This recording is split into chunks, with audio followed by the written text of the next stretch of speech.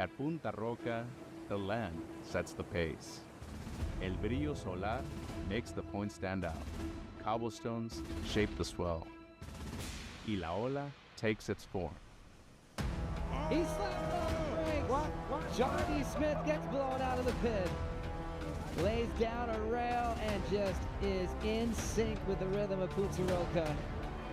Time stretches along the right that never seems to end. Katie Simmers, she dashes that end section.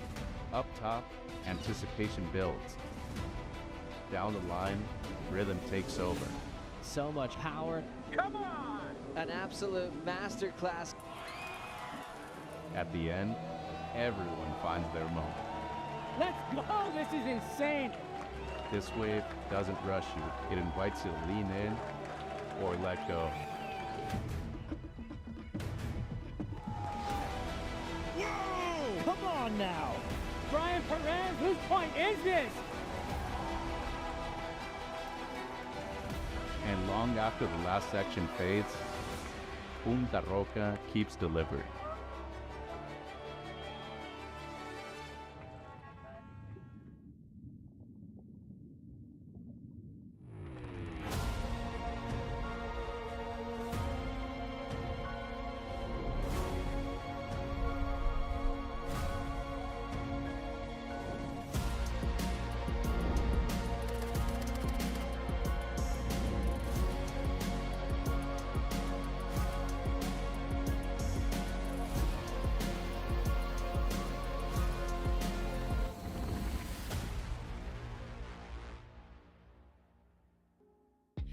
A very big good morning, buenos dias, and welcome into what is finals day down here at the Surf City El Salvador Pro, presented by Cero. We have a beautiful morning on our hands, and every single one of our final 16 surfers getting warmed up and ready. There's the man, Italo Ferreira. We know he's been battling a little bit of a knee injury, but looking so sharp for finals day. Gabe, Leo getting themselves ready. Big smiles always down here at Punta Roca. And for the first time ever, the rookie on tour, Nat Leilior, she's going to take on this lady, Gabby Bryan. And Nat, her first ever quarterfinal appearance. Waves are looking so incredibly fun down here at Punta Roca. They are the star of the show that we have on our hands today, and we are so excited for a big day of action here. Finals day, we're going to crown some new champions, potential for some repeating champions on the women's side, but no matter what, we know that it's going to be fun, fast action, and plenty of good surfing. My name is Jessie Starling. I'm joined in the booth by Tanner Gadauskas. Tanner,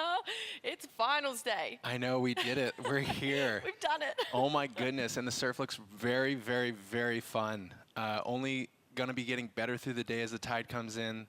There's plenty of waves on offer, and the free surf was electric this morning, so I'm so excited. We waited a little while. We had a couple of days off. We really wanted to pick the best of the conditions, and it is absolutely firing today. Like you mentioned, there's a couple of little lulls that are starting to roll through. We've just gone past that low tide, so we've got this high tide starting to come in, and it feels like it's just going to keep grooming the conditions. The wind swings a little bit throughout the day, but stays relatively light all day. I know, I'm so excited to just get right into the action, and that first heat draw is going to be amazing. Yeah, it's going to be incredible. Obviously, we need the call. We're going to cross down to Mitch with Renato. Buenos dias, ladies and gentlemen, here on Finals Day in Surf City, El Salvador, here with Renato Hickel from Tours and Comms. Renato, bom dia, buenos dias. We got everything right here in this part of Latin America. What are you seeing out there? Welcome to Finals Day. Buenos dias. Yeah, you're right. We had pretty much everything in this event, from huge surf, 2 huge surfs, swells coming through, a hurricane, a cold red that prevents us from running on the last Thursday, and this last swell of the window. A little bit shy than we expected, but we're confident with the tide push. Around 9 o'clock this morning, you're going to see improvement on energy as well. We're going to have really good waves, contestable waves today. We're going to target to finish the event today, starting with women quarterfinals, men quarters, then alternate semis and finals of men and women. We have a pretty big tide, middle of the day, around 1 o'clock this afternoon to deal with, but we hope we can complete the event today. So finals day is on, and 2 new champions today. Guys, you heard it right here from Renato. We're on. Should be an action-packed day. Have fun up. Thanks, Mitch. Thank you, Renato. Loving the collared shirts, by the way. Renato with the WSL one had the palm trees on it. Feel like it's really setting the vibe for today as well. Looking out to the water right now, though, we do have some surfing to talk about. Quarterfinal heat number 1, Gabby Bryan, current world number 1, taking on the rookie, Annette Lelior, her first ever appearance in quarterfinals, but looking like she is electric this event. She has not missed a free surf so far. She hasn't missed a free surf. And look, let's go back through her track record in this event specifically. She took out Steph Gilmore, then took out Sori Lindblad, now coming up on Gabriella Bryan. So she's had to go against the Giants to see herself here in this finals day. So hopefully she's just celebrating that energy and getting ready for a big heat. She's also had an excellent score this event too, which she's had an excellent score in the opening event of the season down at Bells Beach, but then we haven't really seen her lift to that level again, so she's already found that energy. The heater has gone 35-minute heats all throughout the day, and Annette, let's break this down straight away, taking up the inside position, which on a point break at the start of the heat feels pretty important. It does, and at the same time with Gabriella, she had Yolanda with this exact strategy against her. And I think when you deal with coming against somebody like Gabriella, who is such a dominant force in the competitive scene, you have to do your very best to compete at her. And, you know, for me, looking at my experience, I had a couple heats coming against Giants. When I was on tour, I had Andy Irons, I had Kelly Slater, and in a man-on-man heat, your strategy when you come against people of that high of quality, you can't make a mistake. That's pretty obvious, but you have to compete at them to give yourself the best shot to get the best wave of the event or the heat, and also starting the heat with that rhythm. Talking about Giants, they're probably the 2 biggest Giants you can draw. Oh yeah, I couldn't believe it. Surfing. No, but it's crazy, and Annette has done such a great job about coming up against those big names and staying really confident in her own surfing. You can feel the energy when she's riding on the wave. She pronounces her big maneuvers, and it's undeniable in the scores. Like you said, Jesse, she's gotten excellent scores in this event, and her surfing is doing the talking, but here you can see she's embracing a competitive strategy against Gabriella. Gabriella obviously has dropped some incredible free surf clips this entire event as well, but looking back to her track record at this event, every single year she's improved on her result from the previous one. So 2022, she had a 9th place here, then came back in 2023, had a 5th place. Moving to 2024, it's a 2nd, and then she won here in 2025. So she continually got better and better and better. So for her to keep that track record going, it has to be another 1st place here. Yeah, for sure. No pressure. Well, you know, when you look at her surfing and a wave and the pairing of that, it's such a great pairing. It allows her to open up on those big maneuvers. She carries speed through all of her surfing. Punta Roca really has been already in this event a good look for her, so she feels like right at home. And when you have those sweet spot events, the confidence runs so deep, right? We're seeing the priorities start to change a little bit here. Nothing too aggressive in the posturing, I think, and not, you know, it's interesting. This is such a dance, right? And you don't want to spend too much time focusing on this, because the reality is the clock is ticking down, and you need to get surfing, and you need to get riding your scores. So a couple of other things I wanted to touch on with Gabby Bryan.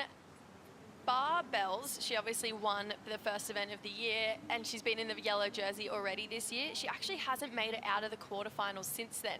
So this has become a little bit of a round where she's found herself slightly stuck in, but to narrow in on that even more, every single time she's lost in the quarterfinals this year, it's been to a goofy footer. And now she's found herself in the quarterfinals against yet another goofy footer in the form of Annette Lelior. So this has to be a bit of a breaking spell right now for Gabby.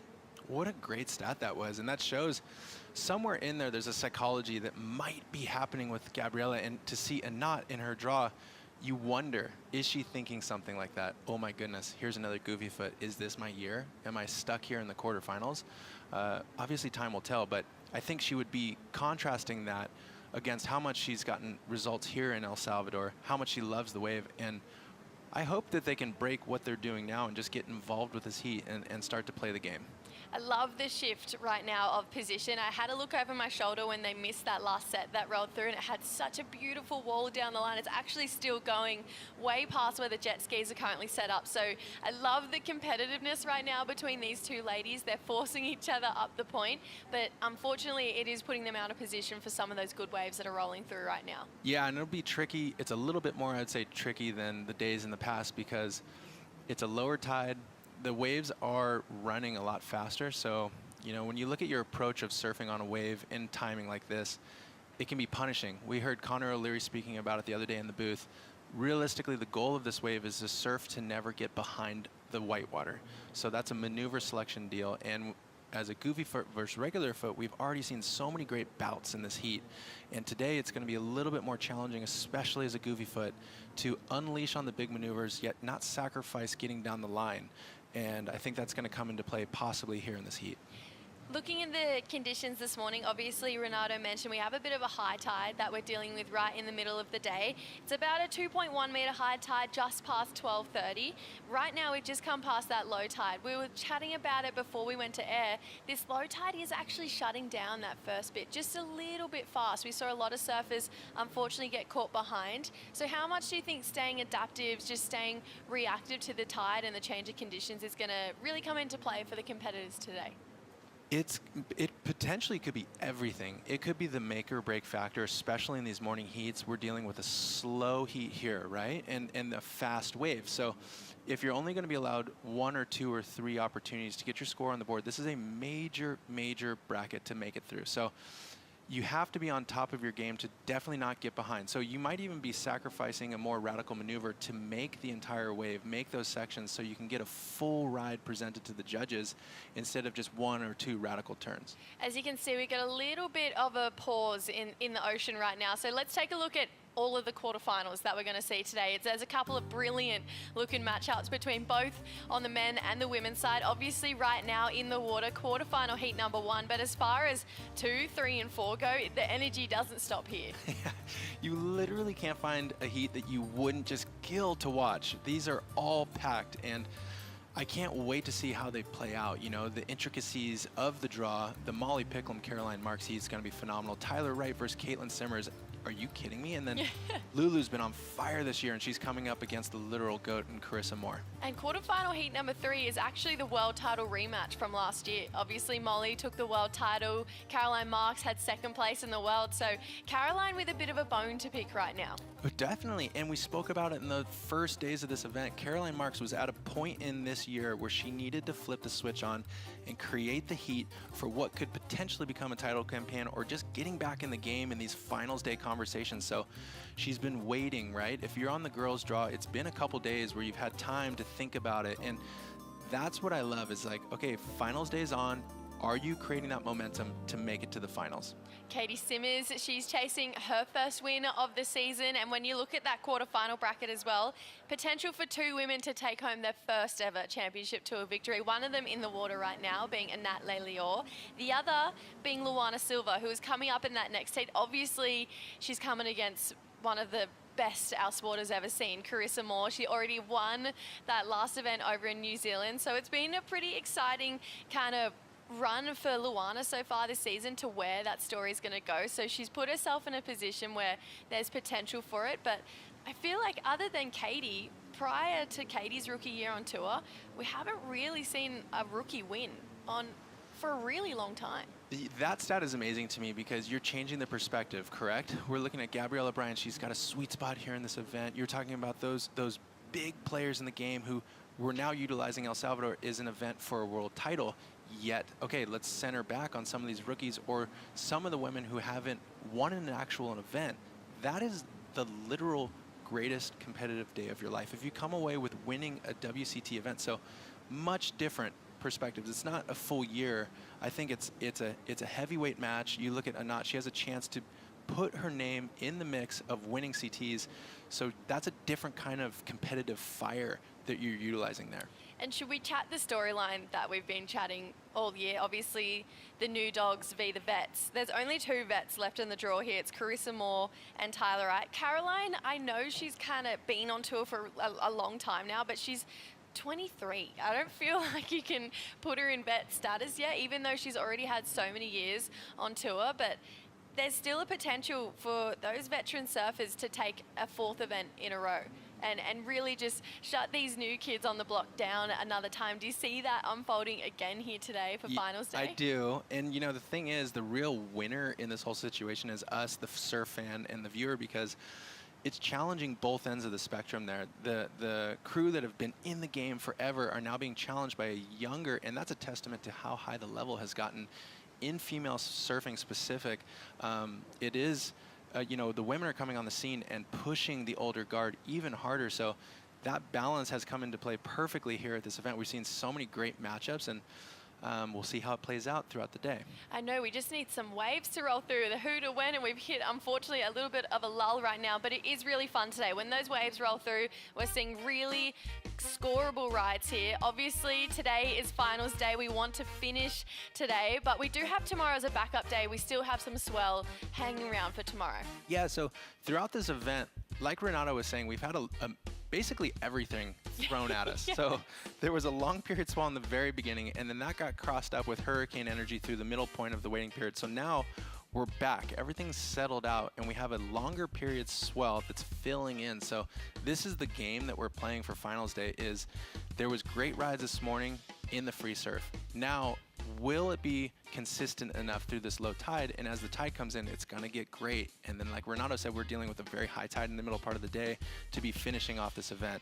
But realistically, El Salvador has provided. This entire window has had nothing but waves. And then we look to tomorrow, 5 to 7 foot faces, it's offshore. And then Monday, that's today. Monday, it's 4 to 7 foot faces. So it is a decreasing swell over the next couple of days. And then we see that onshore wind pick up through the afternoon. So this, as far as the waves go, is the best day that we have left in the window.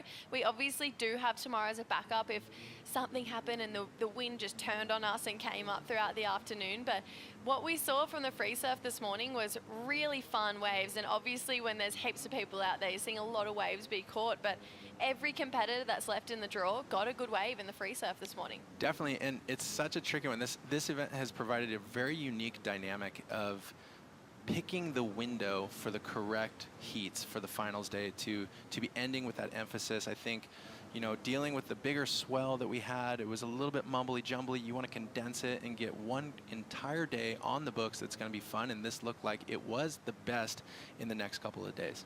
Gabby Bryan is obviously hitting her strides over the last 2 years. She's really just come into her own. She won an event at J-Bay, which I feel like every single person wants to win. But as far as her overall career goes, she's had an incredible run so far. And I just think that Gabby is building consistently. And this could be another event that she adds to yet another win on her long list of wins so far, already in such a short amount of time on tour. We might get a little bit of action to kick this heat off. We've obviously been waiting a while for the first wave right now, but we're starting to see a little bit of energy. These women are absolutely hassling for this first wave and that inside position. I love the fact that Anat is being really staunch on it right now. Gabby's looking pretty interested on this wave here. She's going to have a paddle. Anat obviously has the inside. The rookie is going to take the first wave of the quarterfinal here.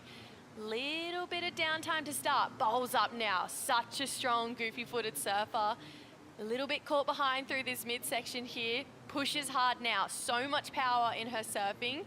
Let's see how she finishes it. Goes up. She had that finish on lock over the last 3 heats. So Anat Lelior, she's going to get this heat started right now. Here we go. You know, finally, we're underway, and it looks like a couple takeaways. She stayed on her board, and that's a great first ride. I think the emphasis that she'll have to have coming up against Gabriella Bryan, she might look at that as a beginning ride, but she had some really great turns in the mix. Yeah, definitely. I feel like this would be a nerve-wracking moment for Anat. We can't take that away, that there would be some nerves here, but looking really settled by the end of this wave. Settled into this turn, you know, she definitely has that sweet rip right into the lip. Her board extends and shows a lot of length over the top of the wave, which always looks great, especially as a backhand surfer.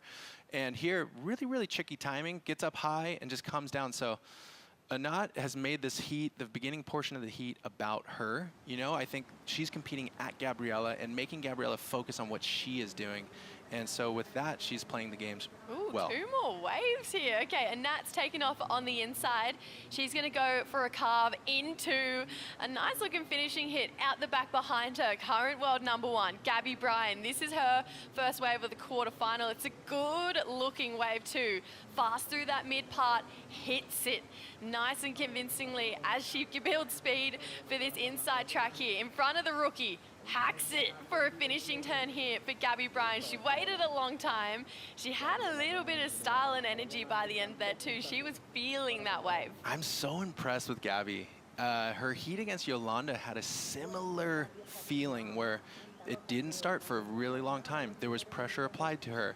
Then Yolanda broke, got her score. Same with Anat. Yet Gabriela stays really confident in her program. She knows that if a wave comes in, she's gonna do the type of surfing that she possesses, which was right there. It's powerful, it's on rail, it has speed through all of it.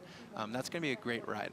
Yeah, Gabby Bryan, obviously just so sharp on this wave. Let's take a good breakdown of this wave. Well, this has a lot of advantage. We'll see it play out for a regular foot surfer. She does a great job. These opening maneuvers are huge. This turn's amazing. Right here is what I'm talking about. Gets around this section to keep going down the line, keep the scoring potential alive. This wave, actually, we didn't see the first two hits real time. This is a phenomenal score for Gabriela to start the heat. I just think Gabby, she's so lethal on this wave, and just the fact that she has so much sheer power out of barely even trying as well. She's just such a strong surfer. Obviously has one of the best in the world in her corner, being Carissa Moore. And these guys, they feed off each other's energy, and this was such a convincing way to start the heat, and that's going to automatically take pressure off Gabby's shoulders. Then Anat pulling the trigger on this inside one here.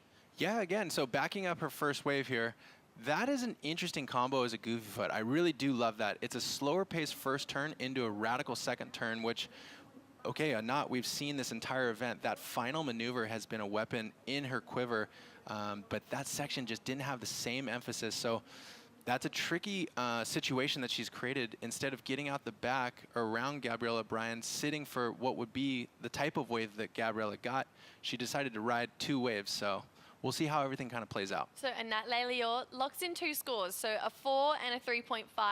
Gabby Bryan, we're still waiting for that first wave, but we feel like it's going to be a pretty big score. It feels like there has to be a couple point separation between the 4 and Gabby Bryan, and there definitely is. It was such a good wave. It had to go there. Gabby Bryan locking in an excellent score on her very, very first wave. It's an 8.33, and she'd be hearing that from the beach announcers right now. There's the IC scoreline. 3 judges going to an 8.5. It was just such a convincing wave that it had to go excellent here. And this is kind of what we were talking about in the very beginning part of this heat, is Anat's perspective of how this is playing out. She has to remain very confident in her game plan, in herself. She has to have very high self-esteem to believe that, okay, Gabriela Bryan is doing what Gabriela Bryan does, right? She's consistently putting up these huge scores through the event, yet here I am in this heat. She's just dropped an 8.3 on this wave. And by good means, that combo in the beginning was phenomenal. Like you said, she's so powerful, but she has so much variety. She never looks the same in any one of those carves too. She's able to create unique flair. Great read on the wave. It's low tide out here. It's punishing to make it around these sections. Place that turn perfectly. The wave relaxes for a minute here. She gets it done, and then she gets up for her final maneuver. So amazing job by Gabriela Bryan. 8.33. I love that. It's such a high standard to set for herself at her very first wave of finals day is an excellent score. That is confidence in itself right now. So that leaves the rookie, Anat. She's looking for a 4.34 at this point, but for Anat to keep herself in conversation for this heat, she's probably going to have to lock in a pretty big score. We can see by the top 5 waves of the event so far, Anat's name is in there. She's had an 8.17. Gabby Bryan just goes to 3rd with an 8.33. Obviously, Brisa and Katie have both had 8.5s this event, but Anat Leilior, she's found excellence here, so she needs to channel that to really bring it to Gabby Bryan so that she doesn't get left behind in this heat right now. So here's a question for you, Jesse. You're Gabriela Bryan. You've got an 8.3 on your first wave. We're dealing with 16 minutes left on the clock. It is inconsistent. You know Anat has the ability to wait for the big waves, get the big scores. What do? Do you ride one to get your backup score on the books, or do you sit? I think I would sit with this much time on the clock. I think if it got to like 8 minutes to go, I could probably give myself the opportunity. Gabby's the type of surfer that can surf a wave up, where I feel like so is a Nat, but for her to get those big excellent scores to match the power of Gabby Bryan, it's going upside down on those set waves, especially on those big oncoming sections. So let's see if Nat Leilior can get herself back into this heat right now. 15.5 minutes to go. Gabby Bryan opens up with an 8.33. We'll be right back.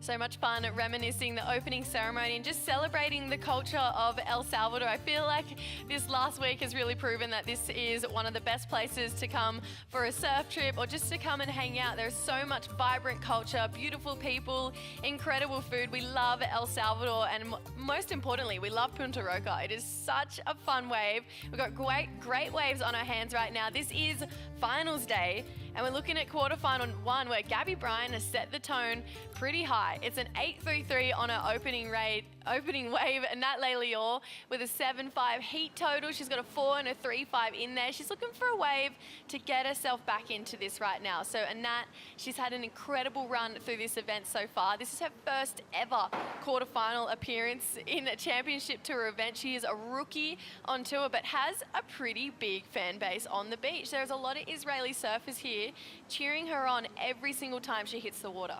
Well, we've definitely talked a lot about Gabriella utilizing this event as a sweet spot for herself, but it is to be noted, Anat feels right at home here in El Salvador. I free surfed with her the other day, and she was saying her connection here in this country is really strong. This is actually where she qualified for the Olympic team.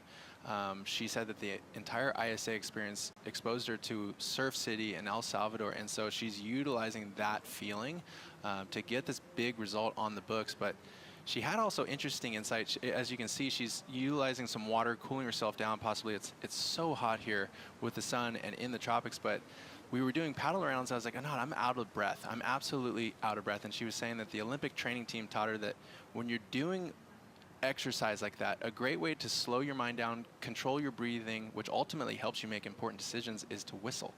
And so she started whistling a song, and I was like, oh, that's so cool. Like, what a unique way. And for Anat, she's tapping into a training resource with the Olympic Committee that is so, outside of the box somewhat and at the highest level. And for her to be applying it into surf and have that backing has got to feel very good. I love that. I love that the fact that she could be in a heat right now and she's just whistling. Totally, and that might be tripping Gabriella Yeah, out. she'd be like, what is going on? That is so cool. I had no idea. That's something that I definitely am going to try. I want to get this in before this heat ends because it feels only fair to do this before the first heat is over, before we start seeing history play out in front of us right now. I love to put people just on the spot. Obviously, all of us commentators, we love to do that as well, but we're going to have a fun little commentator winners picks game going throughout the day, and we can kind of keep track of it. So Mitch's picks for the win for this event currently right now are Katie and Al Cleland. You, Tanner, have chosen Caroline and Gabe Medina, Go going Goofy. for the goofs. So has Chris Cote. He's gone for the exact same picks, Caroline and Gabe. Strider's gone Gabby and Gabby. He's gone Gabby squared Oh, for great. the win, and I've gone with Molly and Leonardo Fioravanti for the win. So we can keep track of that all day. I feel like that'll be really fun for all of us. The reality is there isn't a bad pick in the draw, you know, No. and it's so challenging to have your favorites in events like this. But yeah, that's a great list right there. Yeah, let's take a look at see which commentator can come out with the win at the end of the day as well. Gabby Bryan has second priority, but is in a good spot for this wave. She's highlining a little bit too deep, so that's something that we did see this morning where a lot of surfers, unfortunately, were getting caught behind, but she had second priority, Tanner, and that's something we're just talking about. She's trying to get her score under priority right now, just to back up. Yeah, and we're also noticing a knot with a much more relaxed position on the point with priority, and it speaks to when you're in that point in the heat where you have priority, you decide to sit exactly where you feel the waves are coming in with the best opportunity.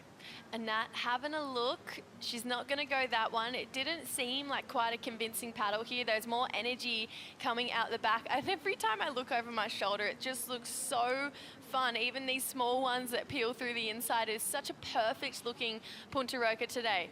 Like we mentioned, a Nat with priority, she's going to let this one go. So is Gabby Bryan here. So Gabby also kind of needs to watch her back at this point because without a backup score right now, a Nat's requirement is still a small score. It's a 4.77. It is true. I was just thinking that a knot, you know, is perceiving this heat as Gabriella will get another score, which will make it infinitely more hard. If Gabriella gets over a 4, then a knot needs to match the highest heat of the score, or highest wave of this heat. But at what point in the heat does that start to come back into play where a knot will be carrying this 4? You know, when does she look at it as like, I don't have to surf an entire new heat to get above Gabriella? And that normally happens around under the 5-minute mark. So we're getting closer and closer. It's been a very, very slow heat. This is an interesting heat as well. Obviously, these two ladies extremely competitive, and it feels like there's been a little bit of a tense feeling right now. There's been a lot of looks at waves for a Nat where Gabby's kind of looked as well and then not gone, and a couple splashes of water between these two. So I love the fact that both of these ladies are actually really hard on their sleeves type of competitors as well. And that obviously, it's kind of coming down to crunch time, 8 minutes to go. To get a good score at this point, like right now at 8 minutes, it feels like it's going to put her in time to be able to potentially get another one. Let's take a look at this heat as a replay right now. Obviously, Gabby Bryan, she was stuck behind on that one, so a little bit frustrated. You can see that wave reeling off down the line. With the drop of the shoulders, the body language was just saying that Gabby, a bit frustrated right now. She wants to find that backup score. And Nat, she has priority. So without a committed paddle, she can kind of look at anything she wants right now and keep Gabby Bryan off. Well, you're mentioning the psychology of how everybody's feeling, and a knot must be wondering, okay, it's taken me this long to get one more wave on the books. What about 2? What if it comes down to not needing another wave after the next wave she rides? Let's say Gabriella gets the second wave of that set. You know, in your mind, you wonder, is there enough opportunity out here for me to get this done? And it starts to creep in, and your confidence, it's trying to shake everything about it. It's a unique type of competitive energy with no swell, slow heats. You have to be so strong and have nerves of steel. I feel like it probably will come down to 2 waves for a Nat. To be fair, I feel like she needs to, once Gabby gets on another one, say she gets a 5 or a 6, I mean, unless a Nat goes crazy and gets herself a 9 or even a 10, I mean, it feels like that'll really put her in a good contention. But that's a lot of pressure to feel on your shoulders as a rookie in your first ever quarterfinal. And this obviously means that a Nat, like you mentioned, would be thinking and feeling all these feels as well. She had a look at this wave. When I turned around and looked at it from our point of view, it actually did have a tapered wall. So it was a good call not to go that one, but you can see Gabby's starting to reposition to get herself in a space where she can get on one of those waves. So, you know, maybe a good call there by a knot, but I think, you know, in my opinion, maybe a big missed opportunity by Gabriela to not force that hand a little bit harder. You know, it looked like Gabriela lost her steam of emphasis of riding that wave, pulled over the side, and that's the exact moment a knot knew she did not have to commit to that wave and utilize her priority. So it's a weird, that's a complete defense maneuver. But given the slow heat and the limited opportunity that we have, it would have been interesting to see that play out where Gabriela either forced a knot to ride it or even herself got a 2 or a 3 on the books and changed what a knot needs from a 4-7 to something much bigger. It feels like it's getting close to that time where it's potentially going to come down to one wave. You can see Gabby Bryan has repositioned herself to Anat's inside so she can try and get a wave or force Anat's hand. Here she goes, Gabby Bryan. Just trying to get a backup score here. Apply a little bit more pressure to Anat. That wave, it actually had a better section further down as well. So I love the fact that both of these ladies are trying to play their cards to the best of their abilities right now. Anat knows that she's probably gonna need a big score if Gabby gets another wave. So she's waiting for one of those bigger ones, but Gabby's thinking, let's just apply some pressure and keep increasing that requirement, because that would filter in to the mind of Anat Leilior. Scores in, it's a 1-3-3, but that really does bump the requirement up. It goes to a 5-6-7 now for Anat Leilior. Is it at the time where it's one wave? Well, I mean, I'm looking at that Gabriela Bryan wave and thinking, okay, she took off. She did one maneuver in the beginning, and then she kicked out, yet she had already committed to ride the wave. And you can see what it does, like changing it even slightly with a 1.3. Now Anat needs a 5.6, and that becomes a different type of wave. It's no longer a small score. It's a score in the middle part of the game. So, you know, I think it's hard some days on these finals days to think that I'm going to be utilizing small scores, but we'll see Gabriela go again. So Anat letting this one go. Wow, big opening swoop for Gabby Bryan. She is just so strong on her rail calves. Let's see what this second part has to offer. Starts to bowl up a little bit further down. Great looking check turn into this big end hammer for Gabby Bryan. I love the hang time up there as well. Anat finally pulls the trigger. A bit of downtime at the start here. You can see this second section bowling so beautifully, but coming unstuck here for Anat. There's a little bit of pressure starting to filter in here. We know that Gabby's going to increase on that 1-3-3, so it's going to really rocket that 5-6-7 up, we assume, a fair way. And this is, if you're not, this is so punishing, because not only did Gabriela get that backup score that you wished she never would, but yet Anat utilized her priority and what looked like a tricky read, realistically. But this turn, Jessie, is so sick. This wave, actually, in its entirety, she did such a great job. Like we spoke about earlier, it's the variety. Boom, down the line. This turn's sick. Bash. And then comes in, utilizes the layback maneuver. That's a really, she turned that score completely up and did a great job there. So let's take it through Anat's wave. I wanted to note at the very end of this ride, it looks like she's maybe even feeling it, you know, somewhat. She's a little bit off of the game that she's been playing this entire contest, and this is the line as a goofy footer. You have to race around those fast sections, find the exact timing to hit those critical maneuvers, and today at the low tide is going to be a little harder than it has been in the past. It's such a shame because she's had that end turn on lock this entire event, so you can see it's filtering in a little bit more. That last wave not going into Anat's top 2. We're still waiting on Gabby's score to see where this requirement goes for our rookie right now, Anat Leilior. She has all the potential in the world to take it to our world #1, Gabby Bryan here. She's had an incredible strike rate as a goofy footer so far in this event. Her best result so far today. 2 minutes to go. This is going to be one of those ones as well where, say this number does really go out of the box and it forces a requirement really high, which it feels like it's going to do here. Scores starting to lock in for Gabby Bryan right now. We've got just over 90 seconds to go in this heat. It's in. It's a 6.5 for Gabby Bryan. So that means Anat Leilior with 90 seconds to go, unfortunately, is comboed for the win here. There's the IC scoreline, and it feels like Anat at this point, you just want to get a good wave and sign out this event on a high note. You do, and it's what a great run it's already been for her, but this is that moment what we were talking about earlier. I think we were catching up at about 8.5 minutes, 9 minutes with Anat.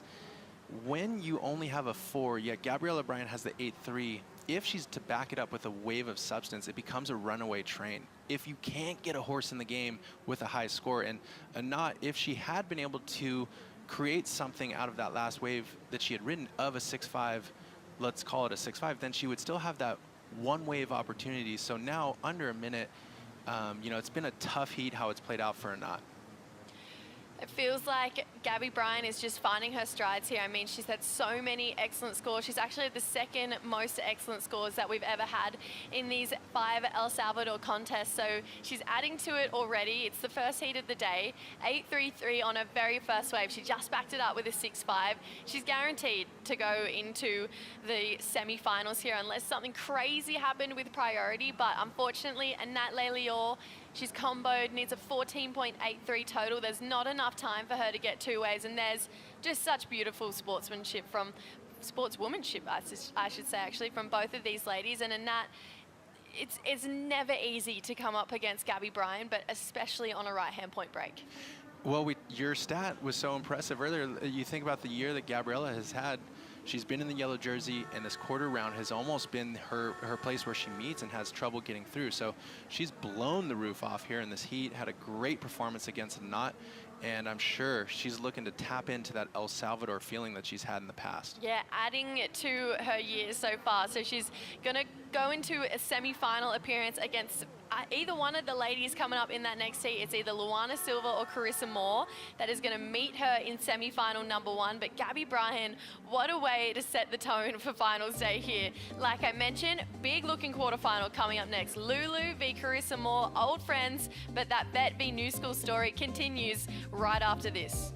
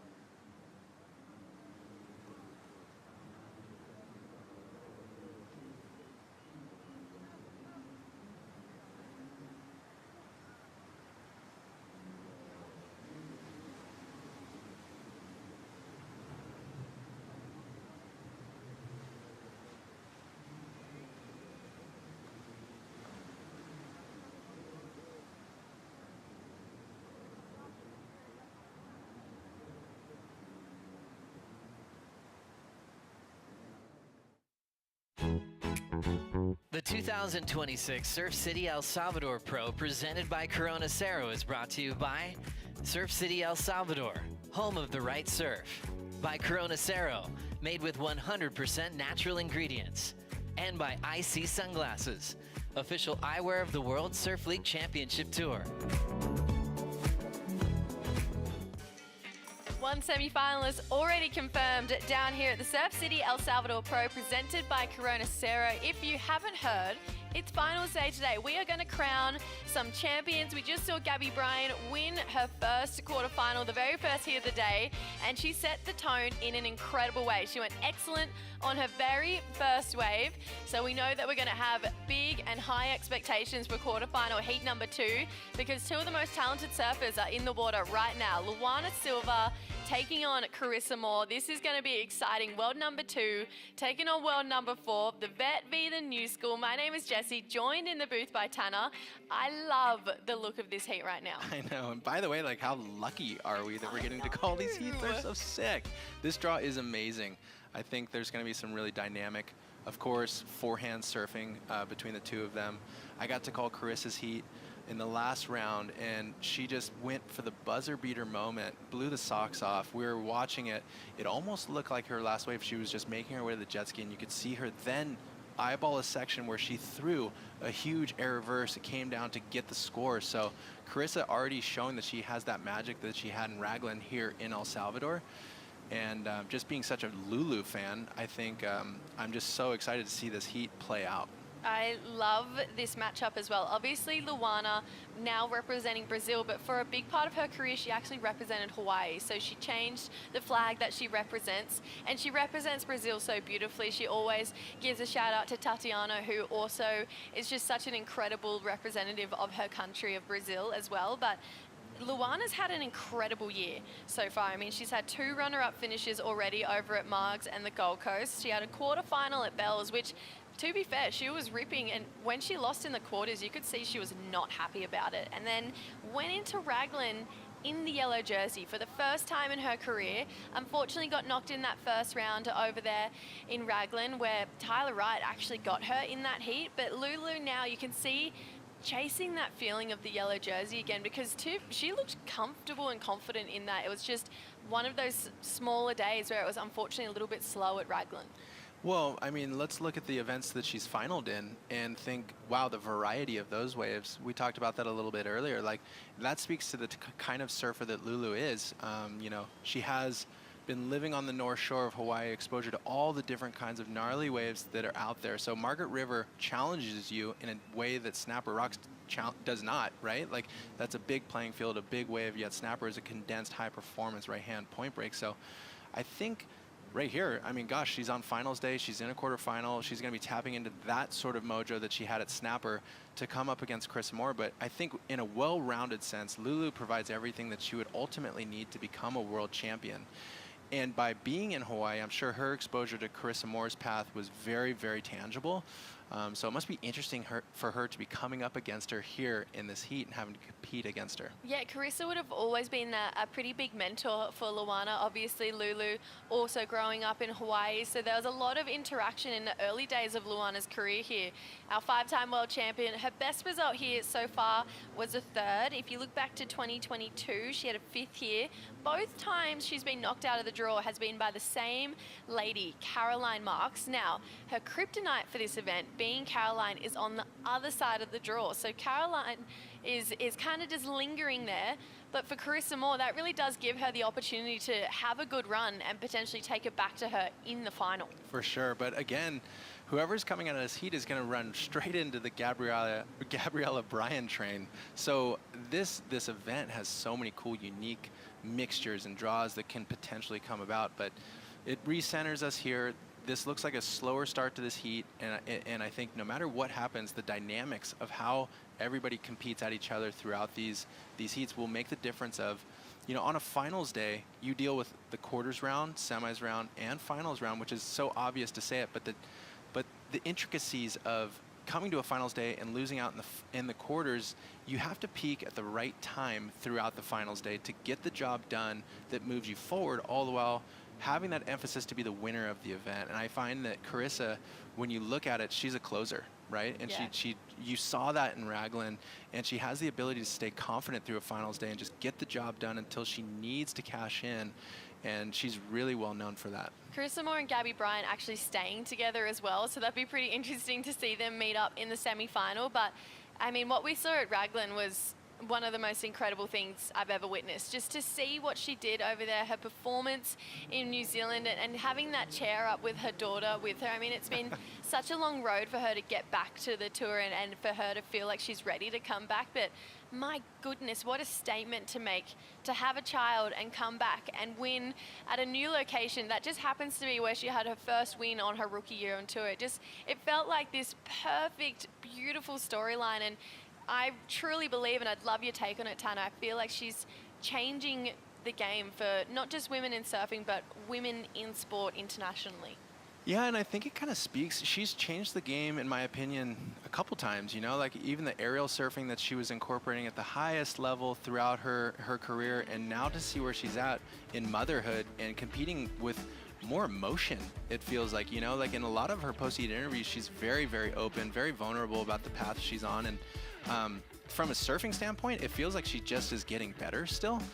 She has all the maneuvers in every sort of venue. She must feel very familiar on tour and right at home. So look at that. That's a never been done before chair up with carrying your child. It was just remarkable. Obviously, you're a parent yourself as well, and I feel like you could probably add to that, because like being a parent, obviously I don't know the feeling, but it feels like she's got so much more to surf for now. Yes, and also we were talking about this the other day, is Carissa Moore, you know, when you compete, you create your identity, your likeness within the realm of competitive surfing, and she's always been a world champion, right? And that's Carissa Moore. She's Olympic gold medalist, and she has all of these accolades, and now she's completely changed her life with you know, giving birth to a child, which is such an amazing moment in your life. And she stepped back into the competitive realm, and I would imagine she's keeping mother as her first title, world champion now as her second, which is probably the first time ever in her life. And it almost felt like she was finding her groove with that in the first couple of events, and then she just found it right at Raglan. And now, like, the way she competed in that last heat against Brisa, where her back was against the wall, Brisa really came out strong in that heat and didn't let up, and Carissa had to go to the air to get it done, and she did. It kind of showed like, okay, wow, she's found the form that it takes to win these events, and it's exciting now for the rest of the year. I agree. I feel like it's intriguing to me to see if she can go back to back as well. I just think that would be such a cool storyline. On the other hand, this lady, looking for her first ever championship tour win, a little bit deep on that first one. You could see she was holding that inside position. She didn't want to let Carissa get that first wave. Carissa, though, she's going to take the second wave of the set here. It's got a good looking wall. She tucks in, unfortunately, the line just a little too low there. So both of our women getting knocked off their feet at the start of this heat. So that was, I'm going to say, lucky for Lulu there. There was potential for really big points on that wave for Carissa. That barrel still opened up and then had turn sections down the line. That wave actually so beautiful, but where did it go wrong here, Tanner? Well, I think this could have been a little bit of a surprise for Carissa as she was paddling in. It had a lump underneath her that she had to essentially pop off the wave face and disconnect. And when you're entering into a barrel, you really want that connection so you can slow yourself down. And she then had to pivot off the bottom, but she's right back into another. Yeah, she wants to get another wave, keep that momentum going. Can't quite scratch onto that one here. There is another wave, it looks like, behind it here. We'll see if we have any takers from our women here. Lulu has priority out the back, decides to let this one go. Let's see if Riss is interested in this wave here. She's gonna have a paddle, but you can see where she's sitting just has that little bit of a cross lump, unfortunately. So both ladies couldn't capitalize on that first wave of the set, but it does mean we're not going to have a restart right now. We're past that 25-minute mark, 23 or just over that to go. Now, Gabby Bryan put on an absolute clinic in that last heat, went excellent on her very first wave. Love the standard she's setting for herself, and is into yet another semi-final here at Punta Roca, Mitch.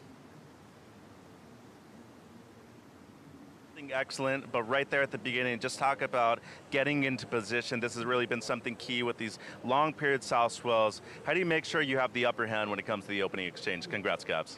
Thank you so much. I was super stoked to finally get away. But yeah, my competitor was not letting me have an inch in the beginning, which I understand. That's the game. But it kind of like fires me up even more. I'm like, okay, you want to play? Then it like fires me up to surf even better when I get my wave. But yeah, it's super slow, so I just figured I'm just going to sit in the right spot because she's just going to follow me wherever I went. So, yeah, I just sat there, and then I think I saw a set coming. I was like, okay, maybe I can get her to go on one of these little ones, and it ended up working out. But, I mean, I would have loved to go, like, wave after wave with her, but unfortunately we had a slow heat, but I'm super stoked to come out on top. In your time off, during the off season, you worked on a lot of things that you knew that needed to be worked on. You went to Tahiti, you worked on the backhand a lot with Jason Shibata. Your patience has also been something you've really worked on. How does that seem something like you're really using to your own benefit right now, especially leading the rankings?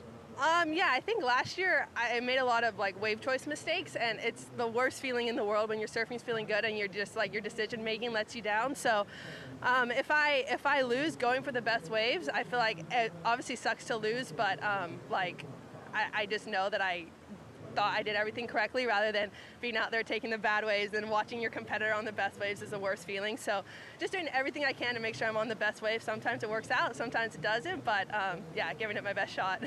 2 more to go to become champion once again. Anything you want to say back home before we let you go?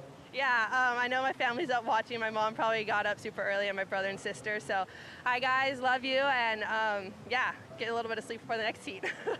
Jesse, no surprise, Gabby into the semis once again here at Punta Roca. Love it. Thank you, Mitch. Gabby, if you want to play, let's play. Oh, I wow. love that from her.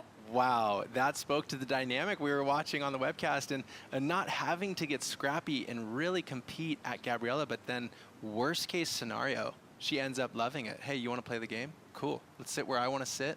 Let's wait till I get these set waves I want to surf. I'm feeling great. And I feel like that actually played more into Gabby's favor than it did Anat. Obviously, Anat surfs so well, but just couldn't find her rhythm in that heat. But putting that little bit of competitive fire onto someone like Gabby Bryan, it's actually not the best idea because she will rev up and just play the game as well. So Gabby looking competitive and feisty today. Now, what we just saw during that interview as well was Carissa Moore with a board swap. She paddled over to her husband, Luke, who is her caddy here, and had to change out the board. So unfortunately, maybe getting a little bit damaged with that, just a slight mishap on that last pull in from Carissa Moore. Yeah, so, you know, I think that could be the line that had to be taken in that barrel, but we'll give that a look in just a second. Luana a little bit deep again here, so maybe needs a position change for Lulu. She does feel like it's going to hand priority over to Carissa Moore. It does. So now Riss, you can see sitting a little bit wider, so that's actually 2 waves for Lulu that have had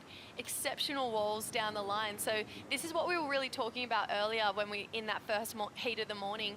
You got to stay adaptive with this change in tide and know when to sit deep and know when to paddle wide. Well, if you look now, we're under 20 minutes and there's not a score over a 1-point ride. So it's a full scramble, it's a reset, and you have to think, okay, look, given the time we have, given the conditions we're dealing with, let's be a little bit less selective. But real quick, I want to zero in on this, and I think it comes down to this coming up into the lip and basically wearing it on the shoulder, probably create a lot of force over the board, which ultimately could have either buckled it. I'm not necessarily sure if this is a buckle or not, but you can definitely see Carissa saying, hey, something's up. I need to change this piece of equipment out. But with Carissa, you know, we don't necessarily speak too much about her relationship with Matt Baiola. She was one of the first females to be working with him and pushing his designs at the highest level, and I'm sure she's feeling ultra confident on any board that she has in her quiver. Like, they've been working together for so long and creating such great boards. Do you feel like surfers now travel with more boards than when you were on tour? Because there's some people who have like 3 full board bags. I'm talking like 16 to 20 boards per event. So it's a good question, but I feel like the boards have gotten so good and they're so replicated that you don't necessarily always, you know, quality doesn't, the quality is so high you don't need to be bringing that many pieces of equipment, but it's how you feel it, what makes you comfortable. Priority with Carissa Moore. She gets to take this wave. Lulu really wanted it. This is the first turn of the quarterfinal. On the second, a little too much on her heels here. Both of these women, they're playing really competitively, but both of them not being able to capitalize on the decisions they're making in those split moments. Yeah, wow, and you wonder, looking back in hindsight, will that come back to haunt Carissa? Because it never hurts to just stay on your board and get a score, right? Like, no matter what, like, she's going to think about falling there, because if she hadn't, even if it comes through at a 3 or a 4 or a 5, the job was essentially done. Now she'd be wondering what it could have come in at. This is going to be a really interesting post-heat interview to whoever wins this heat, because this has been such a back and forth battle. What happened on this second turn here? It almost looked like she sprung out of the bottom turn a little too quick, which then popped her turn into like a sort of air. And that transition, I think, put her on her heels, which ultimately led her to falling backwards. And yeah, that's interesting. You don't really see that mistake from Carissa on a turn like that very, very often. And I'm wondering if she's feeling a little frenetic and wanting to just find her rhythm. So she's maybe, you know, sometimes you want it so bad on a finals day that you start to clench your hands, if you will, and you're not surfing as relaxed and just doing what you know you can, because there's so much more on the line in each one of these heats. It's like a round 2 heat is important, a round 3, but they don't have ultimately a trophy and a podium at the end of the tunnel on that specific day, where today it's like, well, you make this heat. Basically, everybody's been going to bed thinking and visualizing, I could win this event. But on any other day of an event, you know how it is. You go to bed thinking, oh, I want to make this next round.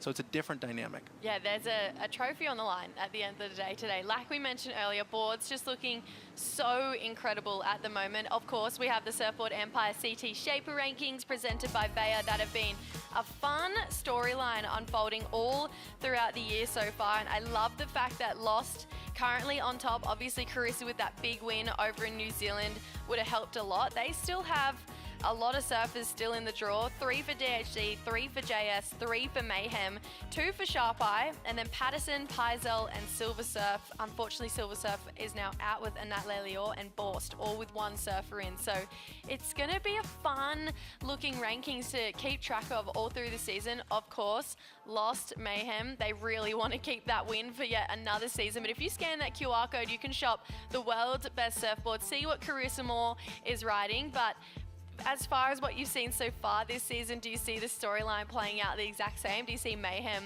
coming out on top for yet another year? He's been so dominant, and I know from other brands it creates so much emphasis to get to the top, you know, and that's great. It's the same as world title surfers creating world title campaigns, and we're now seeing a lot of the other surfboard manufacturers get around these high performance models and pushing it. Like, let's just go through it. JS has the, you know, the Golden Child, the Forget Me Nots, the Monster looks amazing, and then you're in Sharp Eye territory and the File 50s, and all of their different, you know, designs become really well known, and then the surfers on tour start seeing that, and they start wondering, oh, would that board be good for me or not? Speaking of another Mayhem surfer right here, Caroline Marks, he has a very, very dominant team on tour, so, you know, it's hard to see him getting dethroned there on the Shapers rankings, but you got to know that everybody's looking for his spot. Yeah, Caroline Marks coming up against Molly Picklim in that next heat. Molly obviously working with Darren has for pretty much her entire career, from the junior days when we were competing in state titles all the way through to her world title that she got last year. So a really long-standing relationship between Molly and Darren that they work so beautifully together. I was with, Molly gave me a lift home the other day and she was chatting to Darren about her boards, and I kid you not, she was sending him essays. It was so good, and he was sending them back, and I was like, I love just the depth that all of these surfers go into with their shapers now. Yeah. And obviously for CI as well, they've got Brent and Britt here on the tools. I mean, I feel like Brent kind of also acts as a coach at these events as well. And he's able to translate the highest level IQ into board feedback, because sometimes you're dealing with a feeling and you need to place it into a bottom curve or a tail rocker, and that can be a really hard job to do. Carissa looking to get a score, a proper score on the board here. Her best so far is currently a 2.5. What an interesting heat is happening in front of us right now. We are over 20 minutes into this heat. The best that we have right now is a 2.5 from Carissa Moore and Luana Silva, who have been two of the standout surfers of the year so far. Well, the crazy thing is nobody feels safe, right? So like in the last heat, Gabriella, in her back pocket, she had the highest score of the heat. So at this point, she would have been feeling confident somewhat. Here, it's still completely up for grabs. Lulu's been sitting, she hasn't gotten a wave of substance at all, and Carissa, with the one that she fell on, only has a 2.5. So it's almost unimaginable where we are right now versus what we thought this heat was going to play out like. Yeah, I am confused, because there are still some really fun waves out there. Lulu, this one seems to have a nice wall in front of it. Let's see what she can get done here. Connects with that first section. You can see there's a slight wobble through that second part of the wave, and then it cleans up down on this inside. Beautiful looking hook. She's had that on lock all year, all season. She's driven into yet another carve here for Luana Silva. She's wearing the same swimmers that took her all the way to a second place finish on the Gold Coast, so maybe a little bit of good juju here. Comes into it with the finish. We have a fully completed wave right now. It's from Luana Silva, and obviously this is going to be the best wave of the heat so far. Wow, okay, so I'm loving this. I think that was a great ride. I think Lulu did such a great job of getting dynamic maneuvers within that wave and creating a lot of energy to start creating the opportunity and build the movement of a win one wave at a time. I really love her style in the carves in the middle part of this wave. You can see that she starts to kind of find the rhythm. I think this is the beginning of it. And I like how she's able to look down the line when she engages the carve and then turn her whole body back to the pocket there. It creates a whip and a snap within each one of those maneuvers, and then variety comes to the wave face and then pokes some vertical turns. Yeah, like, hey, this is going to be a great start to this heat. Luana Silva working with Leandra Dora. He would like that. At this point in this heat, Lulu, that's advantage Lulu. She's put herself in a really good spot. Obviously, that wave, it wasn't one of the best ones we've seen come through, but even those smaller ones have such a nice shape, and that's going to get Lulu out in a fair way in this heat. Scores starting to load. It drops in. It's a 5-6-7, and obviously that isn't the biggest, most outrageous score. It's not the 8-3-3 that we saw from Gabby Bryan, but that is just smart, competitive decision making, especially at this point in the heat. I couldn't agree with you more. I think, like you said, it's not the biggest score, but in this heat, actually, it has a big presence. A 5-6 with what we're dealing with condition-wise, time-wise, that is a score of substance. Yeah, this is really building up to be a good-looking matchup right now. So Lulu, it is advantage her. Let's see how Carissa Moore starts to answer back. We've got just on 11 minutes to go. And oh, the previous world champ doing the rock dance. We'll be right back for more quarterfinal action right after this.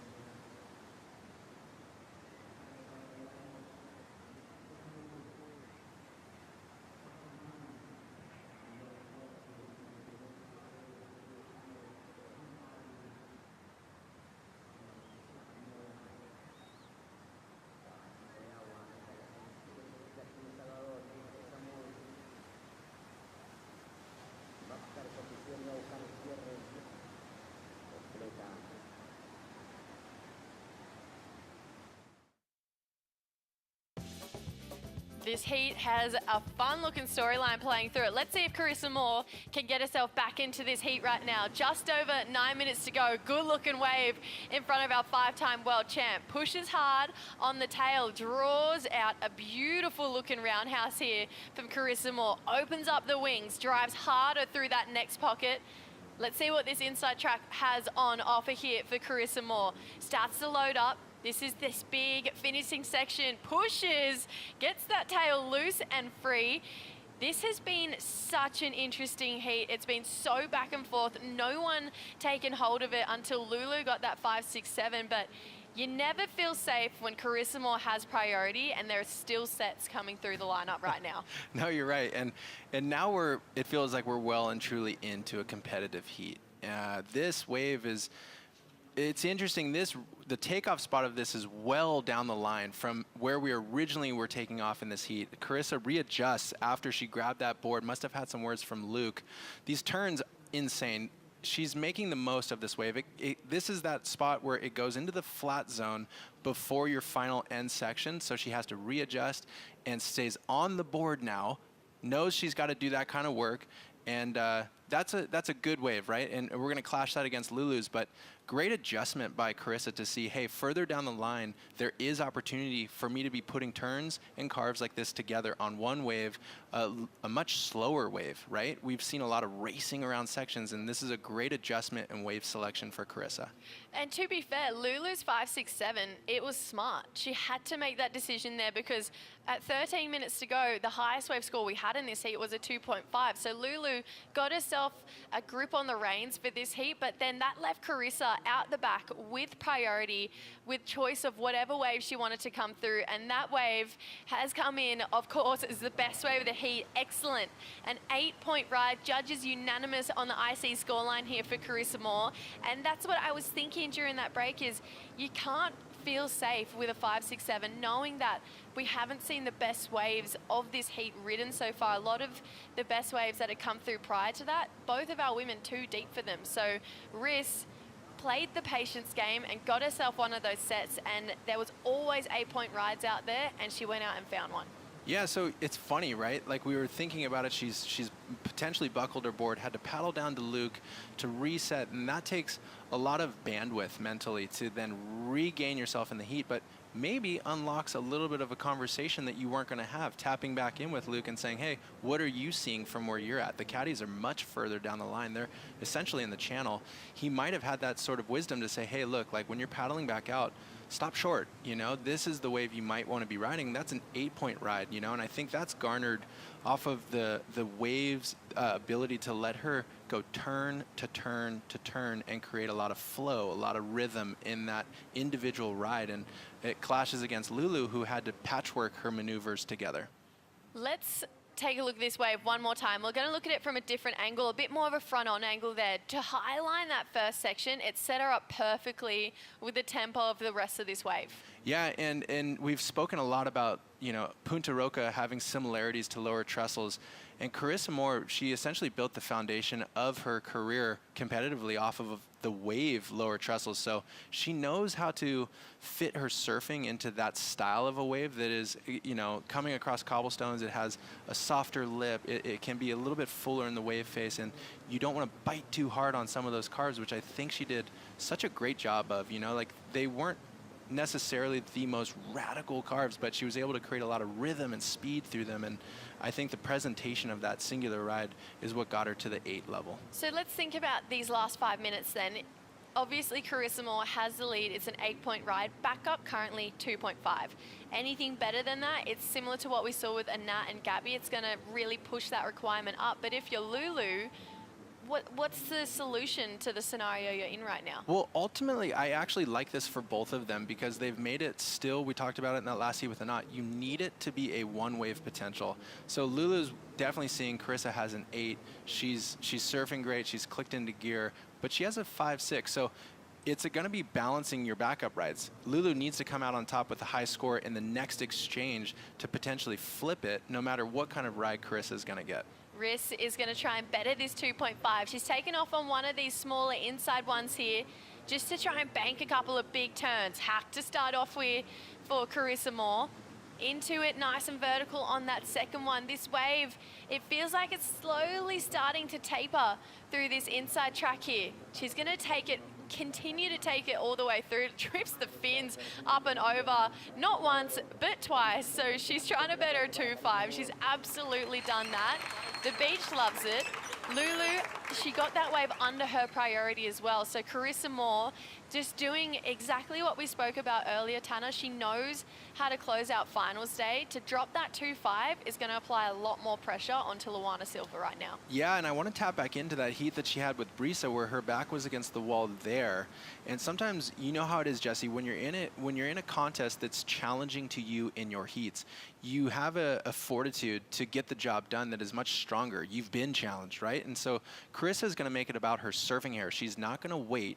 She's going to give herself the opportunity to back her 8.0 up, knowing that that's going to make it very hard for Lulu.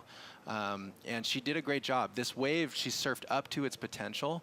All the while, I do want to keep my eyes on the wave behind it. And I would love to know why Lulu didn't choose to ride it. We can see it behind Carissa here. That would have been your best case scenario for Lulu. Knowing that Carissa went for the smaller one inside would have given her that emphasis to flip the script with the higher of the 2 waves in that exchange. I am curious about that as well, because here's Lulu on this one behind. She used priority, but again, for, I want to say, the 3rd or 4th time in this heat, too deep on that. Her highest score right now is 5.67. Her other 3 rides are all 0 point something. So she's been too deep, unfortunately, 3 times. And it feels like when I look behind my shoulder, she's paddled back to that exact same spot where, unfortunately, she's already been too deep on. So Carissa Moore, we got to wait for that score to lock in. But Lulu maybe needing to make some adjustments right now to stay alive in this competition.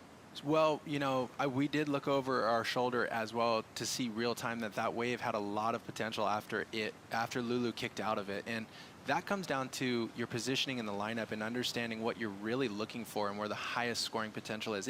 This occasion that we're watching right here reminds me of small Jeffreys Bay, where the wave is coming across the blocks, and at a certain point it lets go, it slows up, and that allows for, let's call it a 100-yard section for you to get the work done to get these scores. And Carissa has tapped into that sweet spot. She's found that honey hole, and she's fished out of it twice now. Oh, I like that analogy. Right? I like that a lot. That was really good. Oh my gosh. We got 90 seconds to go here. So score in for Carissa Moore. It actually matches Lulu's best, a 5.67 here. So that means Lulu now chasing excellence herself, an 8.01. This is still so far not out of the question for Lulu. She is an excellent wave surfer. I feel like there's definitely 8-point rides out there. Her surfing, if she just rode the waves start to finish and did the performances that we've seen from her all season long, an 8.01, sorry, is so doable. However, it's been left until the last 60 seconds. Now, hindsight is a beautiful thing, and it's really easy for us to say this sitting here in the booth, but I wonder if maybe she'd made that adjustment earlier, she would have an 8-point ride already in her lineup. Just with her wave selection had been great, but unfortunately, already just too deep on all of the sets that she's already looked at. Yeah, you do feel for her in that sense, but at the same time, being Lulu, you knew you were going to be challenged. You knew at some point Carissa was going to put you up on the blocks. That's just kind of what she does. So you really have to reset as time is ticking down. It's only going to get harder for her. She has to focus. If there's any opportunity in this lineup, she needs to cash in. She needs to maximize what she can get her hands on, as we see her actually looking at this wave, and it looks like it could potentially be a good one. Yeah, so Lulu, she's got priority. She's got just under 20 seconds to go here. Needs an excellent number. An 8.01, it's a big paddle, but she couldn't get into this wave here. Carissa Moore, she's going to take it down the line. And with 5 seconds to go here, can Lulu find herself another wave? Unfortunately, the clock is going to run out, and Carissa Moore is into the semi-finals here at Punta Roca. She's looking so lively, and what a, oh, no way, pops an air rev on the inside, but what an interesting heat. I mean, this really was the expertise of Carissa Moore that I feel like got her this win in this heat. Just surfed such a smart heat. It got to a point where she goes, right, I just need to start surfing waves, and that definitely was what changed the narrative for her right here.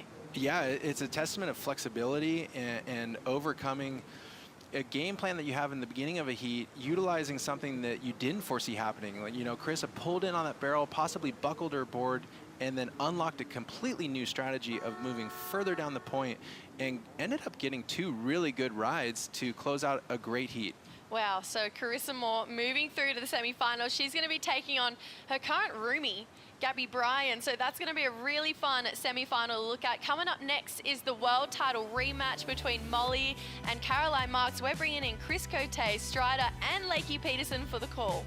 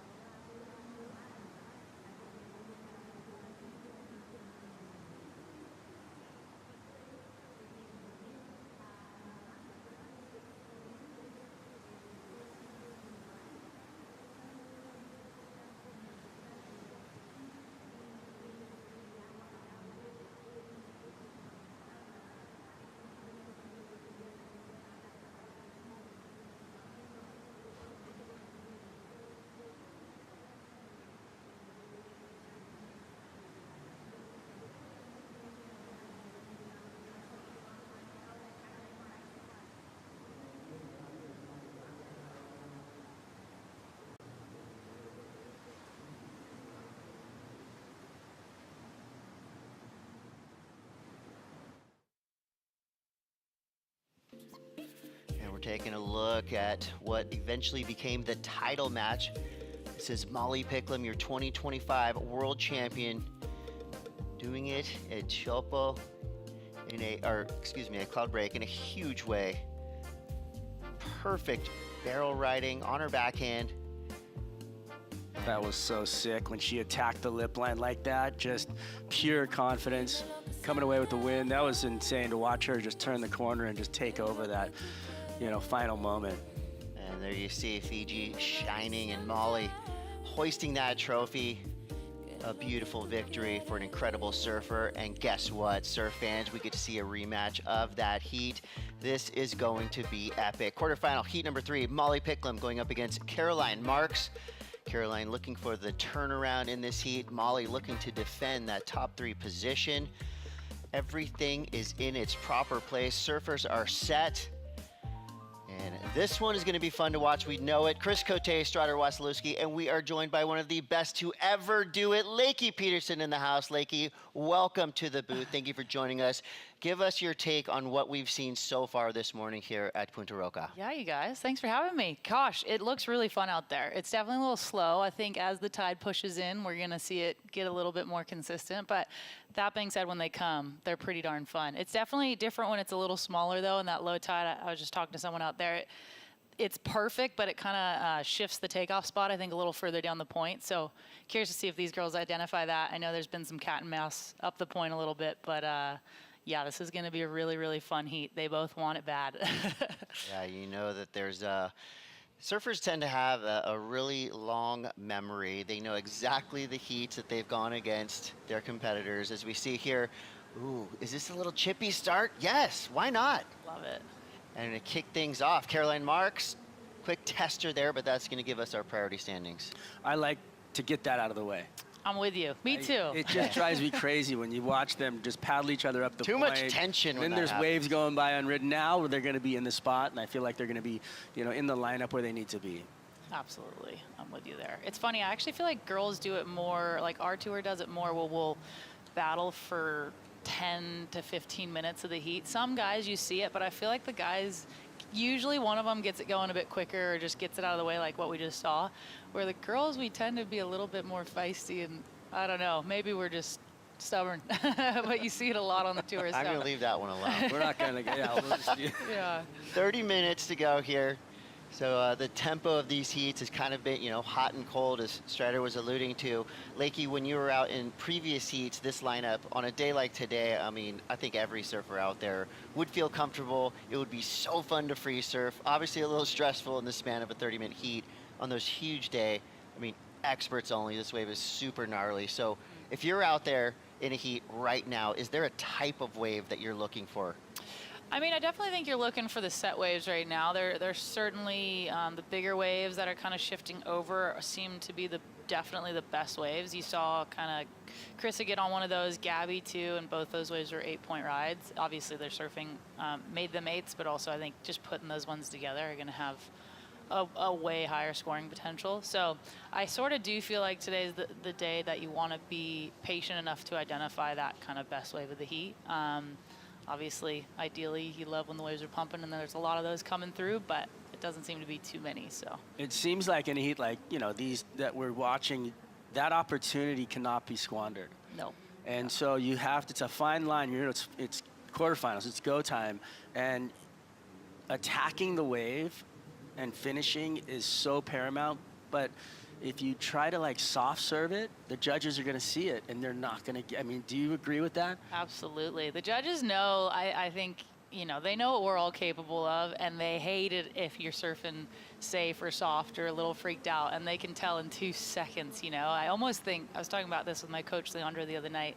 It's more about my surfing, but I almost think it's worth standing up sometimes and just going for it on your first turn. Just get it going, get it in their head that you're going for it, and just attacking the lip. And they've made it really clear if you attack and you put it on the line, they're going to reward you for it. So, yeah, no safety surfing in quarterfinals. Shoot your shot early. That's it. Well, Queen Latifah said it best. Every woman is a queen, and we all have different things to offer. That makes me think of strengths for these two surfers in the water. Lakey, you're known as the first female surfer to ever do an air in NSSA competition. We're going there. So we're looking at, in this situation right now, we know Molly's got an air game. Caroline Marks, you know, has more of that power base. Do you think one air could be the big difference here? You talked about shooting your shot. If that section arises, are we going for it if we're Molly? I mean, Molly definitely has it, you know, in her back pocket. She's really good at them, and she's actually pretty consistent at landing them too. So I think she's smart enough to know to kind of put the first couple waves together, and her rail surfing obviously can go excellent if she just kind of gets the right section and does her thing. But I would love to see it. I certainly think if she gets the right section, she'll go for it, absolutely. And Strider, I had a theory earlier on today that, you know, regular foots, power surfers might have a little bit of a disadvantage going up against goofy footers at this size, because a surfer like Caroline Marks, Anat Lelior, could just, on the backhand, just bam, bam, bam, all the way down the line. Gabriella Bryan blew that theory out of the water earlier on. So is there an advantage today, goofy versus regular? Well, I think that, you know, Gabby won that heat with wave choice. Yep. But I think Anat can and will belt it as hard as, you know, Gabby would. But I feel like in this situation, it's really hard on the backhand to do a variation of turns. And the judges want to see you change up your surfing. So it's kind of easy to get in a rhythm backhand, but it's hard to change your trajectory in the lip. So I feel like, you know, on the forehand, you can do, you know, a power gouge, you can do a fin waft, and you can do all those things on the backhand, but it's so much harder to regain composure and speed down the line to finish the wave, I think. So I feel like the forehand has a little bit of an advantage today, but I do think that Gabriel Medina is going to win the contest. So far, the results we've seen. So far, the results we've seen in the women's quarters are with you, Strider. So 25:55 to go. We do have priority set for now. And now we start to build the tension a little bit. Let's look at the head-to-head matchups between these two incredible surfers. Looking at 4-2. And max heat score leaning over towards Molly with that 16.93. That's a huge number. Max wave score 8.83. And of course, that yellow line at the bottom, the 2025 WSL Finals title match. Definitely a heat to remember between these two surfers. You know, and if you're looking at this event in particular, Caroline Marks with 2 event victories in the past. You know, again, surfers have great memories. She knows that feeling. And she definitely has a strong connection to this wave. You know, then you peel all of that back, and every surfer is so good on the championship tour that kind of that advantages the numbers there are, you know, they're a little bit murky when you think of just how good everybody surfs. It's crazy. Like, even the free surfs before this event I was like, oh my gosh, I don't know how they're going to score this contest. Everyone's dropping 9s every time they stand up. So the level is very high, and it's so high performance. You know, it's really fun to watch. Yeah. It makes for a fantasy surfing nightmare when you're trying to pick your teams. 24:41 to go. Surfers waiting for sets to roll through here. While we wait, let's go down to the glass. We've got Jessie with Carissa Moore, and I believe a special guest. Yes, we have Elena here as well. This is such an honor to have both of you, but obviously Elena, she's your biggest fan. She's back in the yellow jersey that she clapped you into the win at. But that was a really interesting heat, Carissa. I mean, the start, it was obviously not what we thought was going to happen between the two of you. Yeah, no, Elena, it was exciting, wasn't it? It was a bit nerve-wracking, to be honest. There wasn't much out there. It was really slow.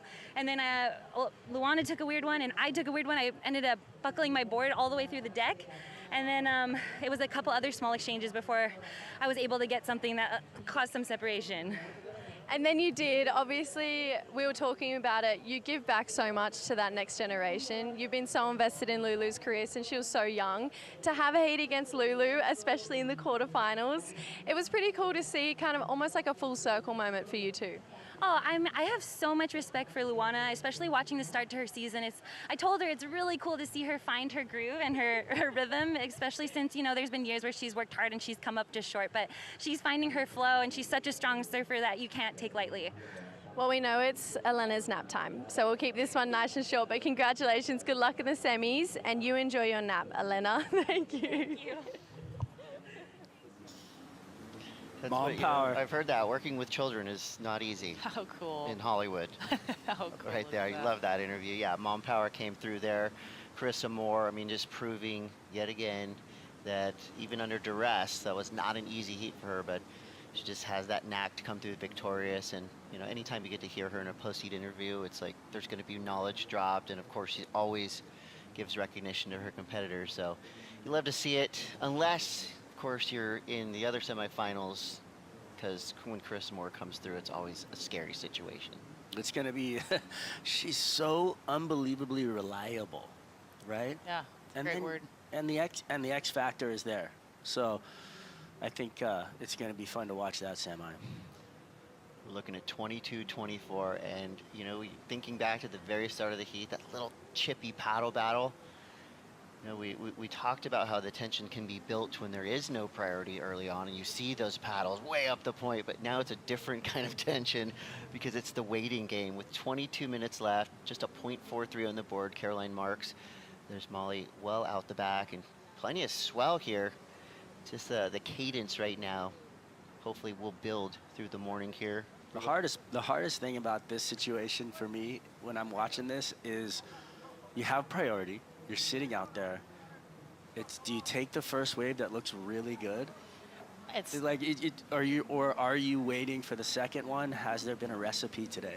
That's a great point. I mean, my theory in a heat is usually like if you know you're staring at a good wave, you go. Smash it, yeah. Because you never really know if the next one's going to be better. I mean, there's definitely certain spots on the tour where it's very often the second wave's the better wave, but I think if a set comes right here and Molly sees it, she's going. So I'm excited to see them get rolling, though. Both these girls have been surfing that good. You can also see, like, Molly's sitting a little bit in front of Caroline. Just, you know, I think she wants to be positioned there, but you'll often see in heats with Molly and just surfing against her a lot, she usually will sit right in front of you as a competitor.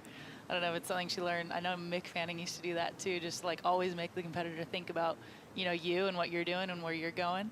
And she's super savvy and super good at surfing heats and smart. And yeah, you'll see this often, kind of that setup that you're seeing on your screen where she's just a little bit more in front of the competitor there. I would definitely say that if you're going to compare her to anybody on the men's side, it would be Mick Fanning. Yeah. She's got that, you know, locked in professional feel, like, and she's been training, and everything about it just kind of gives you that feeling. Even the sponsors. I know, huh? It's pretty wild. Yeah, it is. Looks like we could have some activity. Yeah, definitely interest here from Molly Picklum. And she is going to open this heat up, and it looks like this wave could be a gem. Nice carving slash to start this wave. Beautiful positioning. Driving down the line. Now she has to wait patiently for this thing to develop. It does. It was a Fanning-esque carve from the top ropes all the way down. Other beautiful layback, kind of a two-stager there. So great opener for Molly Picklum. That wave just offered perfect line all the way from the jump. Now we have a heat on our hands, folks. 19:42 to go. Molly Picklum has opened up. And you guys are pretty much expert judges at this point. What are we thinking for that opening wave? We're taking the 4-3 off the board. That's not how dare you put us on the spot like that, Chris? Well, we've had time to think about it. Lakey? Oh, Yeah. come on. There you go. Yeah, and let's take a look at it, and then we'll give you an assessment of what we think. And I mean, for me, beautiful surfing. I think a little bit lateral, and the wave kind of got away from her a bit, but definitely some power turns in there. So I feel like it's going to go kind of like maybe a mid-6. Yep. But you know, for me, it's only because I didn't see the vertical surfing that the judges want to see. So although the power was there, Lakey. I'm with you 100% on that. I think you could tell Molly was like, okay, this is a good wave. Just finish the wave. Kind of put it together. Don't go, she didn't get any too risky. I think it's a high 6, maybe a 7 range there, which is a solid start. And kind of, honestly, exactly what you want to do with that wave. She was probably never thinking, I'm going to try and blitz this thing to a 9. Just finish it. You know, it's been a slow heat, and then she's setting herself up good to just get a little backup score and really put the pressure on Caroline, but surfed it really well. And it is finals day. There tends to be higher scores on finals day. I like that it looked like one clean line from the start. You know, you thinking that word flow.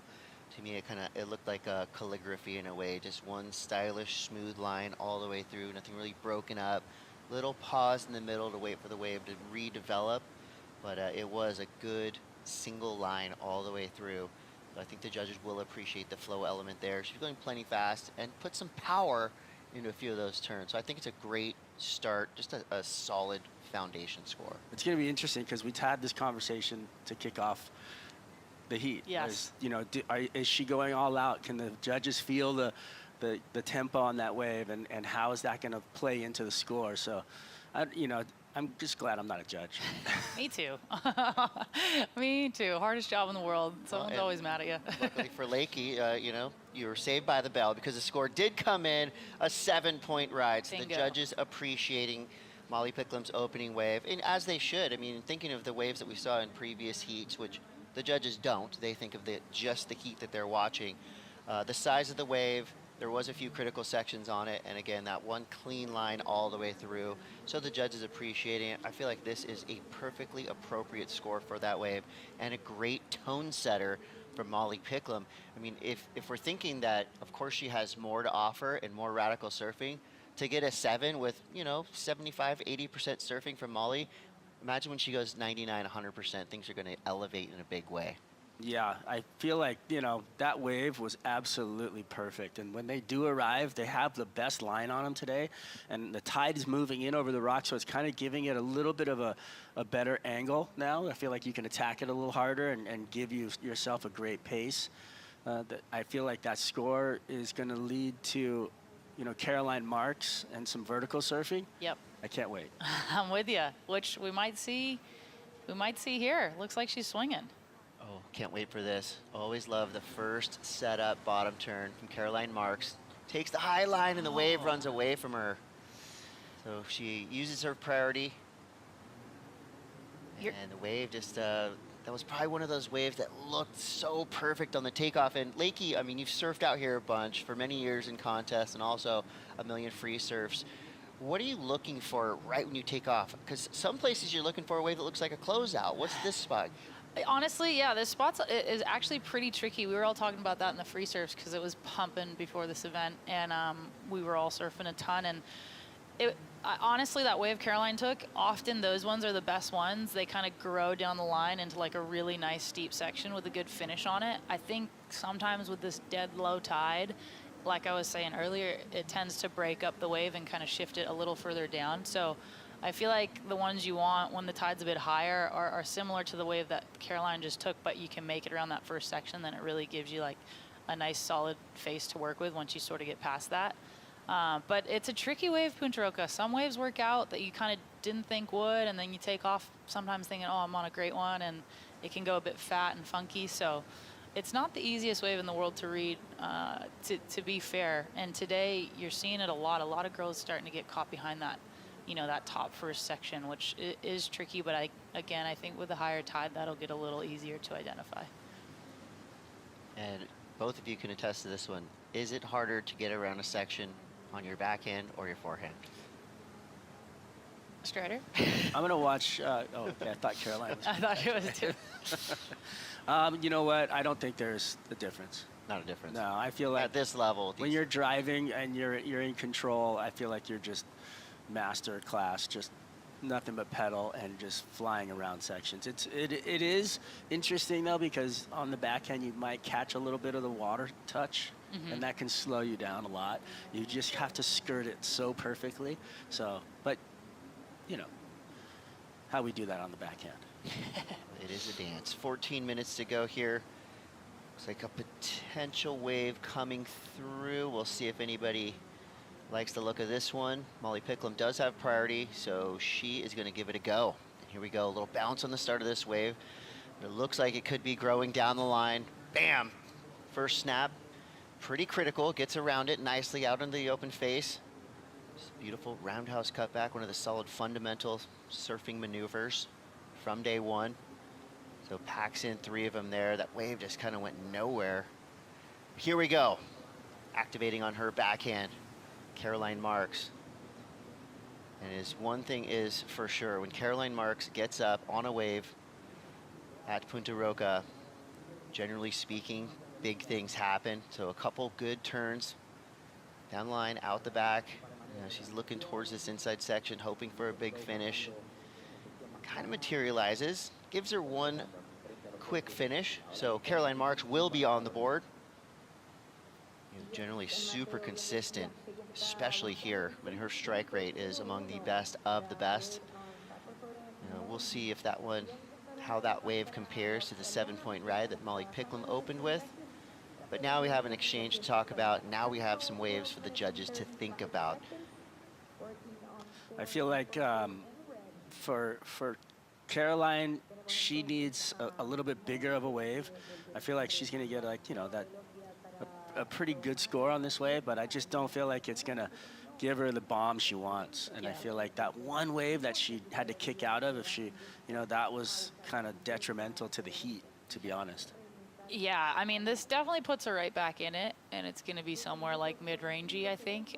She did well. It was a pretty tricky wave to ride, but at least she's in the heat now, Molly didn't do anything too crazy on that little one, and it's going to give her a shot to be in it, not needing like a 9-point ride or something crazy. But I agree with you. That was a nice turn from Molly there. That was a bit more of that kind of commitment, but wave sort of just, didn't materialize down the line. I'm sure she was a little bummed, but this is a good, it's cool to see when the time winds down. This first half of the heat's been really tricky for Caroline, just nothing really materializing for her, and it's just cool to see the headspace, just to start chipping away again. It's like really where sometimes these moments separate the good from the great, and she's such a smart and savvy competitor. Both these girls are really, they're both incredible heat IQs and smart during, any heat, any moment. But really, I mean, Caroline just smart to finish that wave, take it to the end, and then know she's still got, 10 minutes on the clock by the time she's back in the lineup to get one more. Yeah, I think it was good surfing by both these surfers, but the judges want to see greatness, and I'm sure we're going to see some of that. We're going to take a quick break. We've got just under 11 minutes left. The culmination of quarterfinal heat number 3 will be right after these brief messages. Stay tuned. We'll be right back.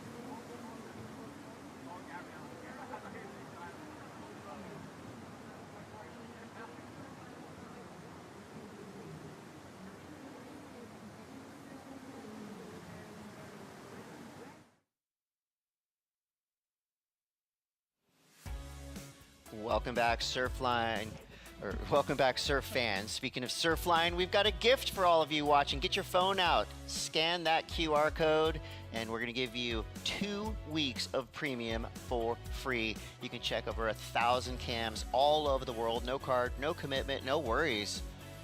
You can even watch your own sessions. So get your phone out. Hopefully you get it in time. Oh, Lakey just did it.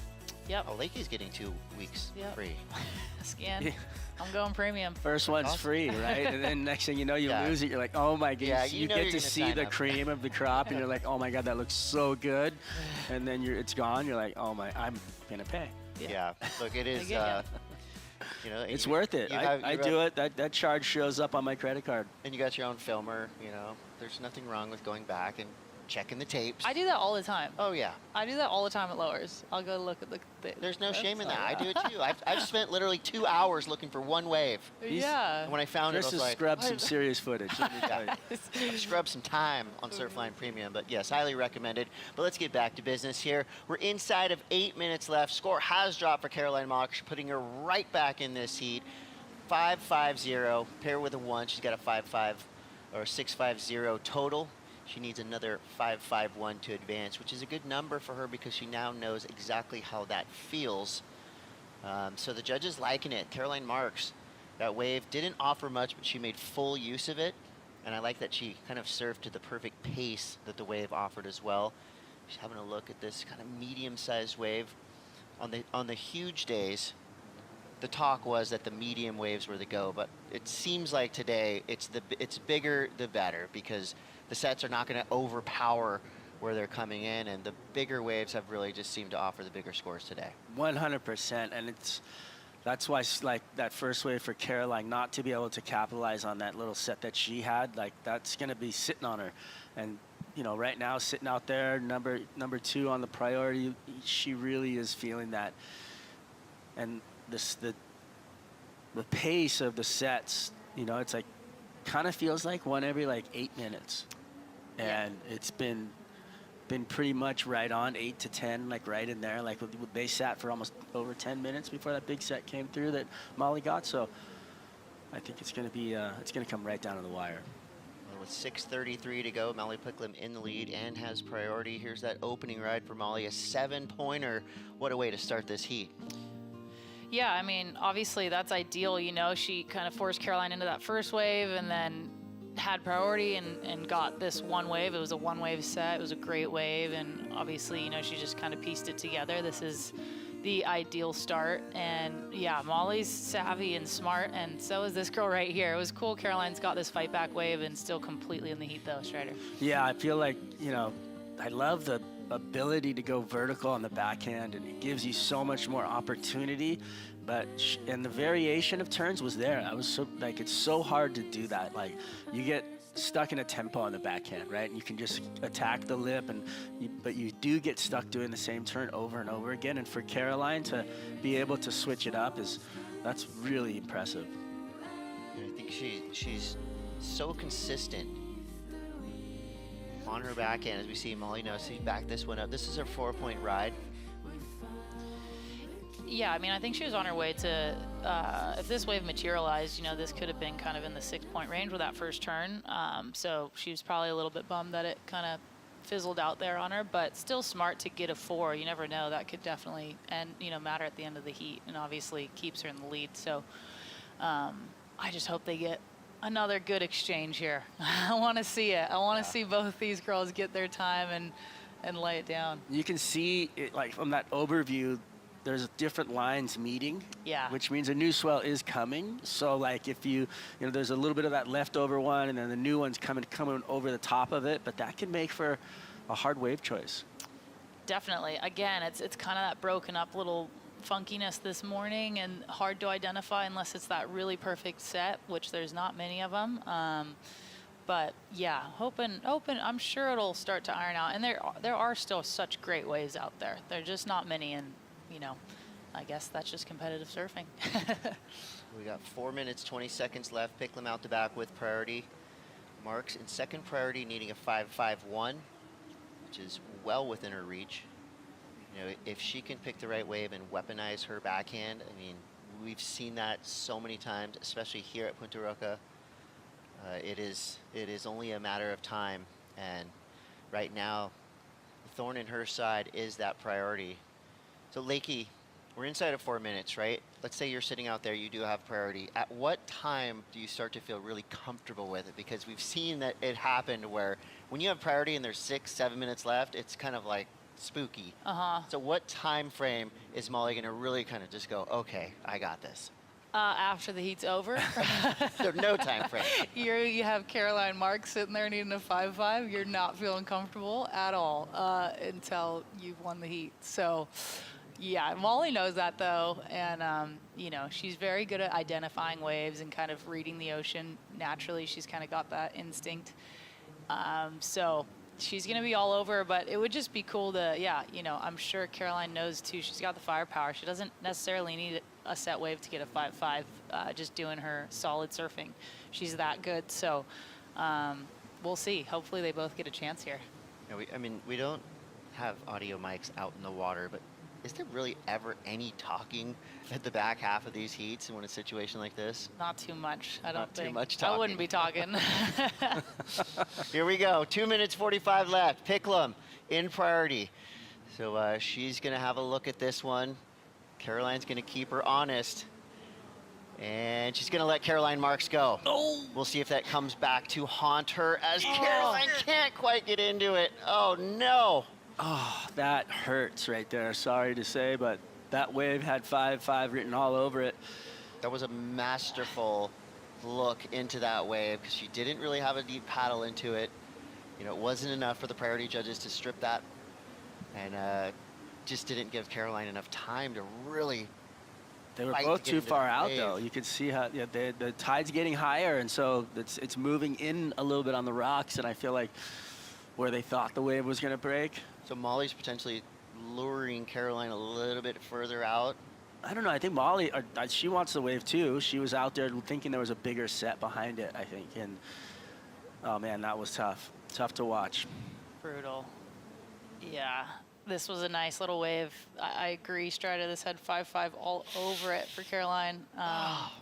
And you could tell she kind of started paddling and got committed and was like, oh, no, I might be a little too far out here. But, yeah, we'll see. I'm sure she's... Here we go. She's shifted in a bit, yeah. Another chance? Yeah. Okay. Is this going to be a 5-5-1? Let's see if Caroline Marks can give this one to the judges.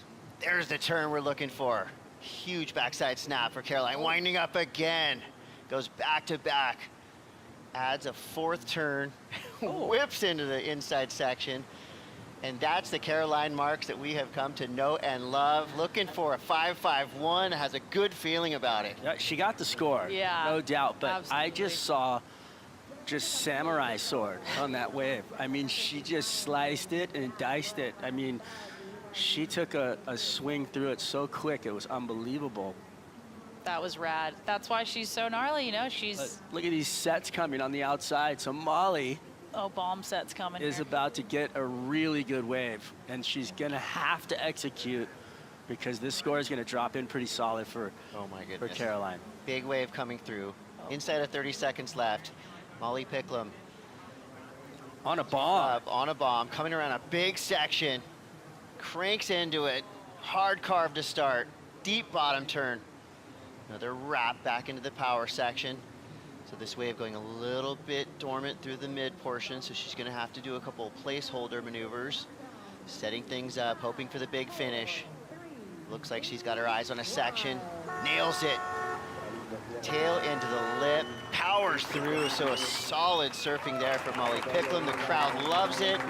Time is up, and now we wait for scores. So you feel, okay, so Caroline Marks, both of you, by the way, you were hooting and hollering, told me that you felt that she got that score, but now Molly Picklum most likely replacing that 4-point ride. There's the number drops there for Caroline Marks, a 6-point ride.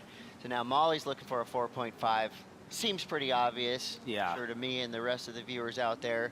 But what do you guys feel about that last wave for Molly? She definitely got the score. Yeah. It wasn't open and closed a blitz out, like, you know. But you know what? A W is a W to me, and no matter what, in the end of the, when you come to the beach and you won your heat, there's no like criticism to me. Absolutely, a win is a win. It's so hard to get, you know. As we take a look back here, she knew she needed something. That was really nice. This wave got a little bit funky through the middle, but didn't really matter too much. You know, she had two big moments on the outside, and then obviously pieced it together and had a really nice finish on this wave. And I think if you just have a couple big moments on a wave, that's what really matters. Yeah. So yeah, I think she's gonna get the score, but heartbreak for Caroline. Smart heat by Molly for sure. Caroline Marks logra esos 6 puntos y atrás se levanta Molly Picklum con una ola del set And we have the last scoring for Molly, 7.33. So There you she go, goes big back score. to Yeah, there's the reaction too. You know, a little breakdown, and then of course the score drops. And go, yeah, we did it all right. That was awesome. The Molly Picklum in prime form out here at Punta Roca, taking down a two-time event winner in Caroline Marks. So Molly Picklum, a semi-finalist. Looks like she's starting a solid run. Lakey, thank you so much for coming here and joining us in the booth. That was super rad. Love your enthusiasm and your stoke, and I can't wait to see you rip into Rio. Are you? What are your goals here coming up to Brazil? Thanks, guys. Goals to win for sure There in you go. Brazil. That's what we I'm wanted to really hear. excited. There's excited no to get other there. thought, I think. Nah, Yeah. That's it. Have some fun and get some great waves and win the event. Perfect. Love to hear it. Well, there are your final score lines there. Molly Picklum with that huge 14.33 heat total. 7.33, her best score came on a buzzer-beating last wave, paired that with the 7. But give it up to Caroline Marks. 6-point ride, a 5.5. We did get to see those flashes of backside brilliance from Caroline, and I'm sure more to come for the rest of the season. We're going to take a quick break, but we will be back with more. You're watching the Surf City El Salvador Pro, presented by Corona Cero.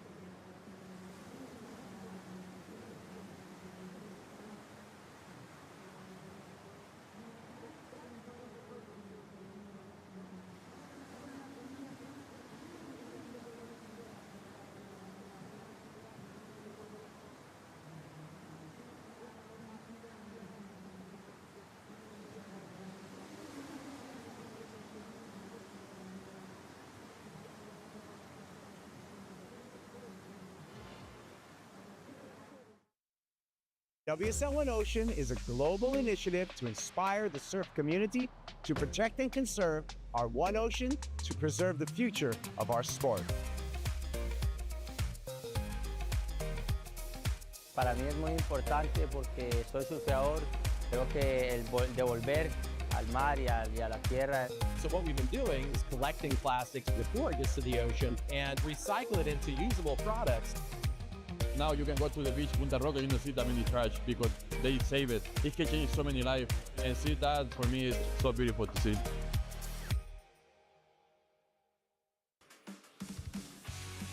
Welcome back to the Surf City El Salvador Pro, presented by Corona Cero. We're live from Punta Roca here in La Libertad, El Salvador.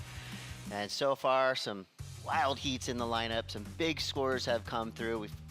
We have seen the waiting game a little bit, but you don't have to wait anymore because quarterfinal 4 is about to start. I'm Chris Cote. This is Mitchell Salazar. That's Strider Wasilewski, and we're excited to bring you the final quarterfinal matchup to find out who will fill out that last semifinal spot. So far, so good, but it's been kind of the big names, right? The vets that have pulled through.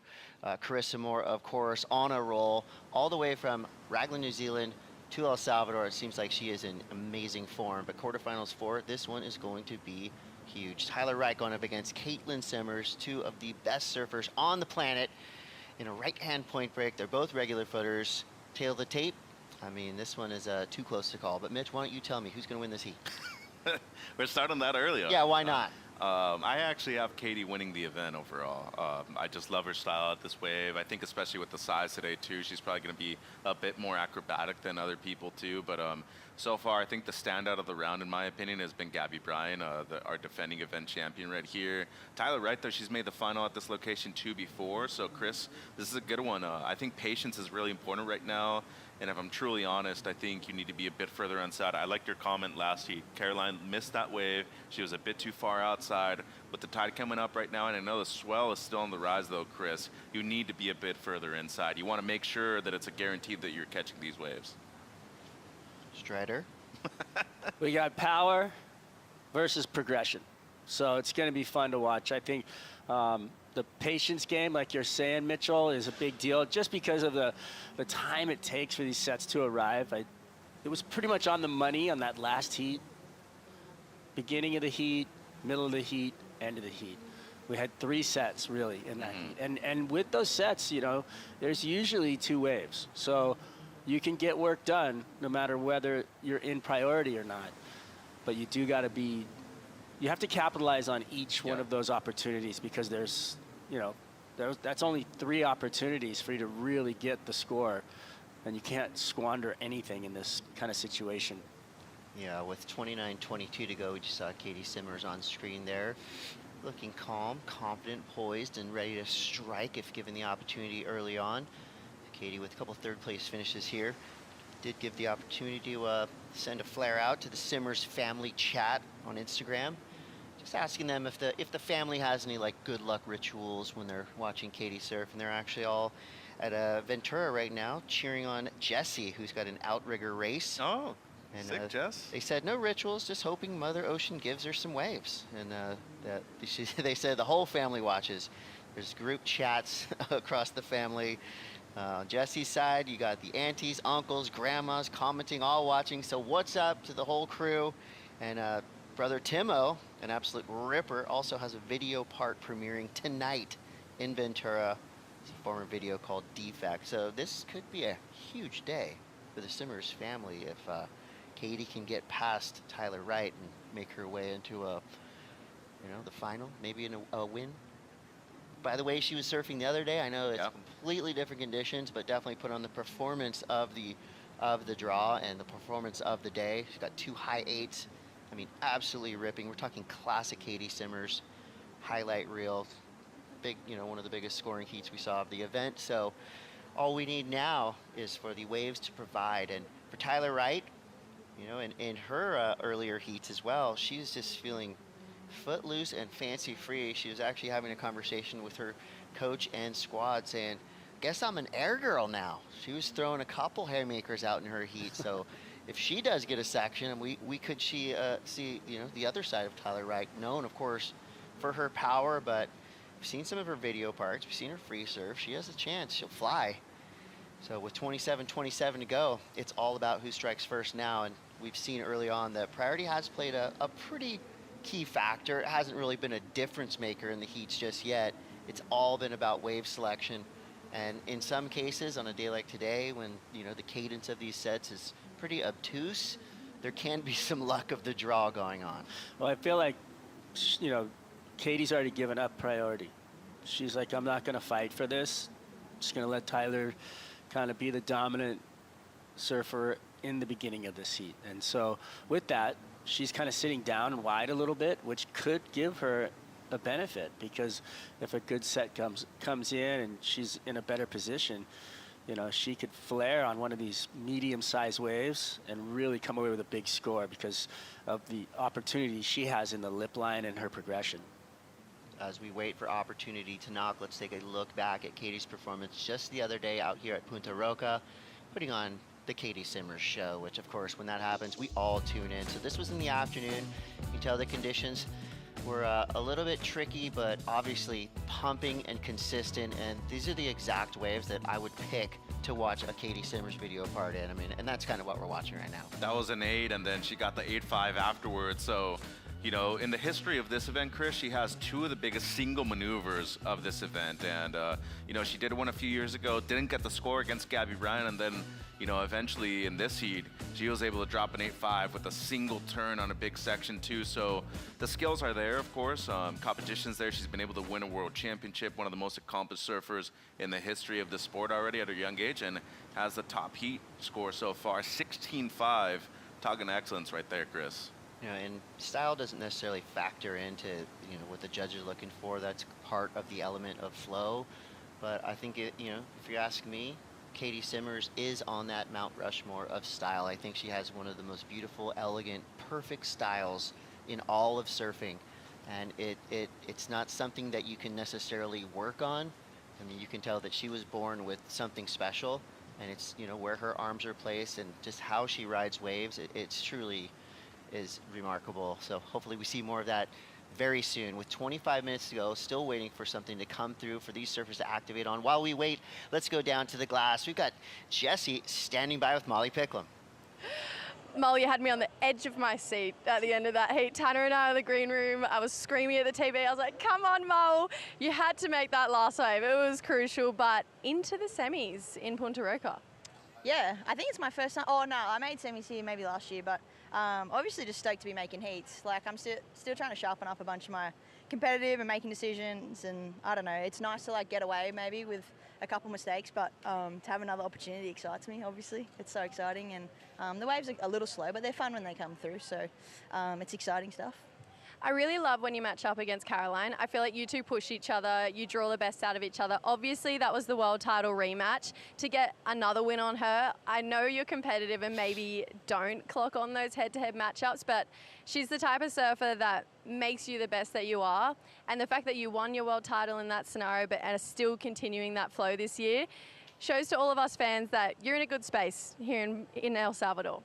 Yeah, for sure. I think it's a great point you highlight. Like, it's cool. I think some women on tour bring the absolute best out of you, and Caroline's definitely one of those. And I mean, we've seen obviously Katie and I as well. So yeah, it's just like a fun time. You kind of know that if you're going to make a bunch of mistakes, they're going to capitalize. She's obviously been on tour so long, so she's smart, you know, and for the waves that she got and the opportunities she kind of had, she made the best and still put pressure on me there, which I think shows kind of the competitor she actually is. And I'm happy I stuck to my guns and that the wave kind of came through. And obviously I think I trained to probably like get most of my scores early on in the heat.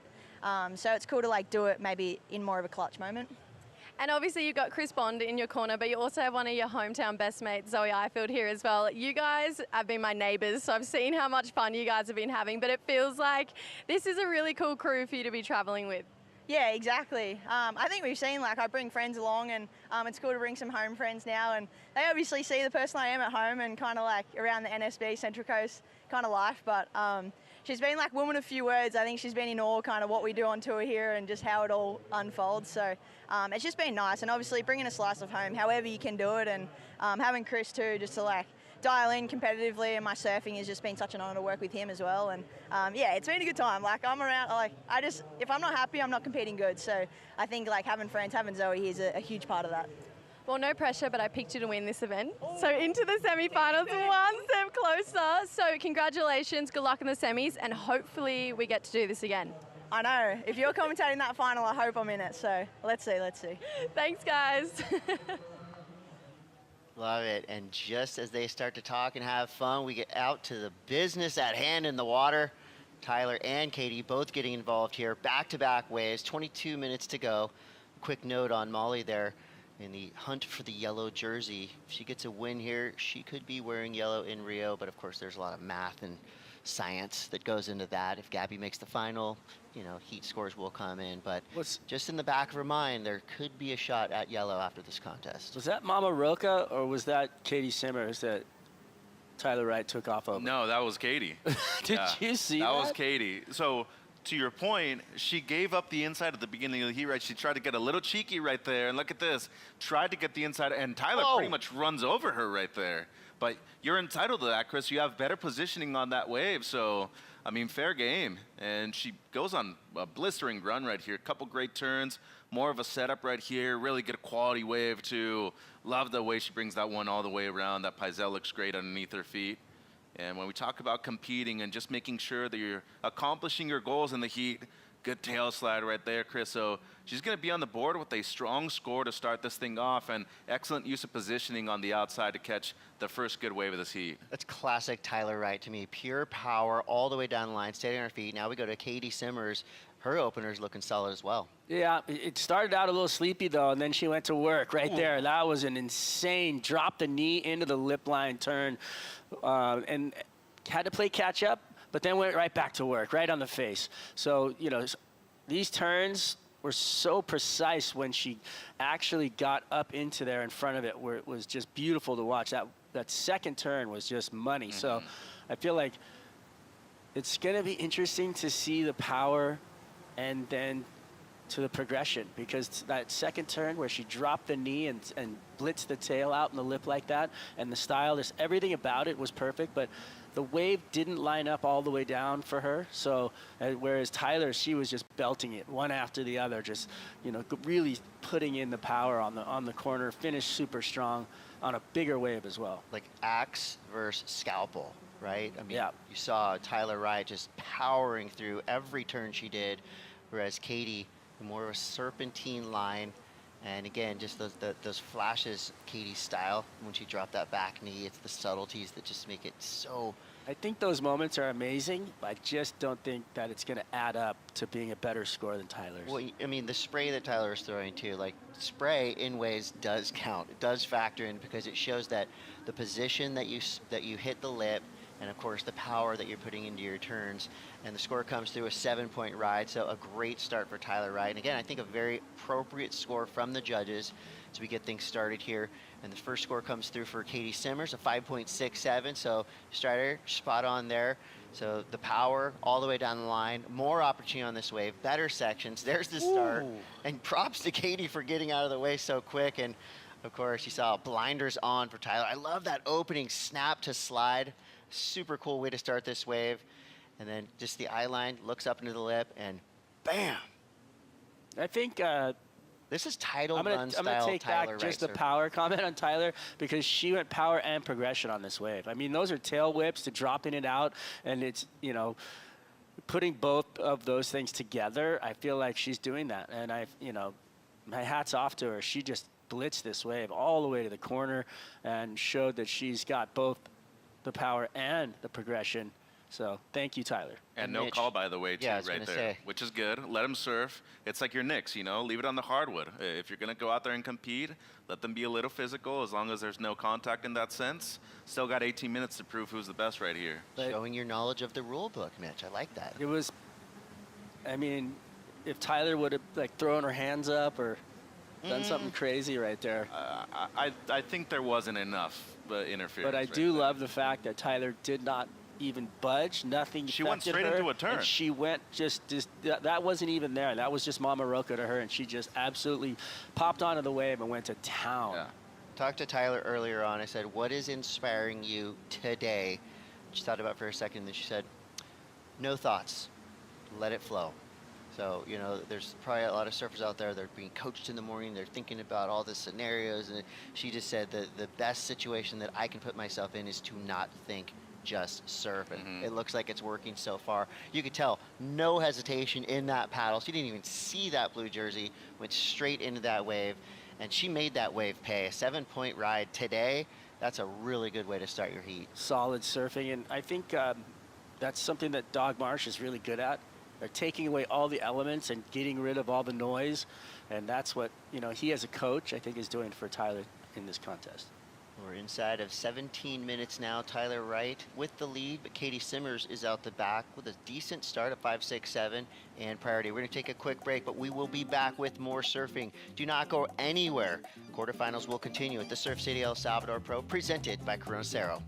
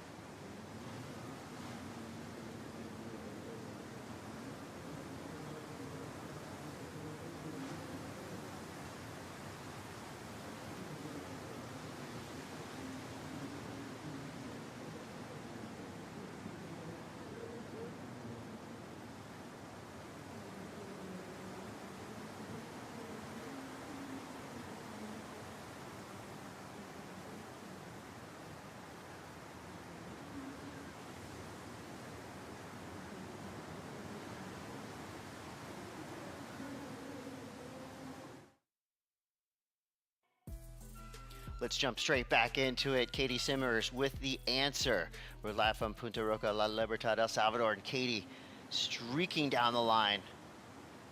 Couple quick snaps to start this wave. It looks like a good section to work with. Katie goes up into it and just can't quite hang on, but right behind her, we've got Tyler Wright speeding down the line. Big section looming in front of her. She comes around this into a big carve.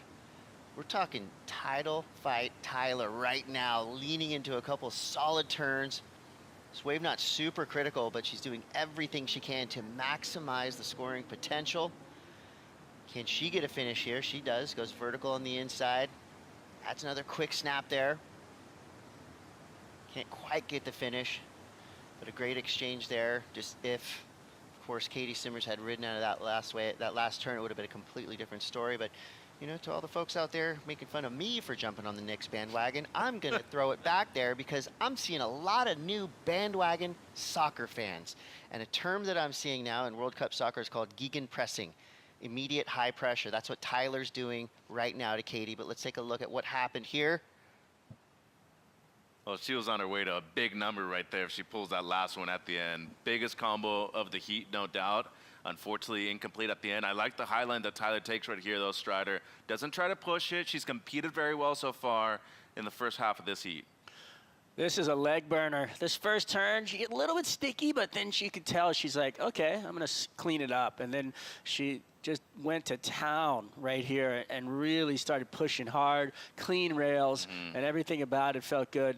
A little bit repetitive, but definitely strong. And I feel like this is a great backup wave for her. And to tell you the truth, you know, to catch that next wave out of priority really benefited her. Yes, good point. Especially second wave of the set. There haven't been many of those so far today, Chris, where the second wave has been better than the first one. Really love that combo, though, in the pocket the entire time. And as you said, the wave forced her to be a bit repetitive right here, Strider, but she's still pushing rail. And, Chris, that's difficult, especially when you're riding a wave this long like we're seeing right now. Yeah, and another thing the judges don't necessarily think about when they're throwing out these scores is the board that these surfers are riding. But this just beautiful, clean Paisel surfboard with no stickers. I'm sure Tyler will be filling up that board with some sponsors in the near future, but just seeing that board ridden like that down the line, there's just something so pure about it. And just to see that power surfing done on a beautiful, clean board like that, it's just a little added special element that you love to see. Yep. So with 12 minutes, 15 seconds left, Tyler Wright now just launching herself a little bit further towards a potential semifinal with a 6.33 to back up. So pair that with the 7. We got a 13.33 total. Simmers still able to just, you know, edge out a 4-point ride even with the fall at the end.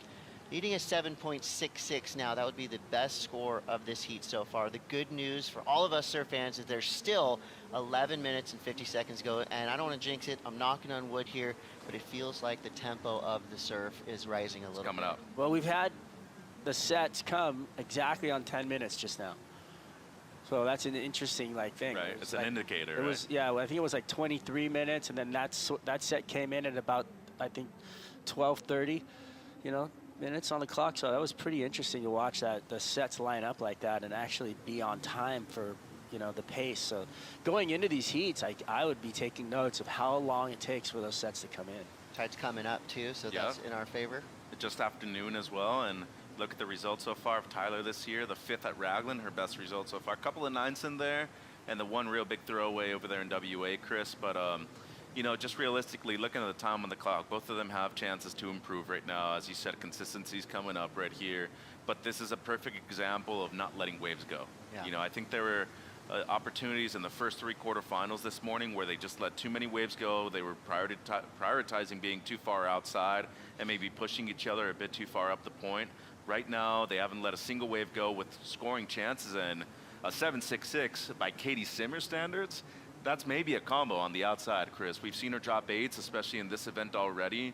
So that's a number that by no means I think Tyler is taking lightly at the moment. We got a lot of heat left. So you got Katie Simmers out the back with priority, Tyler Wright, so you know, a 7 and a 6.33. And when you think of those, the history in 2026 for Tyler Wright, I feel like, and I don't want to put words in her mouth, but just her demeanor around this contest site, in my conversations with her and post-heat interviews, it feels like this is the most joyful Tyler Wright we've seen of the year. You know, she's feeling so free down here. She just seems really stoked.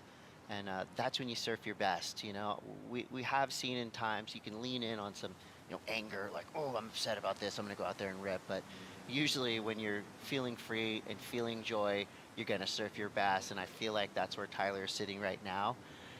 And with 9:42 to go, that's a pretty solid position to be sitting in. And she has the luxury now of potentially waiting it out and finding that bigger set wave, maybe getting rid of the 6.33 or a 7. I mean, the way she's surfing right now, she's had one kind of small fall at the end of it, but other than that, mistake-free.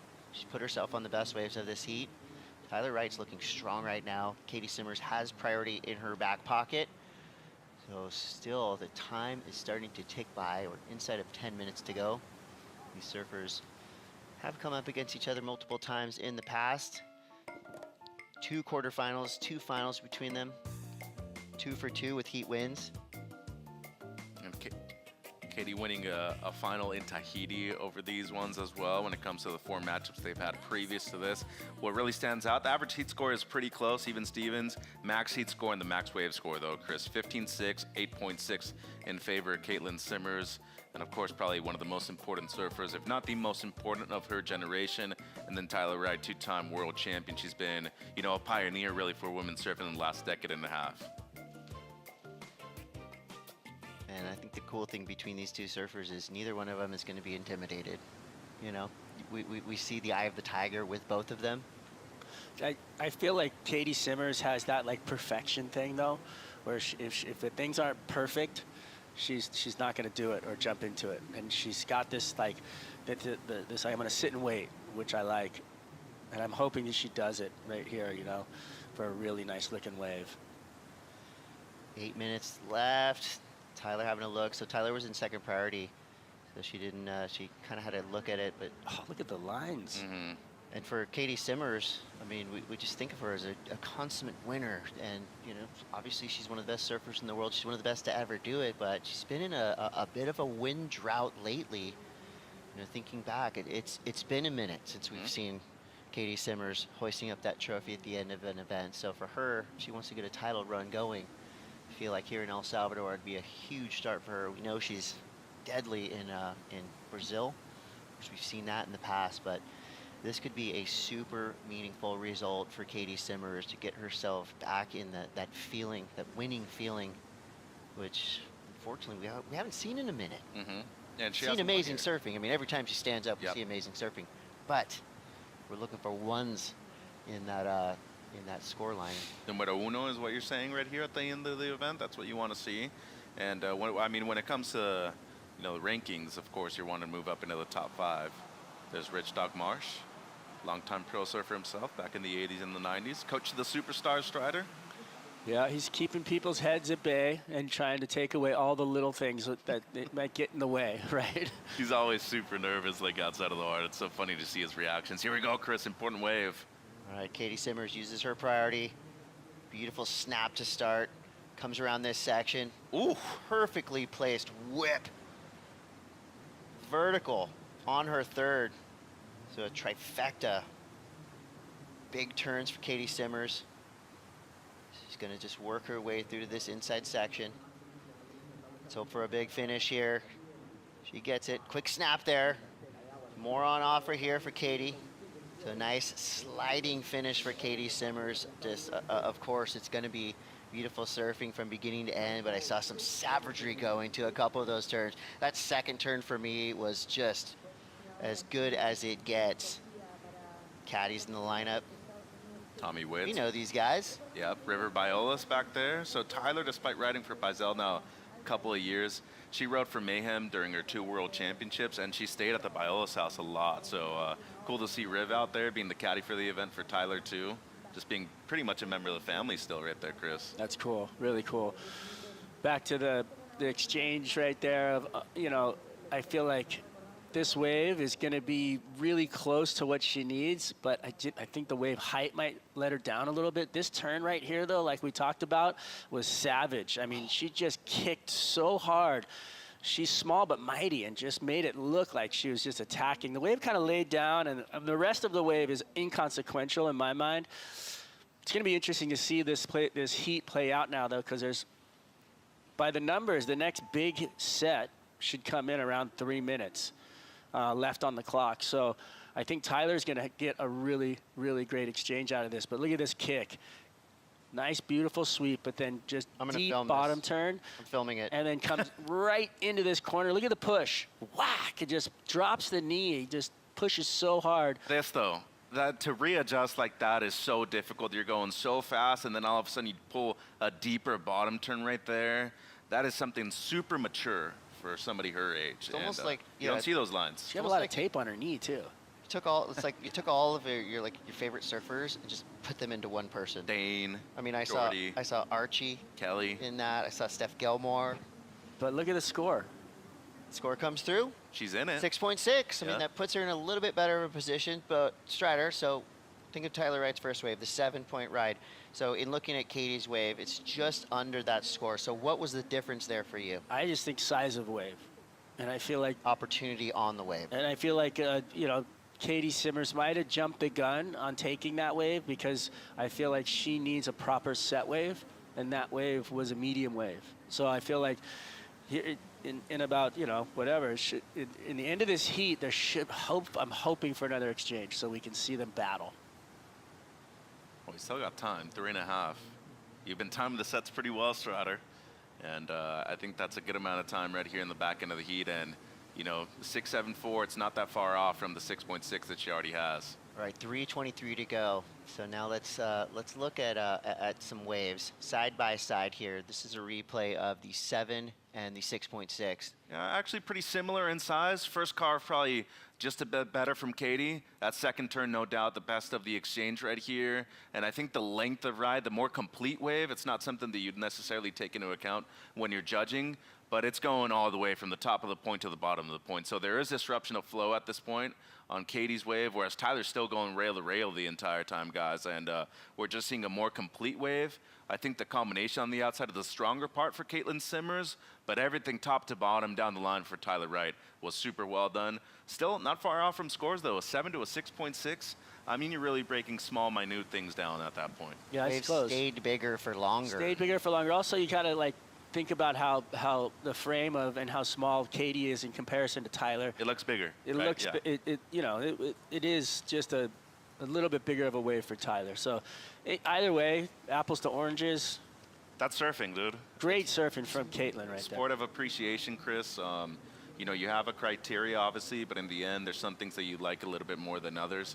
And, you know, the couple of judges liked Caitlin's wave slightly similar to Tyler's, you know. It was really close to being the same exact score at that point. And here is where priority will come into play. Some tactics happening now. You see Tyler Wright is not going to leave Katie Simmers' side. So with a minute 50 to go, we can only hope for a multi-wave set to roll through to give both these surfers one more chance to strike. And when you're out the back there, I mean, I know both you guys have surfed out here a handful of times. Is there an indicator on a day like today where it's in that head high to a little bit overhead range, when you're looking around the corner, you know, we don't have you know, necessarily often that sight when you're looking around the corner, is there a way that you can see if a set is going to come through in time? Not necessarily. To me, I always feel like you just have to be focused on the outside. But you want to be far enough inside, though, to where you're not going to miss the wave. Because then, you know, how your opponent does those big eyes and they're trying to bait you into anything. That tends to happen quite often here. But I think you look a little bit further up the point. I still try to focus a bit further on the horizon, though. 52 seconds left. Like there could potentially be a chance. Tyler Wright sitting in the lead for now with a 13.33 total. Well, still a tight matchup. I'd be going, though. This might be the only wave that she gets. I mean, if she can get an air section, something huge and dynamic on this wave, and she knows that wasn't going to happen. You see some frustration let out there for Katie Simmers. Really efficient heat, though, by Tyler. A 7 and a 6.33. She only caught 2 waves, Chris. It's world champ material right there. Yeah, no, I mean this is title run Tyler. This is I think the surfing that we saw in her multi-world title runs, and this could be a telling sign of things to come for Tyler Wright. We head to Brazil next, where we still have a lot of surfing left to come, and there's sportsmanship between these two icons of surfing. That's going to be it. Good heat. Women's quarterfinals. It's going to be Tyler Wright moving through with a 13.33 total, but a valiant effort from Caitlin Simmer, showing us a couple really beautiful, incredible turns for all those Katie Simmers fans out there. But it's Tyler that gets the win, and now we have our semifinal set for the women, and they are stacked with talent. Happy. He should be. Best result of the year so far for Tyler. Former finalist out here looking for her first W at this location, Chris. I always look at El Salvador when it pops up on the schedule. This event is huge for momentum going into the rest of the season. We're going to take a quick break, but we will be back. Callum versus Kanoa coming up next. Special guest. It's all happening. Stay tuned.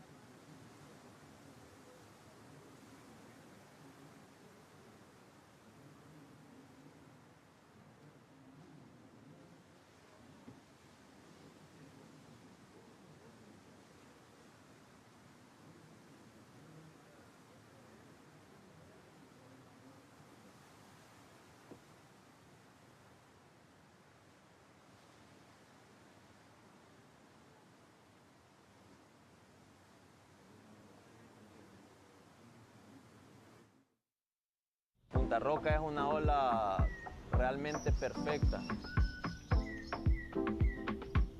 Yo creo que Punta Roca lo hace especial la naturaleza misma. Está ubicada en un lugar privilegiado, tiene una exposición para que el suelo entre y sea sensible y hayan olas casi todo el año. Y además es un orgullo nacional. No es solo el lugar donde crecí, el lugar donde aprendí a divertirme, sino que también es un lugar en el que me siento orgulloso, porque la gente habla de Punta Roca como un lugar perfecto. Estamos en Playa San Blas, al lado del Cocal. A mí me gusta el atardecer acá porque tenemos una mezcla perfecta, un escenario en el que tenemos arena, tenemos piedras y también tenemos el escenario donde están todas las cordilleras entrando una detrás de la otra y el sol entra justo en el mar.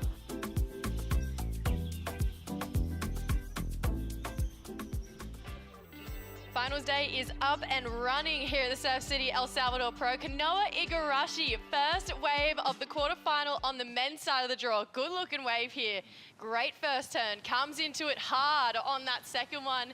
So consistent Kanoa has been this entire event. It gives us an air reverse to work with as well. What a way to make a statement at the start of a heat right now. A little bit foamy through the inside here, but still just keeping so much energy and momentum rolling through down the line right now. Bowls up again. We know he's going to push hard into his turns. What does this end section have for us? Nice looking finishing turn.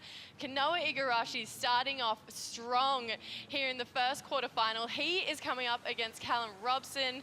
We haven't seen Cal in a quarterfinal since 2023, back when he was on tour for the first time before he fell off, but really, really fun booth right now. My name is Jessie Starling. I'm joined in the booth by Tanner Kadauskas and Oscar Berry. Oz, welcome into the booth.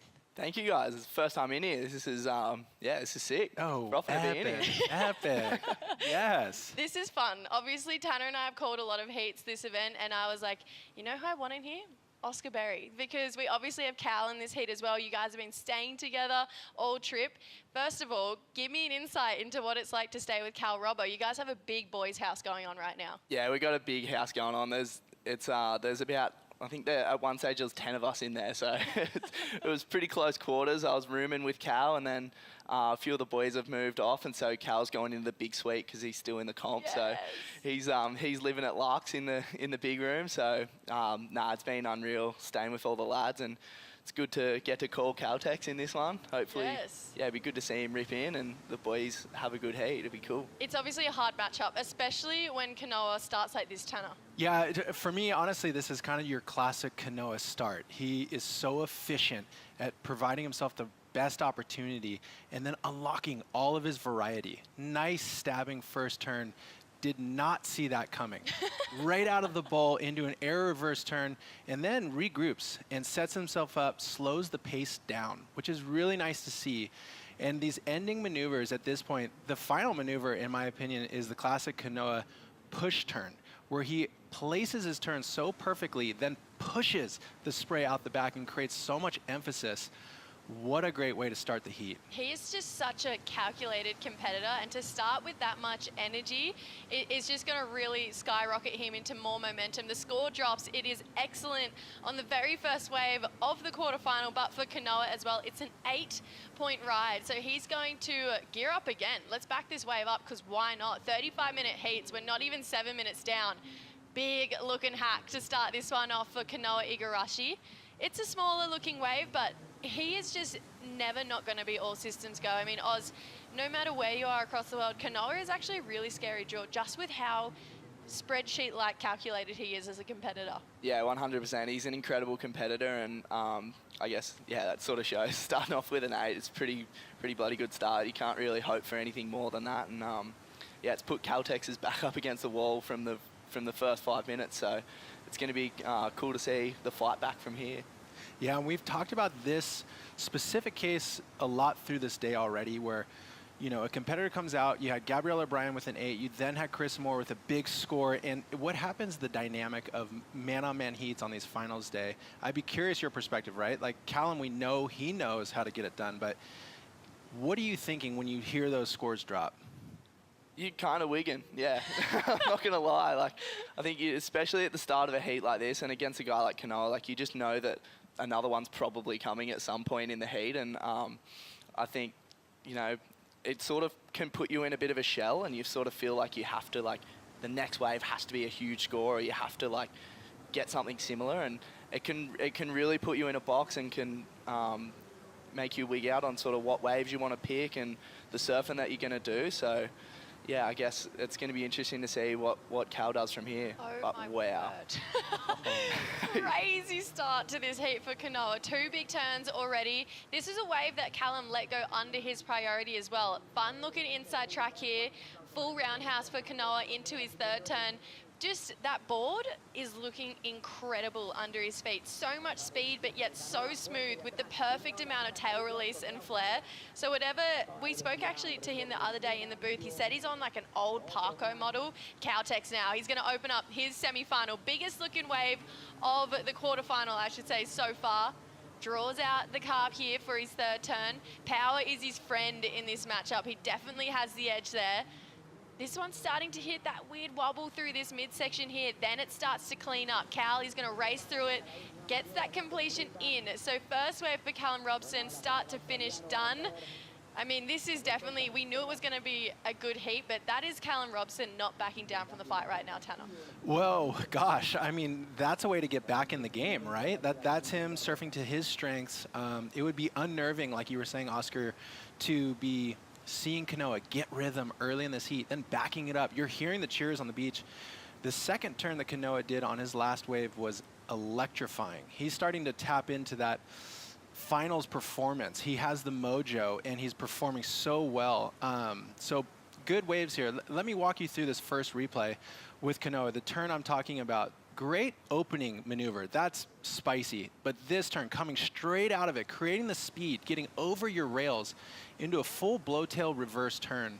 Kanoa, of course, everybody, they speak of him as a consummate competitor. Yet these kinds of turns are not necessarily competitive. There's a ton of X factor involved there. He has a lot of risk in each one of these maneuvers, and taking a somewhat, mid-level wave quality and turning it into a potential score of worth. I just feel like Kanoa can really just do no wrong at the start of this heat right now. Cal's first wave though, Oz, what do you make of it? Yeah, he got a little loose off that first turn. I guess maybe that's a little bit of pressure from that big score of Kanoa at the start, but this was an amazing wave, and he knew that Caltex was going to do this, that he was going to take off on the best wave of the heat, and he did. And yeah, it's definitely going to put him back in the heat and put him in with a sniff for sure.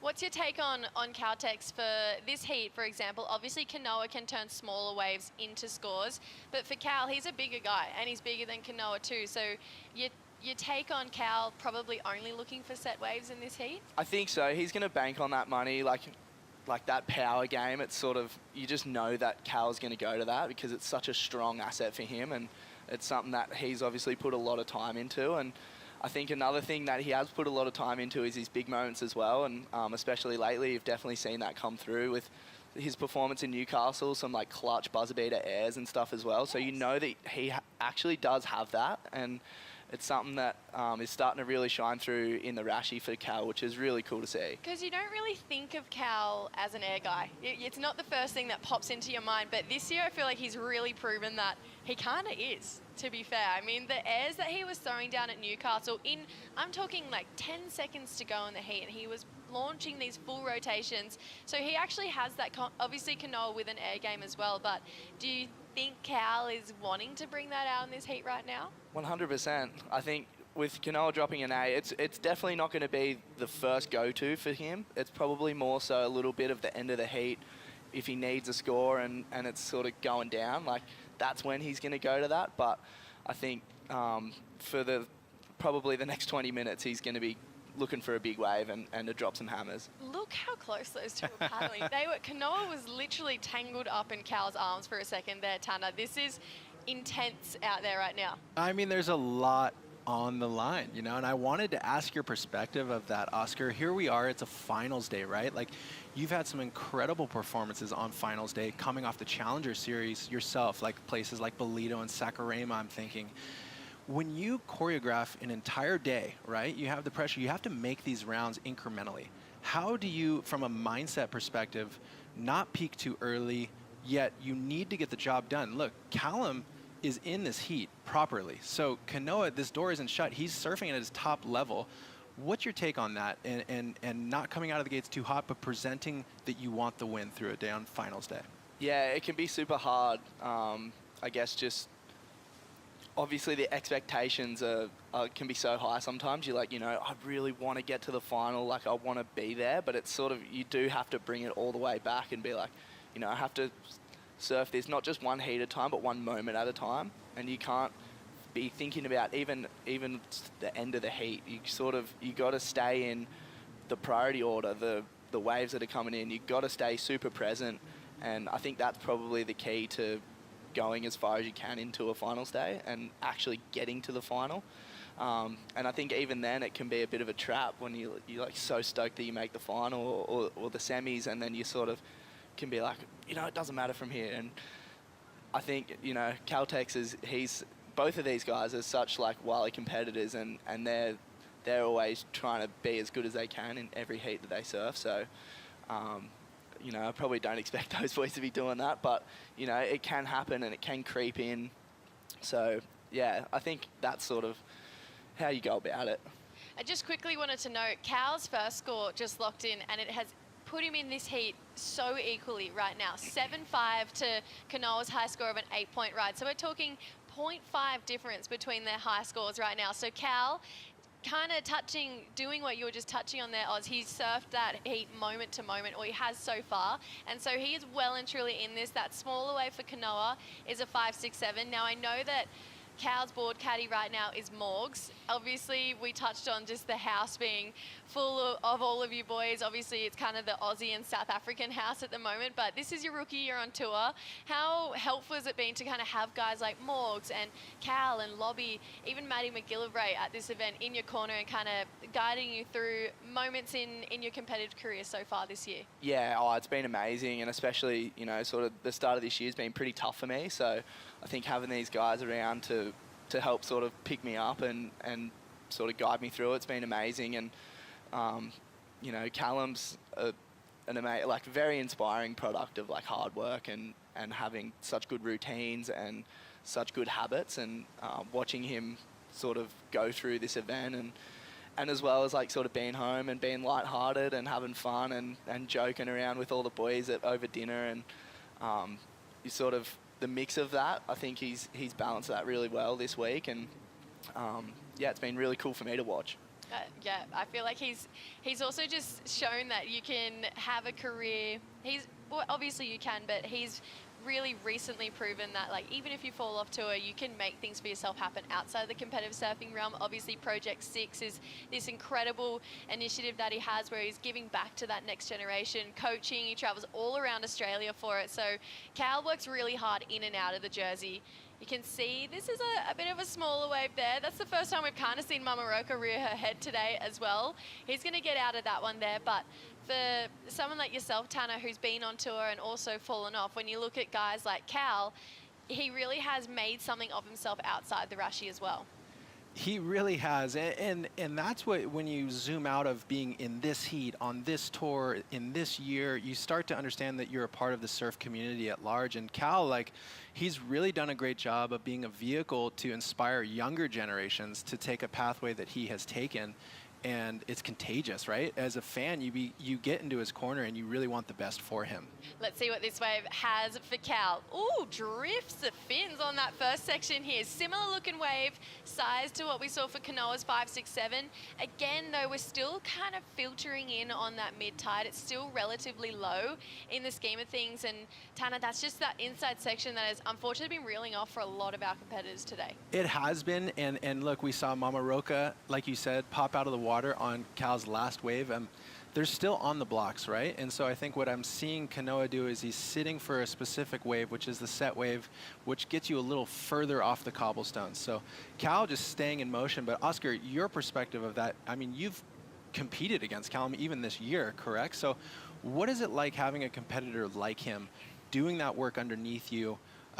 Do you feel it to be a little unnerving? For sure, it definitely is, and it's funny that because the heat that I had with Callum this year was at Snapper, and I was the one that was doing that, and I had the good score of the heat, and I was the one that was sort of trying to, I guess, make him nervous and take off a lot and give myself opportunity and, you know, make the other person make a decision, and I think that can sort of, it can be really unnerving because you're constantly like a little tense and you're like, oh, he's going to do something. Oh, am I like, you know, should I go this wave or do I leave it? Or, you know, all these things are going through your head. And I think, you know, it's quite an important part of the heat. And you can see Callum really making use of that. And, you know, he probably knows that these waves aren't going to be in his top two at the end of the heat. But I think just the fact that he's making Kanoa make a decision is probably why he's taken off on a lot of these waves. He's a hard competitor to shake, though, Kanoa. He's just so locked in on his path and his decisions. I was watching him and Snake kind of talk, and I don't know what they were saying, but it seemed like they had their plan really unlocked. They seemed really aligned and agreeing with each other a lot. Something that's really exciting for me when I look to this quarterfinal bracket, we're guaranteed a new winner here. Every single one of these surfers hasn't won this event before. So out of all of those 8 surfers, 4 of them are looking for their first ever championship tour win. So we have a 50% chance of crowning someone for their first ever time to win a CT event. Tanner and I got to talk about this earlier, Oz, where that is like the best day of your career. But when you look to the likes of Callum, Marco, Cowley, and Alan Cleland. For their storylines, how cool would it be to see one of them win today? My goodness, that would be exciting. Right? It'd be sick if it was Cal for the boys. There'd be a bit of morale in the house, I reckon, if that was to go Well down. said. But no, it'd be super exciting for any one of these surfers and the guys that have won events before as well. You know, it's such a big deal to win a CT, and I guess at this stage of the season, it puts you in the title race. Well, you know, we've been joking with George about that all week. You know, you're in the title race, and it's a joke, but it's not. Like, no, not at all. Not it at all. genuinely puts you in the title race, so it'd be amazing to see. I think you brought up a really interesting point noting the term the trap, correct? Like on finals day, like a lot of these characters haven't won an event, but yet have they made the semis? Some of them possibly not. And so when you make it into those brackets within a finals day that you haven't been at yet, there is like a celebration of like, oh, I'm in the semis. Like, oh my gosh, what a great result. So speak a little to the dynamic of keeping your mindset strong on a finals day, knowing that this is a quantum leap potentially to take that win, and that changes your entire game, puts you in the title race, like you said. 100%. You couldn't be more accurate on that. Like, I know if I'm looking back to sort of Bolito at the start of this year, I got to the round of 16 and I'd been there a few times, like that first sort of man-on-man round in the Challenger Series, and I remember being like, oh my God, like I've got to get through this heat now. And in the past, I'd been excited on that result. And then you sort of get to the quarters, you're like, oh my God, I'm in the quarters. And then you really do have to bring yourself back down and just calm yourself down to like, be like, you know, it is important that I keep going here because these are huge points. And I think, you know, I definitely got to the semi, and then there's a big carrot dangling of the final that's just right there. So It'll happen, Oz. Yeah. Oh, it will. But it can be, you know, it can be really hard, and you said it perfectly. It is a trap. Yeah, one woman who is one step closer to the final. She's into the semis against Molly Picklum. She's down there with Strider. Thanks, guys. Down here with Tyler Wright. Tyler, absolutely shredding out there. The game plan, kind of patience paying off. Yeah, that was, you know, I'm really proud of myself. It's been something that I've worked on the last couple of years to really, in these slow heats, not to get like, just like a little, not bored, but like, I feel like sometimes when I'm in the ocean by myself and no heat, like I'll just drift off a little bit. So like, I was trying not to do that, and just to rein it in and know that, yeah, Dog's been working with us a lot on that first exchange, and today I think it was a really important exchange. And just, yeah, so I'm really proud of that heat and the structure of that heat as well, so I was pretty happy. It's a slow start for your year, but right now I feel like you're just about to pounce all over this tour. Do you feel like your rhythm is just beginning? Yeah, I think so. You know what? 7 months out of the water and then literally surfing a couple of weeks before the start of the tour isn't enough time. And we knew that. I knew that was going to be a rough one. Mentally, it was going to be rough too. You know what? And there was a point after Snapper that I was like, just with the injuries that I have and working through and try to build on, it's really hard to get sort of momentum physically and without having a few hiccups when you're going out and pushing it every kind of 2 weeks. And there was a point where I was like, oh, maybe let's just pull the pin. But the one thing that kept me going was just, I was having so much fun. And I was having so much fun with a Dog's team and Connor and Ramsey and Leo and it's just been really enjoyable. And so making that decision and then heading into New Zealand, something that wasn't like, it's not my strong suit, but just getting to get better at something, it makes you feel like, I don't know, after so many months out, it just brings such a sense of joy. And so I'm just going with that. Well, we're loving the joyfulness of you. We can't wait to see you in the next round. Good luck. I appreciate that, guys. Thank you. Awesome. Thanks, Strider. Thanks, Tyler. Cal got a wave during that, 2 waves actually, during that interview there, both with potential. So this is getting really interesting right now. Cal is fighting, and you could see was going to go for one of those big airs at the end of one of those sections there. So just a couple of incompletes there, but it's really cool to see that Cal is still swinging here, Tanner.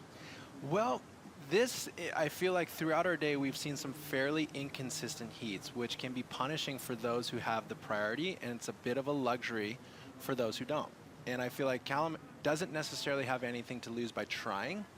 And it is a tricky one with that chess match in the man-on-man heat. You're trying to position yourself to close these heats out. So he's trying to do the best maneuvers he can, but this, in my opinion, was very uncharacteristic of Callum. Just I agree. It's like that's not what Callum does. He completes on those waves, and especially in these heats, these little grindy, slow heats, he loves this stuff. So it was a little uncharacteristic, but seeing this, it was cool to see him put the head down and start racing. I was like, he knew something was coming, so it was cool to see him go into that on a wave that otherwise probably wouldn't have made much of a difference. If he had have done a cool air, then that would have made a difference. Oh, definitely. And we know he's got that in competition too. This is still such a close heat right now. We've just under 11 minutes to go. Cal's only chasing a 6.18. Considering the form that he's been in all through the event, it's very achievable, but he's got to get past just this incredible competitor of Kanoa Igarashi, who rarely starts to make mistakes at this point in this heat. So he's fighting for a spot into the semi-finals. We'll find out who gets the win right after this.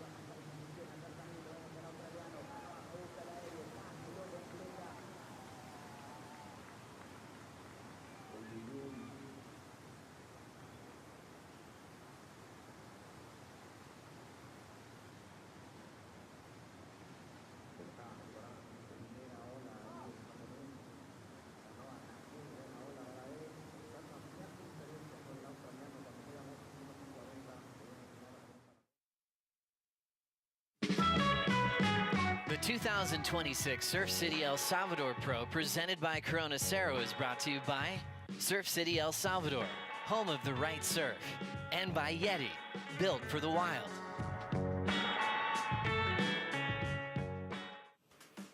Men's quarterfinals has been full of fireworks so far. Kanoa Igarashi has an 8-point ride. He's looking to drop a 5-6-7 here. Great looking second turn. He connects so well with this wave. Even better looking third turn. Got the fins through. You know what? Let's do it again. Double that up. Now starts to drive even harder on his rails here. I said it before, I say it again. That board looks incredible. Not getting the ride out on that air there. Snake knew it was pretty important. You can see his girlfriend Havana there as well. Now Caltex, he's going to take this one really deep. He's racing, goes for an air, and he unfortunately can't quite get the ride out for Cal as well. So both of these guys putting everything on the line. When a big section approaches, they're going to go for it. My name is Jessie, joined in the booth by Tana Kadauskas and Oscar Berry.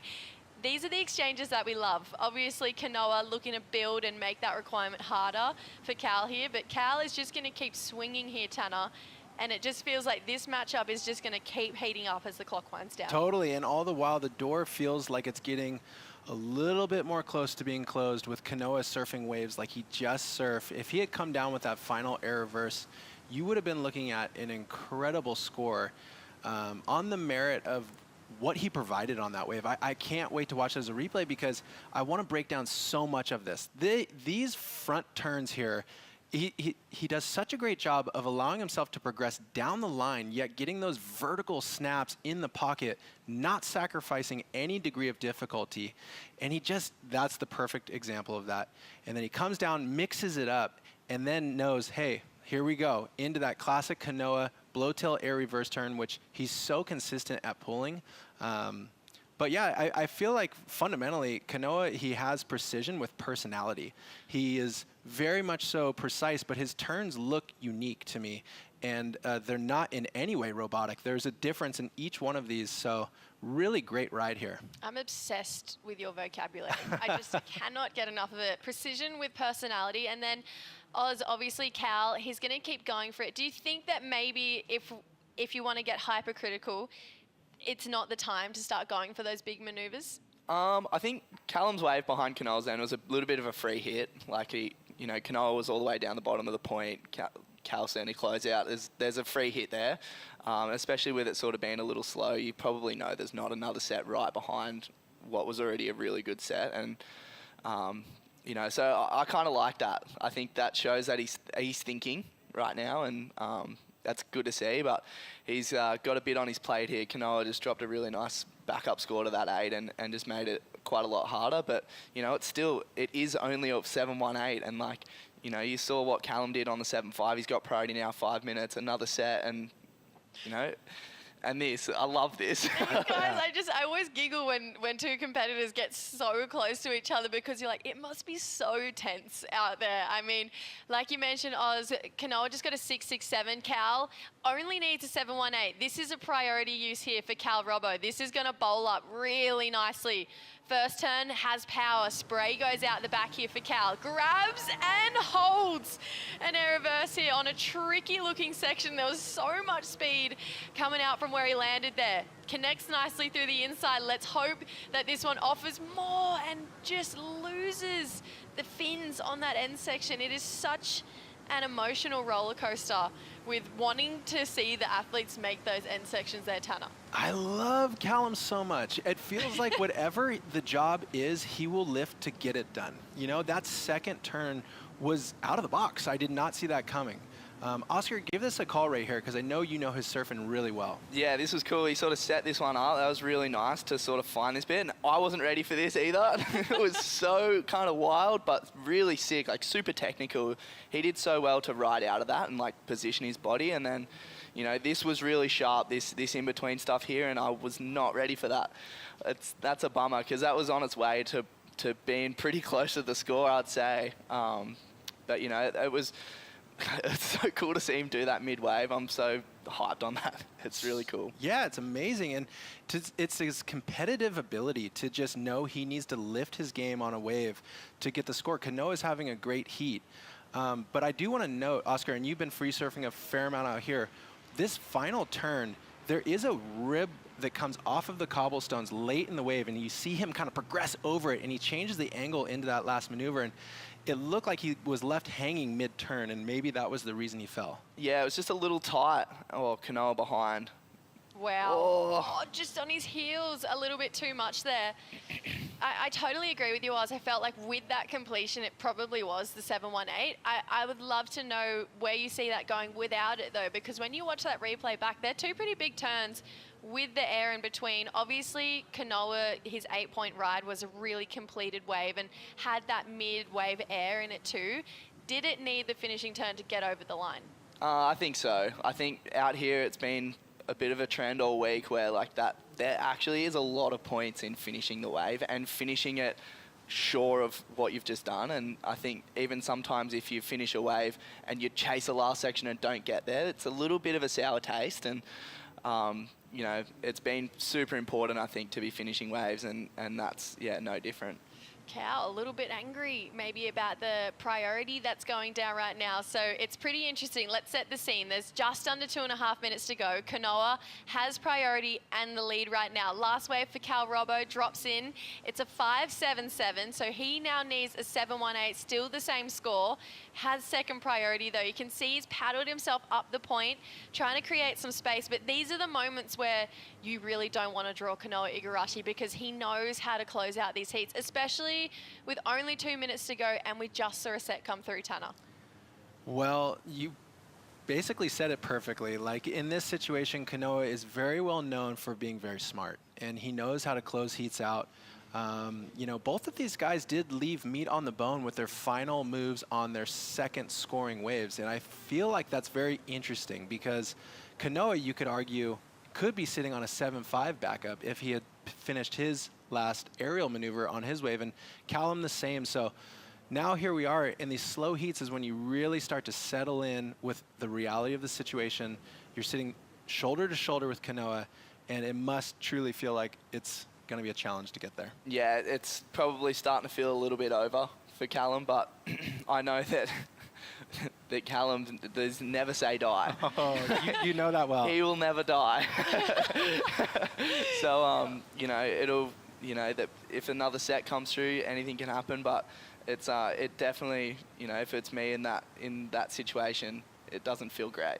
I feel like as well, we also need to remember, we haven't seen Kanoa win a championship tour event since 2019, since Karamas. That's actually his only victory, which feels so weird to think about that, just considering how consistent he is as a competitor, to think that Kanoa's only won once. But that is just a testament to how hard this tour is. Cal's looking, Kanoa's gonna go, 30 seconds to go here. Is there a wave out the back? Kanoa, he's looking to surf this wave past a 667.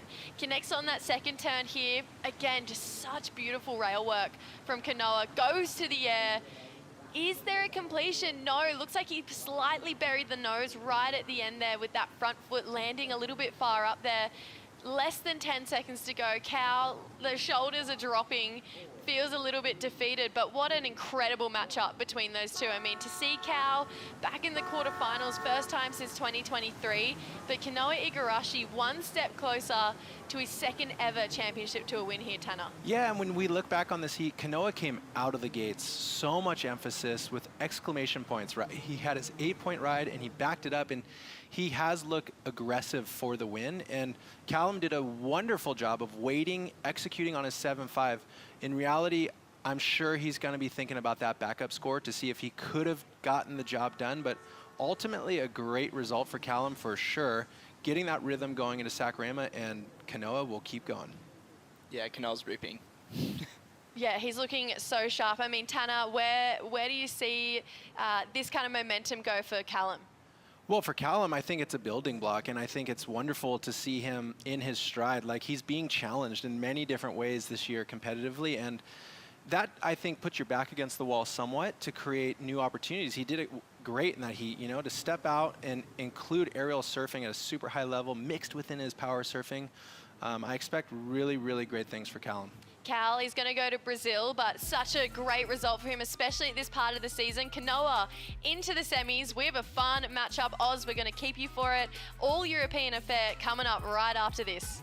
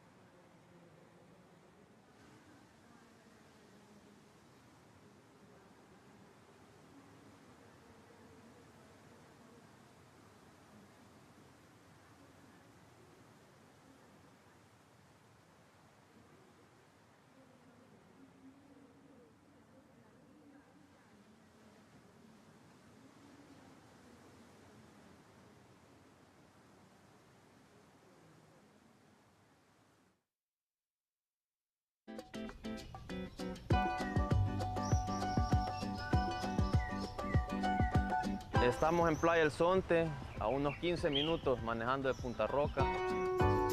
Es una playa perfecta, es como un pequeño paraíso. Tiene una energía propia, a donde se siente la cultura de El Salvador. Está el océano, pero también están las piedras, y si ves hacia la montaña puedes ver las cordilleras. Soy un entrenador holístico y ahora entrenador olímpico.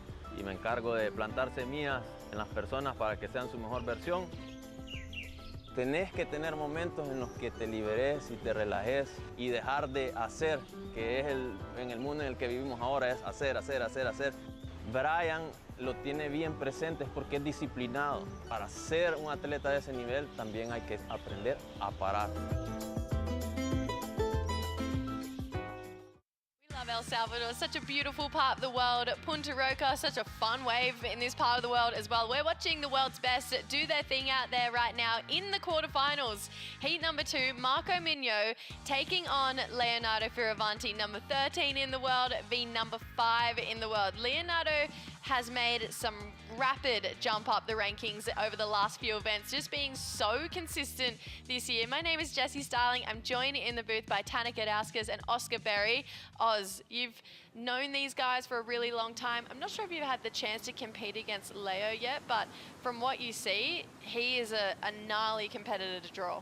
Oh yeah, he's quite similar to Callum in that way, where he's just an amazing competitor and he'll never ever give up, and he's always making good decisions and he's always surfing so solid. So this is going to be a really cool heat because I feel like Marco is quite a similar competitor to that as well, where he will never give up, and he's got quite a lot of flair and stuff to go to as well. So this is going to be really cool.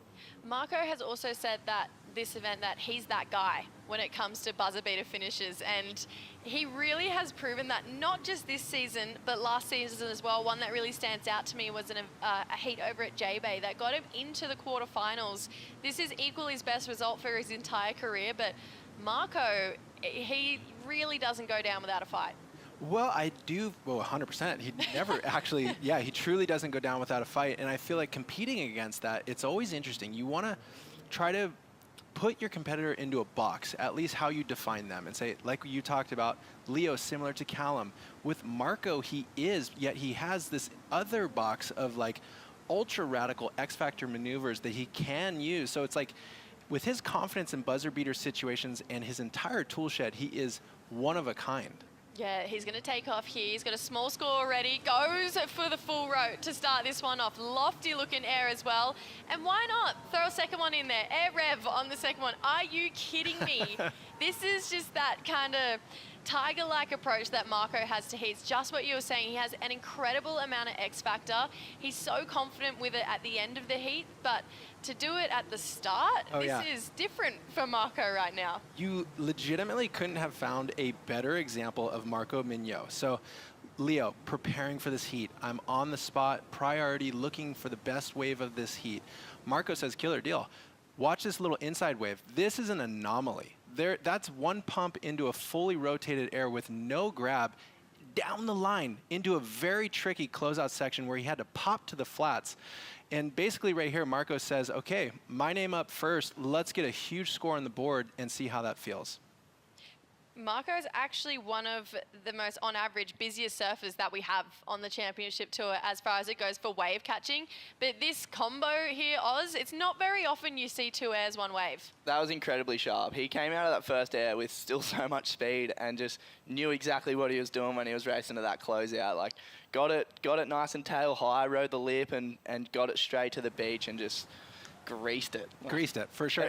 That was sick. The intricacies of the 2 different airs, it is different, right? So one, you're coming out of the pocket looking to continue down the wave. So you want more action after that air. So the way you rotate and land back into the wave has to be a little bit more soft, and you have to be ready to get back on your toes. Yet the second one, you're coming from a different angle and trying to pop to the flats where you know the wave is going to end. So you're not necessarily anymore worried about like making the next section. And he did a beautiful job. Oscar, give us a little read on this replay. Yeah, like you sort of knew what he was going to do when he took off on this smaller wave, and it was just, it blows me away how clean that was, and just straight into that. It's pretty much as good as it gets, and you know it's quite hard right now. There's actually no wind, so there's nothing pushing his board back onto his feet, which like I can find it really hard, and especially that first air, it was quite lofty. So he was like, it was super like technical to hang on to that, and then, you know, come out so clean and do the next one, especially when you start going tail high as well, because that's where you really are, you know, asking for that wind to hold your board to your feet. For sure, all of your feedback is running through your toes at that point. And when the wind's coming from under your board, it helps you to keep the wax right under your toes. So there is that moment. It's really perfectly said, Oscar, where you're up in a lofty rotation with no wind and you're just kind of praying that everything stays connected so you can get that feedback. Yeah, exactly. And that your board doesn't flip, because that can be super scary landing on your fins. But here he goes again. That's a great start. Under priority, this is just a scary Marco Mignot. Again, lands another air reverse here after a really convincing first turn. Let's see what this inside bowl has. Pushes hard on those fins. Feel like surfing really similar to what we saw from Kanoa in that last heat. Let's go again into an alley-oop here for Marco. Another wave, back to back. 2 airs, 1 wave under the priority of Leonardo Fioravanti. That last wave comes in as a 7-1-7. Where do you now go with this? You can see his coach absolutely loving it. So this is just, I love that he's flipping the script on us and getting his good scores right now at the start of the heat, Tanner. And again, like we're saying, you want to continue to try to find how to define Marco. Like, this is a great power snap, and he comes out of it, and things look conventional until he blows the tail out into reverse. Goes back to just fundamental, like, on-the-face surfing, a nice jab here. So you think he's going to go to the rails more, and then all of a sudden an alley-oop section. This is a very functional maneuver, actually, for down-the-line aerials, and just clean. So clean. What an exciting surfer. And he's feeling it. Like, he's loving it right now. He's confident. He's hitting these things knowing he's going to grease them. So this is cool to watch. And Marco's a scary guy under priority. You don't want him under priority. I think he's sort of one of those guys you probably want to put him in priority. Okay, Leo now. Let's see him answer back here. Bigger looking wave, just such a classy first turn.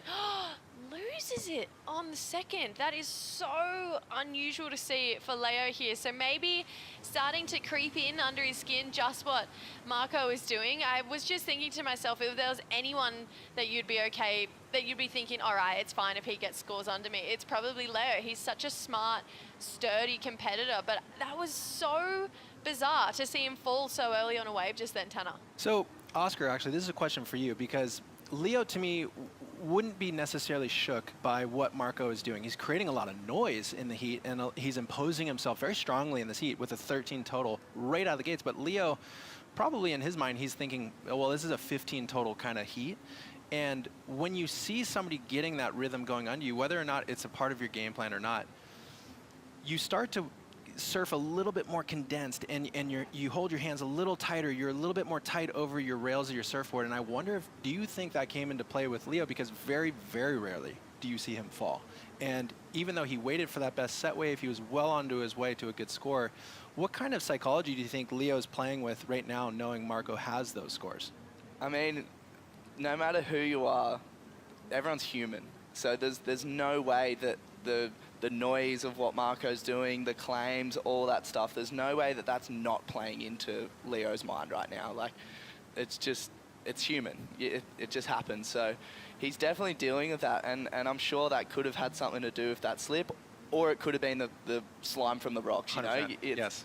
It's so hard to read into it, but, you know, there's no way that Marco's not taking a bit of confidence out of seeing that, and it's no way that it's not also rattling Leo a little right now. It's so funny because sometimes you forget, well, not forget, like, obviously you know they're human, but just because of how, like, convincing and almost in a robotic way some of these competitors are, like, they're just so good at surfing at heat that you forget that pressure can get to them. And Leo, to me, is one of those surfers where he's just such a convincing competitive surfer. I'd put Kanoa in that exact same realm. Like, it's almost like a spreadsheet. But then Kanoa in that last one, like you said, Tanner, like, there was so much personality in it. So this for Leo, obviously not ideal, being, 13 minutes into this heat, not having a score. But for him, he is that type of threat that he can turn a heat around in 2 waves in say, 5 to 7 minutes.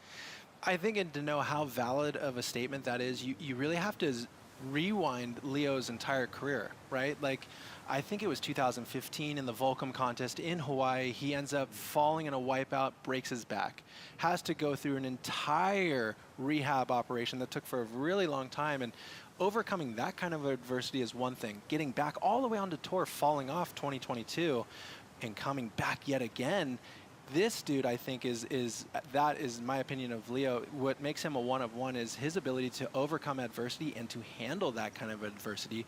And so, Oscar, you know, you've competed against guys like this, right? What is it like to know that Leo is kind of a closer, right? Like he's not necessarily afraid of you getting those kinds of scores. Well, how does that play into your mindset? Yeah, man, he's a hardened competitor. He's been doing this for a long time, and there's a reason that he's done it for so long as well, is because he's such a good competitor, and to be able to shake these things off is all a part of, you know, being a great competitor, and you'll see he'll probably next wave, there's a good chance that he lights this thing up. Yeah, let's see. Leo using priority on this one. We've got just over 21 minutes here. Good time to rip into this first carve here for Leo. Pushes hard on that second one. We knew he wasn't going to back down for a fight on this wave. Pushes into these two carves through this inside section. That sharp eye looking incredible under his feet as well. Just staying so tight in the pocket. It really is getting him these nice big scores here. Completed ride, as you mentioned earlier, there's big points in finishing your waves with conviction as well. So Leo, he almost looked a little bit angry on that wave then. He was pushing pretty hard. That's going to be a pretty massive score, I think. He lit that thing up. That was so sick.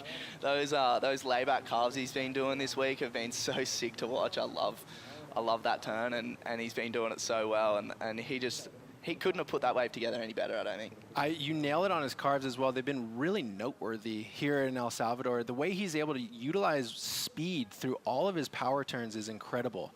He takes his foot right off the brakes, unloads with all the speed, and creates so much torque in the pocket. It's really well executed and presented so well, you know, and like notice he's not really going to anything other than fundamental power surfing and saying, hey, I'm here for it. It got better the second time round. It really did. I mean, it's heats like this where I go, how good is surfing? Because Leo was on the ropes, was comboed, and then answered back with so much aggression, class, and power on that wave. And it's just like, wow, the championship tour is so hard. You could think you're surfing the best heat of your life and still lose. Like, it is such a hard tour, and it is seriously continued through every single round, and even in the quarterfinals, you never know how the story is going to unfold, Oz. Yeah, and I think even something to touch on as well is those end turns. It's sort of the connection piece. It's not to be understated, because like it is really impressive how sharp and how fluent he moved through all of those turns at the end. It's quite tricky here. It goes a little wonky, and like you said before, the push off that rocks and the reverb, it can be a little funky, and he just dealt with it so perfectly then, and it just looked so sharp and nice, and yeah, big score. My goodness. Well, there you go. The IC scoreline, 9-point ride. One judge giving a 9.5 as well, but that is to a T, excellent surfing on that wave. He didn't go to the air once. It was just pure traditional surfing. And I feel like I talk about this a lot with gears and whatnot. Obviously, Leo pushing pretty hard on this, but the scary thing is he has more than this too. And he got a 9. This wave as well, just bowling perfectly back towards him, Tanner. Well, he does such a great job of coming off the bottom and spotting the point in the pocket of the wave that will allow him to draw his rail and get the most amount of speed in his turns. And like you said, Oscar, he's doing some hand back carves that I think are very unique in the presentation for a regular foot surfer, but he links them together so perfectly. Yeah, because this turn was so nice, but he come out with speed, and then that just makes me feel some type of way. I don't know. That's great. It's just, there's something about that turn, and I think sort of the first person to really bring it to light was, I guess, John. And I think, you know, far out, Leo's doing it well right now. Yeah, let's see how he backs this one up. Only needs a 4 right now, just because of that 9-point ride. Lays into this first turn, drops the hand, kicks the fins out. This one growing down the line, drifts the fins. Can he hold on? It's a tricky looking section though, and you can see his feet were really far up the board there, but Leo looking even more fired up and just putting himself directly back in this heat right now. So Marco has been surfing already an incredible heat. We cannot take that away here, but even with a 7.17, he's probably going to need to go bigger than that to kind of fend Leo Fioravanti from the win right now? I mean, you could imagine, put yourself in Marco's shoes. You've done so much good work in the beginning So of this much. heat. And now it would almost feel like there's a hole in the bottom of the cup as you see Leo on a smaller inside wave with his back to the wall, needing to pull out his big maneuvers. And if he had cleanly rode out of that, you could argue he was looking around the score. Okay, Marco now. He's looking to drop a 5.83 as his low score, but he's looking to go big to stay alive with that 9-point ride from Leo into that section late for that third turn here for Marco. This one, he's going to run out. He still likes it. 3 turns here from Marco Mignot. To me, I feel like Marco has kind of outperformed the hype that he was given, to be honest. I mean, when he first qualified, he was one of 7 rookies last year. We lost 4 rookies from the mid-season cut. He was one of 3 that stayed on tour. But when they all came on, there was really big noise about Jackson Bunch and Al Cleland. Marco kind of went underlooked really, but seeing him getting Rookie of the Year and the performances that he's grown into this year, I think he's outperforming what we all expected of him. And it's turns like this, it's airs like this. He right here, I believe, he's trying to bring the narrative back to him. He wants to make this heat about Marco Mignot, not about Leo's comeback in this heat. And so whether or not he comes away with a score that improves in this situation, he's showing that he's engaged with the rest of this heat. That's a really tight transition on that final turn and kind of ultimately put him behind whatever the rest of that wave was looking like. I feel like the only person we've seen turn that tightly as well this event has probably been Katie Simmers on one of her 8.5s. So really cool to see Marco giving us a lot of variety. Whoever wins this quarterfinal is going to be coming up against Kanoa Igarashi, and he is down there with Strider. Thanks, guys. Down here with Kanoa Igarashi. Igarashi, you look like a different person out there. Absolutely on fire. Just starting out with an excellent score. I mean, yeah, it's finals day. You have to bring your best. I'm on a good board. I haven't ridden this contest yet. I had it on ice and snapper. It's funny, I mean, even at snapper, I lost first round, but the board felt so magic. I was like, okay, I want to make sure I keep this board for the rest of the year. And yeah, I'm glad I got it out of the board bag today and take the wax off and set it up, and it feels really good. I saw you talking to Snake after the heat. You were talking about doing that big air and going for it. I guess there's no holding back on finals day. Yeah, I mean, it's finals day. I mean, everyone here at this point is going for the win. No one wants to get a 5th or a 3rd or a 2nd. You want to try and win this thing. So you kind of want to set, I mean, at least for me, I like setting like my intention for myself, you know, off like the first wave of the day. And that was kind of like the pace I wanted to create for today. You know, whether, you know, I lost in that heat or whether I go all the way, at least, you know, I can set my own pace. And for that heat, it worked. And so coming into the semis, anything you're going to change? I don't think so. Maybe try and not fall. That'd be pretty good. Well, we can't wait to see you. Congratulations. And the semis are going to be waiting for you. Yeah, thank you. Arigato. Awesome. Thank you, Kanoa and Strider. That's going to be a fun-looking semi-final. Whoever wins at this heat right now, Leo, looking to get a 4-point ride at this point. We're waiting for a few scores to lock in. Just such a classy bottom turn. Held that line, drew into it, set the fins free. Now he goes to the rail. I just love the way he reads this wave. Feels like he times the pocket so perfectly, just like that one there. He's going to come back through and keep adding to this wave right now. Legs would be burning. This has been a really long ride for Leonardo Fioravanti. Marco with waves to lock into. What a fun match this has been between these two surfers right now, Tanner. Well, we knew it was gonna have the potential to have fireworks, but we didn't know how it was gonna unfold. And when Marco came out that high, you almost felt like it was a runaway train. And then the story of Leo Fioravanti with the greatest score of this heat getting engaged, and now we're well and truly in a slug match. It's actually the first 9 of the event so far, so we haven't seen anyone go as high as Leo so far here. Oz, love your technical breakdown of this wave. Yeah, I mean, this is sort of more what we expect from Leo. I think that's why that first wave was such a shock to see him fall on a, you know, a pretty standard turn for him. So, you know, seeing him pull himself back into this sort of rhythm where he's just looking so solid is been really cool to see, and that's that wily competitor in him that, you know, he knows how to bring himself back, and this was so good. Like, his work through here has just been so impressive because you can see the wave does funny things, and he's sort of making it look pretty nice, and like obviously his work outside has been amazing, and to see him clean waves up, and Marco as well. Marco's looking so good on his outside sections. Like, it was such a bummer his wave before sort of let him down a little, because his work out the back was so nice, and this was no different. You know, he ripped this wave. God, he's looking so good. I mean, and so much variety already just in this heat, Tanner. And this wave was awesome. He almost, though, was painting himself into that specific corner where you felt he was creating emphasis for one big aerial maneuver at the end, in which he would have then had the entire variety on that wave, which would have been a great score. So sometimes you do have to, Oscar, I'm curious your thoughts on this. You do have to kind of choreograph things to show that, okay, at the end of this wave, I'm going to throw my biggest maneuver, and that's why you should be giving me the score.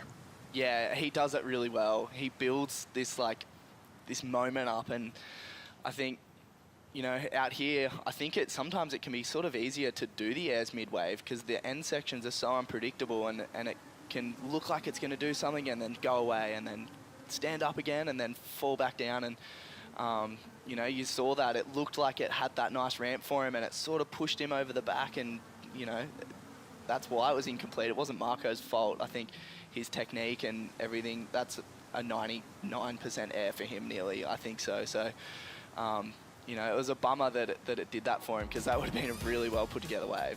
Yeah, Marco Mignot, his last wave, it feels like it might not go into his top two. Let's see what this guy's score comes in at. We'll be back right after this.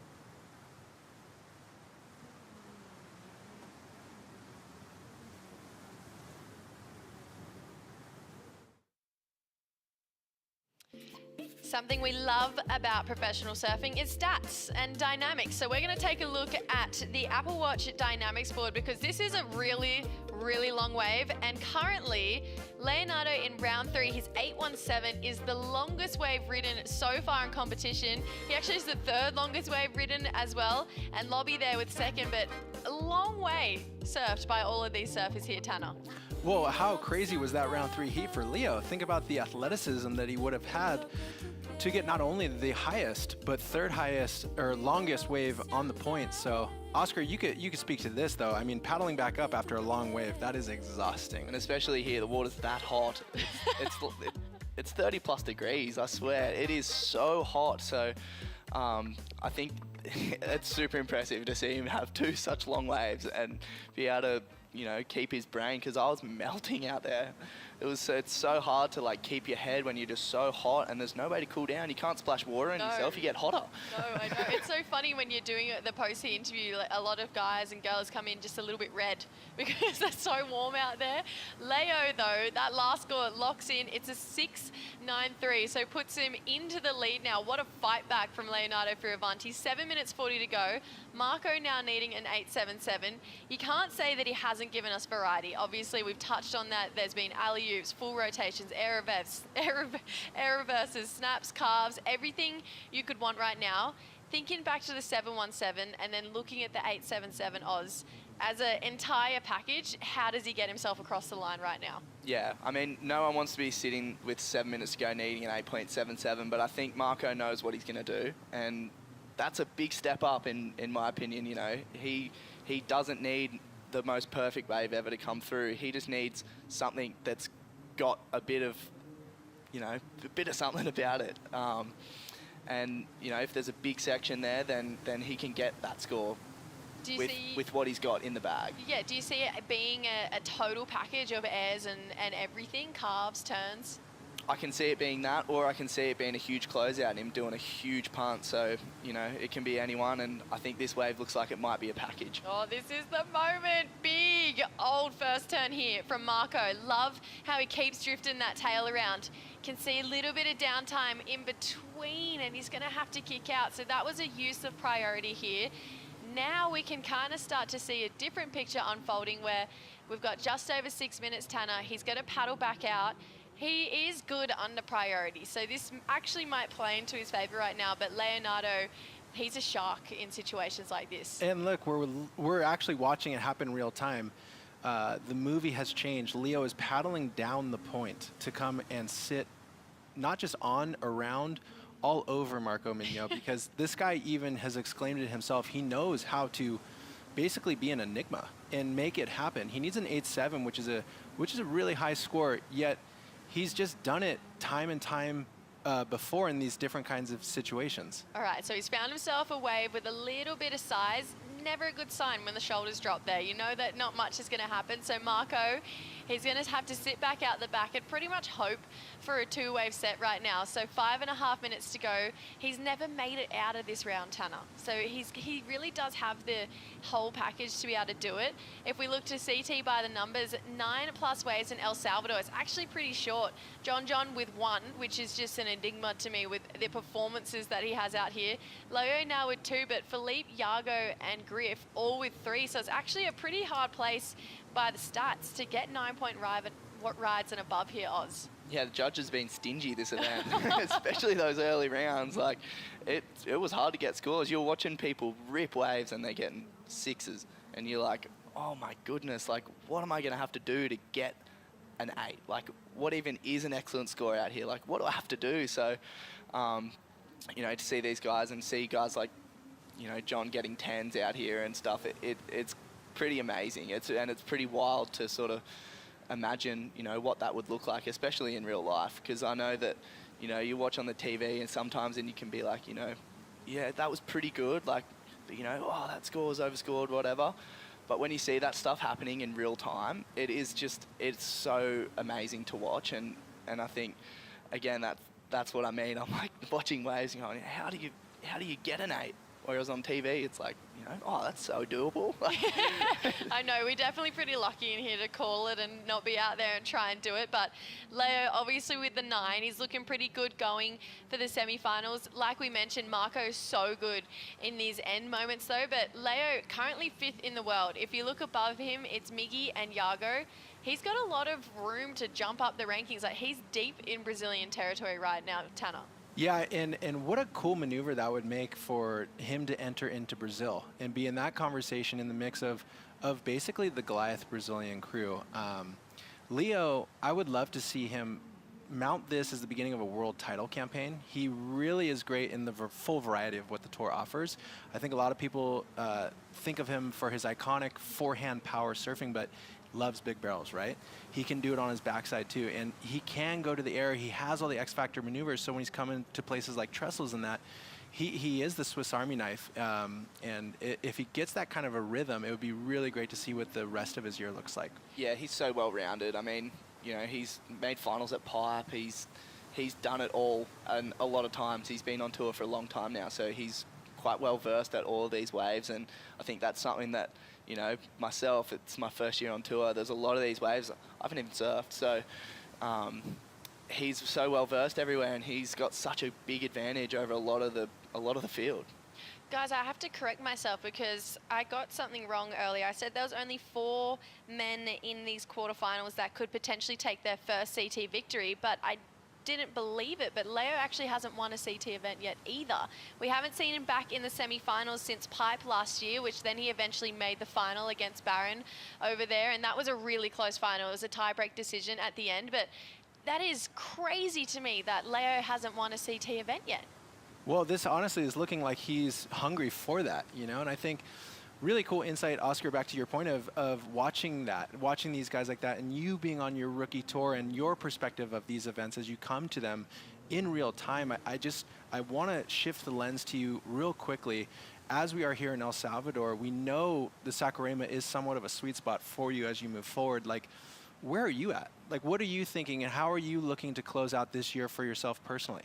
Yeah, like, it's definitely been tough. You know, it hasn't been the start that I probably was after, but you know, I'm learning on the fly, and I think that's what this year's sort of all about for me. And I'm going to be doing 2 tours and going to be, you know, very busy, very busy man.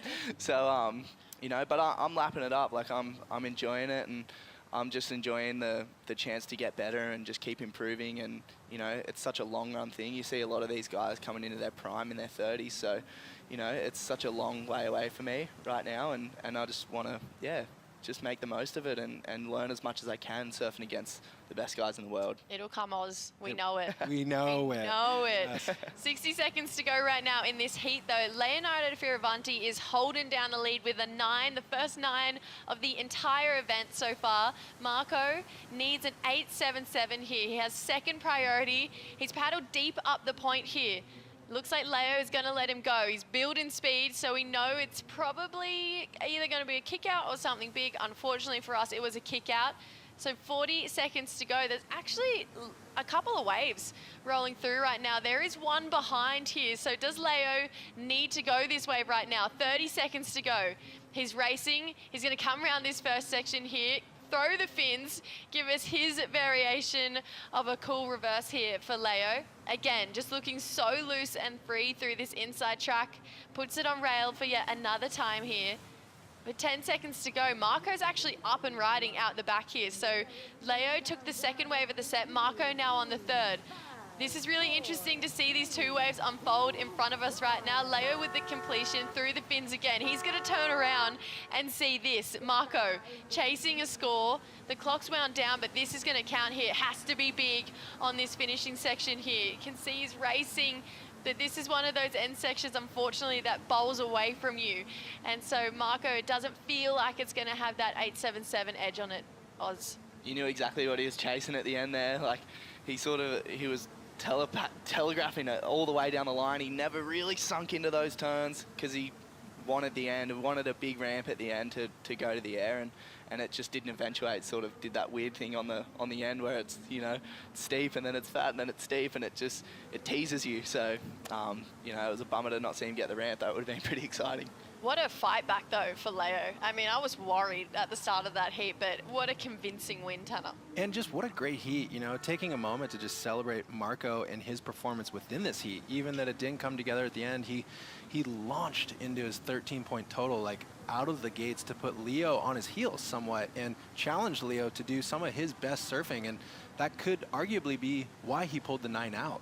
Yeah, I agree. And what a fun semi-final then looking forward. I feel like Kanoa and Leo, that's going to be a massive heat. Oscar, thank you so much for coming in and calling heats with us. This has been so fun. And natural at it, by the way. I feel like this should be like a regular occurrence right now. Make it happen. Thank you guys for having me. It's been sick. Yeah, I thought I'd be a bit more nervous than I was, so no, yeah, it's fun. We just talk surfing. Good luck in Brazil. Yes, we know you're off to there in a couple of days' time, but enjoy the rest of the comp. And Tanner, I'll see you in about an hour's time to do this all again. We are bringing in a really fun booth for the next 2 looking quarterfinals, so don't go anywhere. We'll be right back, and then Mitch, Strider, and Chris are going to call you through quarterfinal 3 and 4.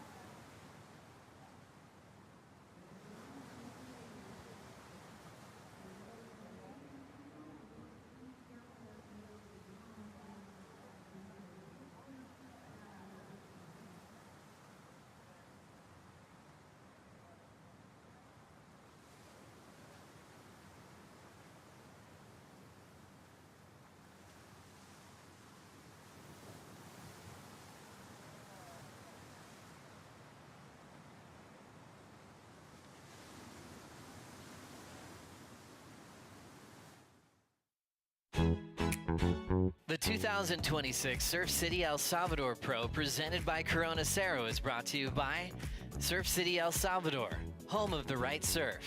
By Cero, made with 100% natural ingredients. And by IC Sunglasses, official eyewear of the World Surf League Championship Tour.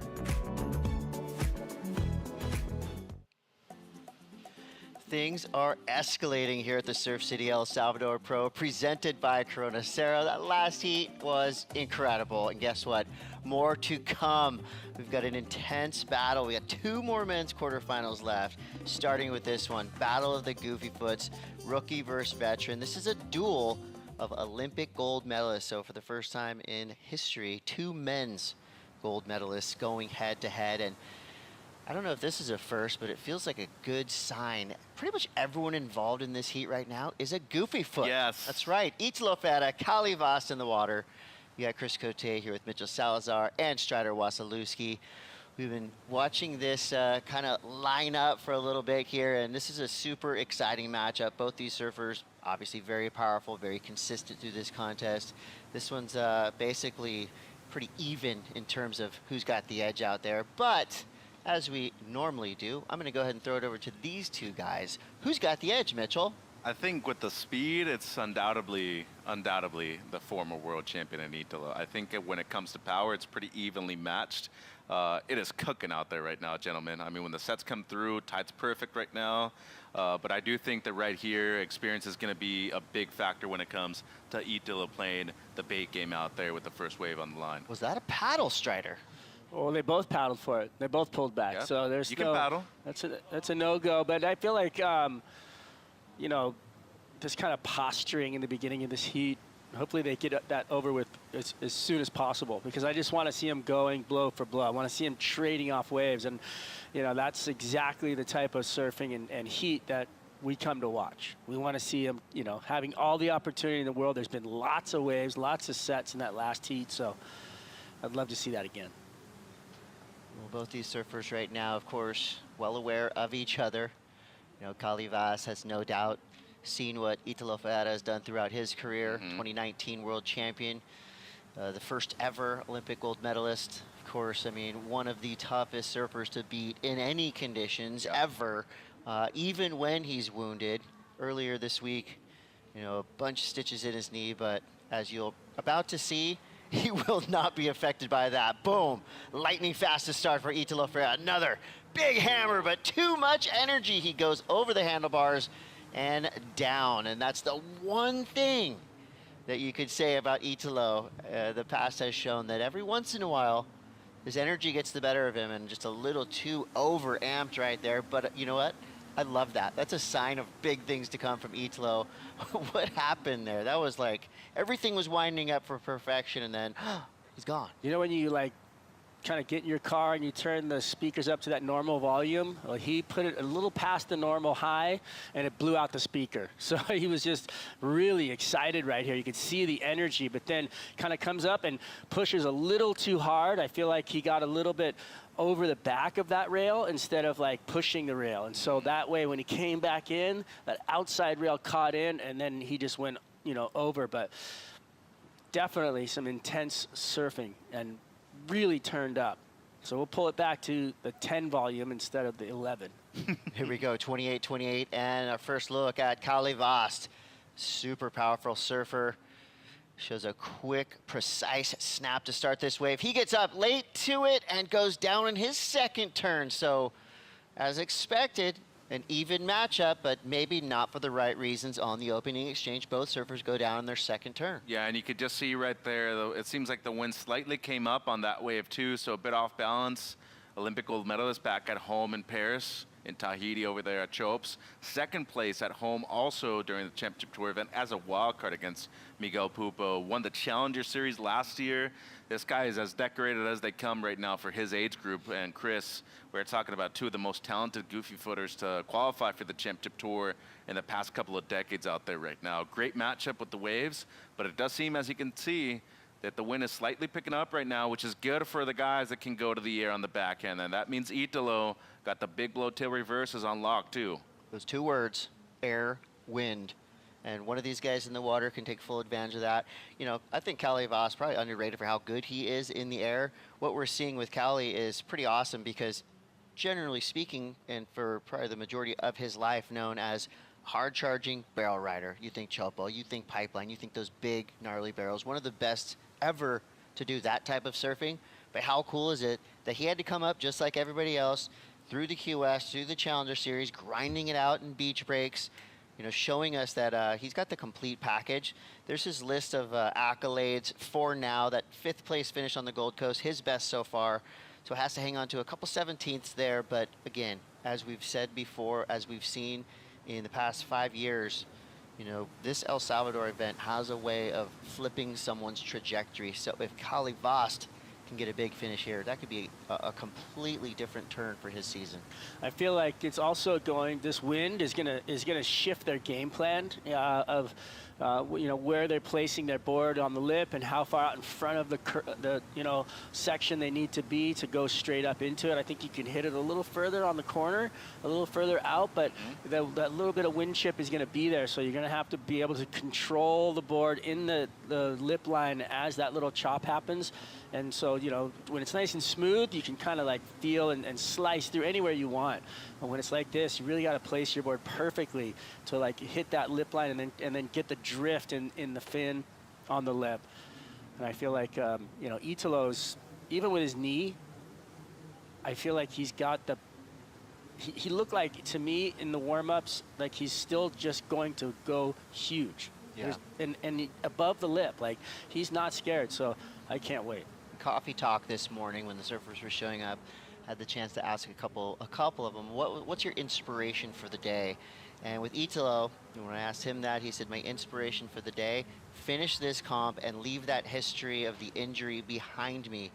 And he said, had a great free surf yesterday, did a couple good turns, and then he gave me this grin that was like, really, if I saw that grin as one of his competitors, I would have been scared because it was that big Italo, like, I'm ready to eat style grin. So he says he's feeling really good.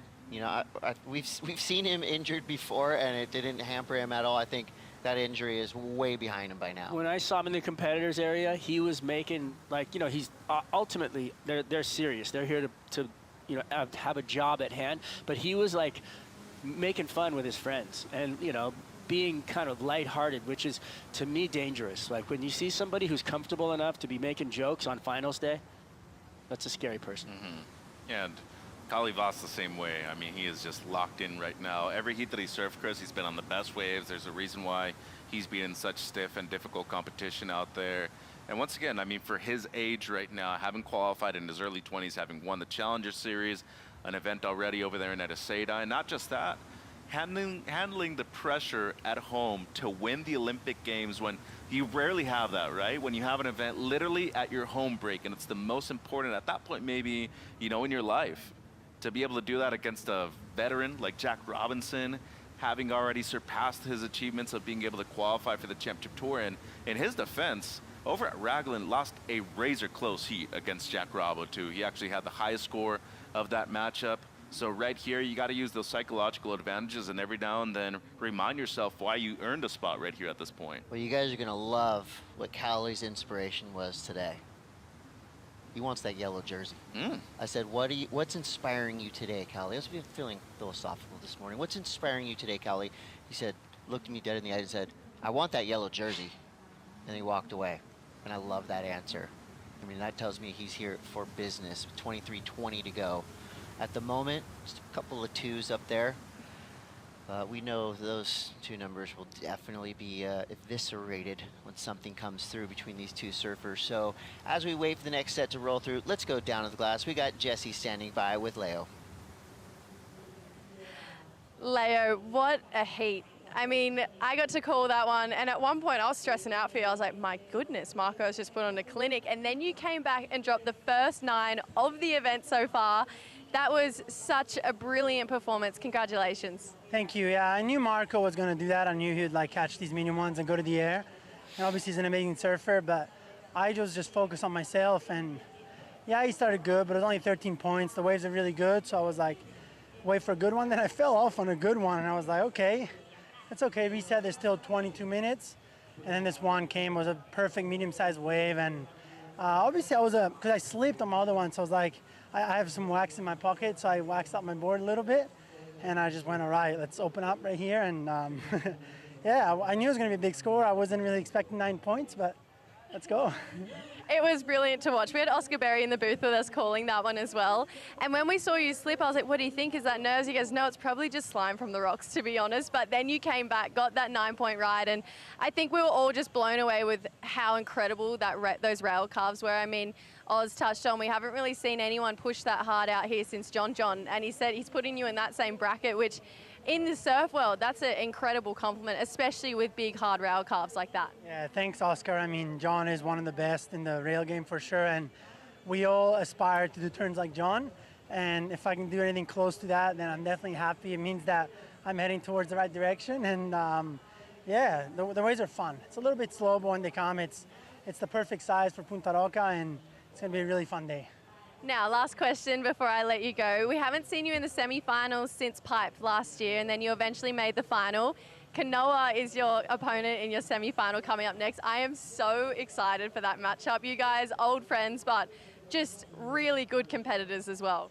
Yeah, I've grown up with Kanoa. He's always been an inspiration, and I think our whole career we've pushed each other to be in these situations, and I think it's something that we can be proud of to be surfing as semifinals of a World Tour event and hopefully get a chance. You know, one of us will head into the finals, so I'm sure it's going to be a great battle. Kanoa is ripping, and let's go. Let's see it, Leah. Congratulations. Thank you, Daye. Forza Italia. Woo! Thanks, guys. Well, it's the little things that could become big things. Wax in the pocket. Why didn't I think of that yesterday? Here we go, Italo Vera. Quick snap on his backhand, gets up into an intense foam climb, speeding down the line. Super float, two-stager, back onto the open face. How is he surfing this smooth through all this bump? This is incredible. Comes around this section again, quick foam climb. There's a big snap for Italo, comes around another section. High energy, as always. Big snap on the finish. Bonus. Wow. I mean, that was a series of intense maneuvers all the way down the line. Not an easy wave to surf. Mini claim right there. Okay, that's how you bounce back. And again, I'm looking at the rails of his board as he's going down the line. There's some chunks coming up the face, unaffected. That right there is a different type of power. That is elite level, just smoothness, elite level control of his board. How is that done? I think the surfboard under his feet looks like a magic carpet. And the type of connection that he had was just insane. Here we go, live. See if Kelly can match it. Takes the high line, speeding around a big foamy section. It's a quick extended snap, kicking that back foot. Just throwing extra spray, so his third turn. Just setting things up, hoping for a more critical section on the inside. So a series of 4 turns, waiting for one with impact. There it is. Goes vertical, kicks the tail out. Another whip on his backhand. So Cali, I would say his wave gave him a little bit more kind of open space to work with, but the intensity that Italo showed us all the way down the line, more speed, but then Cali with more flow. This is going to be a test for the judges. They've got something to chew on now. Yeah, I really like the speed and the agility of Italo personally. I think just the way that he was able to link everything together from top to bottom right there. And it's one of the first situations in the event where Colley's actually, you know, he won the opening exchange by a point, but those aren't going to be counting scores, where he's been backed up in this sense, Chris. So, you know, Italo right here adding pressure. There's a reason why he's been a world champion. And what a bounce back from both guys, Strider, just to be able to make those slight adjustments when that wind's slightly picking up right now. Yeah, I think Voss trying to find that second wave, giving him a little bit of a smoother surface, but it didn't work out. Yeah. It looked a little sticky. Didn't have the, you know, until the inside where he started to attack the lip line. So it took a while for him. But this wave from Italo, I mean, he was going so fast, and he looks like he's like on the whoops on a dirt bike, hitting the top of each little bump, and it's just like perfectly placing his board. everything about him just looked fast and loose and really confident. So I really like this wave from Italo. I mean, I feel like, you know, his wave was a point higher than Kaole's. There wasn't one clean section for him to work with throughout entire wave, but the surfing he made it work. Is unbelievably clean, you know, so for him to iron it out on his own, and I thought that was going to be the last turn of the wave. He's not even done yet. He just keeps drilling it. In terms of difficulty to surf, that's a 10. Of course, the judges, they see it in a different way, but as we see now, Kali. So what was the difference here between these two waves? Yeah, patience. I think the amount of speed that Italo's carrying the entire time too, and then of course the quality of the wave as well. Just too much froth on this one, but he just knew that he needed to get into the mix right here. So not a bad move. Unfortunately, you know, this wave didn't really offer up a ton of great sections. That was much better, and this combo on the inside, very well done by Kali. But I just think overall the amount of speed that Italo's carrying the entire time is going to benefit him in this exchange. But when we talk about power, this guy gets the right section out there. He's blasting that lip straight through, and seems like he actually might be recovering priority in front of Italo right now. So this would be actually huge for him heading into the back end of the heat. Nothing wrong with a good paddle battle. We'd love to see it. 16:27 to go. So we're waiting for scores to drop through. Judges have their hands full. So throughout the competition, we have seen the Red Bull skis whipping these surfers back out, but since the sizes decreased a little bit, the skis were affecting the lineup just a little bit more. And this paddle race right here, I mean, I think Italo had the lead for a little bit, but Kali just powers past him and up the inside corner. He gets out the back. We'll see who's going to get priority. Well, there's also the fact that if you do keep on advancing, you're going to have to surf 3 times today. I think Italo probably recognizes that. He tends to be one of the most active surfers, if not the most active surfer on the championship tour. So maybe just pacing himself. Leandro's also out there with his backup board, so maybe he told him from the channel just to chill out a little bit in that sense. Well, yeah, his opening wave, you could see just overexcited. And you know what? There's nothing wrong with that. It's a great show when you see Italo go into that mode. The score's starting to drop here, and Italo does get the edge, 6.5. Kali Voss drops up 5, so still pretty even here with just over half this heat left to go. Well, the two goofies out there, I mean, really managing these conditions and the switch real quick, too. Nearly unanimous. We've seen a lot of those scores so far today, Chris. You know, and it'd be amazing to kind of get out there with a speed, a radar gun, because I feel like Italo may have been going the fastest that we've seen yet in this contest. He's going to get a couple speeding tickets in the mail for sure. For sure, yeah. The speed cameras were on it. 14:59 to go. Energizer Bunny, Tasmanian Devil, whatever you're going to call him, that guy just flies down the line. And we got to remember, too, first victory at the CT level, Chris, at Bell's over Mick Fanning, too, in his retirement party. He's made the final over there at J-Bay. So this guy on the back, and remember, he grew up Bahia Formosa. That's a right-hander that has similarities to this. So he's always been that guy that you got to keep in the back of your mind when it comes to conditions like this. Yeah, beating Mick Fanning in a final at Bell's. Is that hard? And what an emotional moment that was for Italo. And I was lucky enough to be in the presence of that moment, and I sat back and watched it and let them have their moment, and it was beautiful. So Italo, no slouch on the backhand. We got a major set approaching. Kali made it out the back, got priority, flips it quick. So now he's got something nice to work with here. Cranks it off the bottom, straight up into a high line whip. Gets around this section, massive floater.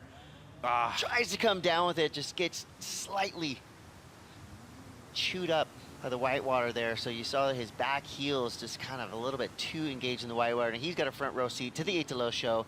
Italo gets up and out quick. 13:34 to go. Kali with an opportunity there to strike back, potentially grab the lead.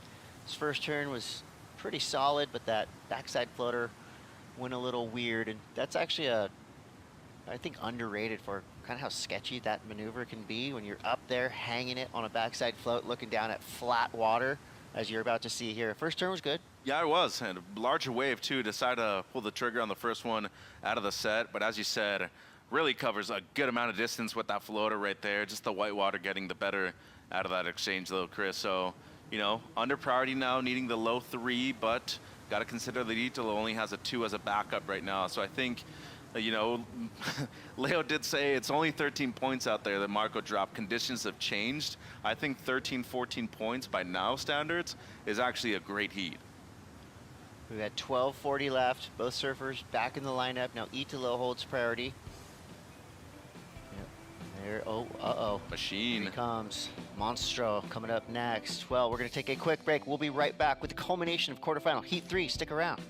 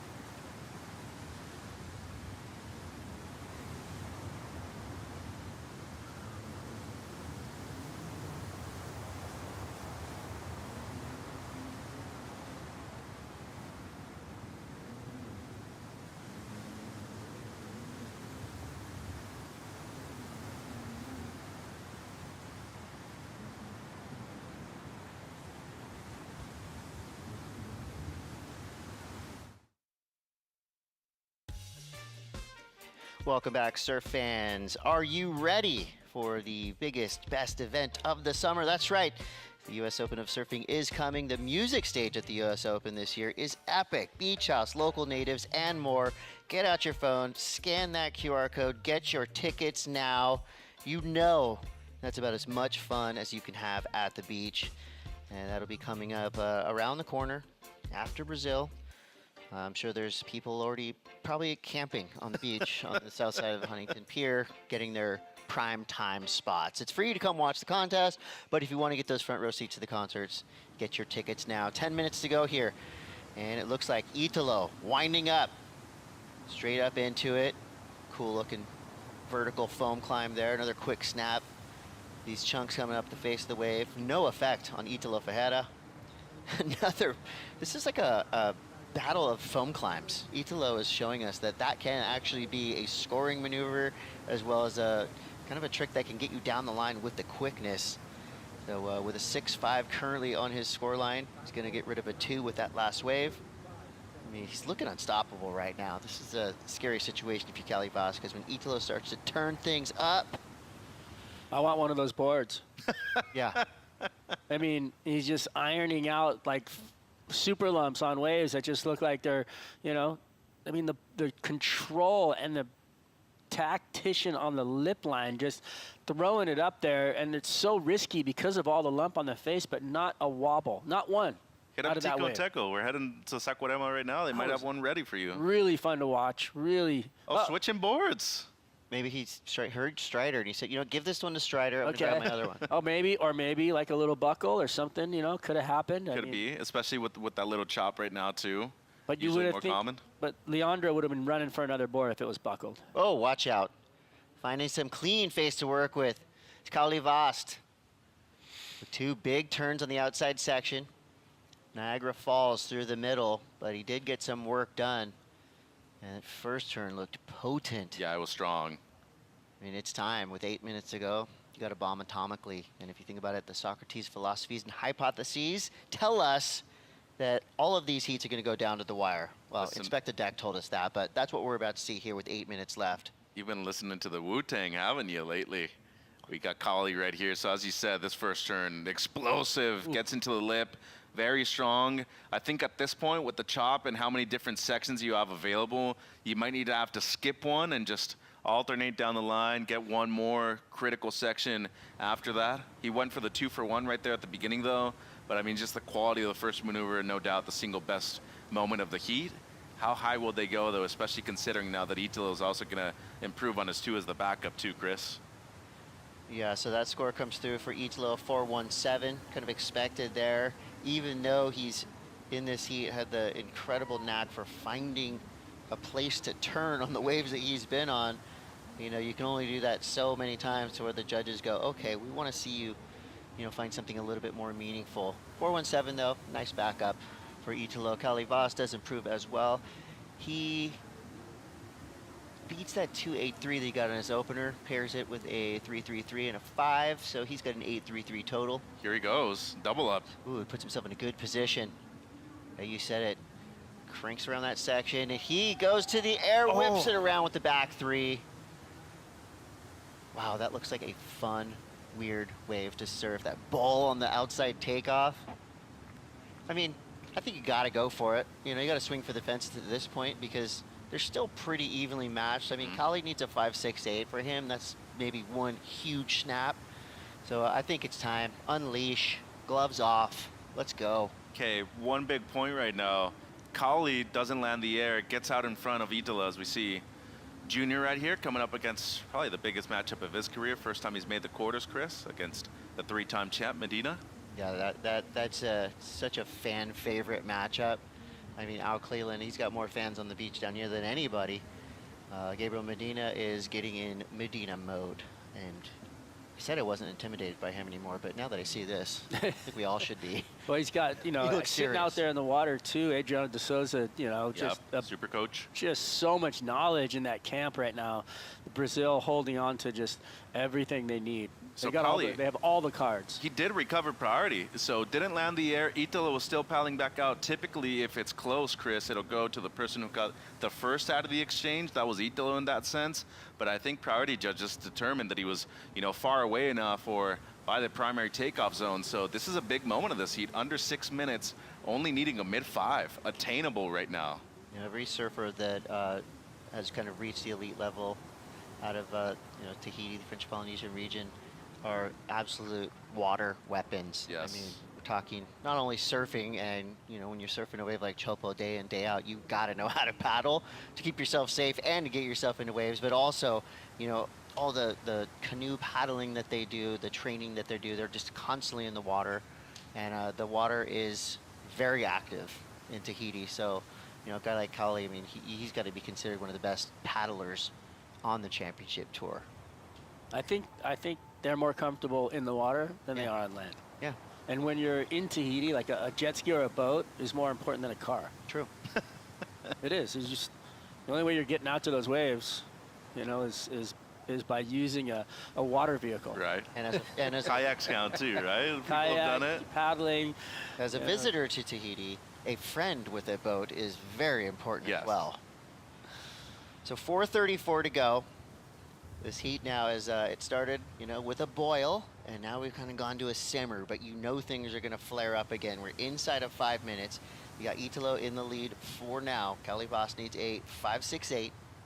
That's just one big backside belt or a huge 3 on the backhand. I mean, literally, Voss has that in his back pocket. You know, we didn't talk about it much before the heat, but he's really deadly in the air. And he's going to, you know, he's got the ability with priority to find that. You don't see it as much of him going right, though. You see it a lot going left, but back up against the wall, you might have to break it out right here. And, you know, all those practice sessions that you had over there at the beach break Southwest France, the time that you put in Hosco, Lacanau, all those locations, got to replicate something like that right under 4 minutes, Chris. But, you know, the positioning aspect of things right here, Italo's going to try to bait him and force him into taking a bad wave, and then eventually try to improve on his 4.172. Methodical approach though by Italo. He's been very efficient in this heat, only 4 waves. Kali's caught 6, so back and forth in that sense, and I think priority is going to be a huge play right here for Vost. Yeah, I think, you know, Kali and French surfers at the elite level are so well coached over the past few years. There's been a lot put into, you know, the other parts of surfing. Obviously, he's naturally gifted. He's one of the best in the world. But he's also learned so much through his time on the Challenger Series and now on the Championship Tour that he's really been putting together some really smart heats. So with 3 minutes left, he's got priority. This is where all of that knowledge and history is going to come into play. And I kind of think, in looking back at the history of results he had on the QS and the Challenger Series, in waves, let's say waves of non-consequence, other than Tahiti and the big lefts like that, I think his backhand is actually a deadlier weapon than his forehand. You think of what he's done at rights, especially, what he's done at beach breaks when he does go right. That backhand has really been, I feel like, the weapon that's got him onto the championship tour in most cases. Well, 11 through 20 right there. He's the only one remaining. 17 so far, so. Oh, look at that. Big That's movement that's right a here. wide lane for him to jump up. Marco at number 13 coming into the event. Jack out, so big moment right here for Vost if he's able to make it into the semis for the first time as a championship tour surfer, because we have seen him make a final as a wild card before. So what we say, because he's got 2 minutes. It seems like a couple lines on the outside though, Chris, but pretty broken up out there when it comes to the top of the point. Well, if you guys watched that last Knicks game, buzzer beaters happen. So get ready for a potential BB in a big way. 1:46 to go. Italo Ferreira now, he's having a quick look at this one. Most likely hunting a ramp, quick snap to start. Ooh, section grows in front of him. So 2 opportunities for Italo. Now he's building speed, and the wave gets wonked out. It's gone. So 2 turns there. Not sure if that'll be better than a 4.17.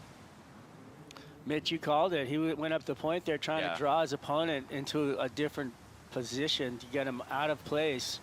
And how's the mental fortitude from Collie to not even have a look at that wave? He's Didn't like, no. look over there, just You want stayed it? in his Take it. position. And remember, Callie got here. His previous heat in the last round, he only caught 2 waves. Waited 40 minutes pretty much for the second one too. Yeah, that's where I got to give a shout out to MC Raw Base. May he rest in peace. 55 seconds left. Oh, we just want to see a chance, an There's opportunity. 2 lines. Let's see this storyline start to develop. There are a couple lines. Will they get here in time though? Maybe not the lines that he was looking for, and Italo asking for time right now. So will the yellow jersey stay safe in the hands of Italo Ferreira? Potentially 1 wave before the buzzer. Oh man, it's always like this. I feel bad for the edge of my seat. Things getting worn out already. And it's still just the quarterfinals. This wave just not really gonna eventuate in anything with this high tide we have right now. It's a big win for the rankings leader, Chris, into the semis. solid. He how happy he is. He's over there just squeezing his board, loving life. You know what though? A big result for Callie as well. This will be one of his best finish so far this year, and I think this could be a momentum push for him going into Brazil. There is the Brazilian fans on the beach. I'd say the most well-traveled fan base. Easily. Of any flag you'll see on the championship tour. So that's going to be it for quarterfinal heat number 3. Italo Ferreira ripping his way into the semifinals. We give it up to Callie Voss. Nicely done there. We're going to take a quick break. We'll be back with the final quarterfinal. It's going to be Medina versus Cleveland. Stay tuned.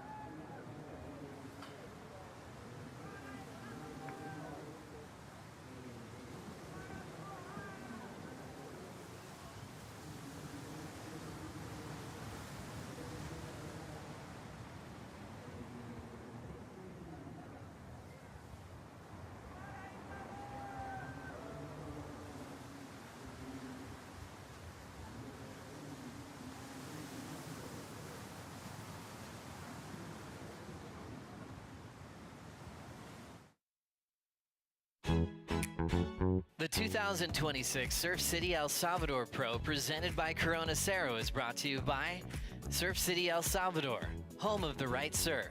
By Corona Cero, made with 100% natural ingredients. And by IC Sunglasses, official eyewear of the World Surf League Championship Tour. We are back, surf fans. That's right. It's the Surf City El Salvador Pro presented by Corona Cero, and there is Italo Ped. Oh, he's just about to give us a little show of his switch stance prowess, which is pretty incredible if you've ever seen it. But Italo, nonetheless, came through, battled his way through a great quarterfinal matchup going up against Kali Vast. Good work, volunteers. Yeah, local lifeguards helping Italo out. You know, still showing signs of that injury, which is really weird because you could not tell at all during that heat the way he was surfing. But I mean, you could tell he's kind of labored walking on these rocks, taking it kind of ginger, so that's good. We want to save Italo's best for the upcoming semifinals and potential final. It's crazy to think that he's still going in this event after getting 8 stitches in his knee and a really painful activity, you know, going back out there on it. Ooh, we got a battle of the fan favorites going down. Quarterfinal heat number 4, Gabriel Medina, current world number 2, going up against Al Cleland Jr., who has already put together his best campaign so far this year. This event is got to be considered special for Alan here in 2026. So his first heat win, and now he's surfed his way all the way through to the quarterfinals. I mean, emotionally, he is just on such a great high. Yep. And if he can get this one done, I mean, sky's the limit, right? If you can kind of not only better what you've done throughout the year, come out of what I guess what we would call a slump, fight his way out, and then find himself going up against one of the greatest to ever do it, this could be a huge statement for Al Cleland Jr. And they've matched up multiple times already this season, but as you can see, first CT quarterfinal appearance, that is huge right now at this point. As you said, event number 5, nearly halfway through the year, Chris, but outside of that too, you needed to make a heat. I mean, it was imperative for you to be able to break out of that 17th. So the fact that he's here right now into the quarters, and it would make it even better, you know, if he's able to beat the guy who's, you know, not gotten out of second gear, really. I mean, when you look at it, he's dropped 12, 13 points. He's looked good, but he hasn't looked great. And I know Gabe's saving that for those big moments, including this one right now. But I love this matchup with the waves that we have on offer right now. I think wave selection is going to be key for both of them. And I'm going to love to see how Al is able to compete right here, close to home in Central America. You know, for Al, he's already cited a couple times that, you know, Gabriel's one of his surfing heroes. He's just got to erase that face and do what he does best. And here we go. So Al Cleland Jr. whipping it into a nice slidey snap to start. Comes around this section, tons of speed, cracks it off the white water. He sees the ramp, hammers it right out. Come on, Al. He does it. He's on his feet. That was how you want to start. So not only getting 3 incredible turns, but the tactics right there. Medina is usually never one to give up that first wave, and right there, Al Cleland gets the jump and starts it off with a bang. I feel like, you know, there was a heat against Griffin Colapinto where he was making the, you know, the waves were kind of the same conditions, and he made it look really smooth, and his style and his weight into the rail made it feel like he had control. And when he did just that on this wave, I mean, this first turn, he whips it, throws the tail, full slide, and then, you know, the finish on this thing is vicious. I mean, he put everything into this thing. Oh! He dropped the wallet, banged that thing as hard as he could, and came riding out of it. So showing control of the power that he has, as well as, you know, the ability to make that surface look smooth, which is really hard to do. He did it against Colapinto, though, and he's doing it again right now against Gabriel. He put every type of salsa on the tacos right there at the end. That was probably the most force that we've seen any surfer throw into an end section yet in this entire event. And I'm here for it. That's exactly what Al needs to do if he wants to make it through this heat. And I feel like that was a huge statement. He was just shouting from the mountaintops, "I'm here, let's go, vamos." Well, I mean, against this guy, that's the only way you're going to win. So props to him, controlling his emotions right there, saving the best for last too right there at that end section. I have a question, though. Like, do you think Gabriel, in his mind, was like, okay, set, there's going to be another one behind it. I'm going to give up the first one because the next one's going to be smoother? It didn't look like he fought for that wave at all. He was definitely in the mix. He was looking at it. He gave way, and that you don't see Gabriel Medina making a lot of mistakes. So, of course, we have 27 minutes, 40 seconds to find out if, in fact, that was an error. And I think as this first number drops, you're not going to intimidate Gabriel Medina. But Al Cleon Jr. has to be feeling good because that right there is a solid score, especially for the conditions we're looking at right now. 6:17 to start, pure power, 3 big turns. Even the second one, it was just that like punch up into that little whitewater coping section. Such a rad wave to watch. That was a keeper in that last heat, too. Of course. Solid. Well, look at the, if you look at the total, Italo Ferreira at a 10.67 total. So, I mean, you're more than halfway there. Yeah, he's already halfway there. 27 minutes left to go. Cleveland in the lead. Medina out the back with priority. As we wait for the next set to roll through, let's roll down to the glass. Italo standing by with Jesse Starling. Thanks, guys. Italo, I have so much respect for you. I mean, obviously, your talent, it speaks for itself, but the fact that you have 8 stitches in your knee and you've just made the semi-finals, I feel like this is almost unheard of, what we're seeing right now. Yeah, I don't know. I'm so lucky that I'm still on the final because the day that I had the injury, I was like, oh, I'm out of the comp because that was like really like painful, like all day, like on the first like 3 days, and I was like, and I start to go like day off and go like move in, and I had time to recover and pray a lot, like asking like God, yeah, give me a chance, and then that's why I'm here. So I'm so glad, it's part of the history, in the future I can tell them to my kid, and they can be proud of me, yeah. It's just so cool to see. I feel like you seem really lighthearted this event as well, having your family on the road. I want to touch on Cowley for a second. He has been in incredible form this entire event. Goofies all match up in that heat. There was a lot of energy going into that one, and Cowley, I feel like he's really set a new tone for himself this event, but of course you got the win on him. Coming up against someone like Cowley is just leveling you up every single time. Yeah, when we start the heat, I saw like the wind just start like blowing the other side. I was like, oh my God, can be the air wind or can be like not a good wind. And I had the first wave, I fall, and then the wind just like came like really fast. And then I had like a 510, like a small board, and that was pretty hard to find a good moment, with those like little waves on a wave. And then I saw like Kali, he was like so mad out there, but he had been suffering so much on the free surf. Even on the competition, he had like good like patience, like he find like a good wall every time to hit on a right point, to get the score. And I was pretty like high. I'm so glad that I had like couple like moments on a wave that I had to score. And but yeah, I hope that we can have a new match in the future for sure. But yeah, he's a good competitor. And of course, are you keeping a close eye on this heat right now? You'll come up against either Gabe or Al, both with a lot of momentum right now. Yeah, that can be good. Yeah, I'm just waiting. Alan had just like 6 points, but it's pretty hard to find a good wall, that clean session that you can hit. But let's see if the winds change a little bit and get better. Maybe the tide go low and we can have a good moment. So we pray for that. Now some words in Portuguese to your fans back home. Agradecer pela galera, obrigado pela torcida.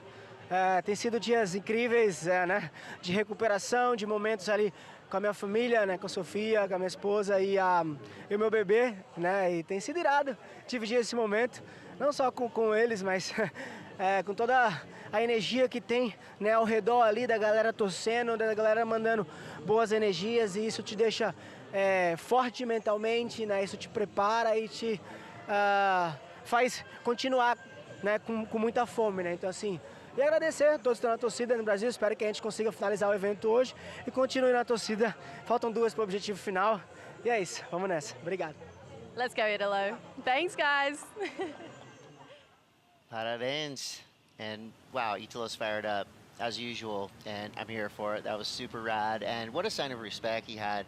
He's been doing his research on Kali Voss. You could tell right there, and I love how he said that. Like, I'm looking forward to more more matches against Cali, because that right there, that shows us that, those surfers pair up nicely together. And one thing that Italo's probably not thinking about right now, and he might be here in 20 minutes and 50 seconds, is if Gabriel loses right here, then Italo, he just gets to fold the yellow jersey up, put it in his board bag, and bring it on home to Brazil. So some ramifications on the line in terms of the top two here.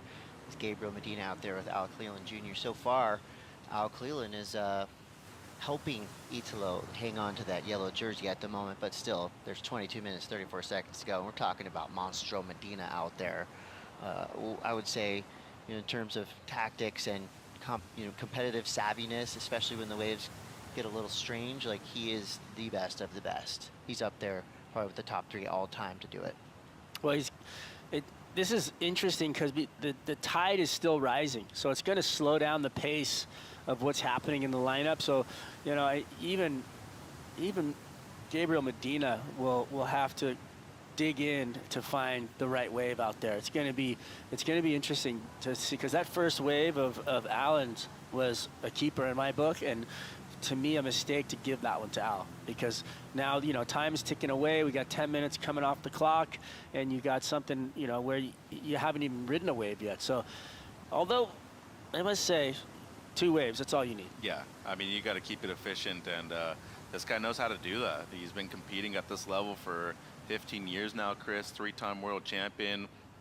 The other finals that he's been involved outside of the ones that he's won to, and I mentioned it the other day, the fact that he's opened up the Brazilian market and made such an impact. I actually think that because of him, Al Cleland has the career that he has right now. Big first turn right there on the 617. The second setup really well done, but this last one is just nasty, dude. I mean, fully lays into it, commits, and there is no doubt that there is a completion right here at the end of this wave. So maybe the best 617 of his life right here on that one.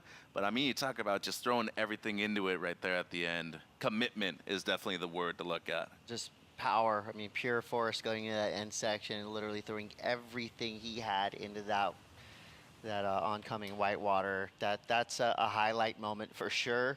I mean, regardless of the score, I think that's a turn that anyone out there will enjoy watching over and over again. So 20 minutes, 35 seconds to go. Cleland, the only score of this heat so far, a 617. Medina holding priority, sitting out the back.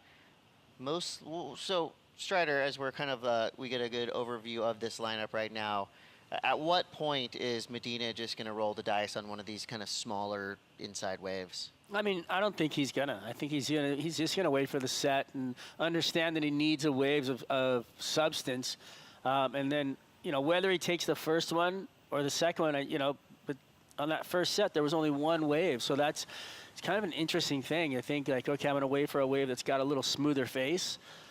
It's hard out there right now. There's not an easy decision to be made, and it's gonna be hard for him to find something that he can get some work done on that. But you know what? We saw Italo like making things look flowy and easy on the backhand. He's gonna make it though. He'll make it look good. I've got more hard decisions, not for just you guys, but for every surf fan out there watching right now. Which surfer's jersey are you gonna buy? Because they're all available right now, and I'm sure a lot of you out there, would feel like putting on an Al Cleland jersey right now would maybe give you a little bit more power. You go to the WSLstore.com. Every surfer on the championship tour has a jersey available for you or your kids, your mom, whoever. I think everybody would appreciate getting one of these awesome jerseys. And these are the same exact jerseys that they would be wearing in competition. So, I mean, if you think about it, you could buy a Medina jersey, paddle out to your local break, intimidate everyone in the lineup, get any wave you want.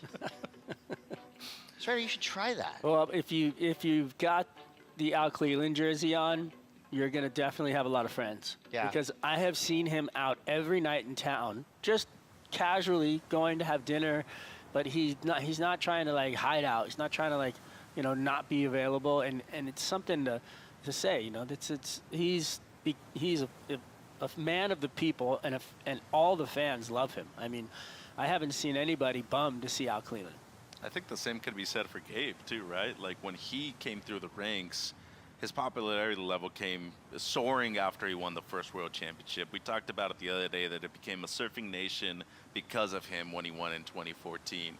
But now he can't even go certain places because he's so popular. And not that he doesn't want to interact with the fans, but there's just too many commitments that you have to do, you know, Chris? And this is, to me, not only one of the most important surfers in the world at any point in history.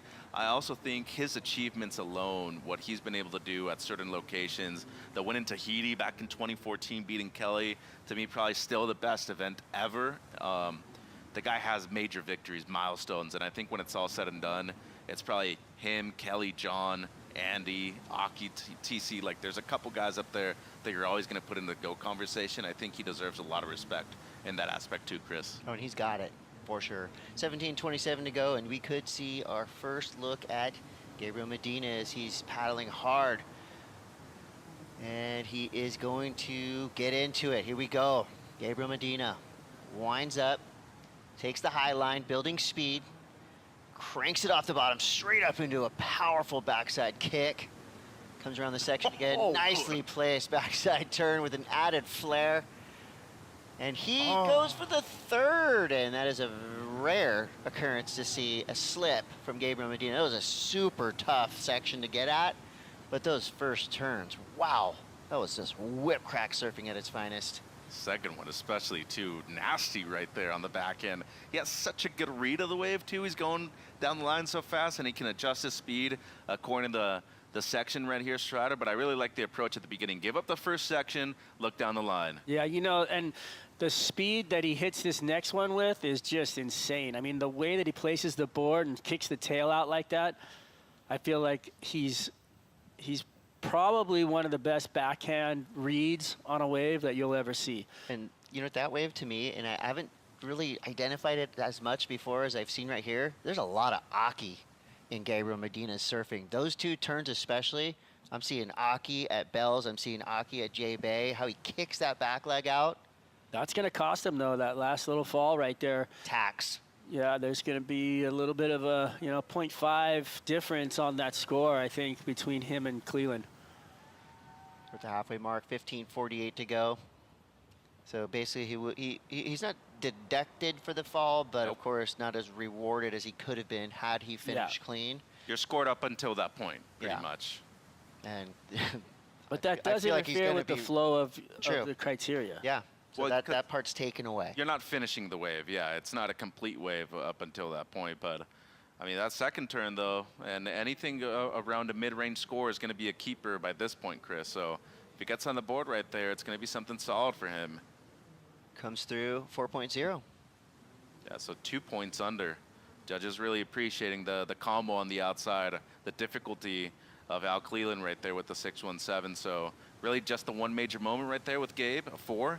He's got to take it at this point, though. I mean, now you're in the mix. You get 10 points on the board. You add some pressure to Cleland. There's still plenty of time. This is when Gabriel becomes an assassin, a ninja. He, under priority, is the most dangerous surfer in the lineup. Period. By far. Yes. This is where you're going to be like, oh, my gosh.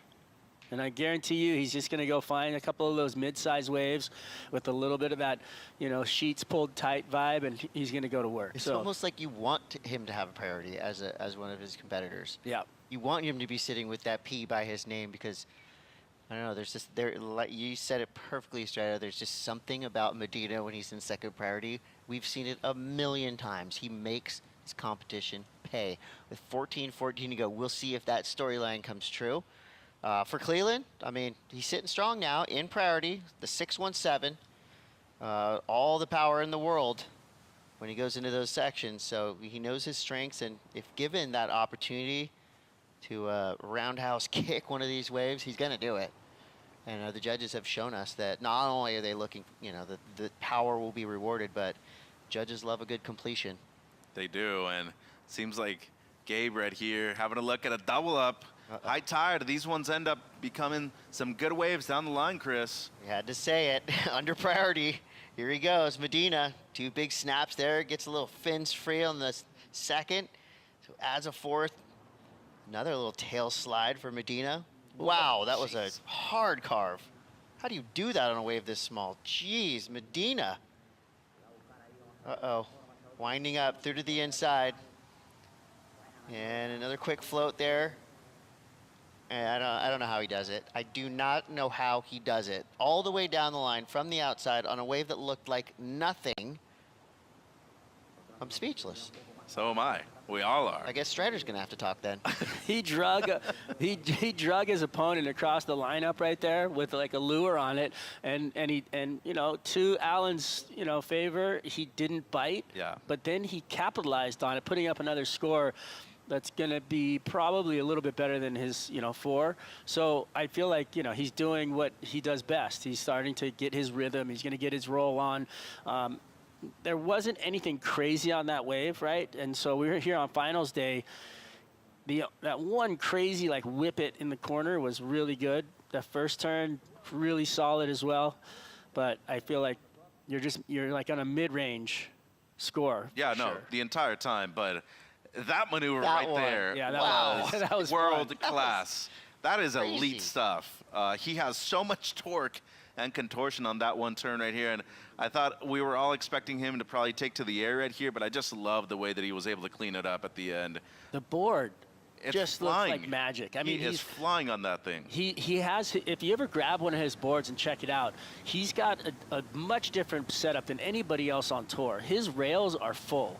Most of the boards that you see on tour have a nice pinched rail so they can knife through the water. His boards have foam all the way to the edges, and what that does is going to keep the board on top of the water. And then you can see that is just favors his type of surfing because he's skating from maneuver to maneuver and really traveling across the top of water really well. And that's something key about Medina and his boards is that he continually will carry speed, even on waves like this. Shout out to the great Johnny Cavillanca, Chris, doing amazing work still. Yeah, and how similar would Medina's board be to a board for a, quote, normal person off the rack be? Actually, very similar because the pros, they have everything thinned out and there's not a lot of foam in them, and for the average surfer like myself, I'm grabbing a board with foam because foam is my friend, and I can carry speed, but I just can't do those kind of turns. Foam loves you. Foam told me. The type of turns that he does with all that foam under his feet is just so fun to watch. That wave was super fun to watch. I'm going to go ahead and replay that a few times later on when I watch all of this again because finals day is living up to it. We saw super glassy, clean conditions earlier. Now we're seeing a little bit more challenging, but equally entertaining waves coming through. With 10:26 to go, opportunity could knock for Al Cleland. Good decision not to go on that wave by Junior. I think it was too choppy. At this point, you still have the high mark of the heat, Chris, only needing a 2. Better wait a little bit more. Well, the score does come through. 4.5 Gabriel Medina's last wave. As we wait for these surfers to activate on their powers, we are going to take a quick break. We'll be back with more. You're watching Quarterfinal Heat 4. Don't go anywhere. We will be right back.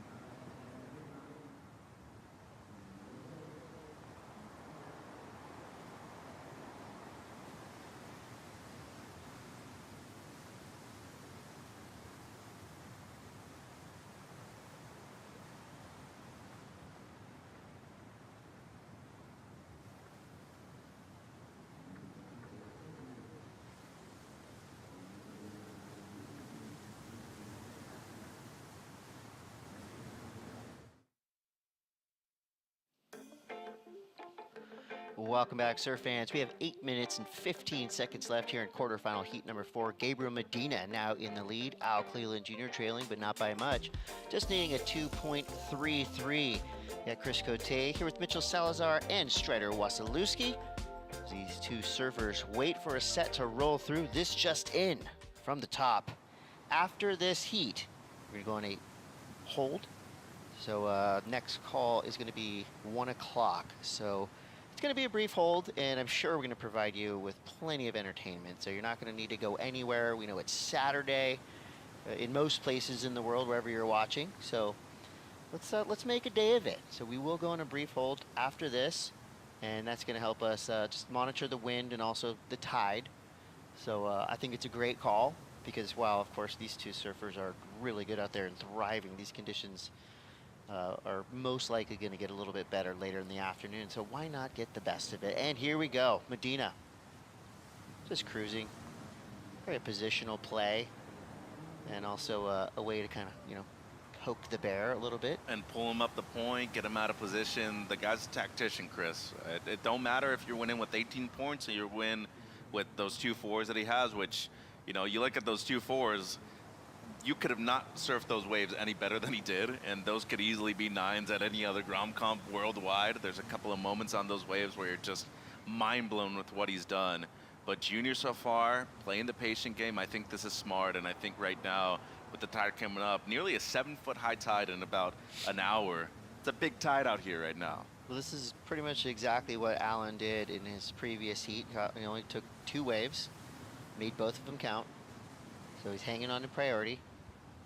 The thing that's really great about Alan is that he has 0 intimidation factor. He doesn't let his opponents get to him, which you can see that he's keeping his position on the point. He's not letting the noise below him with Medina moving all over the place get into his zone. He's going to wait it out and wait for a real wave to come through. And then he's been so sure-footed that it's so impressive to see him stomp those turns, to iron out those bumps, push through all of that work.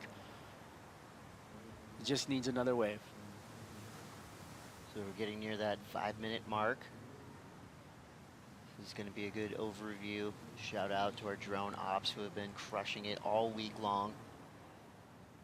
I mean, the whole crew on the beach, behind the scenes. This is a beautiful place to be on vacation, but when you're down here working as hard as this crew's been working, I mean, conditions can be tough. It's very warm. Well, you want the surfers to have the best options too, you know. And we want the viewers to have all the best angles and, you know, all the best edits, and I think that's exactly what we've given everybody. And, you know, I don't mind the early morning calls to get down here and check the waves and run a few heats at a time. I think we've given the surfers the kind of the best opportunity during all these wild swells that have rolled through. Well, 5 minutes, if you guys recall, 24 when Al won the Open over there in HB. He was needing a score against Marco too. I believe it was in the 6s and got exactly that, but he's efficient too. Here goes Gabe, though, leading, only looking to prove on a 4, Chris. Yeah, you're about to see extremely radical surfing on a not so radical wave, but this is Gabriel Medina we're talking about. Look at out the back. Al is not looking, does not want to see all this spray flying out the back of these waves. Medina's just having fun, ripping these dribblers apart. Bam, beyond vertical. He's just so dangerous on any wave, any time, any place. At any moment. At any moment, really. And he is him. When's the last time, I mean, open question for everybody, when's the last time we saw a potential world champion not have a main sponsor too? Like, imagine if he wins the world championship later this year without a main sponsor. That would be kind of crazy, right? Well, Tyler Wright doesn't have a sponsor right now either. At the moment, yeah. But you're right. An athlete of this status without anything, but this wave, the way that he attacked it, I feel like this next turn right here, bang! I mean, there was just pure Christmas trees flying off the top of that wave. There's spray everywhere. His timing is so perfect. And you know, I don't know how the judges are going to come across with this one because everything was in line, but is it going to be a freeway of 4s again? Or, you know, how's that going to come across? How's it going to translate? Probably. Because I feel like that wave was better than the 4.5. Well, there's that one carve on the 4.5 too, right? The one You that had a similar turn on had that us one. gasping. Yeah. They're all super similar. I think they just want to make sure that they're maintaining that consistency with, you know, them being on the best waves out there within those heats. Pretty much need to be on a set wave to get anything above a 7, Chris, it almost seems at this event, unless you're doing something just absurd. And there's the score. So he does slightly improve. Yeah, 4.3. You know, I think in terms of sponsors too, Gabriel's doing all right. Making a decent The living. rest of the board's looking good, He's huh? got a lot of stickers on the board still. Yeah, like, people are following him on Instagram and stuff. Like, he's doing okay. But has that ever happened, though? I mean, you've been covering the sport a long time. Have you ever seen that? I mean, it's just Not on at this a, point, not it's on a just- year. At this not on- point, it's just sticker placement. It's halfway through the year, and we still don't have a sponsor on there. So that's pretty unprecedented. We haven't seen that. I mean, his people are probably behind the scenes just fielding options, right? Oh, committed paddle. Oh. But he's still outside, though. But you see Gabe look in immediately. He's like, was I out there enough already? Well, he lost the priority in Western Australia, remember? And it cost him the contest. See? Speaking of boards and sponsors, you want to get that board that Gabriel's riding right now, you can go to Surfboard Empire, and it has all the decals on it. And if you do, you can buy that and then put your own main sponsor on the nose, because it's your board. You can do whatever you want with it. Minute 43 to go. What a huge day. Got to make a decision. For sports in general. Of course, surfing. I'll put that on the #1 spot of sports to watch today. We've also got, you know, World Cup. We've got NBA happening. We've got fighting happening in front of the White House. I mean, there's just a lot going on. And we've that's got great. the WSL. That's what I'm saying. WSL #1. Yeah. We're on top. And then the rest of the stuff, yeah, view that after today. Well, 263.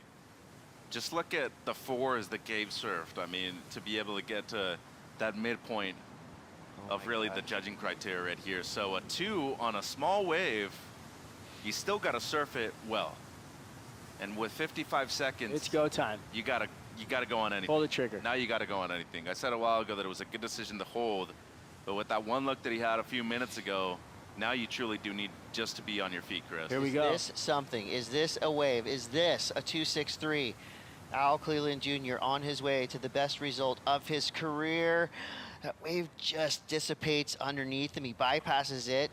Could be an option out the back. He's paddling hard towards the rocks, towards the point, to give himself a chance with 24 seconds left. That wave turns into nothing. One more opportunity knocking for Al Cleland Jr. Just needs a 263.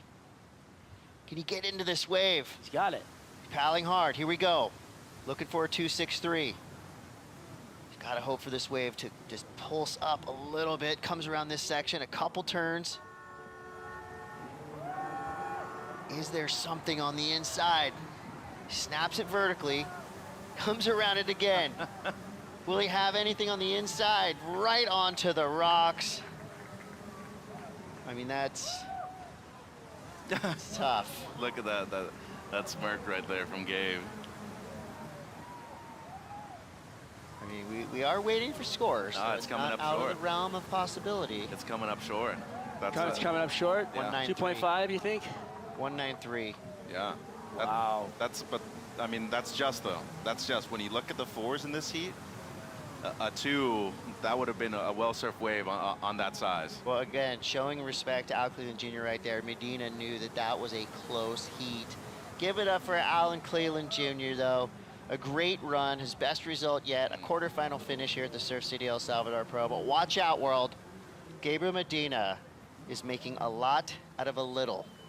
I mean, he is literally turning lemons into lemonade right now. He rode 3 mediocre at best waves and made them all count with brilliant surfing. I mean, turns that literally had the 3 of us like screaming, almost breaking these windows behind us. All under priority, all available to Al Cleland. Wow. And that set never came for Al because of the high tide. Hey, big props to Al though. First quarter, For sure. you do it right here with pretty much your fans right here on the beach every single time. He handled pressure well. It's just a learning moment right now, you know, unfortunately. No doubt. Well, we're going to take a quick break, but don't go anywhere. After these brief messages, we're going to come at you with the Corona Cero update show, and we'll give you all the news that's fit to print. We will be right back.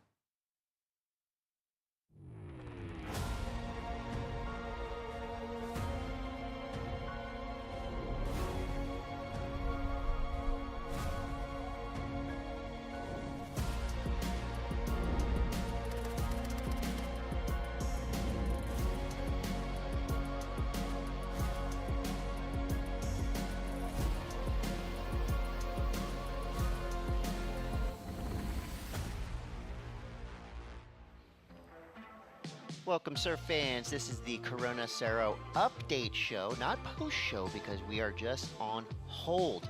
But we want to give you everything that's happened thus far, including the brilliance of Gabriel Medina that literally just smashed his way through a hard-charging Alan Cleland Jr. And as you can see, the fans are going wild. This is one of the most popular, most successful surfers to ever do it. You can tell the force in which he turns. Look at the top of his board. I mean, he's almost blasted through that thing. But I'm sure we'll get a chance to catch up with Gabriel Medina here shortly. Before we get there, I'm Chris Cote, Mitchell Salazar, Strider Wasilewski. We've been watching some really fun heats this morning. Of course, really fun for the surfers that made it through those heat. For the surfers that have fallen out, well, for some of them, that was their best result so far this year. So some big happenings for a lot of the rookies and surfers in that bottom tier so far today. But as we started this morning, I mean, we were greeted with some of these most perfect lines that we've seen yet throughout the window. It was slightly inconsistent through a couple of those heats, and then it turned on in a big way through a few of them. And then just like that, the wind has switched a little bit. So hold for an hour. What can an hour do to this break, Strider? Well, we're going to get through the high tide, and then we're going to see what the wind does. The forecast for the wind, unfortunately, isn't amazing, but we have looked at a forecast here and been wrong every time. I mean, it's like you don't know what the wind's going to do here. It could just lay down, get buttery and glassy, and that swell could start pushing again as the tide goes out, and we could be, right back in it with some overhead waves that are looking really rippable. Yeah, no, I'm definitely looking forward to not only potentially running the semifinals and the finals later.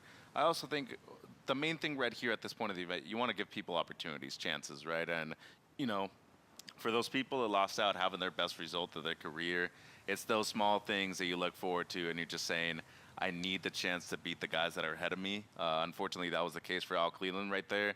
But you said it. Gabe had the same kind of opportunities, and he made the most of them right there. So well earned by those people that are in the semifinals now. Yeah, fun heat to watch for sure. And speaking of fun heats to watch, we started off with a bang. Our opening quarterfinal matchup was featuring yellow jersey versus blue jersey. That's Gabriella Bryant going up against Anat Lelior, who was on a roll, but with power surfing like this, how are you going to beat Gabriella Bryant in these waves? I thought this was going to be a 9. I mean, the way that she attacked this wave, she waited well into the heat for it as well, and just went bananas on it. I mean, showed all of her power, multiple different maneuvers, absolutely destroyed that wave. And then Anat, a nice answer back. She had a couple of chances right here. Really glassy this morning, and the one thing about here, starting early, the sunlight is in your eyes, especially going on your backhand, Chris. And I feel just the benefit of having competed here multiple times already. This is really, the bread and butter surfing that we see from Gabby Bryant at this point. 8s, couple good backups right here. Took her a while to really get her proper backup eventually, but that mayhem looks incredible still on the step driver. And of course, we all know the defending event champion, she wants to go back-to-back right here. And Gabriella Bryant, I think she had something like 30+% of the power surfers from the thousands of fantasy teams. So she's doing a lot of fantasy team managers proud with that victory there. She's going into the semifinals, going up against Carissa Moore, who served in quarterfinal heat number 2 against Luana Silva. But give it up again to Anat Lelior, her best result, quarterfinal finish. I mean, that's got to be considered a keeper, if not a huge momentum and confidence booster as you move through into the rest of the season.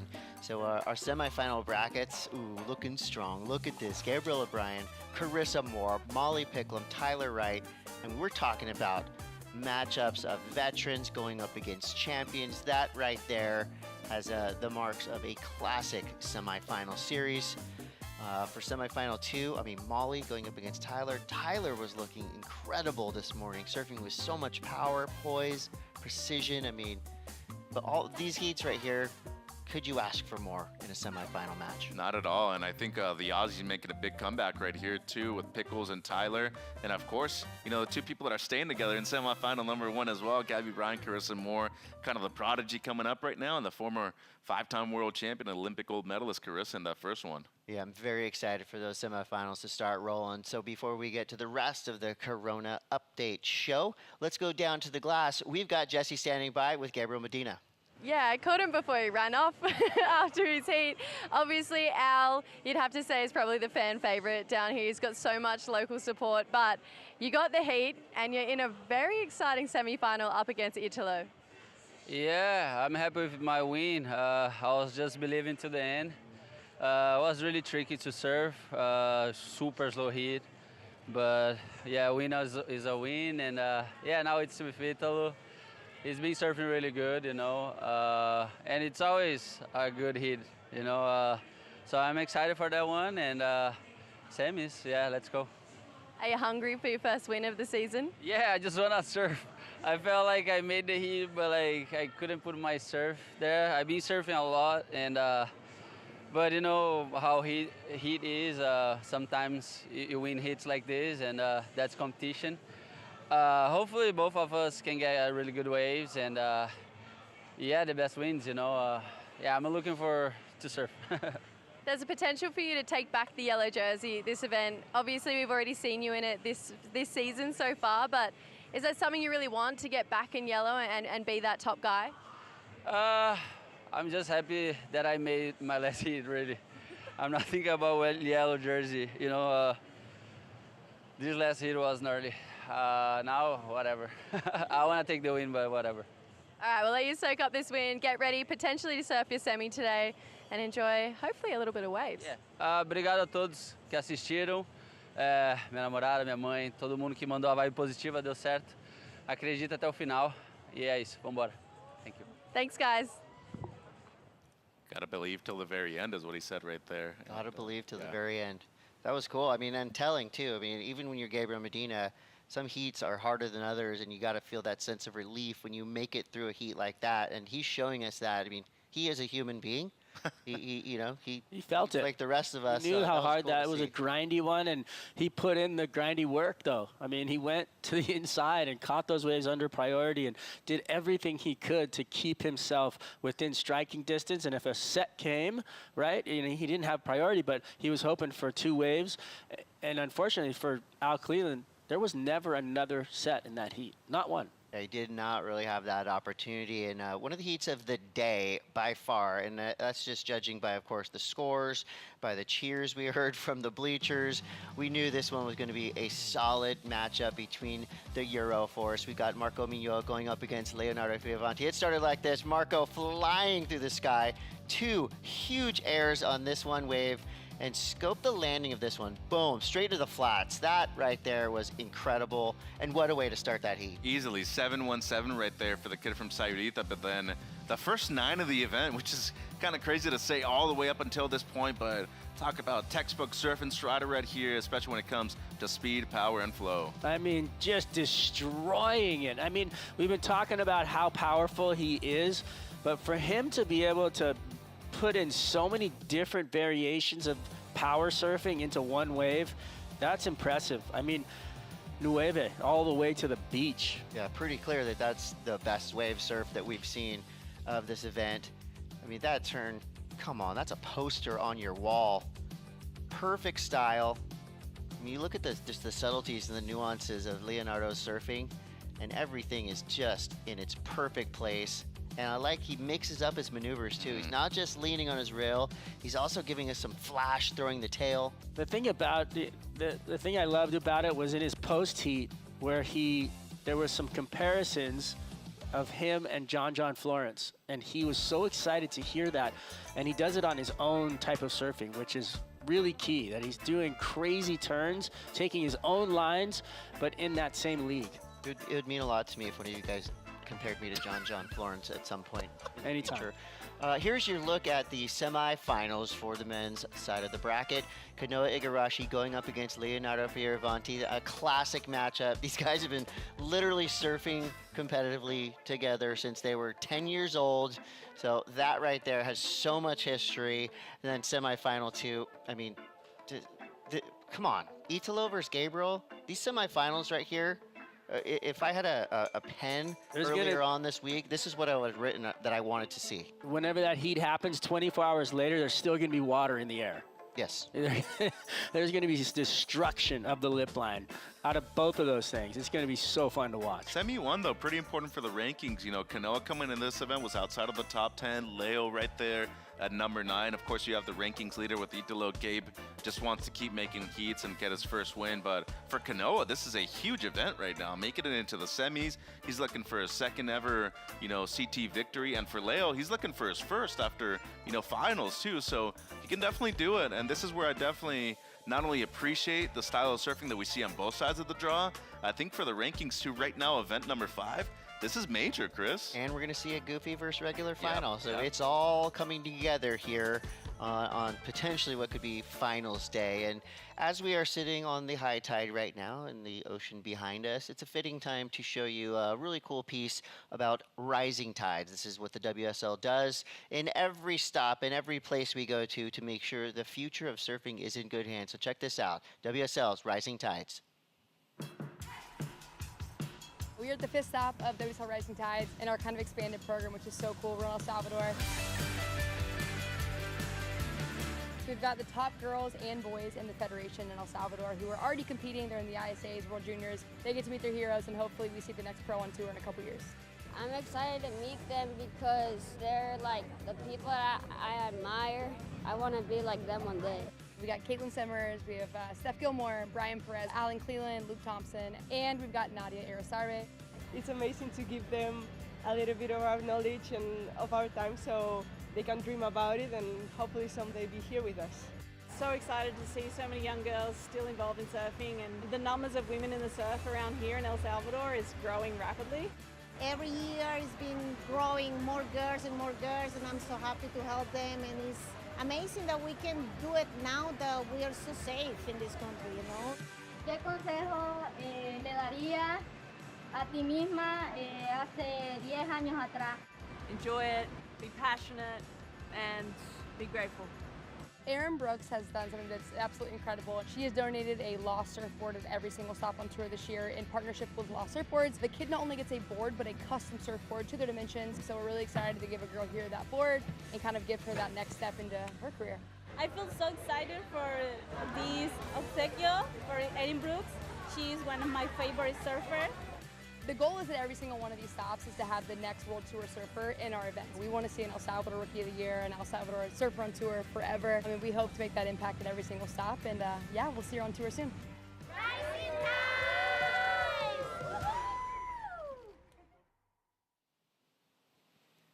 WSL Rising Tides presented by IC. Such a cool experience for these young surfers, and you know, if history tells us anything, so Erin Brooks was a part of Rising Tides when she was a youngster. I wonder, and I think it would probably be a really cool story if she's going to regret giving that young Salvadorian girl a custom board, because that could come back to haunt Erin in a couple years, because we've seen the talent that is coming out of El Salvador, and that young girl with her own custom board from Mayhem, that could be a big sign of things to come. How many girls were out surfing last night? We were watching that. Oh my gosh, it was crazy. So many local girls out ripping. So that's great to see that they're just building in this performance center right here, the Judges Tower. There's going to be a performance center there, and the goal is to get the women to rise up enough to be here on this stage. And I think for a lot of rising surf superpowers, and I'll put El Salvador in that conversation, just the fact that so much has been put into surf programs by the government and by the locals that are really putting a lot into rising up the youth. So they of course have such great heroes to look up to. We look at the Pink Panther brand, and we look at the Jimmy Rotherham and like all the legends that have come out of this area already. They have something to aspire to, and that's huge. And I think now, like, they have the world at their fingers, right? So through all these programs, they can get out there, they can travel, which is huge for making surfers just an overall better. Yeah, truly. And I think Surf City right here, the government, the Ministry of Tourism, they've set the standard, and the bar is so high for everywhere else worldwide.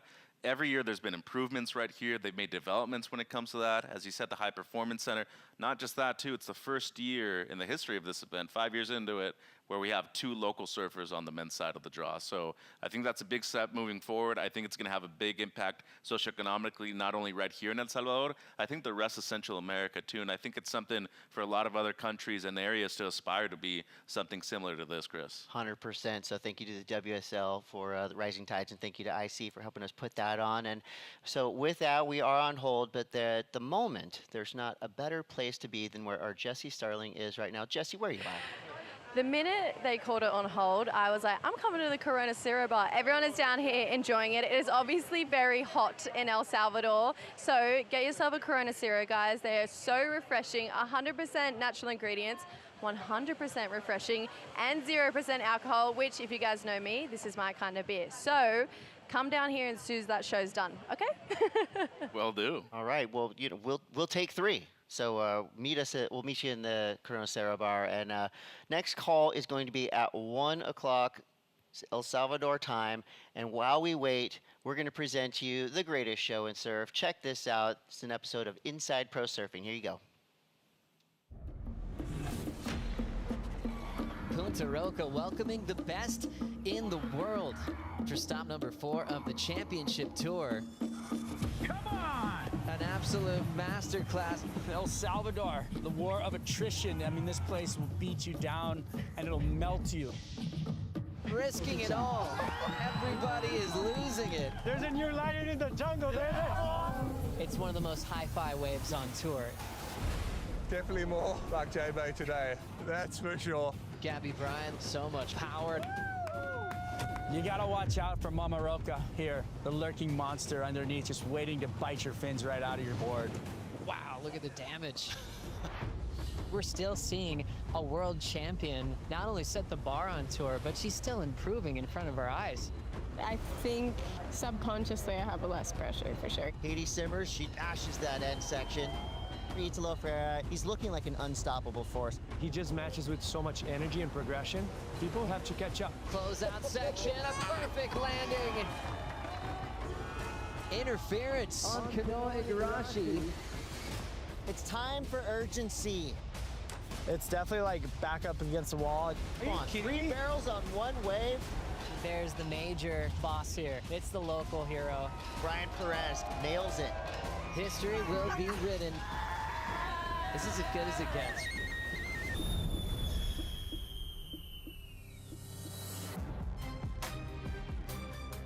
New world champion, Italo Ferreira. Italo's career has been a bit of a roller coaster. You know, the highest highs. World title, Olympic gold. And then kind of just disappearing. Sometimes it's good when you lose. Another huge upset. #1 in the world out of the event. It looked like he was carrying the weight of the world on his shoulders. You can see how much it means to him. And then it led to an injury. Sometimes it's the reset that you need.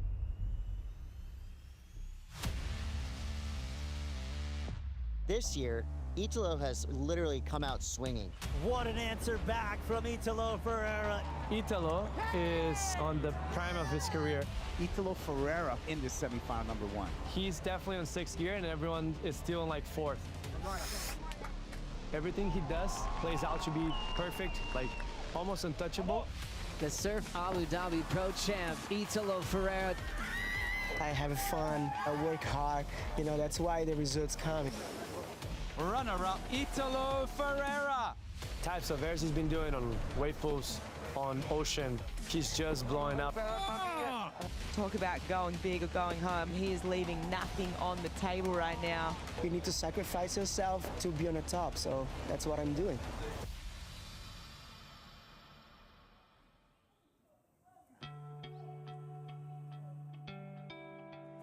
I grew up super close to Punta Roca. That's my house right there. What a story for Brian Perez. Just raised on this point break, taking on the world's best. An incredibly talented wild card.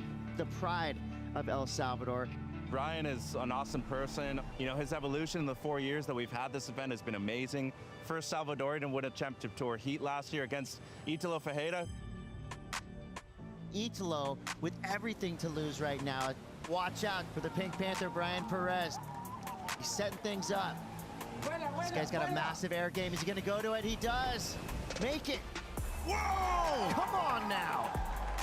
We saw him last year take down Italo Ferreira with a huge frontside air, disappeared and came out in the whitewater. It was almost like godsend.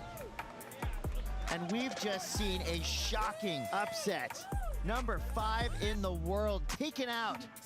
And that put everybody on notice that now we've got a guy who can take down anybody on tour. This is his backyard. He's got a comfort level, and the pressure of being at home doesn't seem to affect him, which is monumental. The rematch we all wanted is on. Italo Ferreira going up against Brian Perez.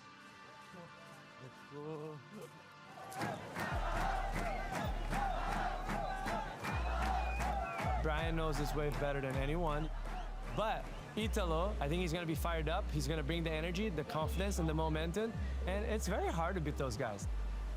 It's time to perform. He's capable. Exceptionally capable. Italo vertical on his first turn. Another big bash this wave just unfolding in front of him. So he gets the finish there. He did some damage on that first critical section. Gets a nice, powerful hack. 6.07, not bad. Looks like we might have some here out the back.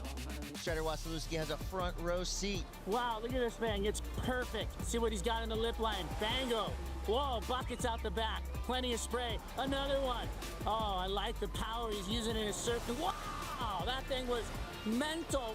Brian Perez dropping the hammer early on. 6.83, so he is now in the lead. The hometown support is all with Brian Perez. I love the way he's just embracing the moment. We'll see what happens though. Good set's coming right now. Italo on the outside. And he's gonna right off the bat get up in vertical. Nice critical turn once again. Powerful, nice clean line all the way through to the inside. Power snap to finish. That's definitely more critical for Italo. That first turn was money. Memorable, powerful. Judges rewarding him 7.33. Takes over in the lead. We'll see if Perez now can surf for a 6.58. Quick snap to start on this wave. Perez leaning in, pretty tail heavy, throwing a ton of spray though, and a powerful finish there. So great combination of turns there for Brian Perez. Still have a feeling that that wasn't enough, but it's close. So there you have the number. It comes through to 6.30. It's going to be just under. He entered this heat as a national hero. He will exit this heat as a national hero, but Italo Ferreira gets the edge. I'm stoked to make that one, and I want to say congrats to Brian and all the fans on the beach. They was like, put an energy on the heat, and it will make me more excited. Brian's incredible. He can deliver at this CT level all day long. He's the guy. Here he is right here. I'm going to give him a big hug. Love you, bro. Head high, dude. You too. Head high, bro. Incredible. You're the guy. The guy. Yeah, that's hard to see. Richard Dog Marsh, current super coach. I want my people to do whatever it takes to win. The squad that we've got now, Dog's like our little ringleader. Okay, boys, cameras away, it off. Dog is a good fit for me, I would say, because he keeps it real. Gabrielle O'Brien playing catch-up. Oh my God. Let's do a fake cut 5 for the camera. Dog, you can't say that. A lot of people know Richard Dog Marsh as the current super coach. What a lot of people might not know is that Richard Marsh was a tenacious competitor back in the day. They called him the dog because he would not give anybody an inch. I really like to think I'm a results-driven coach. I want my people to do whatever it takes to win. Dirty as you have to go, let's go there. Dog is a good fit for me, I would say, because he keeps it real, tells me what I need to hear, even though sometimes I don't always want to hear it. I think one of the main things that he always taught me was how to act as an athlete, how to act as a person as well. Yeah, the squad that we've got now, the 4 of us, Dog, in a way, is like our little ringleader. He doesn't take on anyone unless he really believes that he can help them. When genuinely everyone likes each other and really cares, it makes it a lot more fun for all of us, and that's what's happening right now. Gabrielle O'Brien, fresh off a final in Portugal. Finaled here last year, so this is her time to shine. Here we go. Alyssa Spencer, the wild card, real smooth on her approach and a cool pace. As we see the heavy-footed Gabby Bryan eject on the closeout section. Alyssa Spencer turns in a 5.5. Gabrielle O'Brien getting started, big snap and then a fall, so she'll be playing catch-up. Gabby's a little up against the wall because she's looking for waves out there and there's not a lot happening. I think we're halfway through the heat. She doesn't really have anything over a 3, so she needs to get busy. So deep, so deep. After a long lull, it's Gabrielle O'Brien starting to really drive down the line, and she is going to be so deep. Face, go! Oh my God, come on. Little draw into the pocket, sweeping into the open face. Hooks it back in one more time. And a finish. Whoa, let's go! It's enough for the lead change with time winding down. I mean, that was so underserved. Under priority, Gabriella Bryan. Oh, slide in the tail. Gab, catch this wave. Turn. Catch this wave. Burn it. 10 seconds. Maybe a last opportunity, 10 seconds to go. Doesn't need much. Gabby Bryan, one of the favorites in this event, will be holding her breath too if Alyssa catches this wave. Thanks up for keep number 3 and from keep number 4. That's going to be a lot more fun. Oh my goodness. That was crazy. Good fight, clap. Good fight. Keep it up. Got a suntan out there? Yeah. Oh my God. There was a fish swimming by me. Did he catch you? No. Come on, let's do a fake high five. The family that you have trailing with you is so awesome. Having that kind of support system, how crucial is it, Gabby? It's so crucial. I think they're a huge part of why I'm having so much fun this year. Even on the off days, it's nonstop laughter in our household.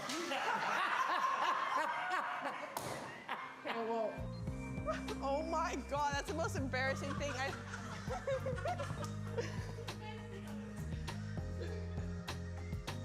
Connor's like a big panda bear kind of vibe, and he really makes it fun for everyone. We'll start with Big Wave Richard. Lumberjack Richie. He's really good on the axe. And then we got Recovery Richie. If you're creating that team atmosphere, you know, if I'm surfing with these guys every day, they're going to push me and I'm going to push them. And that's how we're going to get better. Looking as smiley as ever. I liked it. I liked where it was going, and it all went bad. We all love Dog for the same reason. He's honest and he's critical, and for us, we just want to get better at surfing, and he's going to help us do that. Pipe down. Because you haven't cooked once. The one thing that we are sure about is you have not cooked. Yeah, sure. Okay, so. Done a lot of corn. Done a lot of corn this trip. Yeah, way better than Gab's carrot. You could build a house with Gab's carrots, I reckon. That thick. They're a huge reason of why I'm enjoying myself so much, and it's like my family away from home, and I couldn't be more grateful. Thanks. With Gabriella, the easier the heats are, the worse she does. Yeah, back that.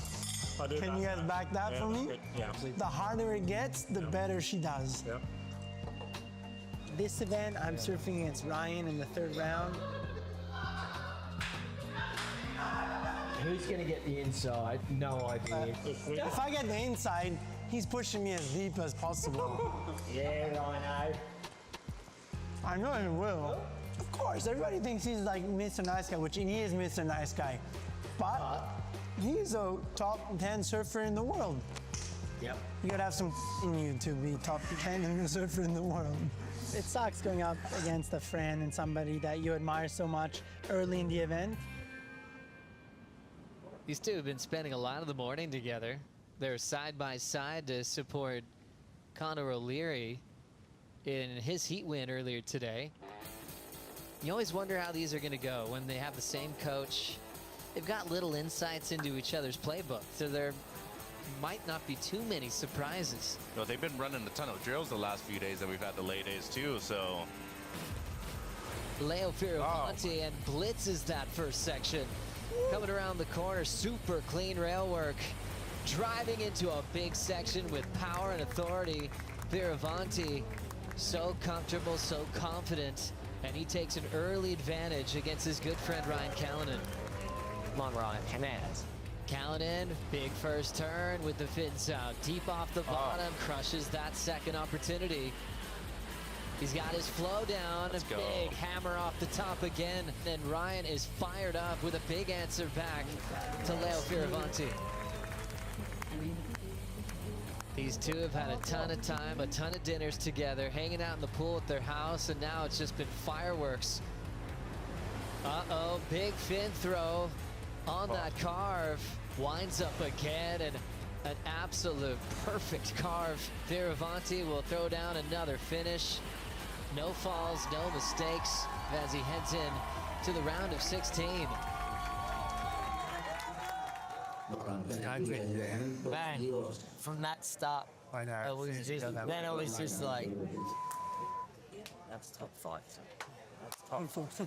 Ryan is such an amazing human, and we have such an amazing team staying at the house together. So I'm really happy where I'm at and excited for excited for tomorrow. I think tomorrow is going to be pumping. Buenos dias. What a sight. Perfect conditions at Punta Roca. But oh my goodness, that is just classic Jordy Smith. You get goosebumps seeing him on a wall that perfect. He's slamming on the brakes. What? All right. Everyone wants to hear me say it. It's definitely more like J-Bay today. That's for sure. Buenos dias. What a sight. Perfect conditions at Punta Roca. Up next, Jordy Smith takes on Leonardo Fioravanti. Fioravanti getting things started, attacking this ride at Punta Roca. He's a little bit behind, but now he's out in front. The Italian squares up, drills it with that solid hammer in the pocket, full wrapping cutback. Back to the lip again with a beautiful arc. But oh my goodness, Jordy Smith special. Leans into a lean back down carve under the lip. He will dance inside the pit at Punta Roca. And now Jordy lays down that front side carve. Smith sets up a nice re-entry off the top. Easily gets out in front and kicks out. That is just classic Jordy Smith. You get goosebumps seeing him on a wall that perfect with that kind of size. Vintage Jordy Smith right there, close to 20 years on the tour and just as good as ever, Joe. oh my gosh, look at this wave. Jeez Louise. Jordy Smith is up again. He's slamming on the brakes. What? Jordy Smith gets blown out of the pit. Come on. Lays down a rail and just is in sync with the rhythm of Punta Roca. That was incredible. An absolute masterclass of maneuver choice. He's just cleaning the plate right now. Just This is one of the favorite performances I've seen from him in a very long time. Thanks, bro. I could not knock on my wave, and then I turn around and I see the most J-Bay perfect second wave. He said it, bro. He said it. All right. Everyone wants to hear me say it. It's definitely more like J-Bay today. That's for sure. But yeah, I'm stoked, man. Stoked the waves have come, and I'm stoked I'm in the quarterfinals.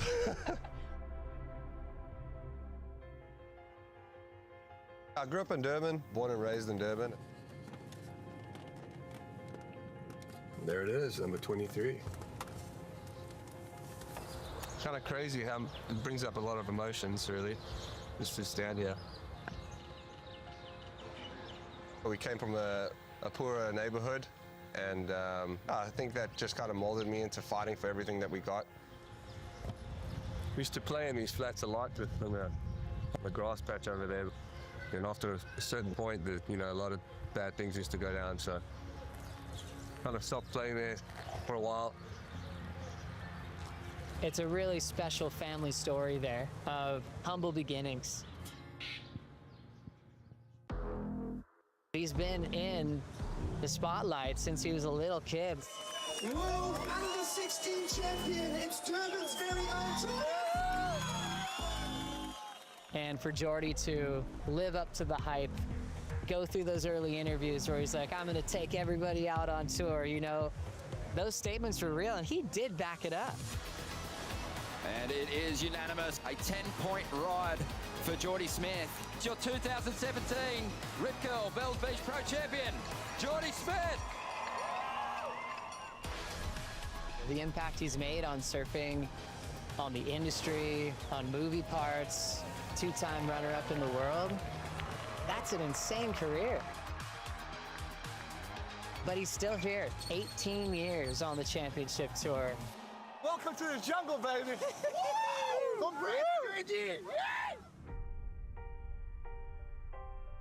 Yeah, here we are. I think it's 17 or 18 years later, and I just still love it. That is Jordy Smith, the South African Zappa Smasher. Coming out of a barrel, laying one down. I'm just a surf dog, absolute surf turkey, and I love competing. With a family, it's always family first, but that's one of the biggest motivators for me. If you're going to spend time away from them, then you better make it time well spent. Doing it for them, for myself, for my country. If Jordy Smith left the tour 5 years ago, no one would blame him. No one would change his legacy. He'd be like, he's one of the all-time greats.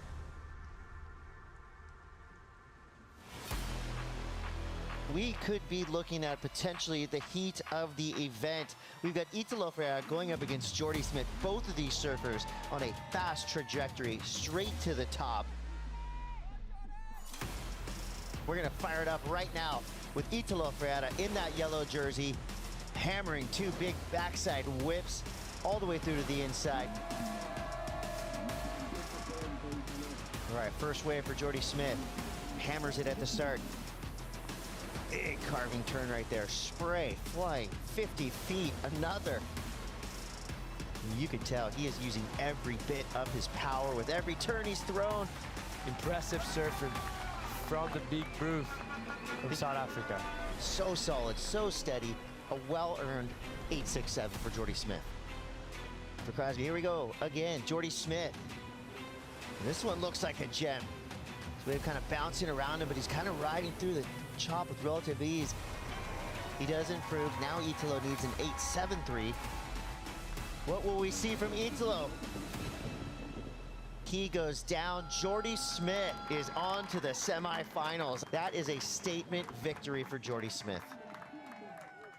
We've obviously had a couple back and forths, a little bit of rivalry every now and then, and I thought he was, maybe just kind of chomping at the bit, maybe a little too much. I could kind of tell with maybe with a little bit of his energy, he really wants to like smash me. And sometimes, you just can't let your ego get in the way of just surfing waves.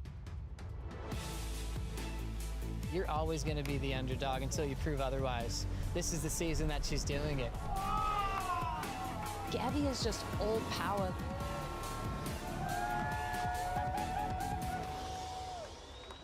Teach me how to do that.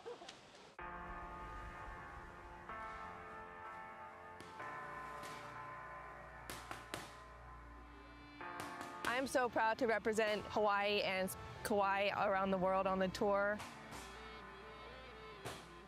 Gabrielle O'Brien is kind of in a shadow, representing the island of Kauai. There's been so many huge names come out of that amazing island. You talk to locals on the island of Kauai and they're like, oh, she puts in the work.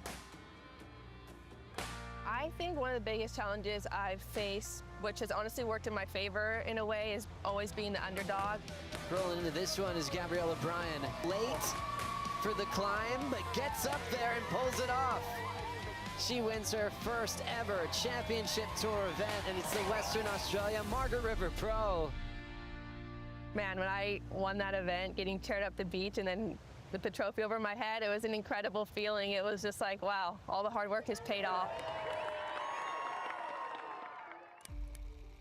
Last year for Gabrielle O'Brien was another roller coaster to get to where she is today. I don't know if very many people know, but I had a shoulder injury at the beginning of last year, and I wasn't making the cut, and my back was against the wall.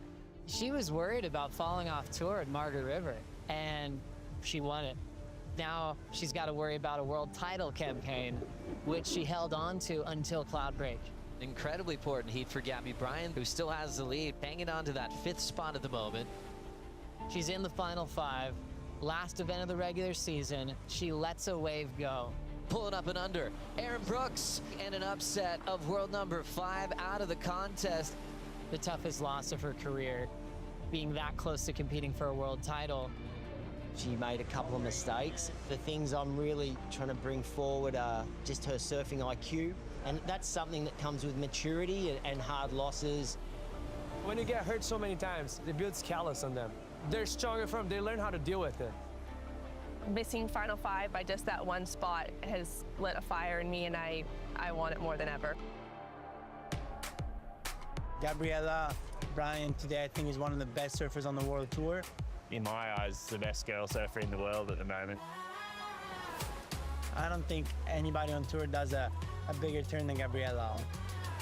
The amount of water she's displaying and the amount of rail surfing she's been doing on her forehand, but not to mention on her backhand, is really second to none.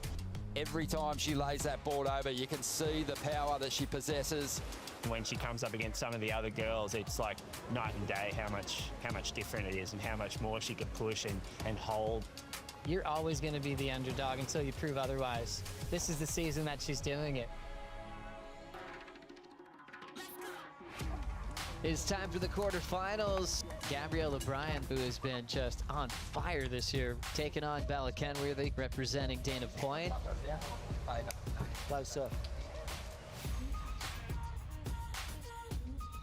It will be the rookie on tour controlling the first wave. Connects off the lip well. Final turn for Kenworthy. Snap to slide, controls it. Gabby Bryan to answer. Hard off the bottom again, lays it out in front.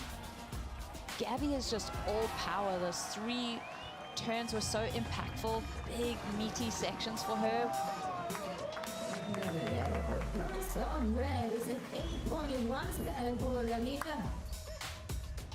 And now looking at a big turn out the back. The rookie on tour, Bella Kenworthy, finding a bigger wall. Bella had that kind of skating around feel, drifting the tail a lot.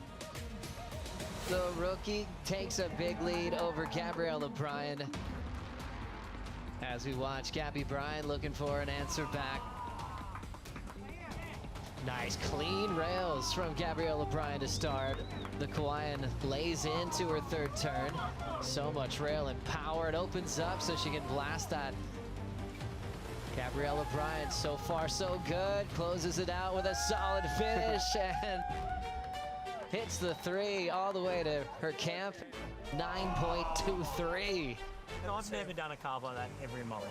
That was one of the best. Gabby now into the semifinals. I like putting on a show for everybody and just showing the world the surfing that I can do. So every time I get that opportunity, it feels so good, especially my team. To see everyone cheering. I saw Connor and Leo just like with their hands up. So I'm having so much fun and I was so excited to surf today. And yeah, finals day, let's go. Can you teach me how to do that? The winning heats part and the learning how to do a really good carve part, that'd be nice. Coming up next, Sawyer Lindblad, last year's Rookie of the Year.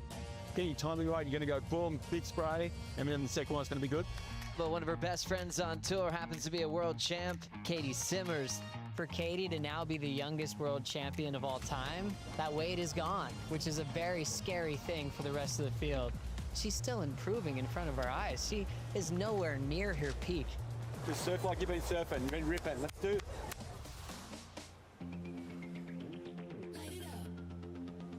Sawyer Lindblad has a nice section to connect with on the back end. Drives off the bottom and is able to put a solid finishing move on. Simmers to grease that first turn, back up to the top. The surfing that Katie's doing right now, because it's just on a whole other level.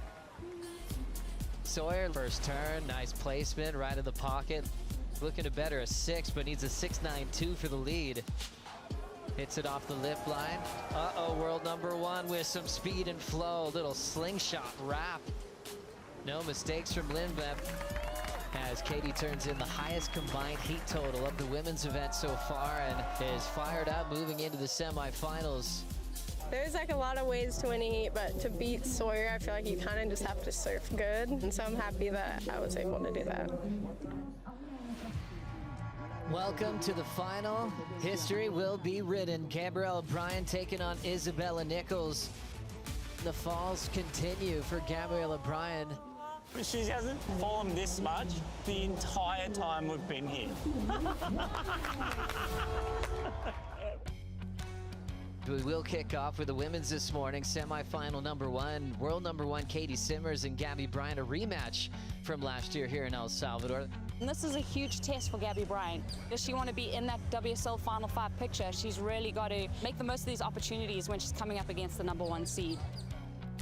The most intimidating competitor would probably be Katie Simmers. She can surf 10-foot pipe and do airs in 2-foot onshore slop. Bingo! That was so skate. She's a very well-rounded surfer and very spicy surfer. So yeah, she's definitely intimidating. Plan? Good? Let's go. Let's not leave any in the tent. These two are already ready to get things started, and running down the line is Katie Simmers. Well overhead section, air drop in the pocket, and a nice clean redirect off the lip. Always so beautiful with the rail lines and putting together a nice clean finish. Gosh, what a combination of turns. So much risk in that opening maneuver. Judges are rewarding the world champ. 7.67 on the opening wave of finals day. Gabby Bryan take this wave. Unfortunately, she did get caught behind for a bit here. Yeah, Gabby unfortunately pacing that maneuver without looking down the line, and she really had to fight hard to get around and find some open face. Well, big turn there off the top. So she does kind of redeem that wave. Wow, that was crazy. An absolute bomb out the back for Katie Simmers. How about that high line holding her rail? Punta Roca giving us some brilliance this morning. Hasn't done a turn, and I don't mind at all. She is flying. Oh no. The reaction from her pops there on the rocks. Wow, that had the craziest lump in it. Caitlin Simmers under priority gets a turn and a tail blow. And that'll set up the forehand powerhouse of Gabby Bryan. Come on. Oh, it's long. Belting it off the lip on that driver 3.0. Speed turn to cover some ground. Doesn't want to get caught behind again. Punches that out through the wind. Oh, get in front of it. Get in front of it. Oh! Why is she doing those snaps? A 5.33. That's her best so far. And she does get a lead change over the world champ. There's a minute and 30 seconds, Doc. If she doesn't paddle in and catch a wave. We're down to 50 seconds as we see yellow. She's not going to catch it. Katie Simmers needs a 2.49. Going to a smaller wave here. Starts off flat, couple of ribs on the face, opens up. Clean first turn for Katie Simmers. Throws a wrapping cut back. Is that a 2.5? Is that a 2.5? I don't think that's a 2.5. Last of yellow, 2 points was not enough for Katie. Numbers in really quickly. Judges making it clear that's not enough. Holy moly. That was the craziest thing I've ever seen. Gabby Bryan goes back-to-back with her wins in semifinals in El Salvador over the world champion. I was fired up from yesterday, so I wanted to really open up, and I didn't really get the chance, so hopefully in the next one I can. Welcome to the final. Two different approaches. You've got the unbelievable power of Gabriella Bryan. Oh, wow, 45 minutes. Kind of makes it more simple sets. There's going to be 2 sets. That's amazing. And the point break specialist of Isabella Nichols. So Gabriella Bryan off the bottom, big power whip and a tail blow. Belts it, quick for that 2-for-1 finishing. And now the poise of Isabella Nichols.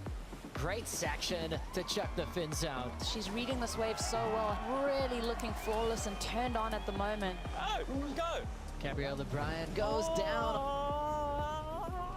There's an extended climb. That's been a challenging move. Nice clean arc. Isabella Nichols surfing a real clean final. Oh, biggest car of your life. She hasn't fallen this much since the entire time we've been here. Just pushing so hard, she buckled the board. She's going to head over to her caddy, switch over equipment. And that just shows you the power of Punta Roca, of Gabby. She's back out there if she wants more. She's all growled up. Lighting up this turn on the backup board is Gabby Bryan. She needs that 5-2-5 to take the lead. Wow, how smooth does this board look? Wave continues to run and the flow state activated for Gabriella Bryan. And we have the last of red, 7.83.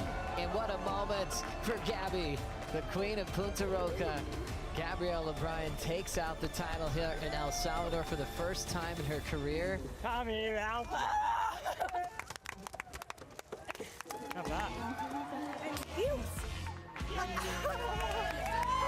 La campeona Gabriela Bryan.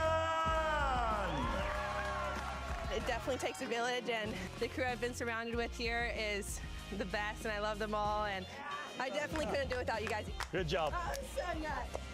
Thank you. So proud of you. Thank you so much.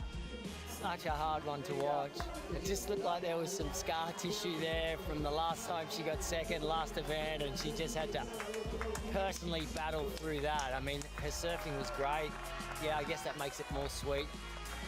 Right now, Gabby Bryan is #2 in the world. It's not just her learning the ropes, trying to figure out the tour. She is a threat for her first world title. She's going to be the toughest person to beat heading into Australia. Yeah, Caddy. Yeah, that was sick. History being written in an all-South African final. Matthew McGillivray representing J Bay. Jordy Smith from Durban.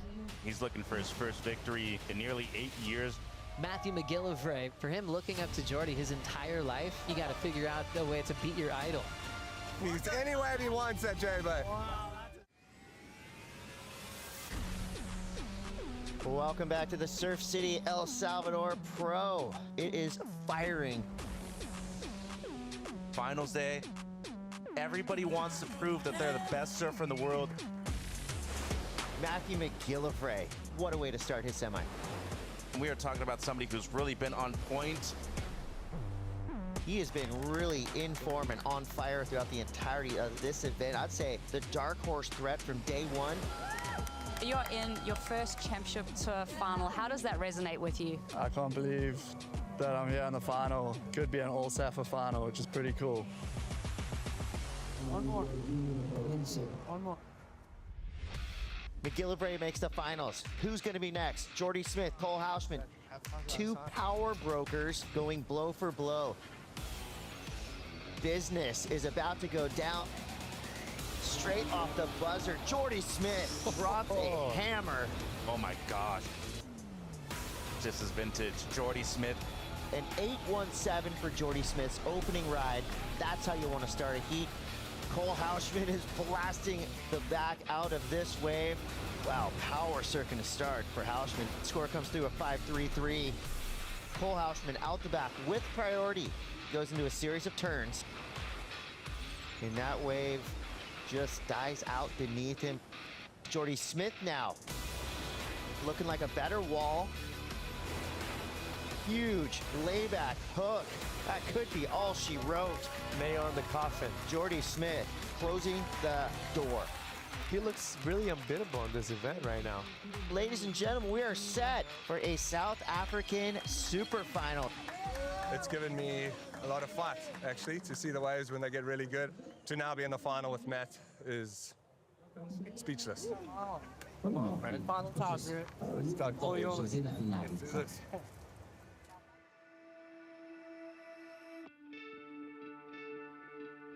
So Jordy has some really important people in his life that are integral to his career, and one of them being Graham Smith, his dad. Yeah, having my dad, he'll be with me at a couple of events on tour. He's still my shaper, and that I think is just absolutely amazing. Really fun that his dad and himself can just build a company together, built on experience, and it's proven with the Smith Shapes program. The open relationship that we have, it's like since I've started riding his boards again, everything is, I don't know, just gotten better. You know, with myself, with my family, it's insane. He's been on the tour for so long now. I mean, you know, it's just about trust your instincts and surf from your heart. Believe in yourself. He's sure-footed, composed, and goes straight from one rail to the other. That's all I think you really try to achieve in life, is to really impress your family, you know, your parents especially. They've done so much for me, and so if I can make them proud, kind of representing him and us, then I'll do that 100%.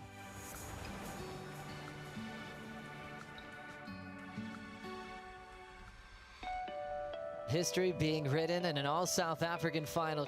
Matthew McGillivray representing J-Bay. Jordy Smith from Durban. Jordy, 18-year vet, the oldest on tour, a storybook career, a total phenom. How would that feel to be Matthew McGillivray right now? Looking up to Jordy his entire life, and then you got to figure out the way to beat your idol. Jordy has been a big inspiration to me growing up and a big inspiration for the next generation of surfers coming out of South Africa. That's kind of just been my goal, really, is just to be able to inspire people. And if I can inspire one kid, then I've done my job. Jordy getting this final started. The Smith Shapes V12 model looking great. He's looking for his first victory in nearly 8 years, Joe. Jordy, the great start, 7.33. Here we go. Matthew McGillivray setting up his first turn of the heat. It's that little slingshot wrap. Nice drive and fin throw through the end section for McGillivray. Matty gets a 5 out of that last one. Chucking the tail out is Matty McGillivray into a quick, precise fade. Hard off the bottom, big swoop. Real slopey inside corner. He'll just step off. That's gonna sting for McGillivray. We'll pop up to see Jordy in motion. Fading, weaving, setting up some arcs on the open face. Looking for it to build up down the line, and a big layback blowtail. And a lovely celebration. I mean, this is so impressive. 37 years old, still loves his job. He said this is a good life, and that's why, right there. This heat's over, Joe. An 18-year veteran lets out a roar, taking the win over his fellow South African. Clobbers him in the celebration. Jordy Smith, your champion of the Surf City El Salvador Pro. Well, the Smith man himself, he's taking an emotional moment right now. Congratulations, brother. He's gonna ride this one in for victory. We love you, brah. And after all these years, how sweet does this feel? Oh, yeah, Jordan! This is for two people. This is for my wife. And actually everybody that holds it down for the families and the people to be able to do this. The fathers, the husbands, everybody. Without you guys, we couldn't do it. And then secondly, my father. I've always wanted to ride his board in a final and to win on it. And that dream's come true. I love you, Dad. South Africa, let's go! Yeah, my first win as a father, you know. We want to show my sons that never say die, keep believing in yourself. And I know that I've made them proud, and that's all that really is about.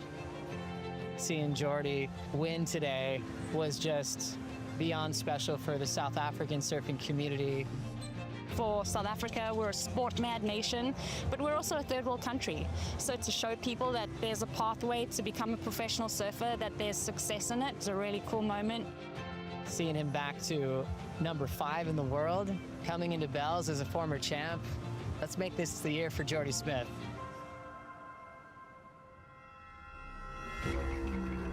The 2025 World Surf League Championship Tour continues in Australia. It all starts with the pilgrimage to the Easter Rally on the shores of the Southern Ocean. Pumping. Game on. Bells will ring out loud, and history will be written. He hammers it. On the next episode of Inside Pro Surfing, the 2025 Rip Curl Pro Bells Beach. Wow. State of Victoria erupts.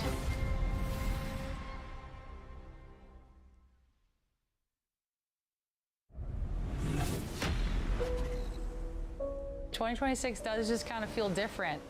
Just want to enjoy every moment. Good, bad, hard, whatever. You need to have like proof that you're meant to be there. George smashes the first section. Welcome to Western Australia. We have waves of truth that will ask a lot of questions. Right in the pocket. Bowling already, and throw some water off the tail. Oh, that is such a crazy wave. There's nothing like having a heat with your sibling. He attacks it with everything he's got. She drills the lip. Oh, thank you. There has been a change of priority And Yago, he's filthy at the moment. Hopefully take it for the Aussies, you know, it's one Australian. What do you reckon? Has George got it in him? Both surfers up and riding. It's George that needs the big score. George Batara's pumped up, come on! And maybe I am good enough to be there.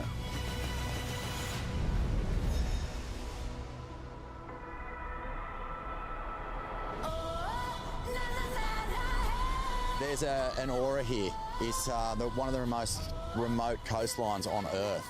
They don't call it the Wild West for nothing. When you come over here, you're going to be greeted with every type of condition imaginable. It throws everything at you. You never know what you're going to get. There's nothing blocking us from here to Africa, so the swells, they form in the bottom of Africa, and they just come in and stay on the west coast. Power is the one word that comes to mind when you think of Western Australian surfing. The surfers who harness that power or meet power with power are the surfers who do well here. These guys have to understand how to do big power turns down a stretch that will shut down on a dry rock shelf, which is so intimidating. It makes you dig deep. Even the end section at main break, you're doing a massive turn on dry reef. The bricks are right there. It takes a lot to win here. It's one of those places where you can't get too ahead of yourself. I got my guns ready. I've got my big girl pants on. 2026 is really shaping up to be one of the best championship tour races we've ever seen for the crown. We've had that return to the accumulative point system. We're at the second stop, and we know, just looking back on the history of how we used to crown our world champs, the success in the early stages of the year often led to world titles. Guess who's back? Jack is back.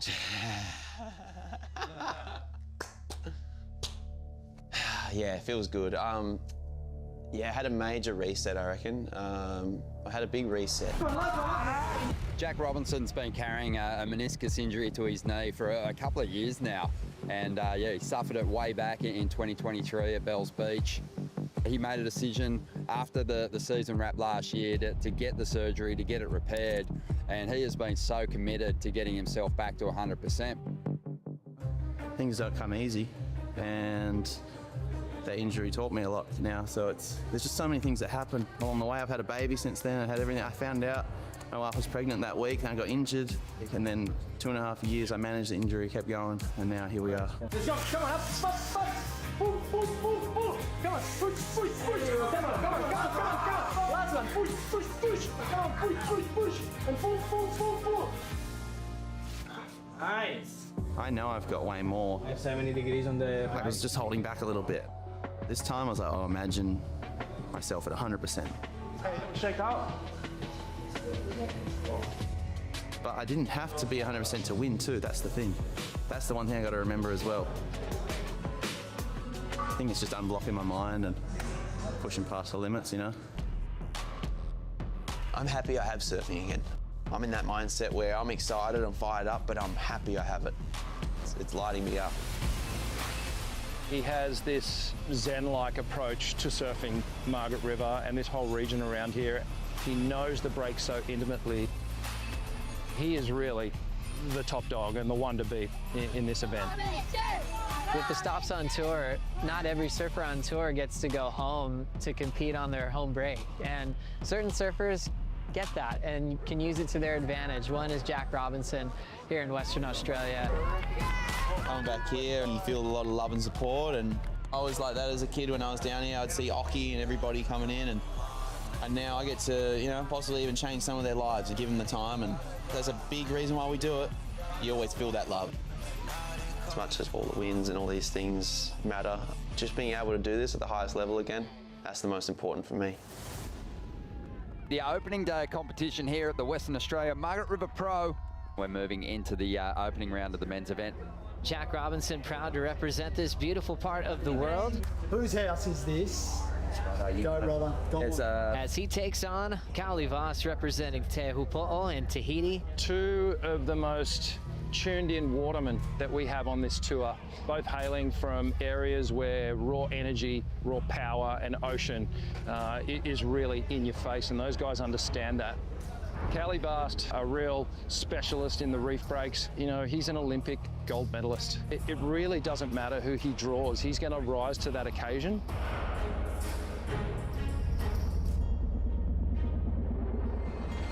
All right, so here we go now in the white, thrashing hard, a couple of good stabs on his first two sections. Jack answers back and really beautifully done. He's picked a really great wave. You can see it's just got that nice smooth phase. It really is wizardry, and it's leaning into all that experience and time spent out here. Callie Vost hitting the roof well. White in first place, Jack Robinson not far behind. As we see, wow, Jack Robinson holding that line for an eternity out here at Mainbreak, where he spent so much of his youth. And what a finish there, really stamps it. Callie Vost here. And he's trying to make up ground now on Jack Robinson, who's just seized the lead. And Callie Vost just reclaimed that #1 position. What do you need? I think he needs a 5.9. Yeah, we're owed a score here of this last wave of Jack Robinson. Beautiful arc off the top to start off. Comes around the corner again, a sleepy cutback. Waiting for the wave to stand up again, and he gets to the finish. He turns in a 6.3. Jack Robinson, that's an important win for him. How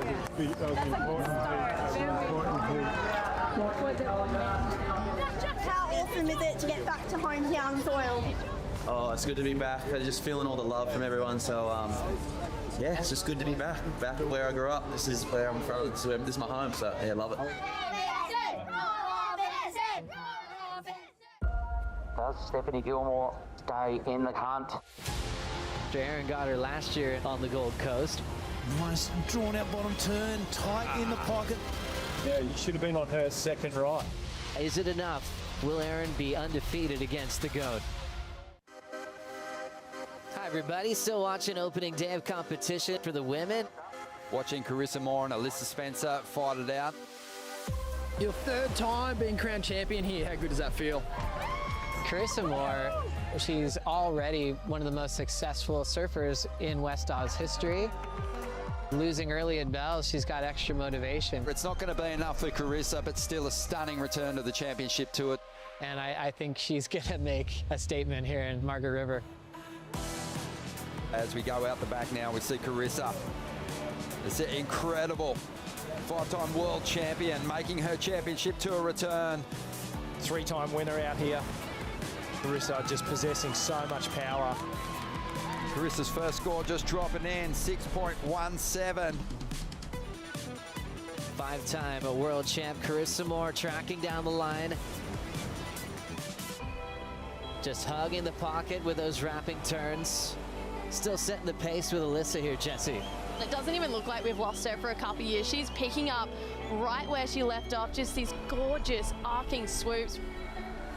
This looks like a good wave from Blue. Can she scratch it on Dars? That's an elevated drop for our surfer in Blue. Falling for a score. She's got to go high, Chris. She does. Woo. Hammers the end section. Previous wave for Alyssa Spencer. Not enough. 5.77. Carissa moves on into the next round.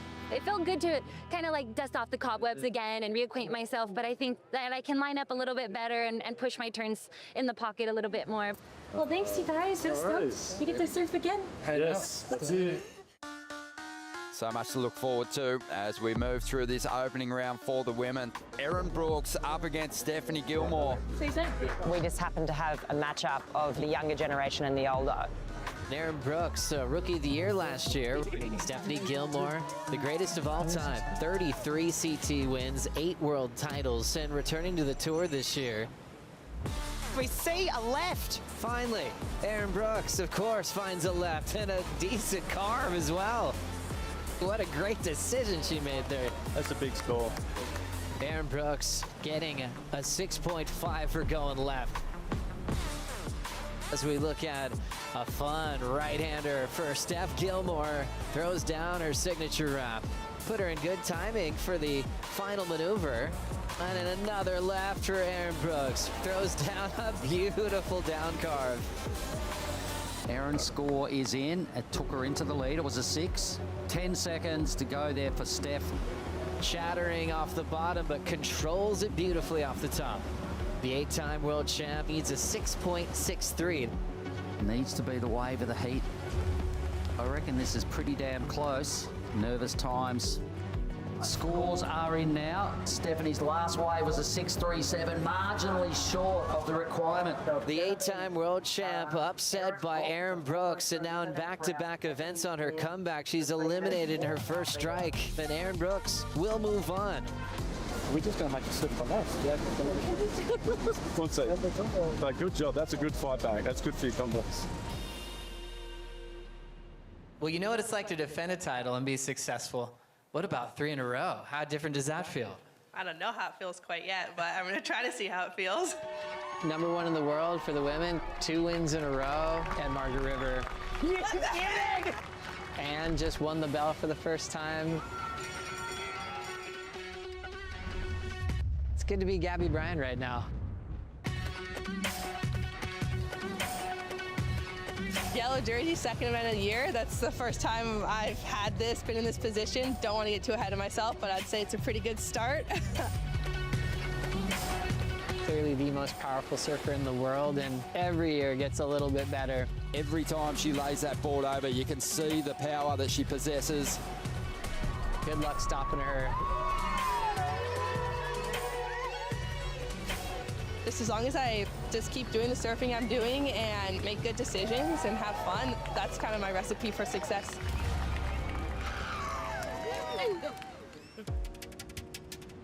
You know how you can just get caught in white water and like doing lots of paddling, like when you're on your 6.0 yesterday? It was kind of hard to find them. So hard. Gabriela Bryan, the world #1. Can she maintain her position at the top of the leaderboard against Yolanda Hopkins, the Portuguese rookie? A lot of water moving.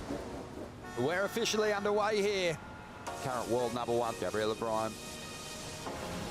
Unbelievably powerful forehand, bringing it through to the inside, bashes through the lip. 5.5 for Gabriela Bryan. Yeah, Gabriela Bryan still focusing on these rights. Trying to back up the 5.5. She gets to the completion here. Not an easy wave to surf by any means. That was super tricky. Gabriela Bryan is still in control at the moment. See Seth standing up on the outside, and Yo-Yo finds a section. Super committed. Comes up under the lip and does it right out. She got hammered on that section.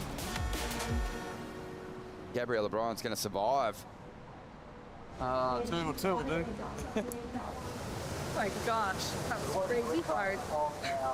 We've never seen a woman win 3 times in a row. For you to do that, you'd be making history here at Margie's. Third big wine barrel would be insane and definitely the goal, but I don't know, don't get too ahead of myself, but it's definitely the goal. It's on. Brotherly love. We have an all-brother matchup, Griffin versus Cross. Pick a good wave you want to rip on and let it all hang out. Huh? How buddy? We just push each other so much. He attacks it with everything he's got. If there's anyone you want to beat, it's probably going to be your brother.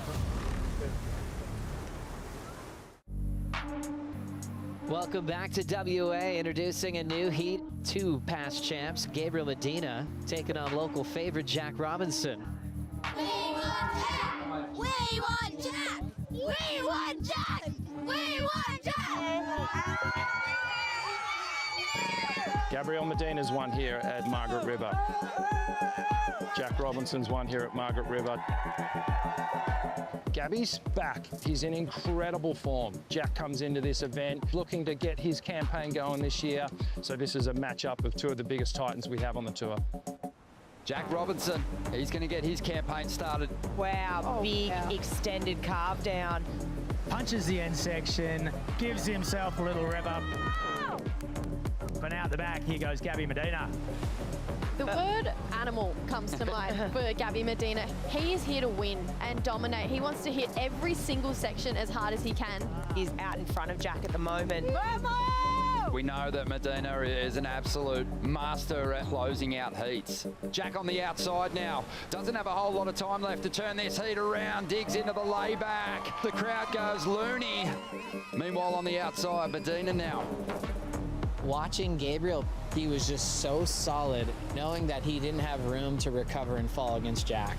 And and Medina gets the win on Jack's home court, and Jack Robinson is now having a very slow start to 2026. He's one of the best here, so feels good, to win a hit like this. I'm happy, and I'm in the quarters. It's already a good result, but I want to go more. Cool. Let's go, Griffin!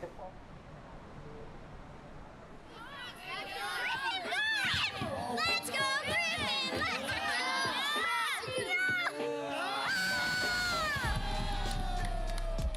Since Crosby and I were 10 years old, that was our dream, to make the tour together. Now we're here. So special that you get to do contests and travel the world with your brother. It's a dream come true. We're so invested in each other's heats. I'm stressing, man. Everywhere we go, we just feel that bond. We're always gonna be rooting for each other. It feels like a little team for sure. I think for him, watching me lose is just as hard as him losing, and we're both so attached to each other that it's we feel so much of each other's emotions. His work ethic and his belief has been something that I really admire, and I try to do that myself too. Good job, man. I get you fired up. Yeah. Doing this with Crosby is super beneficial for both of us because we just push each other so much. Still traveling, Colapinto into daylight. We're just wanting the best for each other, and also we're always kind of checking each other. It's epic being able to have him on tour and have each other just to be just one strong team. Obviously, Cros looks up to Griff and idolises him and wants to be him, but deep down they love battling each other. The first head-to-head heat at the championship tour level for Griffin and Crosby Colapinto. Straight into it. Yeah, big brother just turning the screw here. It's Griff who makes the first move. Oh, big turn here. Big brother's starting to throw some serious punches. Crosby now loads up. Couldn't really get the pop. Griffin Colapinto moves on through. Crosby Colapinto out of the contest.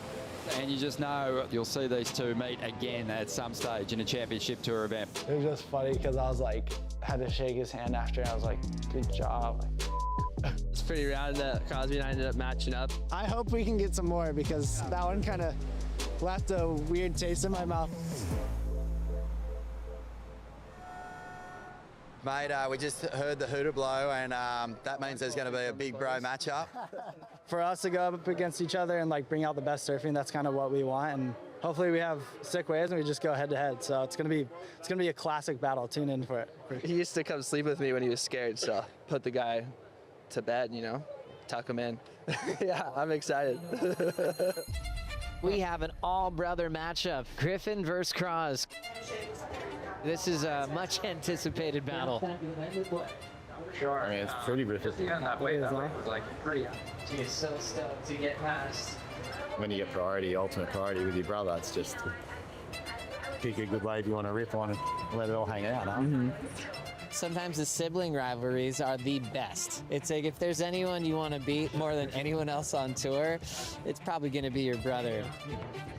I heard Crosby's winning in the ping pong though, so maybe he's got a little mental edge right now. I don't know, we'll see.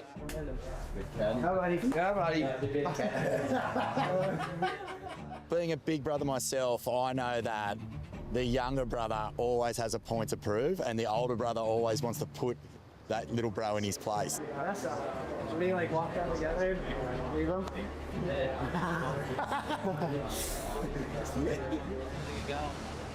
They have a beautiful outlook on life. It's about friendship and experiences. But when it comes down to it, they're competitors. And nothing brings out their best better than each other. As we see an aggressive start from the Cros. The little bro, throw some spice on that third turn. And now rolling in with control is his brother Griff to answer. Just completely taking over the energy in our lineup now. A strong start from Griff. The Colapinto's bringing the energy. Griffin has the lead over his younger brother at the moment. 5.5 minutes to go. These guys would be keeping tally as well, and Cros, he definitely wants to get one back. Here he goes, chasing a 6.94. Dealing with a bit of a bump on the face, but building for the big finish here, and he attacks it with everything he's got. Pumps the fist. Is that the score? Wow. And it's enough to get Little Bro into the lead. Crosby takes the win in the Battle of the Cola Bros. That was a weird one.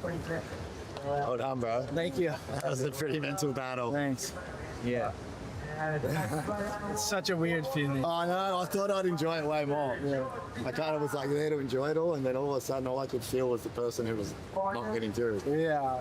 I was like, stoked you guys are ripping. psyched to get the score, but then I was like, bummed. Love you, boys.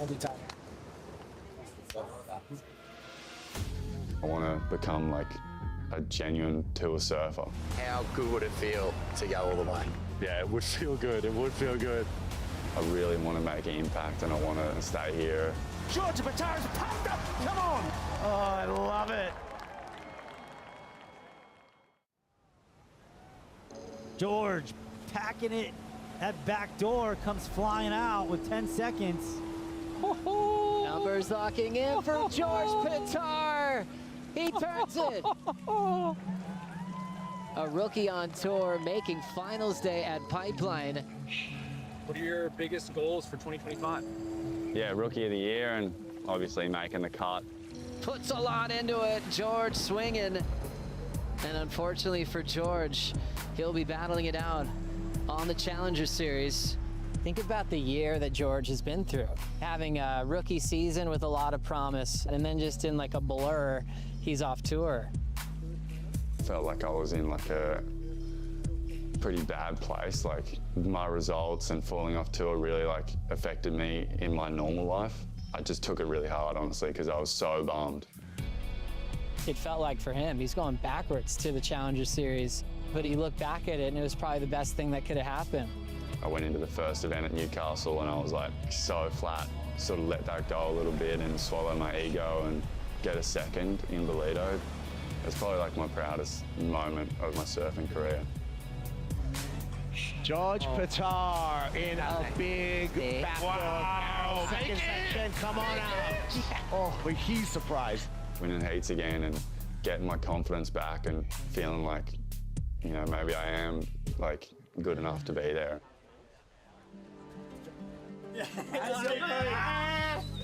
Georgie Pitar, congratulations, brother. You've just sealed your spot. You have qualified for the 2026 World Championship Tour. I just couldn't see myself getting back here, and it was really hard to turn that around, to be honest, and it was a really hard experience for me, but wow, to be back here right now and getting that news is pretty sick. It's the 50-year anniversary of the WSL and Pro Surfing, and Georgie Pitar's going to be there representing Australia. I needed to fall off tour to like get back to where I actually needed to compete, because the headspace I had when I was competing was not like sustainable. George chasing a 5.47 for a lead change over Leonardo Fioravanti. I don't want to be the dude who's like going back to the Changers and coming back on and just down that bottom. What an explosion of emotion from George Pitar. I really want to make an impact, and I want to stay here, and I want to become like a genuine tour surfer. A 7.33 on the buzzer, and Pitar will move on to the quarterfinals. That was hectic. It's like you've come back to the tour and you just are ready to fight. No, I felt like last year I just kind of shied away when there was those moments where I was really on the back foot, and coming into this year, I need to be able to do that, you know, to be at this level, you need to be able to be clutch in those moments. How good would it feel to go all the way? Yeah, it would feel good, it would feel good. My biggest goal for this year was to win a CT, so yeah, we'll see, I don't know. Just want to take it one heat at a time though, I'm cruising.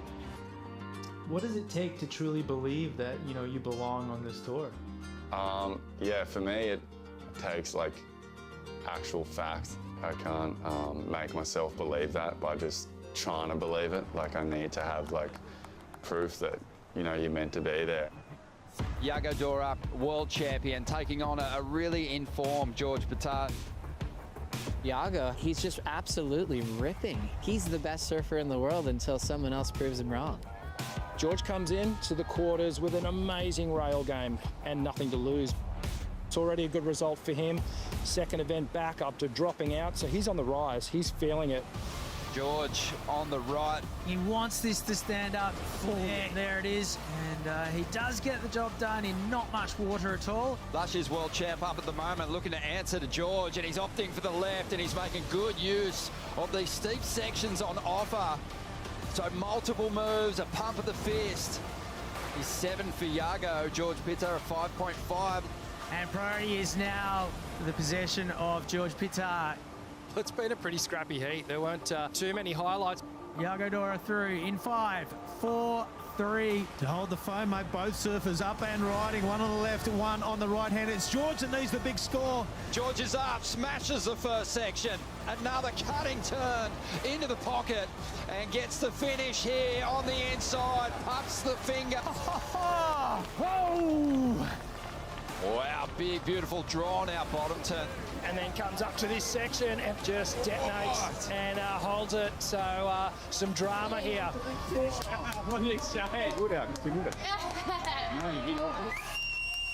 In the hands of the judges, George Pitta is pumped up on Anzac Day. Come on. Oh, I love it. 7.57. So George jumps up into the lead, and now Yago from his ride, he needs a 6.08. What do I need? A 6. Okay, right? Close. That sounds good, huh?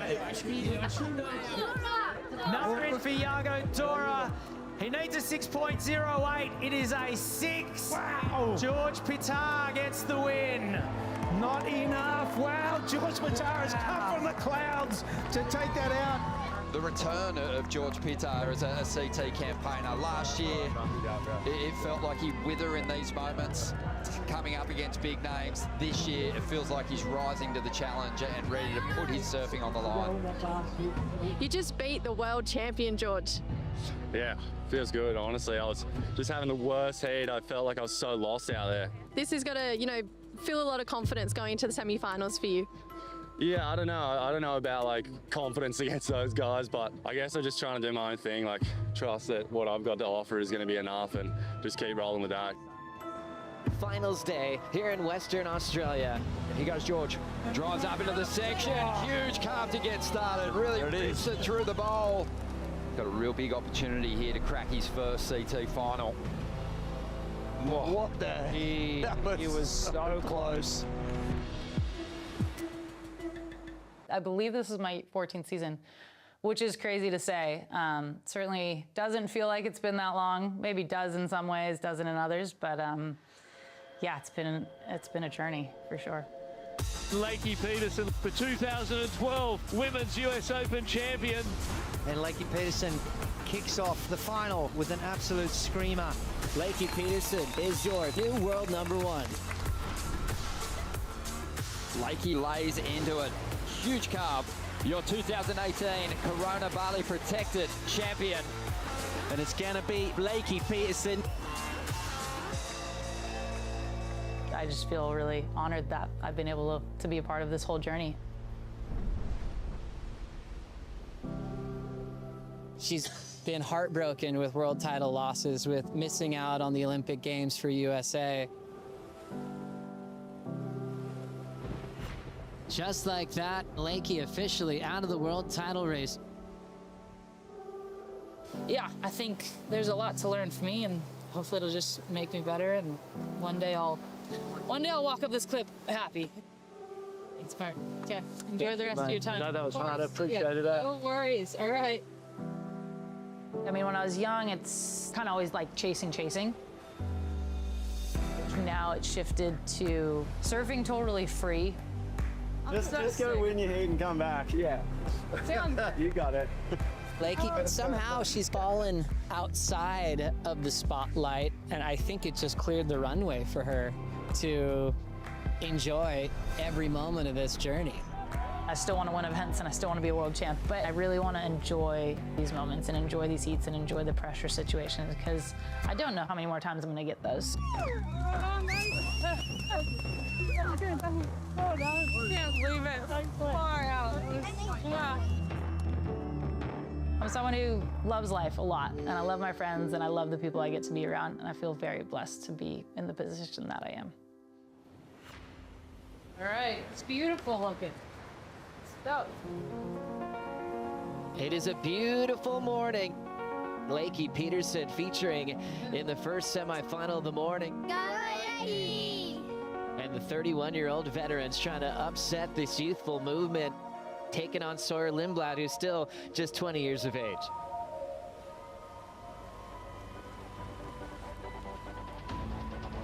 Lakey Peterson on her opening wave this morning, throws the wrapping cutback, looking nice and warmed up.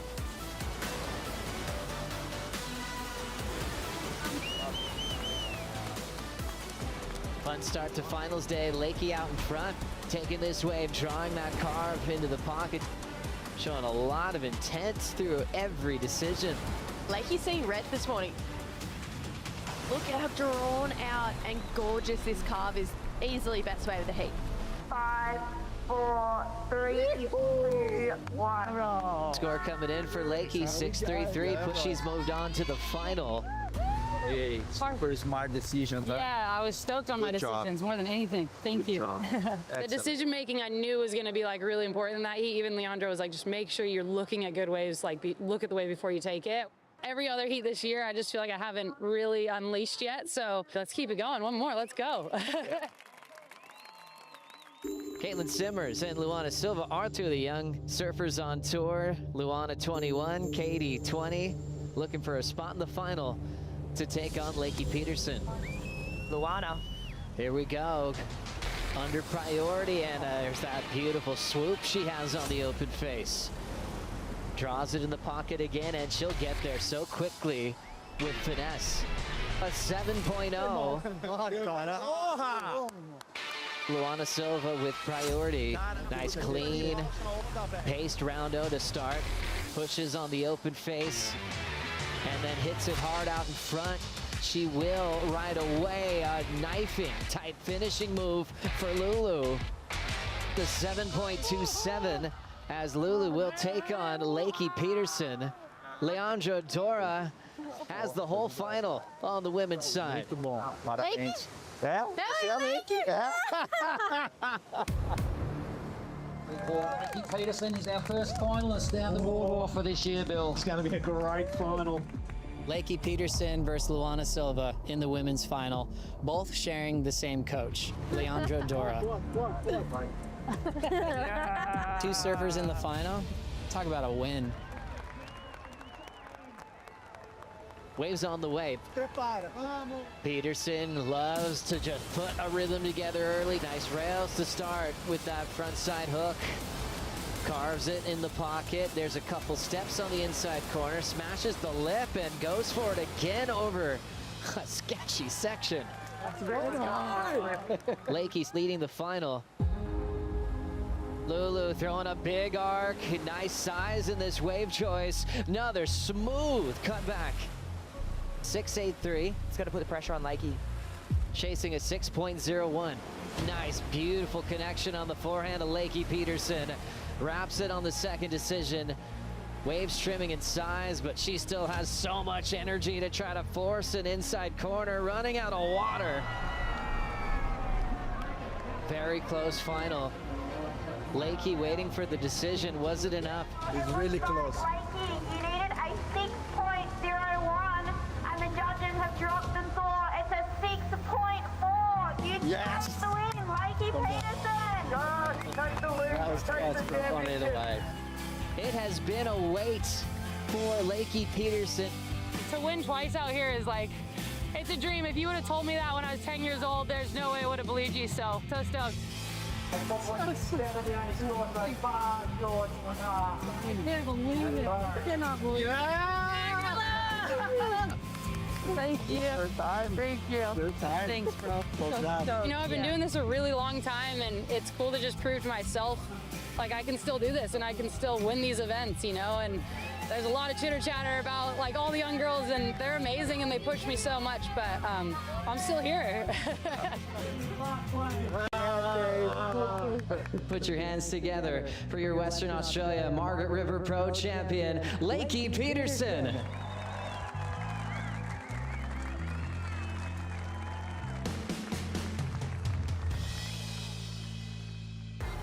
the final. Gabriel Medina up against George Pitar. From upsetting Yago Dora to Italo. Now with Gabe, can he do it again? One of the biggest numbers we've seen at this event. Wow! Oh my goodness. It's finals day, and we've got the men's semis about to get underway with Gabriel Medina taking on Sammy Pupo. It's your turn. Semi time. Okay? Yeah. He's going to need to beat his quickest, his fastest to find an edge on Medina, who's just been so rock solid in these first two comps. That doesn't happen very often when you see a surfer, you know, take a step back from surfing and then show back up as a better version of themselves. What an unbelievable return to competition for Gabriel Medina. The form is there. The competitive fire is there. He feels like he's here to just put on a show and really insert his dominance on the comeback. As we see Gabriel Medina, big backhand hanger. Whoa, drives the rail of that cabbie anchor through a second and a third turn. Lightning quick, powerful surfing. And Sammy Pupo getting this one. And I think just a little bit of confidence that he can draw on having beat Medina at this level. There's a really sharp turn to get started and changes things up. Oh, big finish. As he drives towards a good final turn here and gets the finish. We're on. Sammy Pupo just came back really, really hard on that wave. The highest number of the heat so far, an 8.67. Samuel Pupo has the lead. And out the back. As we see Medina fighting back, a bit of release there. And he thuds the lip with that power and gets himself a 7.77 to climb back into the lead here. And the three-time world champ is into the final and get his first shot at a victory. I felt I was connecting, you know, like during my heats. And yeah, so happy to be in the finals. Setting up semi-2 now, George Pitar, Italo Ferreira. George trying to crack his first CT final. I really want to make an impact, and I want to stay here, and I want to become like a genuine tour surfer. That all starts with like beating those guys that you looked up to and not really perceiving them like that anymore. George to be going into finals day with the only Australian flag left on his shoulders. He's got the whole country backing him right now, and he would be feeling that and channeling that going into hopefully what is a victory. Here goes George. Drives up into the section. Huge carve to get started. Really rips it through the bowl. The wave starting to flatten, unfortunately. But he juiced that opening section for all the points that were in it. Italo Ferreira now on his backhand. And he doesn't waste it. First turn, electric. As he lines up the finish here. He gets late to the lip, but makes up for it. All right, George is turning on this one. Requirement here, 6.34 to get into the lead. I know, interesting decision by Italo, but time will tell. So George doing his handy forehand slashes, throwing plenty of spray. Third big hit. Last wave of 7.33. You are in the lead. George Pitar has turned the heat under priority. Wow, George is in the final. This is sick. And he's going to be chasing his first CT victory here today. He's going to have his hands full. He'll go up against Gabriel Medina in the final. Hey, he's been single-handedly taking down the Brazilian storm. He's going to keep it going too, I reckon. What's changed for you in the off-season? Because you've come back from this Challenger Series, a totally different surfer. You just look determined to go deep into the draw. Felt like I was so scared of losing last year, and then fell off of the cart.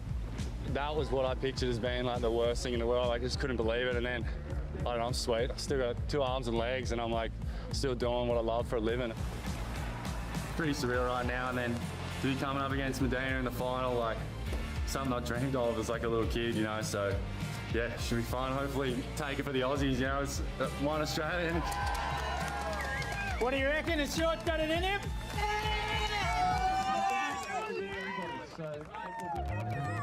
We are inside 2 minutes from kicking off the final. Gabriel Medina in the red jersey up against George Pitar, the rampaging natural footer from Manly in New South Wales.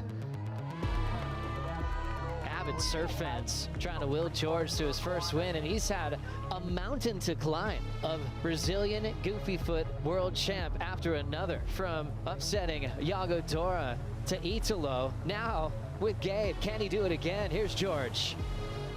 Attacking the first section, there's that smoothness he's delivering off the top again with an arc. Speed float to cover some ground, fits in another one. I think he's so in the moment right now. This is huge for the Australian. Oh, it's absolutely massive. Paddling into this one, three-time world champ Gabriel Medina. Priority blue. Wow, there's an appeal here from Gabriel Medina. He lost priority. Little momentary lapse in judgment will end up having being a defining moment. Here we go, George, up and riding. Well, this is George using that priority gift right away, and he pushes hard on the rails. Second turn, a nice little jam in the pocket. Wraps it quickly, moving into his final point, and he makes Medina pay. Wow, that is such a crazy wave.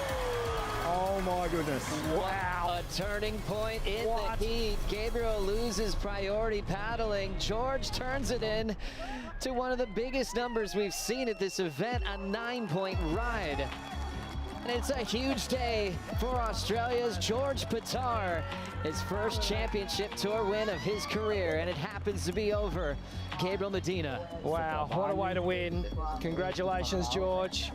I can't even believe it, honestly. I haven't won a comp since I was like 15 years old. Bro.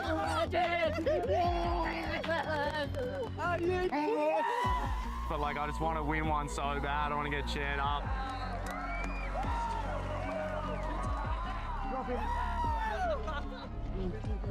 Mate.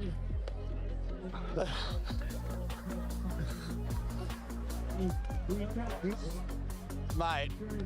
GP, Thor's hammer, the man who took on the full power of the Brazilian Storm, 7 world titles, 8 if you count the coach. Mate, to win your first ever CT here at the Margaret River Pro, you must be tripping.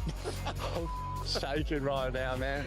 I feel like I can't think I'm just like another number making up the rankings anymore. Like, I want to be on here. I want to be a competitor. I want to be at the top. I just feel like even if it's fake confidence, like, believe it, like, I'm frosted.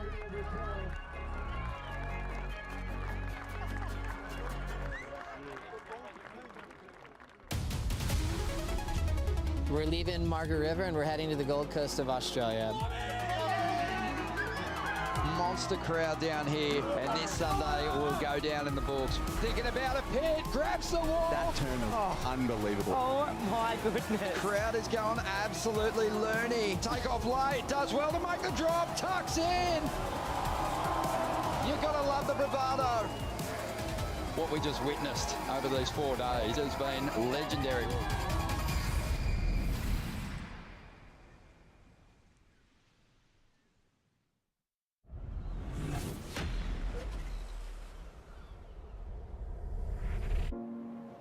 I would just like to start off the morning with a quote from Art of War, Sun Tzu. In the mix of chaos, the calm surfer finds the line.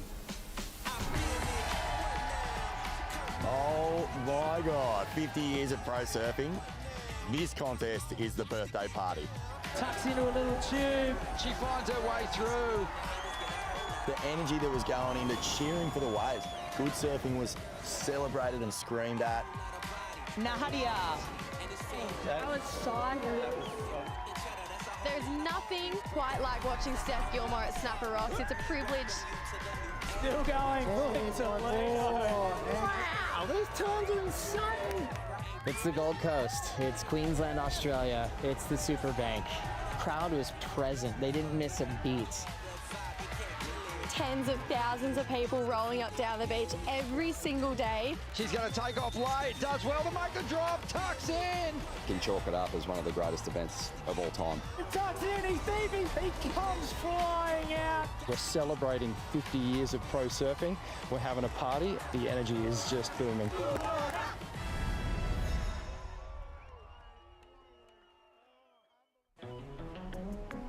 Good Good morning, everybody, and welcome to the Bonsoy Gold Coast Pro. When you get to Snapper Rocks, the waves are pumping, the water's warm. Every surfer in the world wants to get a taste of this wave. This event, for all young budding surfers, they watch it, and this is the one that you're like, I want to go to the Gold Coast, I want to surf those waves. Snapper Rocks, it's a very cupped out wave, so you see a lot of like tight surfing, top to bottom, and then everyone's trying to like squeeze in these little tubes. It produces really exciting surfing. The fans are waist deep in the shoreline with you. That's one of the cool things that I love about competing here at Snapper. A gigantic heat, one of the biggest of the season coming up next. Two Brazilian superheroes, Gabriel Medina taking on Felipe Toledo. It's pretty easy to sound the alarm when there's a massive heat coming in the bracket. You can see it miles away. The place was already packed. Gabriel Medina, 3 world titles. Felipe, 2 world titles. They're the guys that beat people before the horn kicks off. They've got respect for each other, but it's game on. No, he's gnarly, you know, he's just transforming 4s and 9s. It's always good to have these big hits, you know. That's why you learn so much. So much respect between us, you know. We grew up together surfing against each other, and to be able to share the biggest platform that we have nowadays, it's pretty special. It's 2 surfing superheroes going at it. Gabriel on his backhand out here at Snapper is formidable. Here was a really special one for me, 2014, my winning contest here. Gabby Medina opening up his campaign here at Snapper Rocks very strongly. Super crisp, no pumping between turns, just flowing between each maneuver. You can tell his body language is not trying to force anything. I have a big mission. Hopefully I can active my mission, and let's keep going.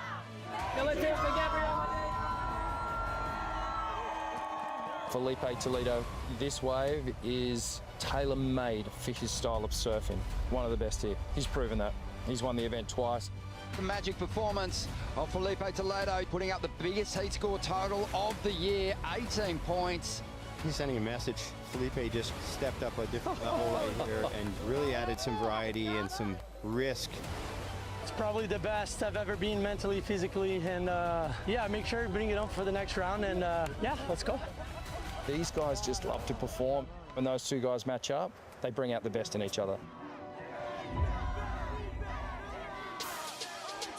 Heats of the event so far. Gabriel Medina in the yellow versus Felipe Toledo in the blue. Smells like Brazilian spirit here, I tell you what. These guys have had more excellent rides than any other competitors in the draw, and that's why. You could actually hear the shutters going off as Toledo took flight. And Medina up at the moment, looking to respond here. That punch has been undeniable and been scoring extremely well. And he just looks to tap back into the rhythm that's seen him take a win here as he just explodes so beautifully. Felipe Toledo taking off from deep on the point, drops down, hits the brakes, he's inside, he's out. Something big's coming in. Wow, are you kidding? And Gabby behind him. So now the pressure's on Medina. And just waiting for this wave to steepen again before climbing up into the pocket with those vertical hits. Went 2 below sea level, would have been hard to come out of that. Toledo already jumped up into the lead. Wow, Medina is going to be right up against it here because Toledo is unloading 2 monster turns. So we got barrel before and launched the big air rotation, dropped the 917. They had to reward this one. I'll give it to him. 9.77, 9.17. This is the best heat score of the season. This is the heat of the year already. A couple of big 9s from Felipe. I think everyone just takes a moment and remembers how amazing pro surfing is. These are the moments where it all comes together. This is what we love. Toledo got Medina comboed and looking for a 2-wave total of 18.94. Again, this guy is just showing remarkable form this season. He's been so consistent. Toledo's been on one, and have a look at this. Just having some fun out here now, really working this crowd. And he's coming down right in front of his good mate, Gabby Medina. Hawks that one and just goes, pop that, Gabby. And put your hands together, ladies and gentlemen, for Felipe Toledo and for Gabriel Medina. What an amazing performance. Such a big achievement to beat Gabriel out here in this type of form, but he had to do it all. He had to bring the full variety of tricks. He rode the barrel, he did the airs, he put all that frontside hack and style and flair on show, and he got it done. That's a huge one for him. That performance will stand as one of the best performances ever on the championship tour. It was high performance surfing at the absolute peak. Every time that me and Gabriel hit the lineup, for sure it's going to be a good heat. You know, Gabriel has been an inspiration for all of us. I look up to him, and he's one of the toughest competitors, I think. One day it's my turn, one day it's his turn, one day it's somebody else's turn, and just super grateful.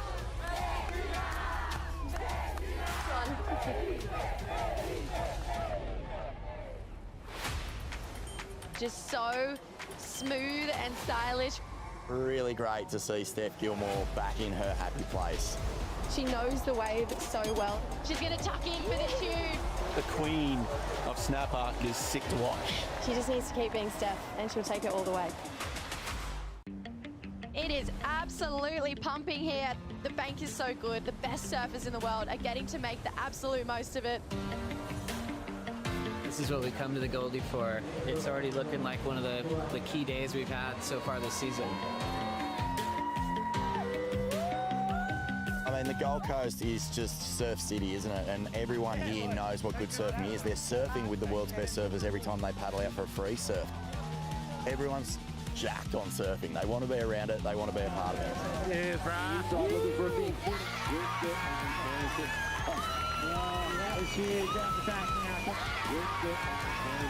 4:30 a.m. making our way down to the contest, and there's fans arriving before we are. It was unbelievable. Easily tens of thousands of people rolling up down the beach every single day. Lobbyland is starting to get really engaged in this heat. They bring out the signs, they bring down the drums, the flags come out. You can't not feel that energy from the crowd. Pickles deep in the tube and it makes the exit. That pumps you up, that gets that adrenaline and energy going through you. It inspired our competitors. Half the CT field seemed to reach a new level with their surfing. Fans are waist deep in the shoreline with you. Like, you're literally in the heat looking around and there's hundreds of people in the water with you. This is the biggest crowd I've ever seen at Snapper Rocks. I've never seen it this big. It could be the biggest record crowd we've ever seen in Australia.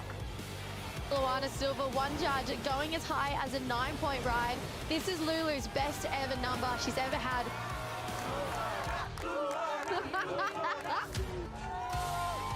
Every surfer is stunned by how many people from their home countries are there cheering them on. Every nationality is represented.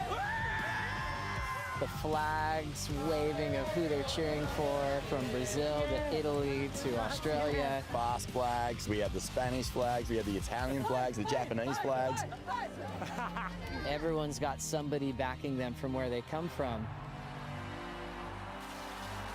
They know what's going on. I just heard Kelly Slater say just then, like, you can almost judge what the score's going to be based on the volume of the crowd. So keep your ears out, because they're going to tell you who's lighting it up. When the waves are pumping and you're on the Goldie, everybody wins. How good is pro surfing? We had a couple of good breakthrough performances from some of the rookies, in particular Callie Vast and Matthias Hurdy. Matthias Hurdy, he loves to flare. He loves to take it above the lip. Now Matthias going crazy. It's very fast, almost a bit Felipe. Free falls out of the lip line. You can see the fins completely disengaged. Coming up against Griffin Colapinto, things don't get any easier. Griffin on the answer back. He needs a big answer, couple of hooks on the open wall for last year's runner-up in the world. And he is electric with that finish. Let's go, Griff! Mateos, a 7-point ride. So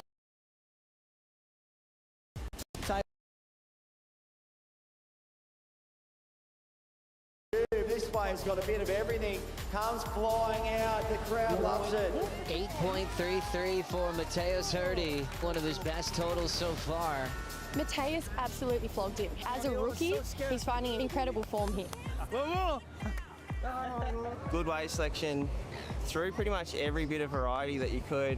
He's on for a great event and a great year from now on, I reckon. It's just a dream come true to surf that wave. The crowd is pretty sick. Callie Vast has been somewhat of a household name. He's an Olympic gold medalist, and we've all seen what he can do out at Chopu in Tahiti. He's fearless, but we really haven't seen him on a right-hand point lighting it up, and he lit it up. We've got a fantastic heat to watch unfold here. Geordie Smith up against Callie Vast, 2024 gold medalist. Like Connor, like Gabe, he has that real serious vertical attack. Callie Vast on the attack, big time. Geordie Smith dropped a 6, but Callie is really flexing right now. He's really proving that he's going to be one of the rookies to watch, and I think he's going to do well. Rolling into the women's now, the quarterfinals are out there. This is a big matchup. We've got world number 1 Gabriella Bryan taking on Nadia Aristabe, and this is her first time in a quarterfinal showing. This is a lot of pressure for her. She's never found herself in this scenario before. Gabriella Bryan, a nice swooping carve there. Gouges through that second turn. She's just got so much power and aggression. And then behind her, Nadia. Dang, that was psycho. That was so sick. That was the best turn of the course. Yeah. She doesn't quite stick the landing. That first turn was 5 points in itself. The entire competitors area was losing it. Wow, those turns are insane. The crowd was losing it. Everyone was losing it. Nadia having a look here. Gonna use priority. Nadia Aristabe, our Basque Country surfer on a good looking wall. That's a great first turn. A lot of water going out the back here. Second section's even bigger. She was on the heels. 8, 5, 9 all day. She just needs 2 more. What? She's going nuts. They all off the bottom and went, damn. 8, 6, 7 just for 2 turns. And she's just got the win over world number 1. She was in a great position and it was like really good wave. That's it, bro. That's power. That was amazing. Probably not the best heat of my life because I fell on the best ones, but maybe the smartest heat of my life. It's a treat as a spectator. We're the beneficiaries of it. Pro surfing is peaking right now. She's gnarly, bro. I think she can take this thing. I think. I'll show you. Okay, Phil, we're gonna switch. Steph Gilmore returning to the tour is enormous. She has that legendary status. Be back, baby. I was so inspired by these young women just pushing the boundaries, and I was like, oh, this is so cool. Pipeline for the girls. Steph's gonna feel herself as an underdog, probably for the first time in her career. I'm not sure if I can keep up with them, but at the same time, I want to be a part of it.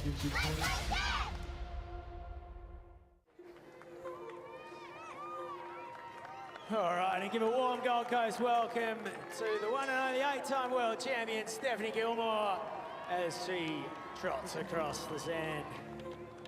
The queen of Snapper Rocks, back to claim her crown. Steph just hasn't really clicked into gear yet, hasn't shown us that brilliance that took her to 8 world titles and so many victories out here. Steph Gilmore returning to the tour is enormous in so many ways. An 8-time world champion. She has that legendary status. We're back, baby. Yeah, I achieved my dream of winning an 8th world title. And I think that was just a couple of years after I'd won my 8th title where I was trying to manufacture this desire to continue to win, and I just felt like it wasn't genuine. And so I thought I'd take some time off and just appreciate the wonderful career that I've had and think about what the future may look like. Molly Picklum, yeah, absolutely charging. It's a new era on the championship tour. Such a moment for women's surfing. It honestly is bringing tears to my eyes. This is history being made right now. Pipeline for the girls. I was watching a lot of the events and I was so inspired by these young women just pushing the boundaries, and I was like, oh, this is so cool. This is crazy. As little kids, we would have been dreaming of this. That was the telling sign for me that there was still some more left in the tank. And here we are, 2 years later, back on tour, putting the Rashi back on. The women's tour has not been stagnant. It's completely changed, you know, as far as progression, as far as barrel riding over treacherous reefs. Steph's gonna feel herself as an underdog, probably for the first time in her career.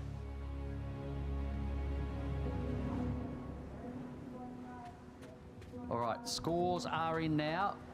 They are locked in. Stephanie's last wave was a 6.37, marginally short of the requirement. The 8-time world champ upset by Erin Brooks, and now in back-to-back events on her comeback, she's eliminated in her first strike. Her return to the CT hasn't gone to plan. I'm not sure if I can keep up with them, but at the same time, I want to be a part of it. I think Steph's going to have real problems trying to win a world title in 2026. You got like Molly there breathing fire, and you got like an Erin Brooks coming up. It's gonna get super serious up there at the top level. It's like palpable, the tension, how bad they want it. Everyone will win in the end because we're going to push the young girls are going to push us. It's a really good recipe to just continue to push the sport to new heights. Are you in the hunt for number 9? I mean, yeah, we're always in the hunt, right? That's why we're here. Yeah, number 9, it's a big number for sure, but anything's possible.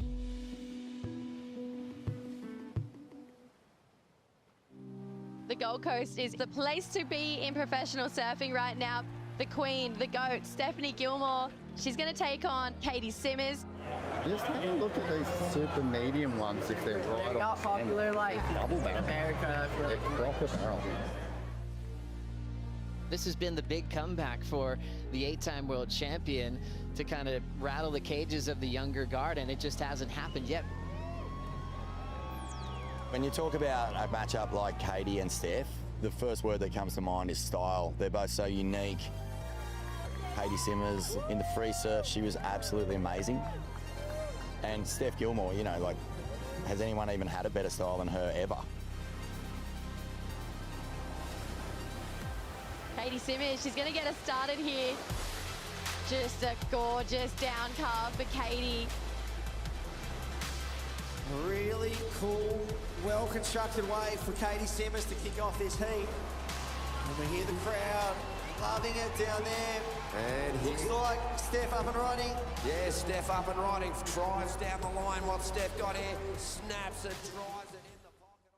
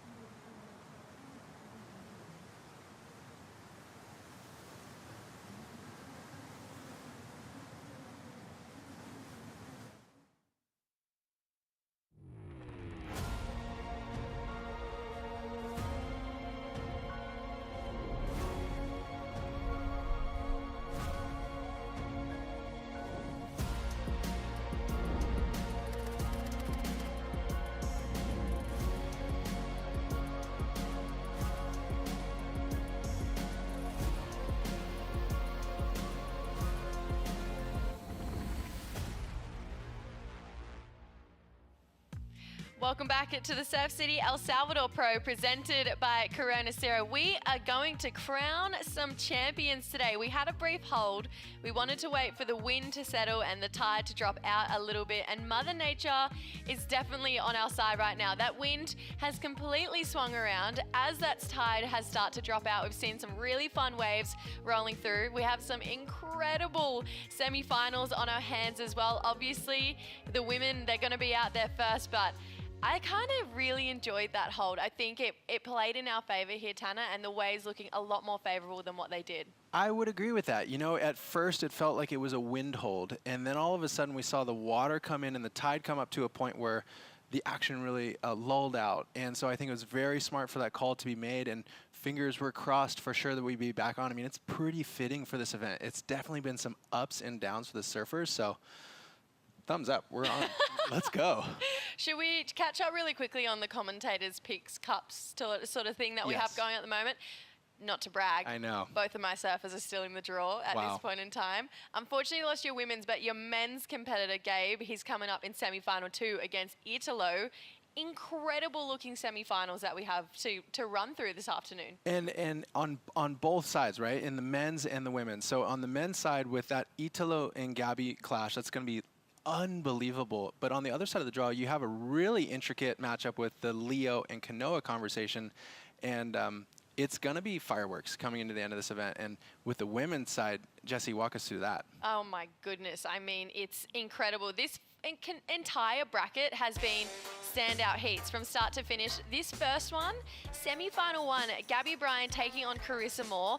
I mean, that is two best friends. They're currently staying together. Two of the most powerful surfers we have ever seen in women's history. And then Molly Picklum taking on Tyler Wright. Again, another really fitting heat. Two incredibly graceful power surfers as well. Really strong on their rail. The clock has started. We have 40-minute semi-finals here. Gabby Bryan is going to get the first wave of the exchange right now. Just so much speed and power off this girl's just fingertips, essentially. Floats up into this second section here. Love the connection for the third. Straight and into it for the fourth. Carrying speed down the line. Gabby Bryan will not hold back. Pushes hard yet again here for Gabby. This one keeps on bowling. Can see that nose unfortunately burying at the end there. But Gabby Bryan, I tell you what, consistently, time and time again this event, she has started with a statement, and there's another one for you, Tanner. Well, she's definitely always started with a statement, but that narrative has been a little bit different. In this heat, she strikes quick and she strikes early, and she was holding the priority over the top of Carissa, which we've seen in the last couple heats. She had a Yolanda, she had a Knot this morning, and they were challenging her, putting her on the ropes. So Gabriella doing a great job of not only just starting the heat quickly, putting that heat and pressure on Carissa, but that ride was really well orchestrated. She was able to use all her linear speed and come into each one of these oncoming sections and making the most of the maneuver selection. As we see here, this is with the residual wind factor at play. So she's able to take her time and set up the turns and comes into the bubble of the section and maximizes. Those are huge. Those are throwing up so much spray. And that last one was not easy to do and transition into this. So Gabriella is looking good. I just love I feel like, design she has in her turns as well, and that style. I think you used the word personality earlier. This moment in particular, as she comes around this next bit, the way that she jams these turns and that back arm goes back as almost her own personal flair into it, functionally, it actually doesn't really work because it puts your weight on your back hip, and essentially it should not give you as much speed as it does. But Gabby Bryan has it so refined to such a small segment where that is her personality in the turn, and she still has so much speed going out of it. The average Joe would be the opposite story for that, but Gabby has figured that out for herself. That's such a good point, and that's into the intricacies of her own style, where when you're throwing your back arm back and coming into those kind of punch turns in the pocket, the likelihood of your tail coming out and you then sliding over your rail is pretty high, which then cuts your linear speed to keep traversing down the line. So she does a great job of knowing when to pull off that pressure and keep herself moving into the next turn. But what it does is it creates a lot of emphasis, and it creates a stop point in the motion, in the arc, and it looks really attractive.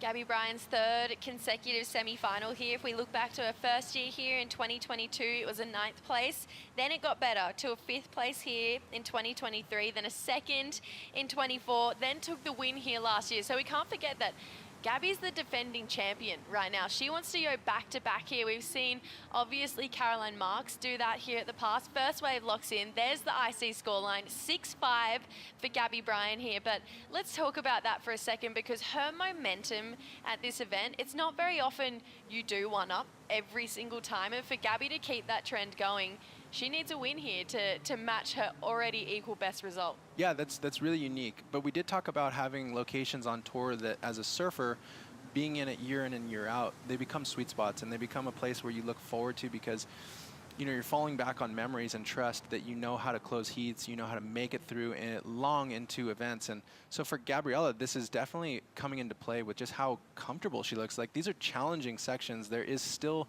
some noise on the wave face, and she's able to just make it all happen and look graceful yet doing it. I love the fact as well as she has so much power in these turns here, but watch just that fast twitch fiber moving in between the turns as well. But at the start of the wave, she had that board cat-like moving. It was so quick, just the transitions, and even for her to get round these sections here. So as much power as she has, she also has agility on her side here, which it is really hard to find that balance as a surfer. A lot of people who are power surfers aren't really known for being agile, but Gabby Bryan and Carissa Moore, I definitely put both of these women in that bracket, are both powerful and agile, which is incredible. And that's the magic combo, where you have a powerful base and technique of surfing, yet you put a little spice on top of it, because sometimes a powerful approach can not become mundane, but it doesn't actually have that wow factor as a judge, or even as a person watching, or a surf fan. And so these two women, they possess that really well.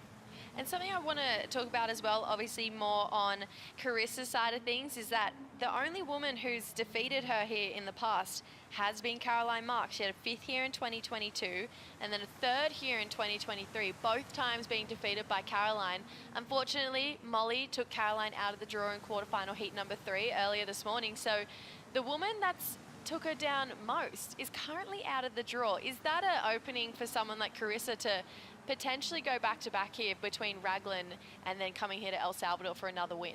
Yeah, yes, but I think it would be under different circumstances, because you're dealing with Gabriella Bryan in her, you know, home court, essentially, with how much she's consistent here in El Salvador, and she's wearing the yellow jersey. I got to speak with her a little bit in the Rebel Athlete Zone during the break, and I was just honestly just congratulating her on the surfing she's done this whole week and asking her what kind of board she's been riding. And she said it's a step driver. It's coming actually out of the Australian factory that she got at the very beginning of the year. This is the board she rode at Bells Beach. So not only is she in a location where she feels good, she's on a board that she feels good on. So Carissa has a lot to deal with here, right? So she might feel confident knowing that the only person that's ever beat her here is out of the draw, but this is an X factor in that equation for sure. I've got to know what you're thinking too. Like, do you think these guys are best friends essentially on tour? They travel together, they stay together. Gabby is so invested in Elena as well. She pretty much has babysitting duties. This is not awkward because these ladies would want to meet up against each other, but kind of is as well. They're friends, but right now they're forced to be rivals. Yeah, for sure. But there's so much on the line, right, Jesse? Like, this is a semis, a shot to get into the final. You have to work your way around that whole conversation, and they're both in that equally. I think there's a level of mentorship that has been had over time with Carissa, you know, somewhat keeping an eye on Gabriella as she's climbed the ranks and helped her journey in some regard. And now they're looking eye to eye in the vibrancy that they have within the surfing world. And this is that moment where it's like Sensei and Grasshopper, like, you know, Gabriella's come out of the blocks here looking to take the initiative in this heat. And so Carissa's going to have to work her way into it. You know what the good news is that Lost is going to be keeping these 2 results right now. Mayhem is going to be enjoying 2 of his surfers in the semi-finals here. One guaranteed to be in the final, so he's keeping a semi and then either a 2nd or a 1st. He is rampantly adding to his Surfboard Empire CT Shaper rankings. I was speaking with Gian, who is the TM for Lost, just before this, and he was saying, I was really curious what Carissa was riding, because it's really looked great in this event, and we don't really speak about her boards that much. I don't really know that much about it, and she's on the original driver curve, and so Gabriella Bryan is on the step driver, and that essentially is an upgraded version meant for more waves of quality and substance. So I think, in my personal opinion, Carissa, I know, rides that board at lower trestles, and I feel like for her, she likes that skatiness that she can tap into. We saw her utilizing that earlier in the draw where she went to the air. So it's fun. She doesn't close that door on a board that can allow her to bring out those kinds of maneuvers. It's not, you don't see many airs, especially in the women's side of competition, as frequently as I think I probably thought you would, especially when there was this incredible amount of hype, and still is, about this younger generation who are incredible at airs. Let's think Erin Brooks, Tia Zabrowski, Katie, Molly. They all have such a incredible repertoire of airs, but the one woman who brings it out time and time again that stands out in my mind is Carissa Moore, and she is that vet status. She's a 5-time world champion, but I feel like this year especially, I mean, look at her. She's had a baby, she's come back, and she's still got that competitive desire to keep pushing this sport. The air rev she did in competition was sick. It was such a high, really tail high air rev too, and it was a tricky ride out as well. So I love the fact that we still get so much from this woman. Obviously she hasn't had a wave so far in this event, in this heat, sorry, but it feels like that progressive side of surfing still actually really does sit with Carissa Moore as far as it goes in the jersey. Well, you and I have tapped on the Leave a Message movie throughout this event, but that moment in time really started the whole conversation of the air game within female surfing, and Carissa has always been in the cutting edge of that, and for her to really be one of the first ones to bring it to events at places like Bell's, and she became iconic for not knowing what she was going to provide within these heats. And for me personally, Carissa has been a story of redefinition and evolution, a world champion. We talk about a lot of her wins in these high moments, right? Raglan as a mother and all of this, but there have been some low times. She had to really come back from the vacuum effect after lower trestles and not getting those world titles in those events. That's a lot to handle emotionally, and to see where she's at currently this year, moves, we're seeing the replay of what she brought out in that heat, what we've been talking about. That's insane, right? Like, she's still trying to push herself into new territory. And it speaks to her not just being one of the greatest female surfers of all time, but realistically one of the greatest athletes of all time. Let's also put that air in perspective. She needed a score. Brisa Hennessy surfed a really smart heat. She was coming off her best result of the season for Brisa, and I thought, this is epic. Brisa, she's going to go through to the quarterfinals. She's starting to break this mold, and then Carissa just came out of nowhere with that air, and it got her the score that got her into the quarterfinals, which eventually has now seen her into the semi-finals. So obviously Brisa knocked out of the draw, but I want to mention just the surfing that we saw from Brisa, just those raw rail calves, I feel like revved a lot of these women up, because she was the standout in that opening round. I couldn't agree with you more, and two, it gives context to Carissa's event.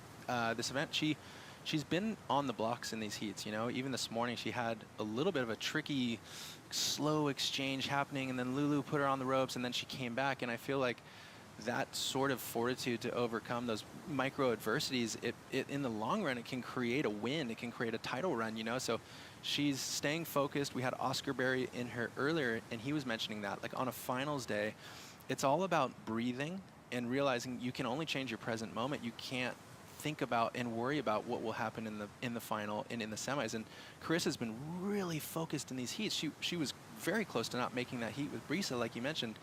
She was pumping down the line, and us commentating it, we were like, oh, okay, she's going to get back to the ski or something. And then at the very end, you could see her body language change. She saw the opportunity on that wave, and she totally cashed in. It's so interesting, too, because it's such a tricky end section. A lot of those waves do bend away from you, or they can turn into absolute monsters that we saw Lobby, unfortunately, deal with earlier on in the event. But for Carissa to do that, there's been a lot of people actually struggling to pull those airs on that end section. So I love the fact that, yeah, she just is continuing to push the sport right now.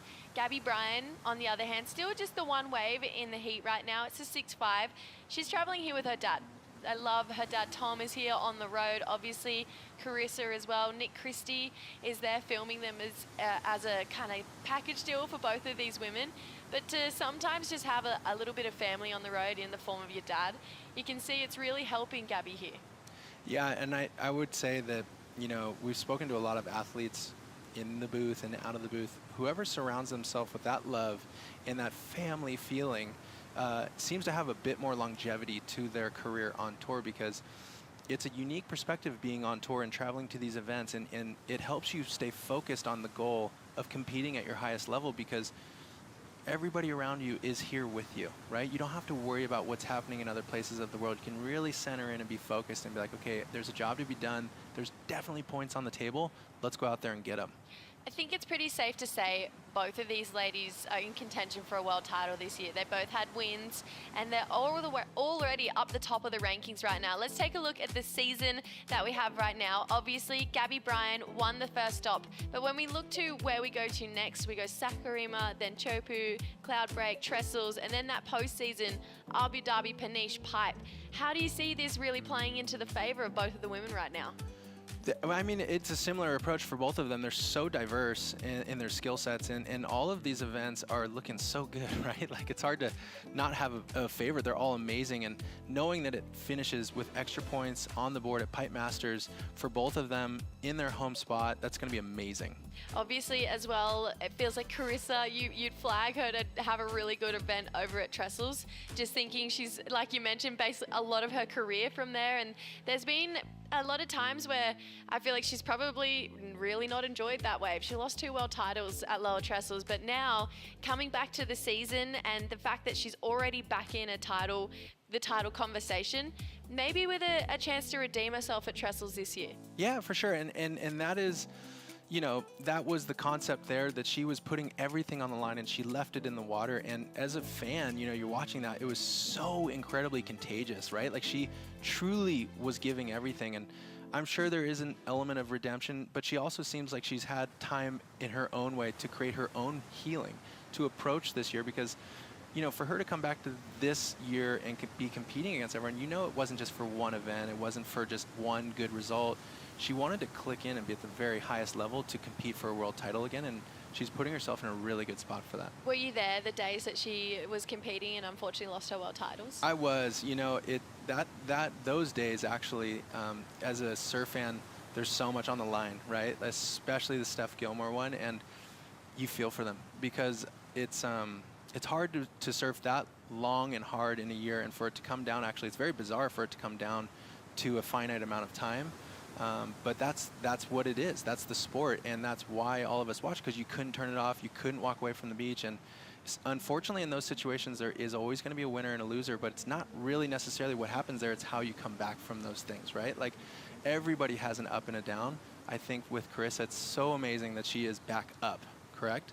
Oh, absolutely. And she's having a look here. So Carissa Moore taking off on her first wave of the exchange, loses her footing there. It felt like that was probably only going to be the one section.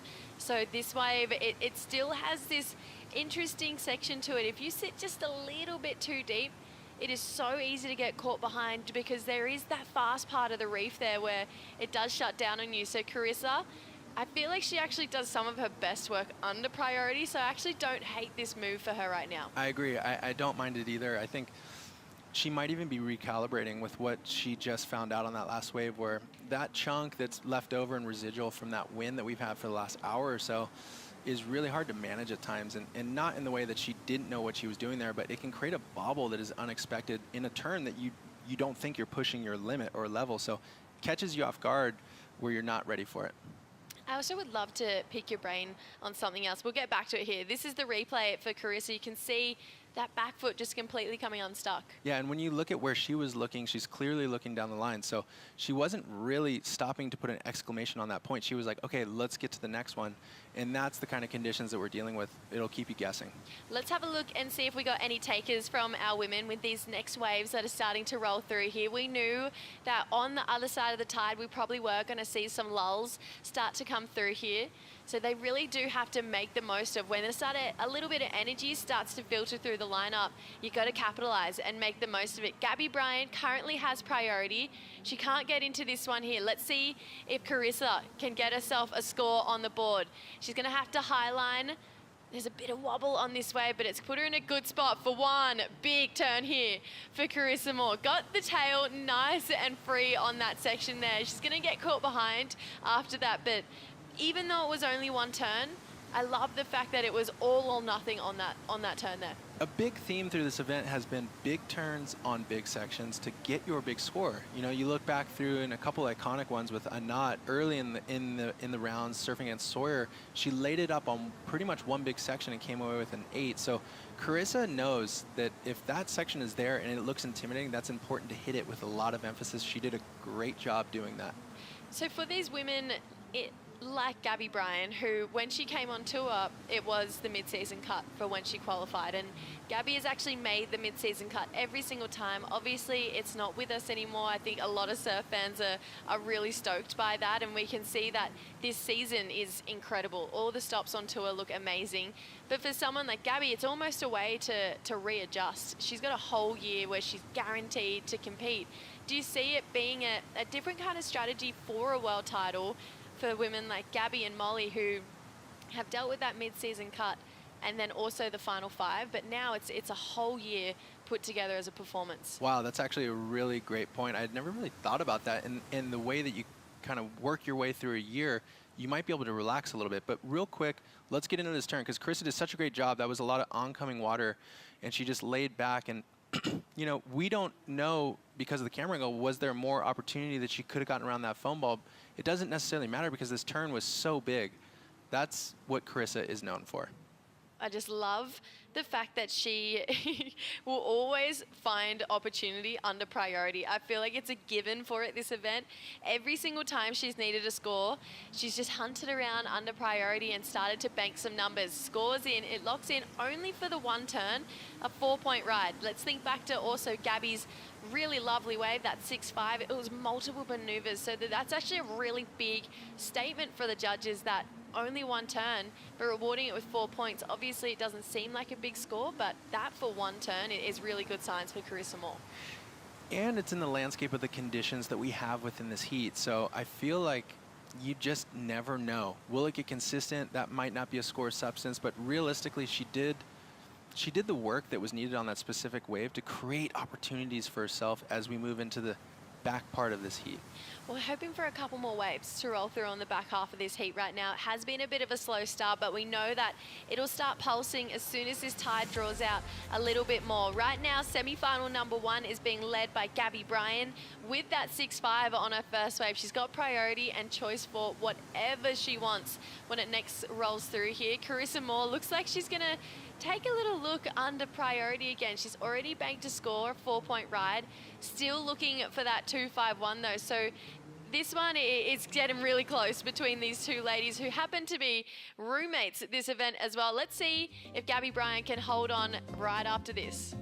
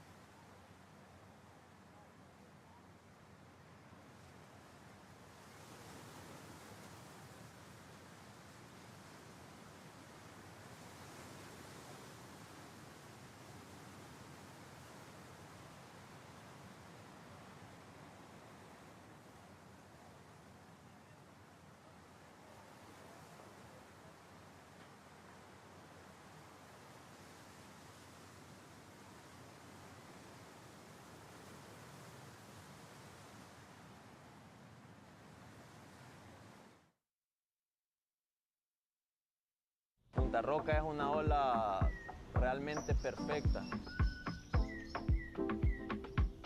Yo creo que Punta Roca lo hace especial la naturaleza misma. Está está ubicada en un lugar privilegiado, tiene una exposición para que el suelo entre y sea sensible y hayan olas casi todo el año. Y además es un orgullo nacional. No es solo el lugar donde crecí, el lugar donde aprendí a divertirme, sino que también es un lugar en el que me siento orgulloso, porque la gente habla de Punta Roca como un lugar perfecto. Estamos en Playa San Blas, al lado del Cocal. A mí me gusta el atardecer acá porque tenemos una mezcla perfecta, un escenario en el que tenemos arena, tenemos piedras y también tenemos el escenario donde están todas las cordilleras entrando una detrás de la otra y el sol entra justo en el mar.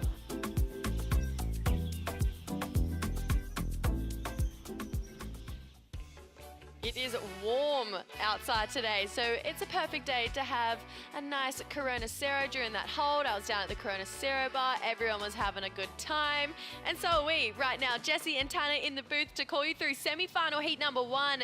Gabby Bryan already has a 6-5. This is another wave that she's going to add to the scoreline right now. Start to apply a little bit more pressure on Carissa Moore. Couple of carves to start this wave off here for Gabby. Let's see what this inside track has for her. Belts it, of course. We knew she was never going to hold back. Again, for Gabby Bryan, just timing those ridges and the lumps, the almost sidewash on that wave so perfectly for Gabby Bryan. So again, I just feel like she has found the pockets beautifully this entire event. Well, also, too, you think strategically, wow, what a great and important wave to maximize on. She has the 6-5. She has the high score of this heat so far, so she's in the leading position. And she had priority. She had waited. She saw Carissa was getting frenetic underneath her, and so she knew she was going to have to take that next step to try to close the door on Carissa. And this, well, real quick, let's break into Carissa Moore's replay here. Looks like she's looking down the line for a potential section. Jesse? Yeah, you could see this a little disconnected with that wave there. It felt like her body language maybe not obsessed with the foam on the face here, but Gabby, this looks like it would have been the first wave of the set. Yes, so this was, and actually this hit a little bit wider on the cobblestones, which gave her a softer wave face, and she did a really great job of drawing her arcs out a little bit wider and allowing herself to continue with the speed so she could get into this part of the wave, which it's so great to see the wave push back at Gabriella so she can push right back against it and just show that force and that power, and really, really a great ending part of this wave. I feel like as well, if you're Carissa Moore on the wave behind and you're seeing just how much water this woman can throw, you'd be like, oh, that's a good wave there. Wait, that makes so much more context to watching Carissa's wave, because she was not looking down the line at an air section. She was actually tracking the spray that Gabriella was throwing on the wave in front. That was really interesting to see that. Yeah, Gabby's just such a lethal competitor. And these two have actually pretty well avoided each other in competitive surfing. As far as like woman-on-woman matchups go, obviously Carissa has such a lengthy career and she's competed against pretty much everyone, but for Gabby Bryan, it's only once in the past. It was back over at Sunset in 2023, and Gabby actually got the win over Carissa there, and obviously both of these ladies spending a lot of time on the North Shore, so I feel like to get a win over your hero in your hometown, it's almost the perfect storm. Well, that's actually a great point, and it makes me think, because I've been wanting to ask you, here we are in this heat, right? These two women are well suited to surf against each other, and realistically, when you look at their strong suits and their event wins and their heat totals, there is a difference in the fact that Carissa is a world champion and Gabriella is not just yet, right? And do you think that that kind of psychology comes into play for Gabriella, as now she's got the two big scores and she's looking to close this heat on Carissa? I didn't know their track record in the past, so it is interesting that she can tap into the fact that she's already beaten the world champ, but what's your take on that?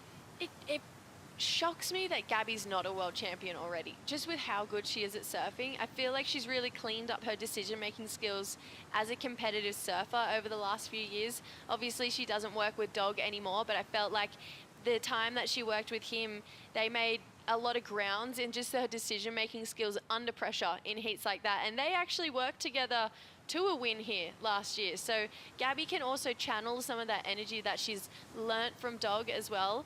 But now she's tapping into this new strategy, which I feel like we've seen Carissa use a lot over her career, where it's been more localized based coaches. It clearly worked for her at the start of the year. She got a win at Bells working with Kale Bell Warren. And I feel like Gabby, yeah, maybe there's a little bit of, I'm not there yet. Or maybe there's a slight amount of head noise of, I've got something to prove still because I'm not a world champion. But it feels like it's not a matter of if. It's just when. She is too good at surfing not to be a world champion. I mean, so truthful there. And it is interesting because sometimes as a competitor, the people that surround you believe in you even more than you actually believe in yourself. And everybody's telling you, you have what it takes, right? I'm sure she is working with all these coaches and they're like, look, this could be your world title year. And sometimes the only person you really have to prove it to is yourself. And sometimes there's, like, so let's use Carissa as an example. Once you win a world title, that's forever. Right? And she can tap into that at any point for the rest of her career. So that's why it's so important to get that first one on the books, because you'll look back and have it whenever you really need it. And they always say it's the first one's the hardest, whether it's your first championship tour win or your first world title. But once you've figured it out, that recipe is there. Someone who did that perfectly last year is Molly Picklum, and she's working with Chris Bond here. She's actually gone down that similar approach that we have from Gabby, where she's working with more specific localized coaches, but Chris Bond is actually a pretty regular coach in her corner. He's usually there about 3 or 4 events each season. She's coming up against Tyler Wright in that next heat, and oh my, what a matchup that is. I mean, every matchup is amazing, but that one is going to be so fun to watch. I think there's going to be some Australian dynamics playing out there, so I'm excited for it to unfold. Yes, Aussie in the final. Right? That feels really good. Yeah, that's pretty radical. That feels right.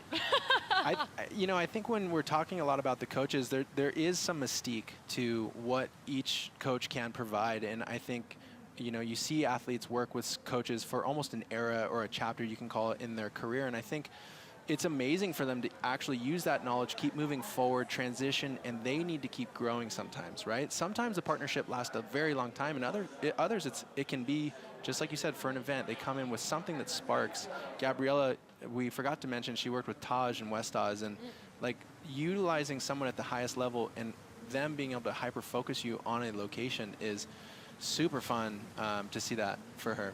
When you commentate now and you get to kind of look at what people are doing during this time in competitive surfing, does it make you like kind of think back to when you were on tour, you're thinking maybe I would have worked with more people? But I felt like you and your brother had such a good thing going and you supported each other so much. But at the same time, we were super open-minded to coaches and using them in different ways. I think, at that moment there was Kanga in the game, and he had strategy on how to lay out a heat, and I'd never thought about that, right? So it's a curriculum that some of these coaches will have, and you study it, and then working a little bit with Chris Gallagher, body technique, and it was just fun because as you keep doing these events, you want things that make it, bring your passion out and your joy and your learning, and when you're learning, you're so open-minded to pushing yourself a little bit further into the uncomfortable zone to see how you can transition with that. So there's no right way to do it, and realistically, when it comes down to it at the end of the day, it's your chemistry with the coaches that is the most important thing, but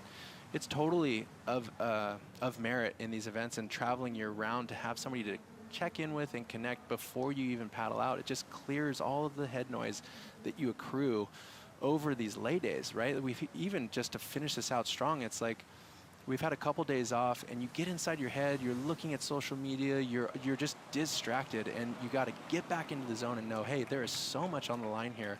Let's close this out. So many people coming down the beach right now. When we panned to that Red Bull athlete zone before, it was packed. Surfers who have been knocked out of the draw are sitting, enjoying what is a fun-looking finals day right now. Even though it's slow, when they come through, waves are looking really fun. And then the stands. I mean, we got to give a moment for the crowd for this event. They have been just sitting in the heat all day, enjoying the world's best surf at Punta Roca. And why would you not come down here? This is so fun to watch, right? But it is true, like the spirit is so lively here on the cobblestones, and the locals have been so welcoming to allow all of us to come into their space and perform at their local wave. And look at that, that's packed. It is packed, and I cannot begin to explain how warm it is as well. And they sit there all day, and then as soon as their favorite surfers come in, everyone's getting time with them and getting signatures done. And I feel like there's been this really fun energy in professional surfing at least for me, watching it so far this year, I mean, Snapper was out of control. The amount of people that were on the beach there. Margie's was packed as well. Bells as like, everywhere. Raglan. And then now we come to El Salvador. It's a pretty niche part of the world, to be honest. And I love the fact that everywhere we go, this fun, enthusiastic crowd has followed us. And why not turn up for this heat? I mean, Gabby Bryan, #1 in the world. Carissa Moore, she's back and she's looking to go for a second win this season. Both of these women are.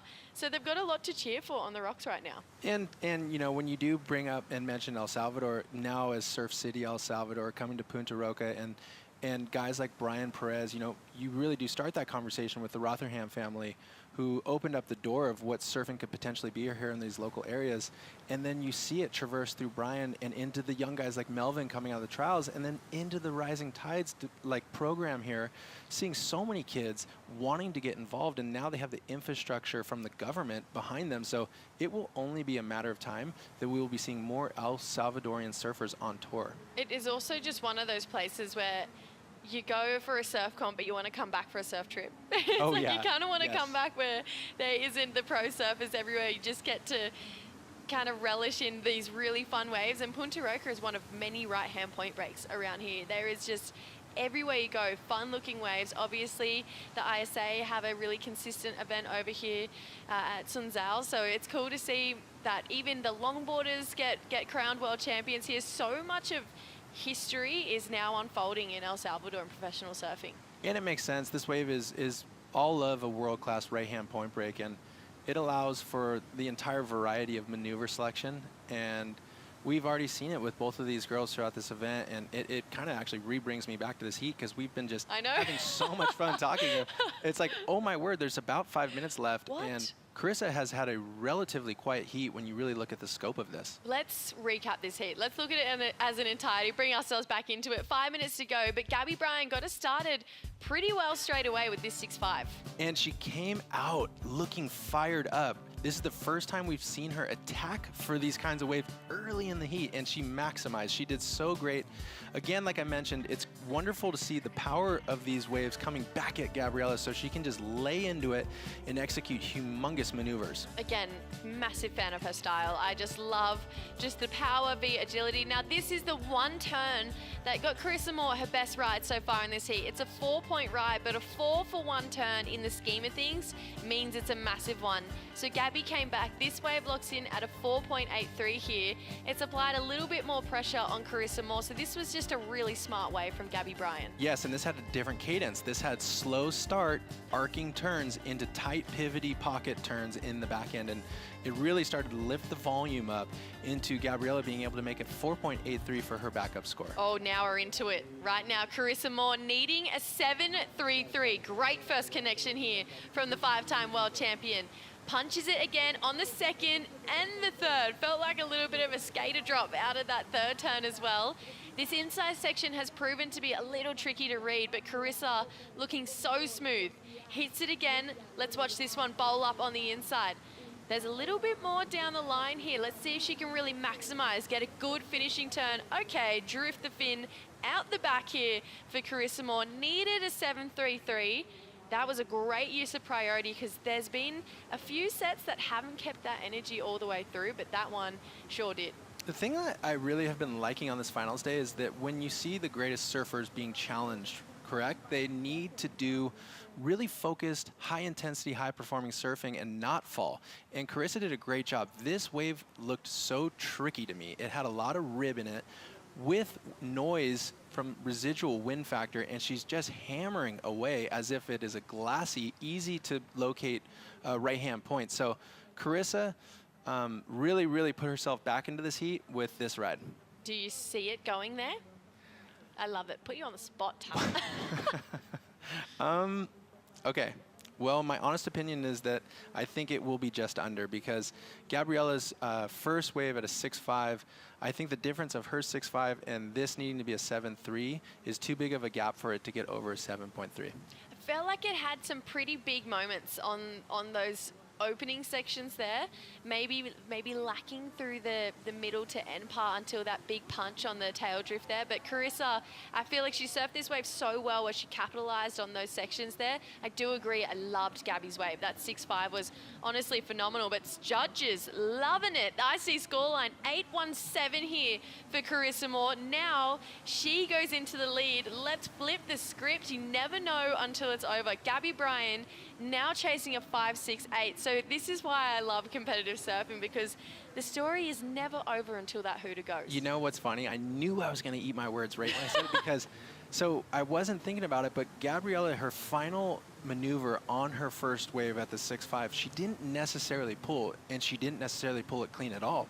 So I think we had Oscar in earlier. He was mentioning the judges have been hanging a lot of the merit of the score in that final part of the wave, and Carissa did a really great job of just finishing strong. Not that the maneuver was overall dynamic, but it allows the judges to say, really great ride, and the score really reflects that. Now, we know we're guaranteed a new winner on the men's side for this event. There's obviously people in the semi-finals who have won events before, but they've never won this specific event. If Carissa Moore wins this heat, we are guaranteed a new winner on the women's side of the draw as well. Carissa would be, if she can win this, the first woman to win 2 events this season. Same story goes for Gabby Bryan as well. So a lot actually in stake in this first heat for whether or not we're going to see a new champion here today. What do you think Gabriella Bryan's thinking right now? My goodness, wave come through, probably. Maybe multiple waves. Actually, no, she's thinking one wave come through and just give it to me. I'll hammer it 5, 6, 7, piece of cake, light work. Nothing else after it. Totally. Some more. Yeah. Can't get another one. But it's interesting because a 5, 6, 7, someone at Gabby's caliber, she can absolutely surf one of those smaller ones into that type of score. Yes, yes, and it's a weird one. This would be the only silver lining on the cloud that she's currently under, is that with time being that like sparse, it's really only one wave at all, which we're not really seeing on the horizon line. But yeah, you have to give it up for Gabriella. She came out of the blocks really, really firing, and she put it to Carissa Moore, and Carissa has done a really good job of just staying steady. You know, like the merit of that 4.0, it's one turn, right? And so looking back, that's so crucial that she was able to find that wave and make it happen. Well, Carissa Moore is going to be in back-to-back finals. Wow. One over there in Raglan. Now she has made the final for a back-to-back time over here in El Salvador. She waves to her friend, her good friend, and I feel like there's a bit of emotion pouring out of Carissa Moore right now. This is a huge moment in her career. You've seen her be so challenged this event, right? Like every single heat has been different, but very much so challenging for her to overcome and get the win. And so I feel like those sorts of heats bring out your emotion, because you're always feeling like your back is on the wall and you're just barely getting your breath and getting your scores. So at the end of these heats, there's a big exaltation of celebration, actually, of just the fact that you did it, you achieved that, and you're moving on to the next round. Just want to put something else on the table as well.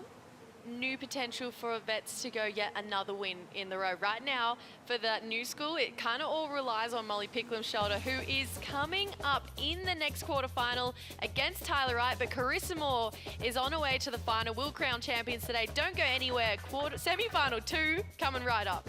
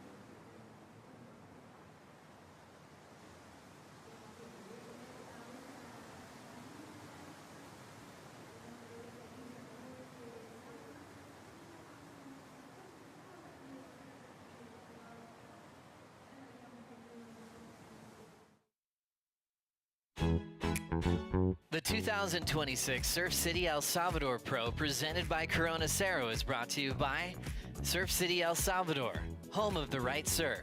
By Corona Cero, made with 100% natural ingredients. And by IC Sunglasses, official eyewear of the World Surf League Championship Tour. One finalist has been confirmed on the women's side of the draw. It is Carissa Moore here at the Surf City El Salvador Pro presented by Corona Cero. She cannot believe it. There's been emotion pouring out from her. She is in back-to-back finals this season on the championship tour on her return as being a mother. This is so cool to witness with our own two eyes. She is going to come up against one of these two ladies right now in semi-final heat number 2. It's Molly Picklum, our reigning world champion, current number 2 in the world, taking on Tyler Wright, who is current number 10 in the world. Now Tyler with 2 world titles herself. So 2 world champions, 2 Australian world champions in this semi-final, but also 2 really good friends. My name is Jessie Starling, joined in the booth by Tana Kadauskas. And Tana, both of these ladies being really dominant and easygoing about this competition, but in their own way.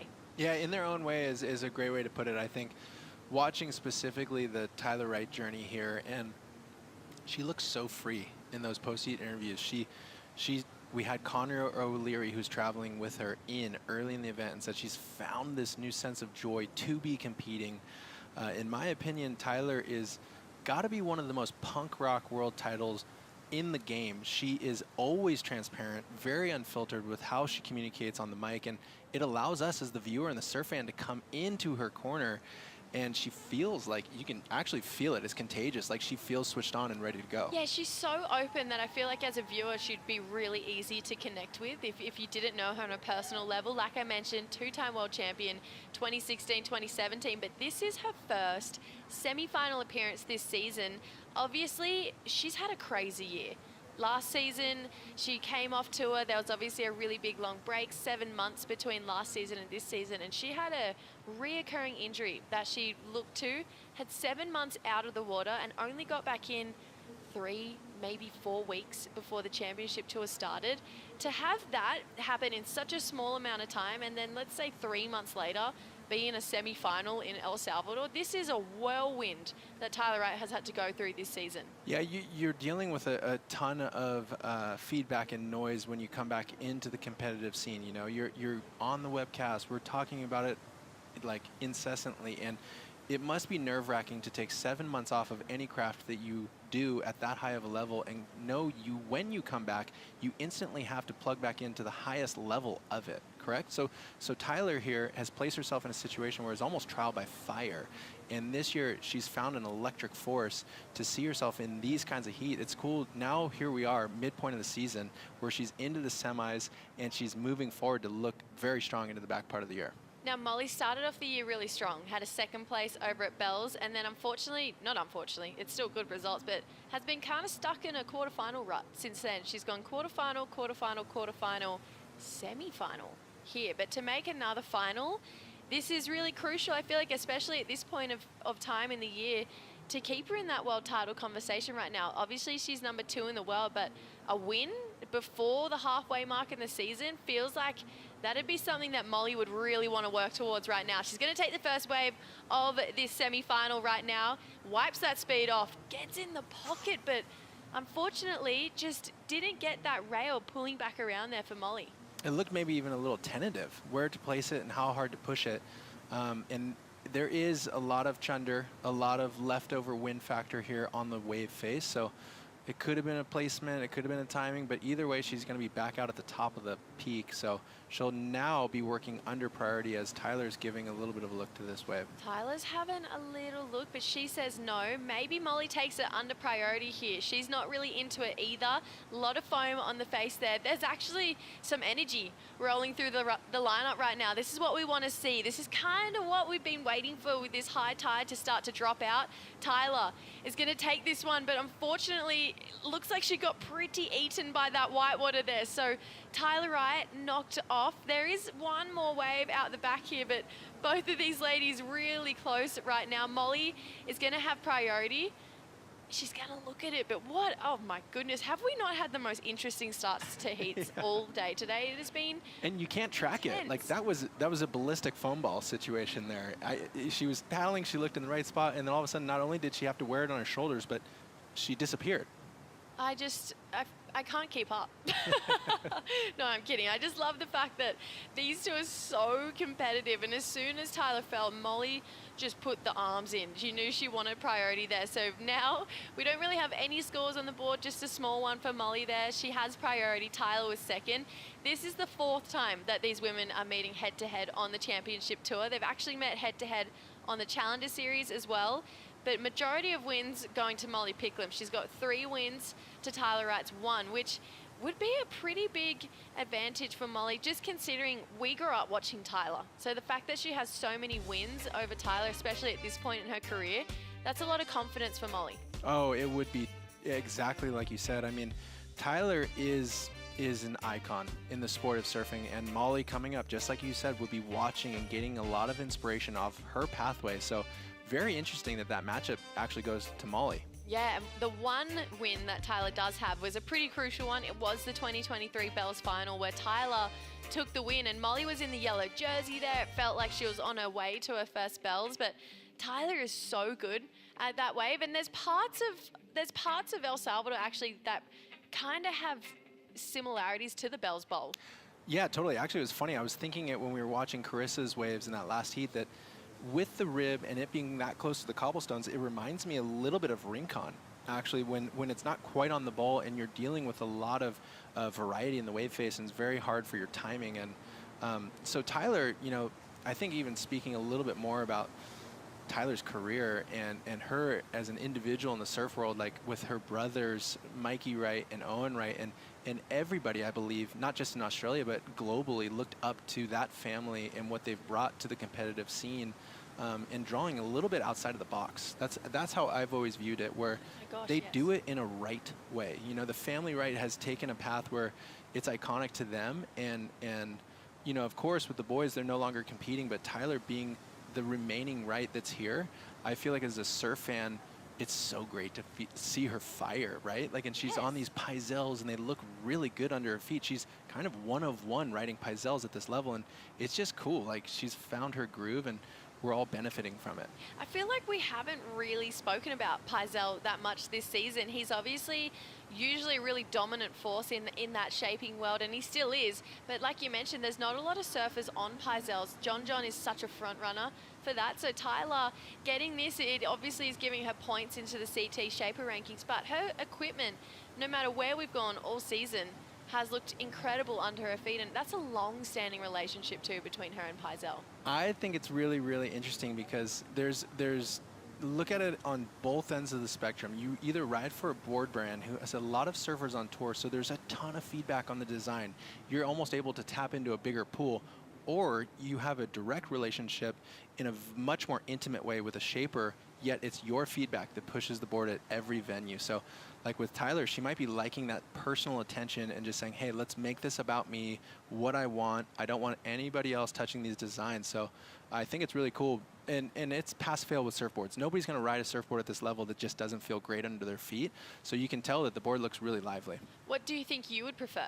Now, if you were back on tour tomorrow, would you prefer a more of a one-on-one shaper relationship or a big pool of athletes? I personally don't mind a big pool of athletes because, especially when I was competing. Actually, now I find that the relationship with a shaper is really just a fun process, but that's what it is. So if you're competing and your surfboards is the part of the conversation that you want to keep to the very end, where you don't really want to be spending any extra time on, oh, it's good, but I want to make it better. You just want the best. Then you're able to tap into these teams that I think JS is the most represented team on tour.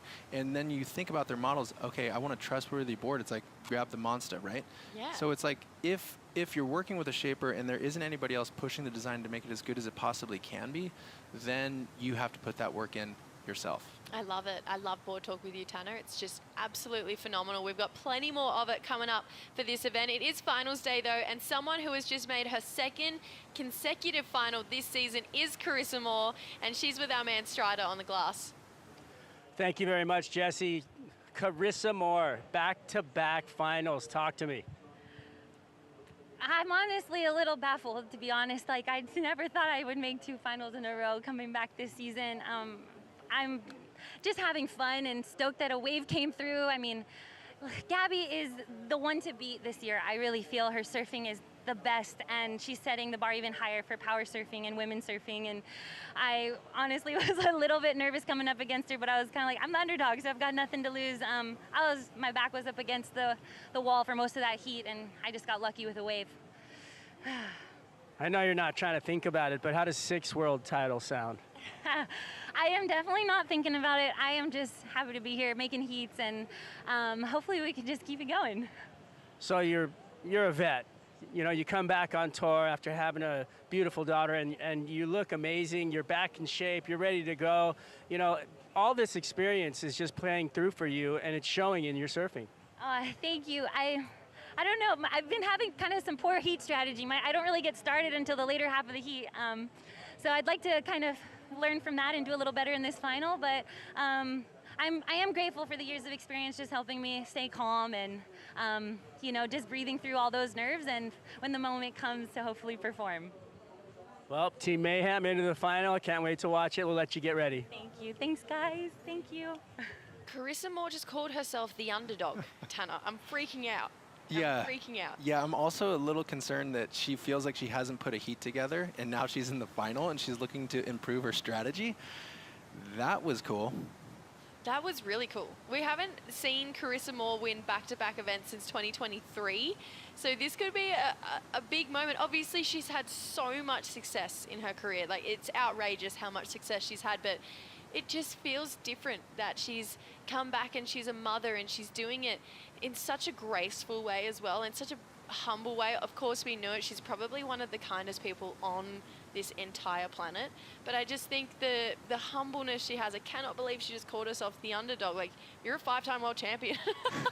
What are you talking about? I'm baffled, but she does have a good matchup, whether it's between Tyler Wright or Molly Picklum. Molly using priority here, so no scores on the board as of yet, but Mol like the look of this one, pacing this wave. Can see not really connecting with the section yet. It's fast looking wave down the line here. Now drives into a big looking carve here for Molly. Let's see this inside section bowl up for her. She's gonna get into it. Felt like it was slightly late there for Molly. She's still interested in down the line, but she's gonna kick out there. So one really big moment on that wave, but again, similar storyline to that last heat. A bit more of a slower start right now. Yeah, a bit more of a slower start. The only, you know, when you have a slower start, and we're going to use Carissa as an example where she was able to have that one big maneuver, and it was the final section of that wave where Molly had a really nice carve there, but the wave kept running off and it petered out really at the end. I love personally that Molly is able to draw her carves out so long and wide. She gains all this speed, takes the brakes off the car, comes into this and just lays it over. That's a sick carve. And then through this inside, I've just felt like maybe it's so hard. That section is actually really hard to read. So she did the best that she could with that. There was almost like a side wobble into it, but it does kind of ring danger bells where if Molly can get one with a nice tempo, a nice pace to it, she's going to go pretty ham when she can open up here. Tyler Wright's turn now. Could get a little bit of distance in front of Molly here. If she can complete this one start to finish, hooks into a big carve here for Tyler Wright. And again, driving hard. She just looks like she's having so much fun. It looks like she's on a surf trip. What? Drives even harder through this inside section here for Tyler Wright. Let's see if there's another little bowl through this inside track of the reef. Gets the completion. We know that for sure, but what about those 2 big hooks out the back? Dog's happy, Leo's happy, Connor's happy. I would be too. That was a sick wave from start to finish. Oh boy, that was a very sick wave. Tyler throwing everything at that. There were some turns in there that were electrifying that literally I feel like you were calling it, and it was surprising us that she was able to get that much bite in those pockets, which to this point have been read a little bit differently. We've seen a lot of the punch turn and a floater over the section, but Tyler is able to take this turn into this next turn where she ratchets down and releases right at the end in that carve. That's amazing surfing, and does it again. So Tyler, great read on this wave, got a lot of energy and friction in the lip, which ultimately became a lot of spray. So just a phenomenal ride. Oh my gosh, there was just so much power in those calves, and they were so tightly coiled in the pocket as well. You're so right, I was just in shock calling that wave because I wasn't expecting those turns to have so much venom in them. Look at that pivot point. That is so tightly coiled there. So Tyler just picking these moments and just unleashing them, and it really speaks to how hard she's pushing on her board too because of the amount of water that's coming off the back of it as well. To me, this is vintage Tyler Wright right now. Yeah, it feels like she's clicking into those gears that we love seeing her click into. She has a wrap, and that she allows a release at the very end of the wrap, and it's such an attractive turn because you start all function and form, and then you get the aggression at the end. So as a viewer, you are coming out of your seat. It's also transcends to the judges and how they read those waves, and it's an emotional thing, that connection of being a judge and being a performing surfer. And so that right there is that magic that gets you those good scores. I'd love your take on this as well, because myself watching Tyler this entire event, I feel like every single heat she's got better, and she's loosened up even more than the previous heat, and it feels like that trend is continuing right now. I love that. And also, it's the theme that we're tapping into, rookie v vet. Not that we're calling Molly a rookie, but a younger guard into the vets, and that sort of friction between the two of them, I think Tyler loves. She had to come through Katie Simmers, so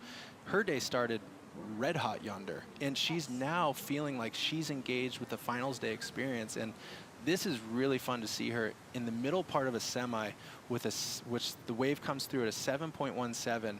Now she's going to look to close this thing down so she can go into a title match with Carissa Moore. Major score at this point in the heat right now. So Molly's highest wave currently is a 3.67. As she took off on that, I said it and I thought it. I was like, she could create some space here. A 7.17 is so nice to have in the back pocket. There's the IC scoreline, the breakdown of what the judges did to get it to that 7.17 here. So Tyler, I feel like having that, and considering how slow it's been just with the change in the tides, we're obviously hoping for it to pulse really consistently, but she's put herself in a really, really good spot to bank another good score and have to put pressure on Molly to answer back at this point right now. Totally. You know what I love about Tyler as we're seeing her paddle up the point is when she's in her confidence sweet spot, she has that swagger where she's paddling back out and she knows she's creating the rhythm in this heat from this point forward with the high score and the high water mark, and she's applied the pressure to Molly Picklum, and she needed to because Molly has been surfing great this entire event. So it's fun to see Tyler start to relax, and I feel like these next couple waves we'll see from her could be very, very spicy. Obviously, we saw DH win an event so far this season with Steph and Ethan clean sweep over there on the Gold Coast. So we'd love another one just in the back pocket as well for those rankings, with Molly being on DHCs, Tyler and Paizel looking for their first win of this season. I just would love to talk about Molly's season last year. She was honestly untouchable. I mean, if you even look back to how far ahead she was, she finished 20,000 points ahead of the next person. In that entire season, she had 28 excellent scores. For the entire season last year, the next person who was closest was Gabby Bryan with 13. That is a wild season to have. Obviously, she's come into this year world #1, reigning world champion, but there was a certain time in that year where she clicked and she caught fire, and it was around about this time.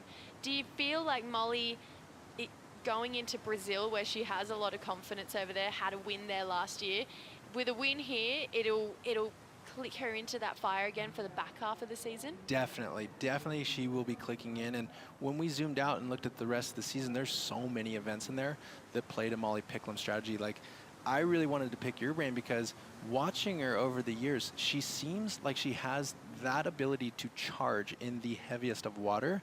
I'm thinking those turns at Sunset and those barrels in Tahiti. And when we go into the South Pacific part of the leg or of the year, Molly must feel very comfortable. Has she always felt that way? Was she someone who growing up had that within her where you knew, oh, okay, like this is just what she likes to do? To be fair, no. Like, when we were Groms, we were both kind of scared of bigger waves, but Molly just kept putting herself in that position where she broke through it eventually. She had a a guy in her life who would take her out on jet skis, and they've got a lot of slabs on the Central Coast, and almost just drop you there to feel what it feels like to have a set on the head, especially when it's really big. A lot of bommies around the Central Coast as well.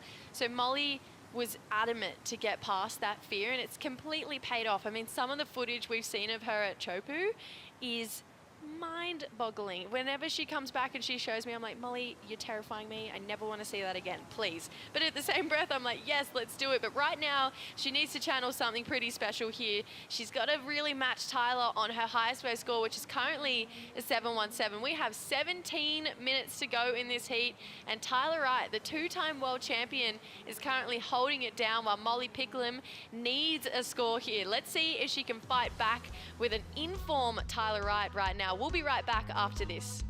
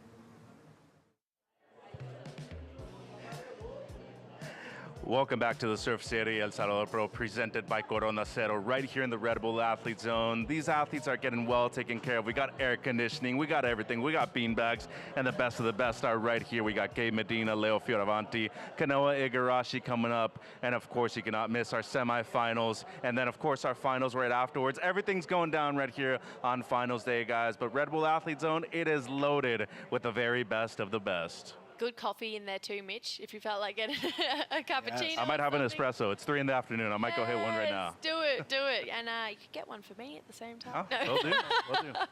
It takes two to tango. I Jess. love it, takes love two to it. tango. Thanks, Mitch. It's so fun to see just everyone getting amongst it here on finals day. The Red Bull Athlete Zone is packed. The stands are packed. Everything is just starting to go in the momentum of crowning some champions today. Molly Picklum only needs a 381, but probably needs something a lot bigger than that. Big opening swoop.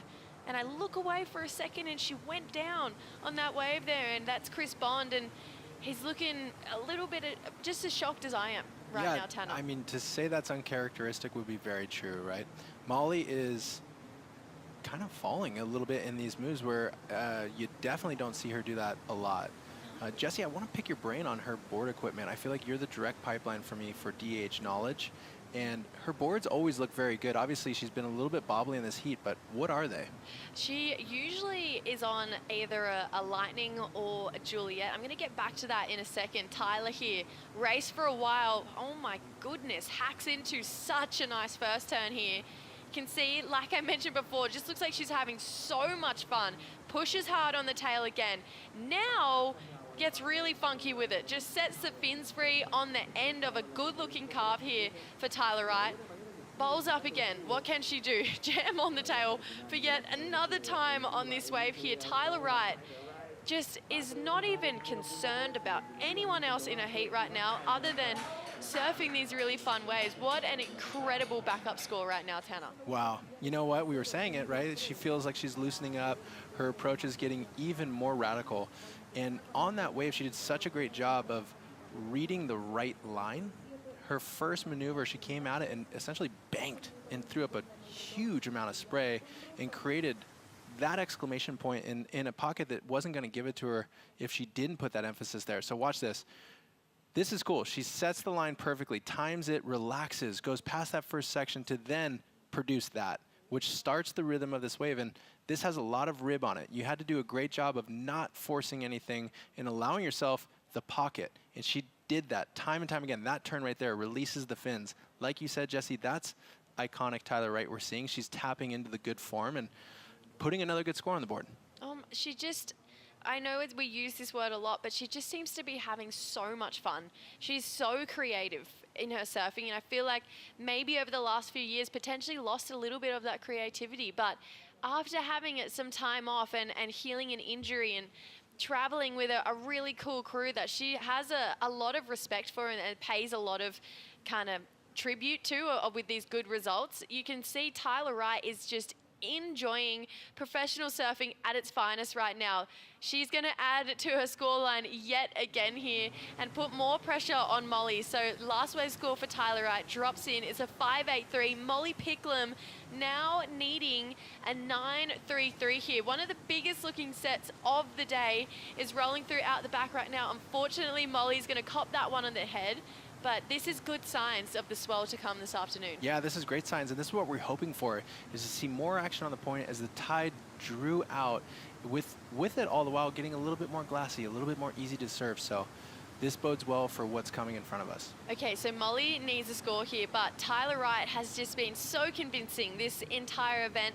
Like I mentioned, she's just building every single time.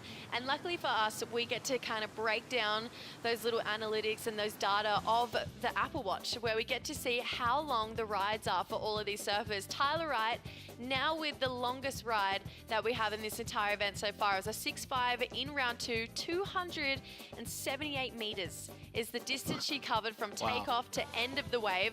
She's actually in there twice, and obviously you look to Luana Silva, 264. That was this morning. This wave, it demands high energy, but also a lot of stamina to be competing out there, especially multiple times in one day. Yes, so that's the thing about it, is definitely multiple times in a day on finals day. Here we go, Molly needs, like I mentioned, a 9.33. Has to be the best wave of the entire women's event here. Draws out a second carve. This is a big looking set here.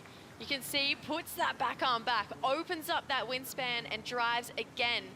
Let's see how this inside section looks. They've all have had their own kind of unique personality. Connects with the foam here for Molly. It's got more to give down the line here. Pushes for yet another turn. Into it for a completion here for Molly Picklum. So you can see and hear that the crowd loved it for Molly. It's definitely her best wave of the heat so far. Again, had moments of greatness there, but I feel like it's going to take yet another wave to get over the line of Tyler Wright right now. I would agree with that, but it was becoming a bit of a one-way road with Tyler Wright in her story in this heat, and I think that wave will serve its purpose in the long run for Molly to have just she created a lot of opportunity for herself in the back part of this heat, utilizing that wave, I'd say. It was a really good-sized wave, and she was able to find a slower rhythm through it. She relaxed through a lot of these turns, and I think she had to, because it wasn't drawing off the water the same way that Tyler's were, which were giving very punchy pockets. So she utilized longer arcs in the beginning part of this wave and came across some good maneuvers doing that, but then it became in the back part of this wave where she was able to bounce off of a lot of foam balls, and I think it's a good ride.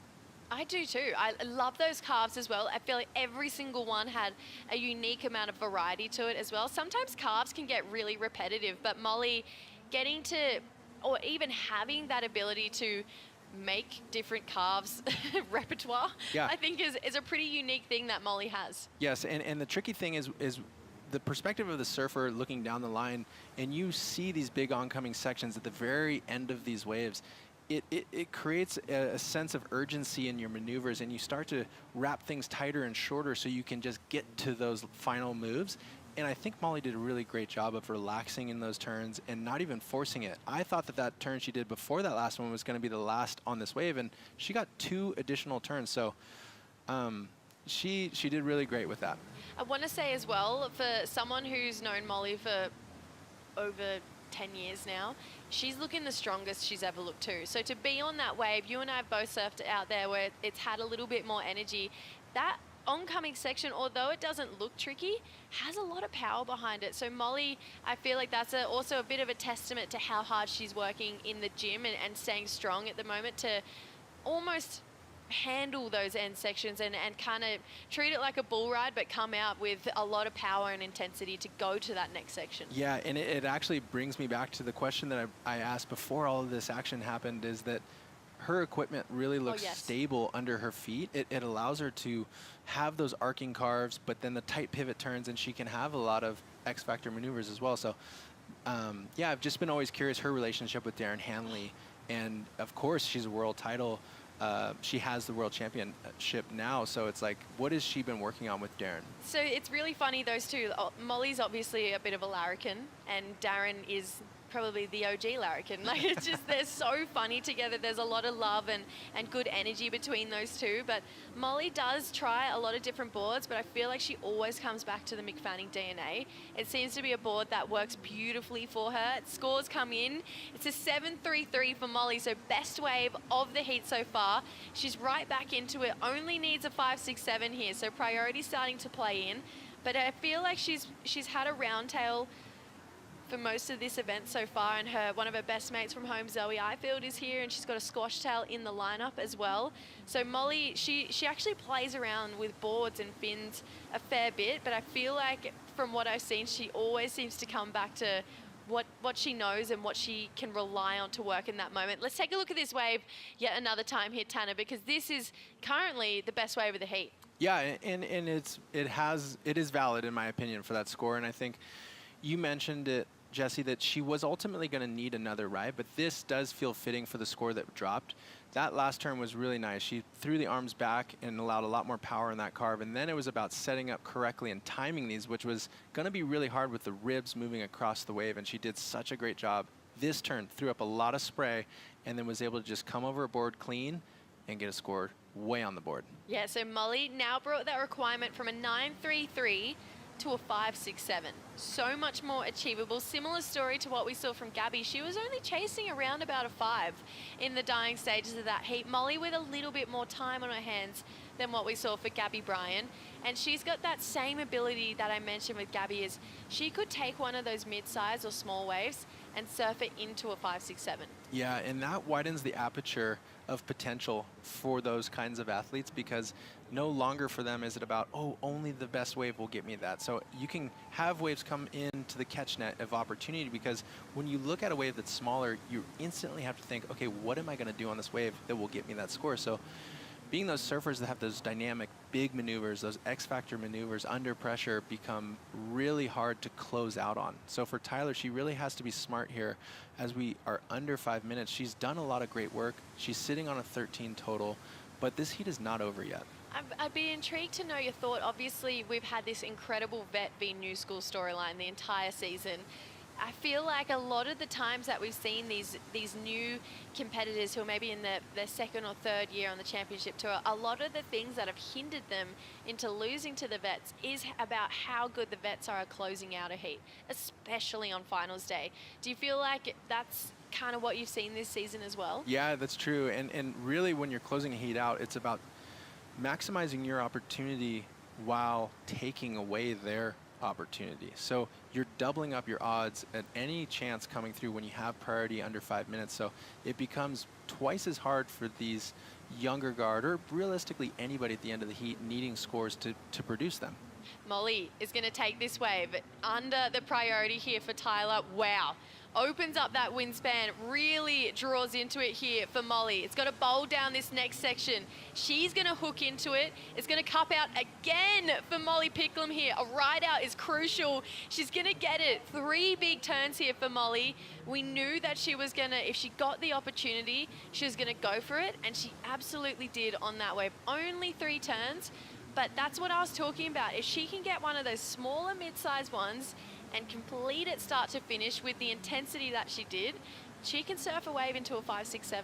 Yeah, yes, she did so well there, and I think that's an interesting one for Tyler. That was what would have looked like an inside ride, and you do have to take into consideration that these smaller ones are hugging the cobblestones a little bit better, which ultimately sometimes gives you more opportunity. That first carve felt like it had a little bit more spice on it than the waves before. She did a great job of reading this correctly to get to this final turn where she created the ultra emphasis point of this wave. So she did a great job. We'll see where it comes in.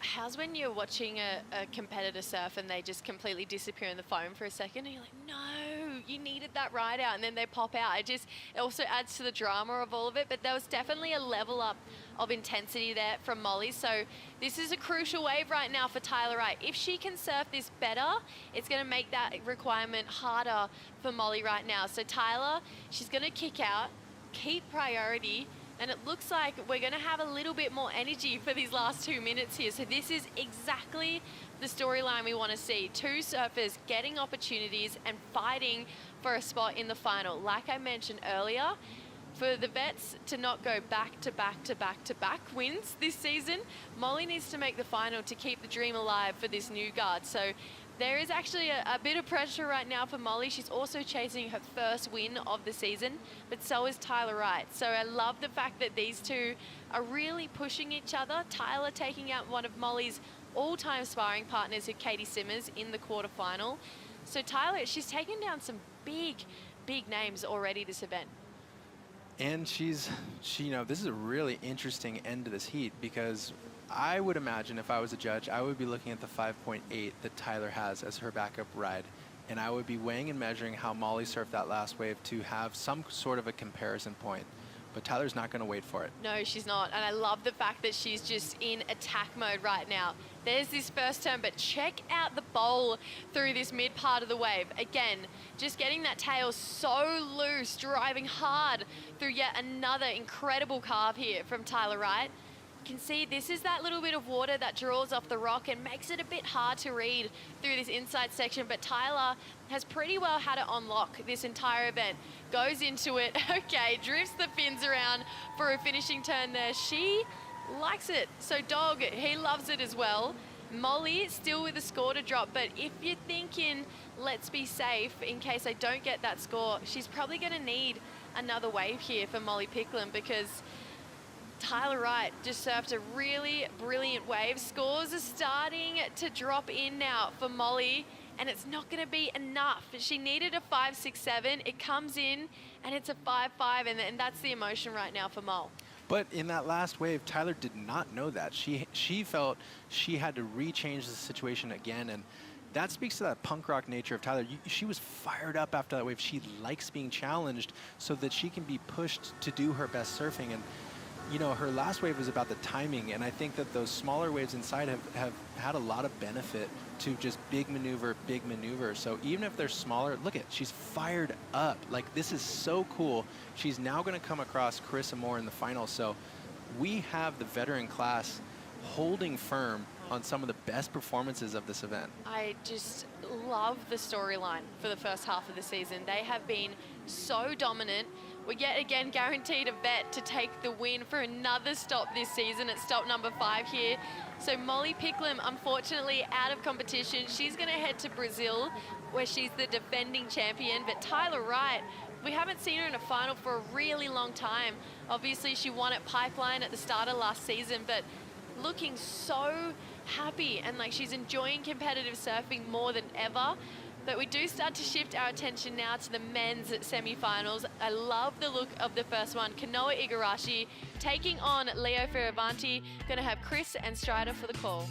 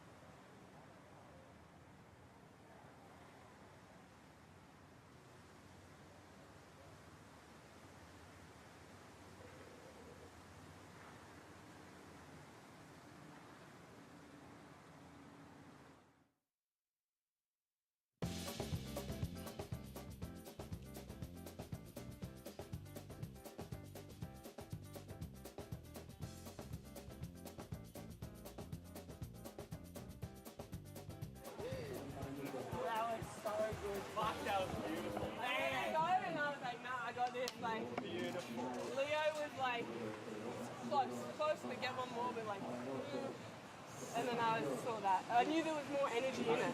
You're surfing so good. Thanks. Ripping. Wow, Tyler Wright comes through triumphant, taking out Molly Picklum. A huge victory for Tyler, who looks like she is on a roll.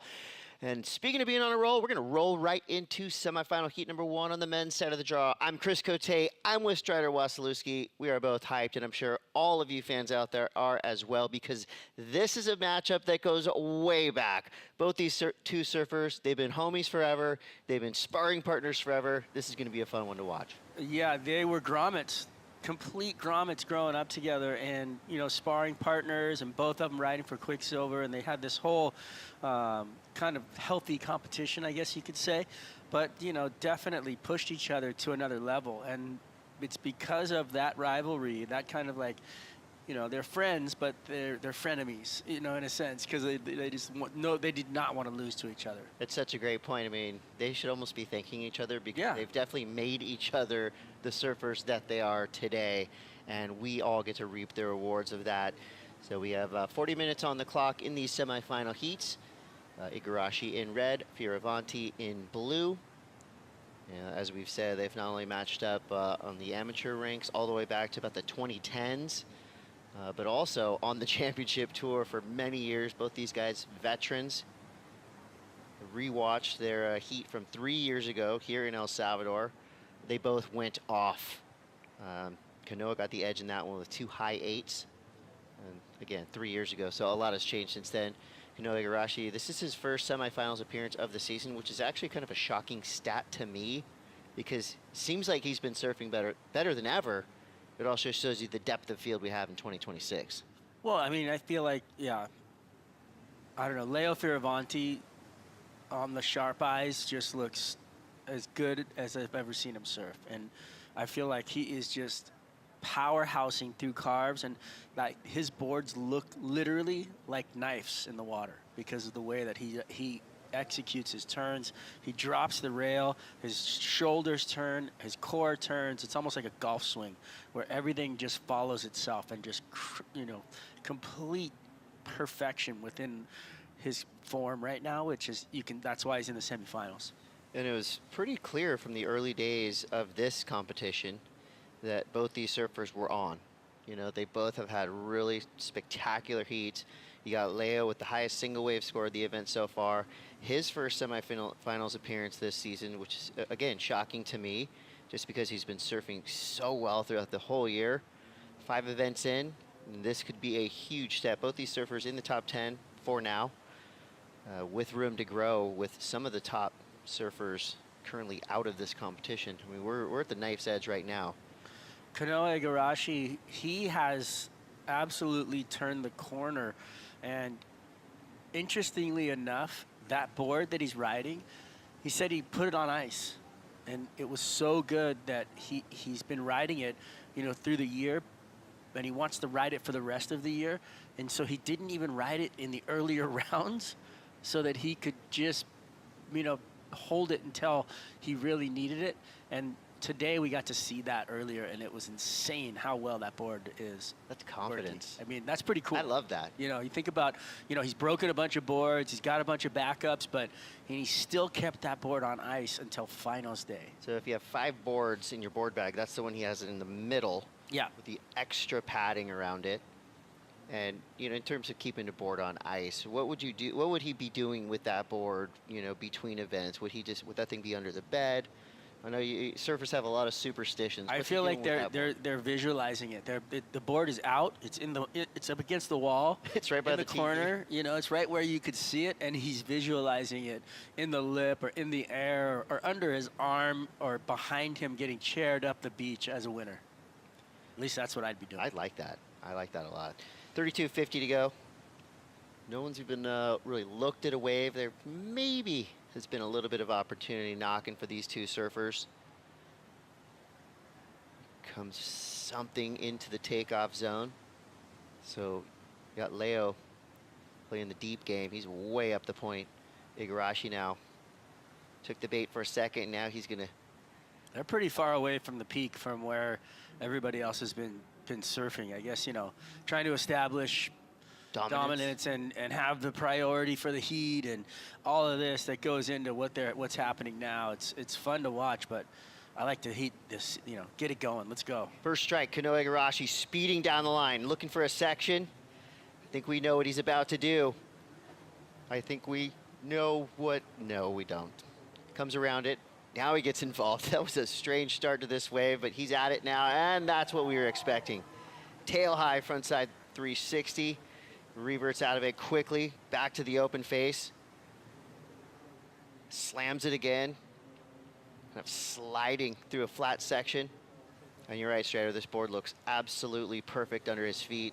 As he makes his way kind of through a warbly inside section, gets the floater and goes down. Catches the rail on the way out.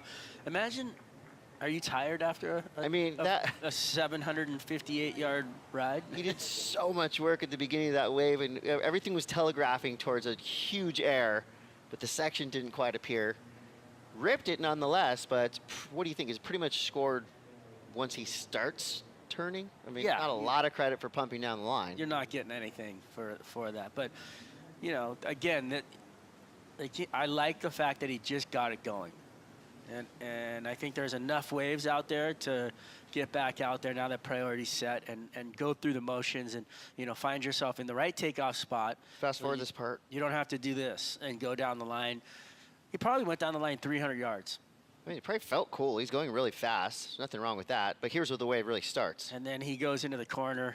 But the board just looks stuck to his feet, which, you know, being able to pop out and push out and be able to do rotations and really negotiate a really hard surface, because none of this is easy. There's so many lumps and bumps and backwash, and there's a lot going on this wave, always. These guys make it look so easy, but they're constantly pushing for, you know, a better turn and a place to hit the wave and searching.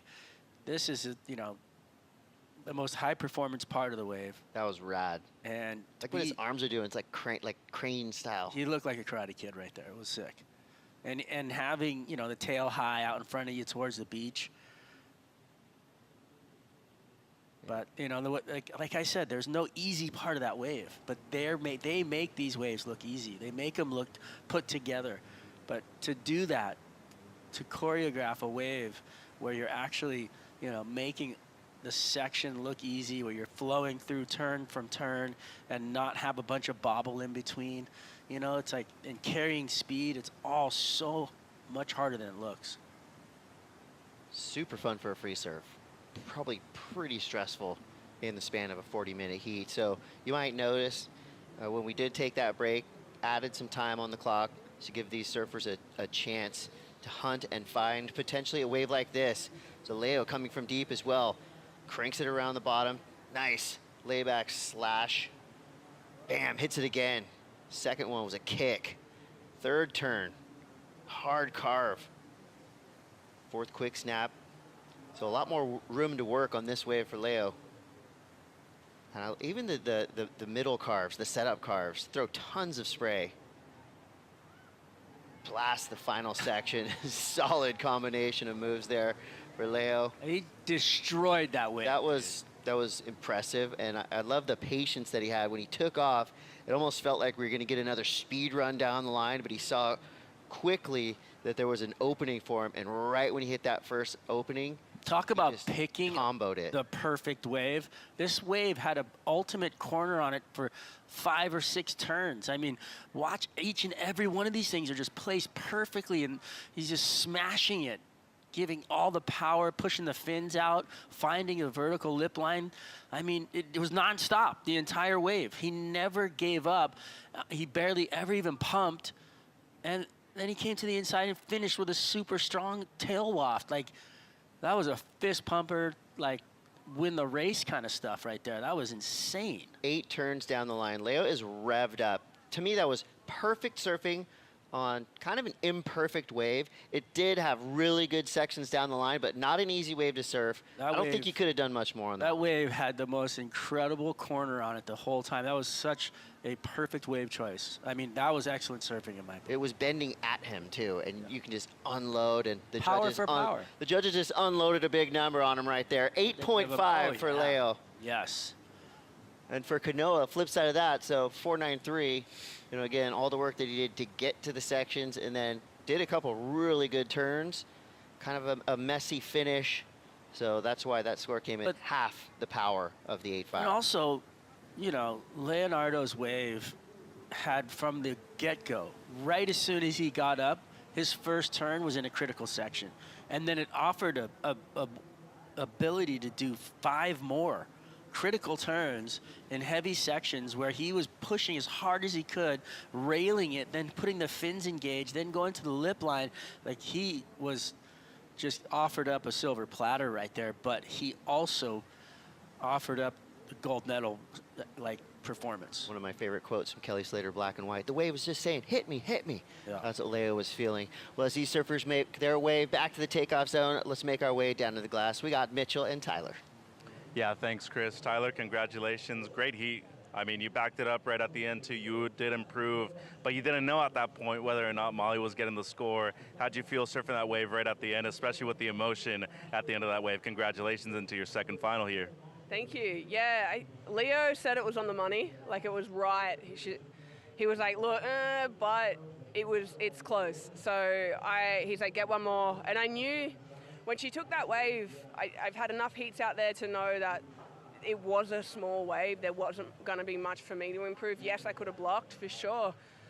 However, when I was feeling the ocean, I just felt like there was more in it, and there was more to come and more to choose from. So I went with sort of what I felt with 4 minutes on the clock, and I'm glad I did. I'm glad I backed my intuition there, because it really paid off that last one. Like, there was a couple turns that I was so nervous on, because I was like, oh my gosh, it's got the score, it's got the better than the 5.8, and so I'm really glad that I stuck with that and had that mentality towards the end. Congratulations, best of luck in the final. I appreciate it, thank you, have a good one. Guys? Thank you, Mitchell. I might be wrong, I'm probably not though. So Leo was making his way out in the water, and he saw that wave that Tyler's got. That's why she alluded to Leo saying that it was probably enough. And you know, if you're your teammate, they're both in the same training camp, tells you something good like that, it's got to make you feel some extra confidence. And I think we're starting to see Tyler's game face come on. She's been having so much fun throughout this competition. You know, she's been throwing airs and heats and having a good time, but now you can almost tell like the shark eyes are back and she means business. Watch out, world. Tyler Wright's coming. Yeah, I do think that's it. I think there's a bit of that in there, but I also think she was, you know, I feel like she's still pretty lighthearted. I feel like she's not gonna. I don't think she wants to mess up what she's got going right now. Yeah, don't change a thing for me. Don't go change it. Right. 24-14, Leo in the lead on the strength of the 8.50. I mean, that is surfing that I think everybody is going to love, unless, of course, you can know Igarashi, and he probably had a pretty good visual on what Leo was doing on that wave. Strider, you've sat out in the water, watched a ton of heats from this vantage point. When you're looking in and a guy surfs a wave like Leo just did, what are you seeing out the back of the wave? Well, fortunately, he was on the jet ski going around the corner. So he's probably not looking. But he heard the score, and knowing that, you're definitely feeling like you're behind the 8 ball. But from the water, when you're watching a wave like that go by, you're seeing like vicious fin swipes that pop out the back. You're seeing that perfect spray, you know, of an arc, and you can feel you can understand every turn by what you're seeing blow out the back of a wave. And just by the look of that, if I was in the water and watching all of that, I would have went, yeah, that was excellent. It's like a punch to the stomach every turn. You can just tell, you know, and it is really, really fun to watch.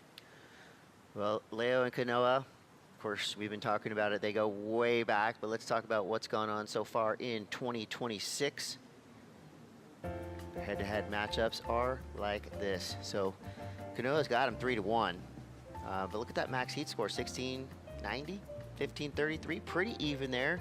Max wave score, well, that one goes over to Leonardo. He got a 9 earlier here in the El Salvador Pro. These guys have competed in so many levels. I think you go back to 2017. There's a really cool Red Bull series called Young Professionals, and it talks all about kind of these guys getting raised up together and forming the surfers that we have here today, and they are super surfers. Both of these guys here in 2026, title threats. Yeah. The fact that they're currently in the top 10, they're in the conversation, still got a lot of surfing, and I don't think they're showing any weaknesses in any type of waves. And I'm actually really surprised that neither one of these guys has won an event yet. Well, they're in the top 10. They're here on finals day, and they're just getting warmed up. And if this is any indication of what's to come, I feel like the rest of the field better get ready for some power hacks from this man everywhere he goes, because the boards look on point. He looks on point. His confidence in his surfing and his style. I mean, look at the way everything moves just symbiotically throughout the entire wave. You don't have to surf well to see him and go, wow, that was great surfing. You know what I mean? Even if you were a novice and you had no idea about surfing, you can, on a wave like that, when everything clicks together, you go, wow, that was beautiful. You should look at your current live standings, the championship tour. Italo, Gabriel, they're coming up next, so that's going to be awesome. But this is a match right here. So number 5 and number 8 with room to move for both of them. With a potential win here. I mean, we could be looking at top 5 for one of these surfers.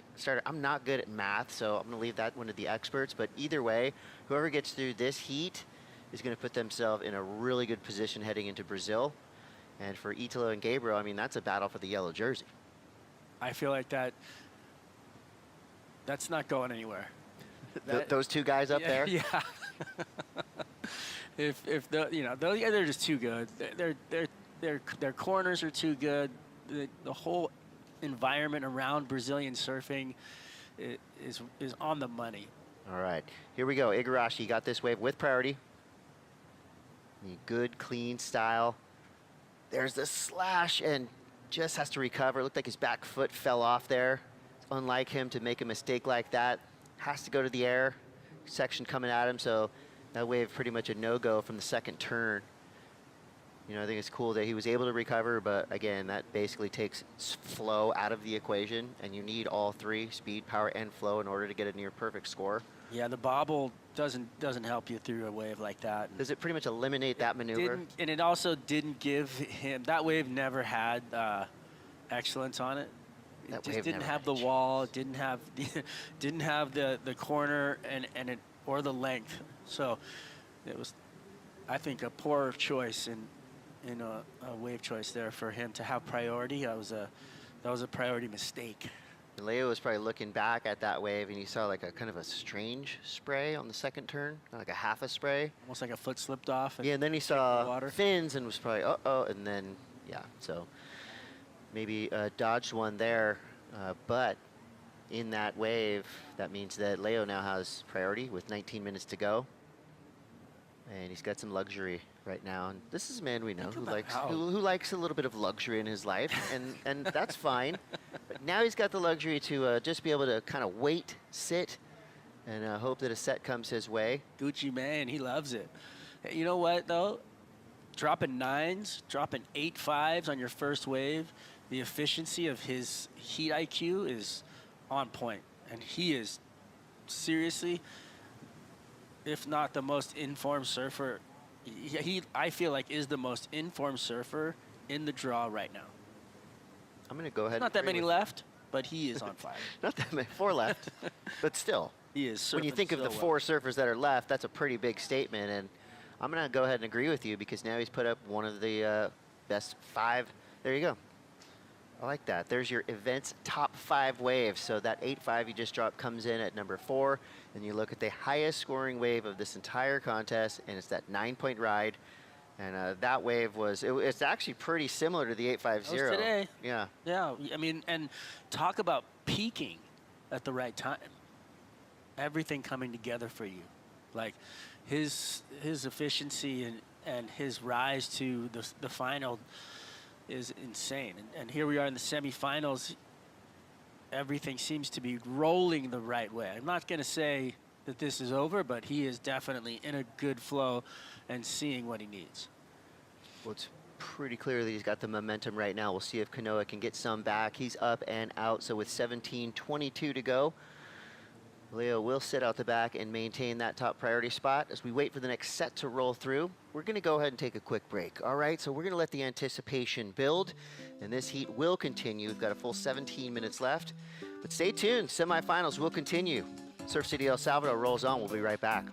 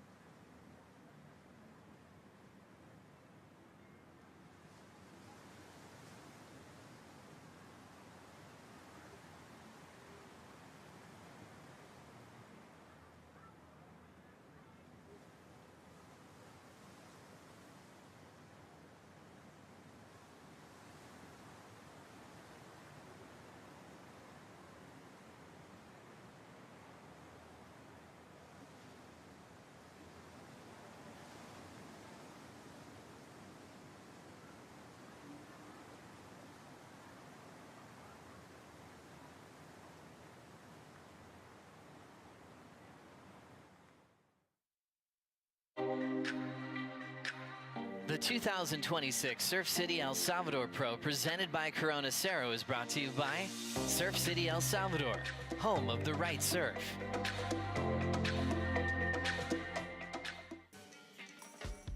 And we are right back to a hotly contested semifinal heat number one.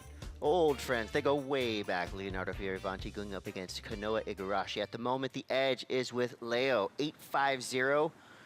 That's all on one wave. He did a lot on that wave to get that big of a score. That's the fourth highest single wave score of the men's draw here in El Salvador. I'm Chris Cote. I'm with Strider Wasilewski. We knew this was going to be a heavy battle, but one thing we didn't think was that Kanoa Igarashi was going to make a few mistakes, which is, again, very rare for him. The good news is for Igarashi, he still has 14 minutes, 32 seconds left, and he is such a consistent and such a powerful, precise surfer. I'm not quite worried about him just yet. No, plenty of time, but you can't make those mistakes at this level. Not at this. Not today.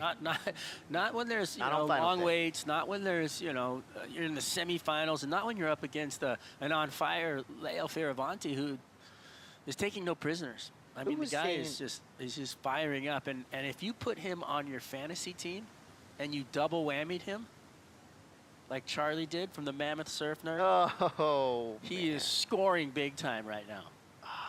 I don't even want to look. You know, I haven't looked at my fantasy team in days. Mine's hard. just destroyed. Mine is gone. Just like not even talking about it. But kind of heartbreaking. How fun is it? You know, like you get in there, you think you know what you're doing, and then you're just at last place. I'm sitting here on the beach watching with my own eyes. I go, oh, this guy's gonna win. He's on my fantasy team. He was out on day one. And everyone's in the same boat. This has been a really awesome year, unpredictable year. You know, of course, we have some of the same superstars rising to the top, but other than that, I mean, it's been all over the place. Everybody's fantasy teams have been destroyed. Yeah. But it's been fun, and somebody's winning. Somebody's winning. Someone's number one in the world right now. Number one in the world. Please send us a message in the chat. Do we have a chat? We don't, but we'll find them. 13 minutes to go here. Igarashi waiting, and he's going to have to wait for Leo to do something because Leo does have priority. He's got that big score. And on the strength of one wave, he's still in the lead. It's a bit of a rarity as well. Time's starting to tick away. 12:45. It's hard when you're sitting out there and you're just made a couple of mistakes. You don't have priority. Like, there's a lot going against him right now in this situation. So mentally, for him to like pull it back together. You want to talk tech? Because I do. Yeah, sure. Let's talk a little bit of tech. All right, so we've got some analytics here. This is a pretty cool graphic here. So distance dynamics.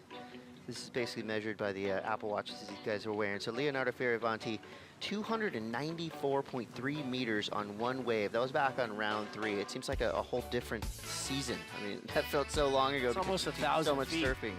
Yeah, that was on probably a 8-foot wave, and he was going, I don't know, 100 and something miles an hour, but either way. So nearly going 300 meters on one wave. Liam went 278 meters. I think that was the wave that Liam went so far, and they got pounded. Here we go, pumping down the line. Igarashi, quick float, little airdrop there. Bam, throws the fins, leans into it. Oh, that was cool. Lands perfectly, reverts around, gets right back to work. Throws the tail and goes down again. Must have saw an urchin. And look, Leo's pretending he's not watching.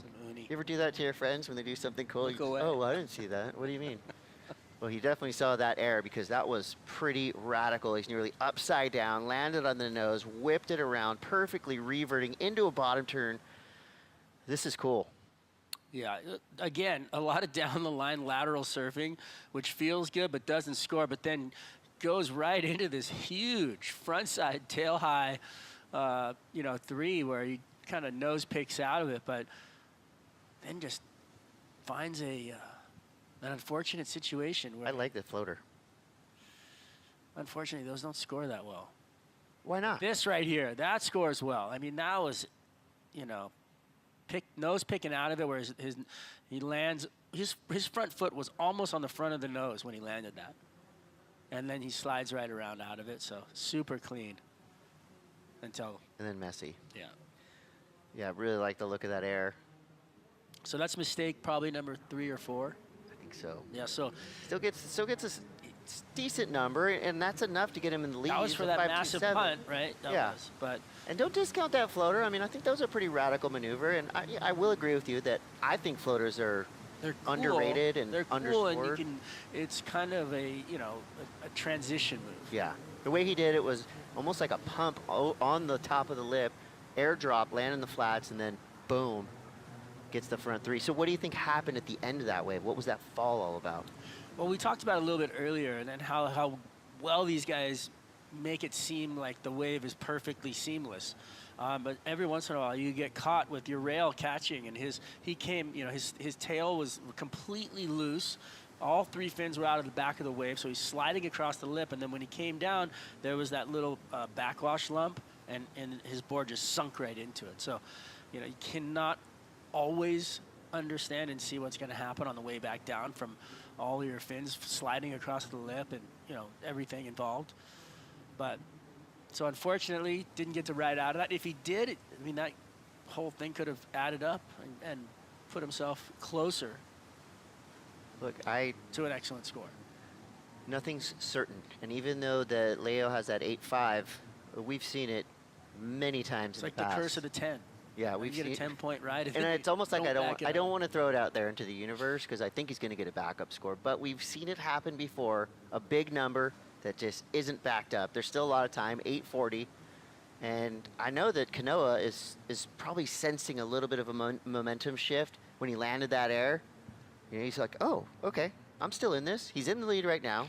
He's got 2 decent scores. I mean, if he can put himself on a wave that give him a 7, then Leo's in trouble. 100. Well, I think that Leo's a very smart competitor, and you can see his positioning right now, which is key. Look at how far away he is from Igarashi. So up the point there are those medium ones that Kanoa's been catching, but Leo is not falling for it. Leo is staying on his mark, understanding where he needs to be. Tide is going down. It's going to move left.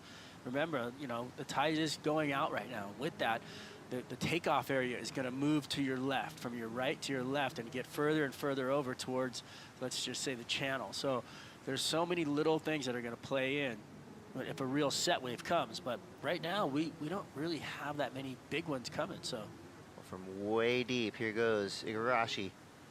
We've seen a lot of Kanoa pumping in this heat. That's fine. Good at it. He comes around that section again.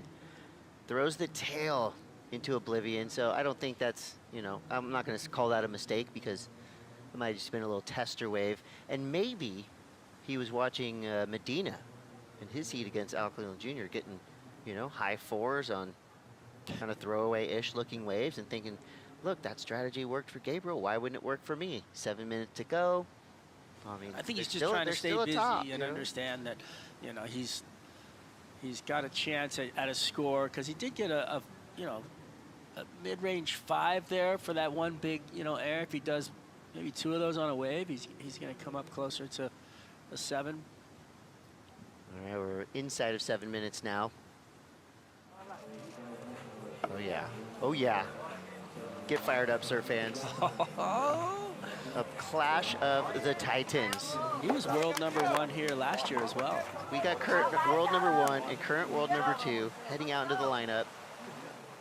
And bro, I've got like 8 pages of notes for this next heat. I can't wait. Unload them.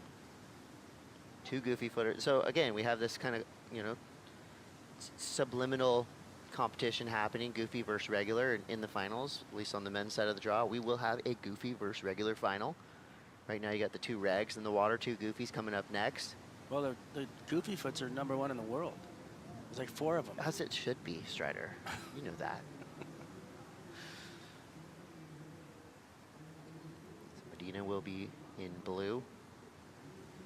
There goes the classic rock hop. The most dangerous part of your day here in El Salvador is going to be going out surfing across the rocks. You know, keeps them humble. Keep you on your toes. For sure. Pro surfers are just like the rest of us. We all got to walk across those rocks if we want to surf Punta Roca. Oh. And it's not easy. And I've heard that Gabriel's favorite color of jersey is yellow. I think he wants it. He's going to fight for it here in about 5 minutes, 15 seconds. Speaking of yellow, Carissa Moore is in the final. She's a 5-time world champion. She's our golden girl. The veteran, claiming underdog in her post-heat interview. Well, maybe. I know we're getting off topic Maybe here. Chris is a little bit better at mind games than we all think. Oh, I don't know, I'm the underdog. That's like what I would say if I was going up against someone really good. Looks like there's a little set coming here. 448. Look, we know how good Leo is. We know his tactics are very sound. He's going to have to pull the trigger soon, though. We saw what happened to Al Cleveland when he didn't pull the trigger, sitting on the high score of the heat, right? He's got to get moving. He's got to get something happening. Mother Nature needs to deliver, though, right? There's not a lot out there. These aren't big lines moving in. All right, well, Cano's just going to keep chopping away. He could find a ramp here. Plenty of speed. Wow, going for the corrupt flip there. Double grab alley-oop. Why not? You know, I would say even though he's in the lead right now, his back's still against the wall. If he makes it out of this one, that will be a pretty, I would say a pretty lucky occurrence with Leo just needing a 1.60. So that's literally standing up and doing like a turn. I think you have to and do a floater. couple of turns, though. Because remember, Al Cleveland got a 1.91. 3 and he little did a turns. bunch of little turns. It was a really bad wave. It was. But he had to go on it. It was the last wave of the heat. There was no choice. 340 left. The dog pound. Oh, man. The stress levels that come out of the team. He's going, where do I look? I don't know what to do. I mean, they train for this. All these surfers, you know, in the off season, there is no off season. You would think some of them would just be going to Indonesia and get barreled all summer, but these guys actually meet up, you know, in their different camps. They do that. They do that, but I'm talking about the work. You know, they meet up, they do those mock heats, and they train for situations like this. And, you know, in football, you'd call it like the 2-minute drill. Right now, it's going to be the 3-minute prayer, if you're Leo, for a wave to come through. This is getting wild. cannot believe how much This is suspense getting can be built wild. up in the last couple of minutes of a heat just watching these guys. It is so fun. Gosh, I mean, you're feeling so good. You're on such a high. 8-5. Gosh, that wave felt so good. I'm going to paddle back out there. I can't wait to catch my next one. All of a sudden, Not this one. Medina's paddling into your Not this peripheral. one. Here's Medina. He's like paddling into the peripheral like, oh yeah, my heat's about to start. 220.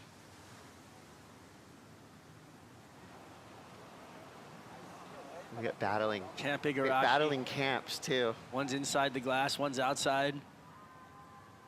Okay, movement. Yeah. There's a ripple coming through. Wow, this is so intense. There's not much out there. Are we seeing panic right now? Yeah, well, he paddled one way, now he's paddling the other. I mean, no matter what you train for, Mother Nature is fickle. She will throw curveballs at you all day long. Could be seeing little. Here we go. Here we go. There's plenty of time on the clock left for this Plenty of next times, set. a minute and a Look at half. this set though. There is a little set coming in. He hasn't seen it yet though. Look, he's like kind of like paddling in. Is there? Oh, there, he just saw it. Okay, he sees it.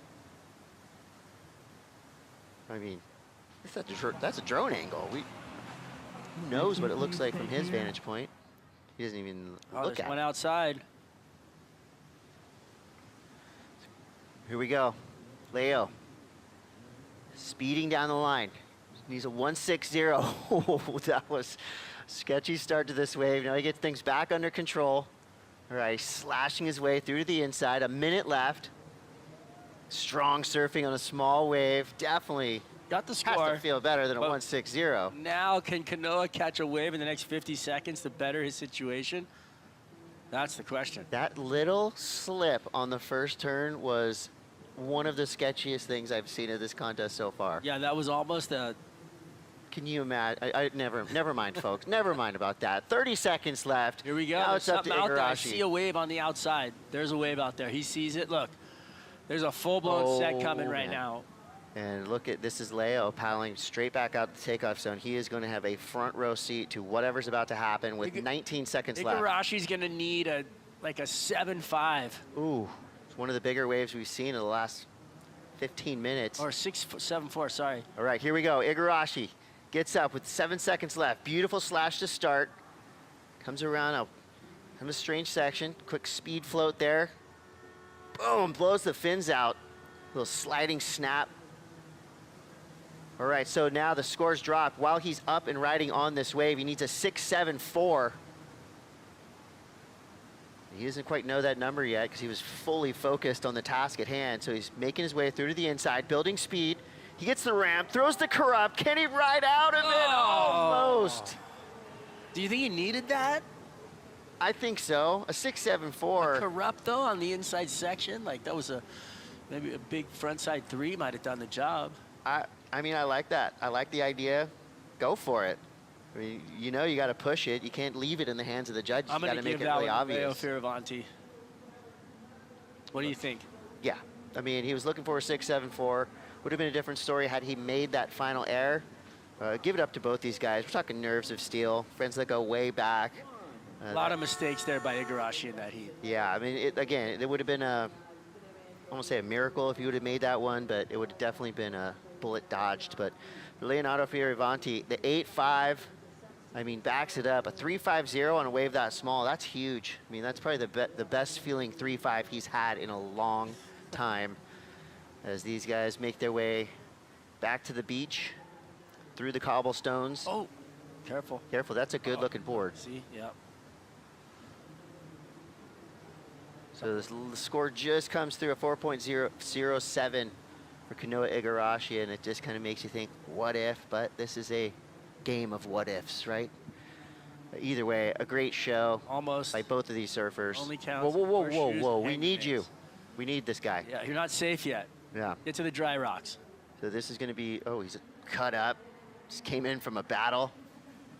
Gosh, he's got to be feeling some relief. Finals time, baby. All right, we're going to take a quick break, but we know you're not going anywhere. Come on, the Titans are about to take to the water. Italo versus Gabriel. We'll be right back.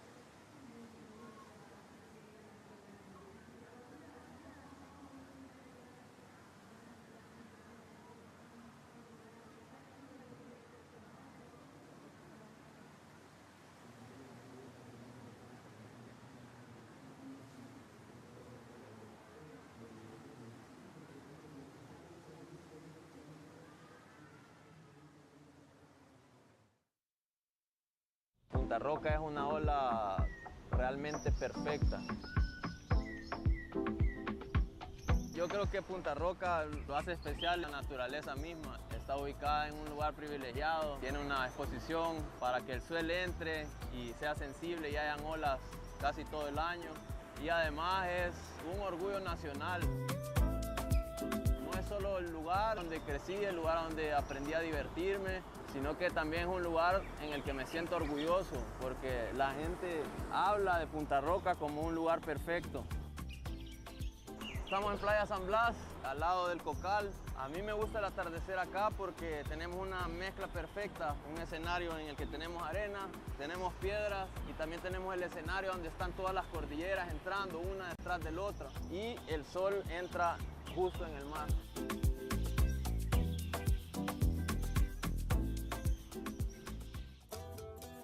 Surf fans, welcome back to the Surf City El Salvador Pro presented by Cero. You're about to witness what we think is going to be an instant classic. You got Chris Cote and Strider Wasilewski here in the booth, and in the water, two titans of this sport, Italo Ferreira and Gabriel Medina. So at the moment, Italo in that yellow jersey, our current world number 1, and in the blue jersey, our current world number 2, Gabriel Medina. And this is a huge heat for the overall standings, of course, but also for that yellow jersey. And if Gabriel Medina beats Italo now, goes on to win the event, he'll get the yellow jersey. If Italo beats Gabriel right now, he's going to keep that yellow jersey. Either way, a Brazilian will be wearing yellow going into Rio. Will it be Gabriel Medina? He has the first strike in this heat. Big backside snap.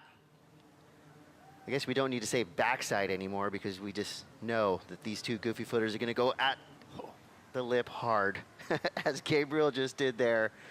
So powerful, so fast. Comes around a section. Great wave choice here, too. This wave just keeps on offering up areas for him to slice away at. Goes beyond vertical. Super powerful. What a way to start for Gabriel Medina. Straight from the jump, Medina means business. Talked to him earlier on about his inspirations today. He says he just wants to go fast. He went real fast there. Super powerful. 3-time world champion.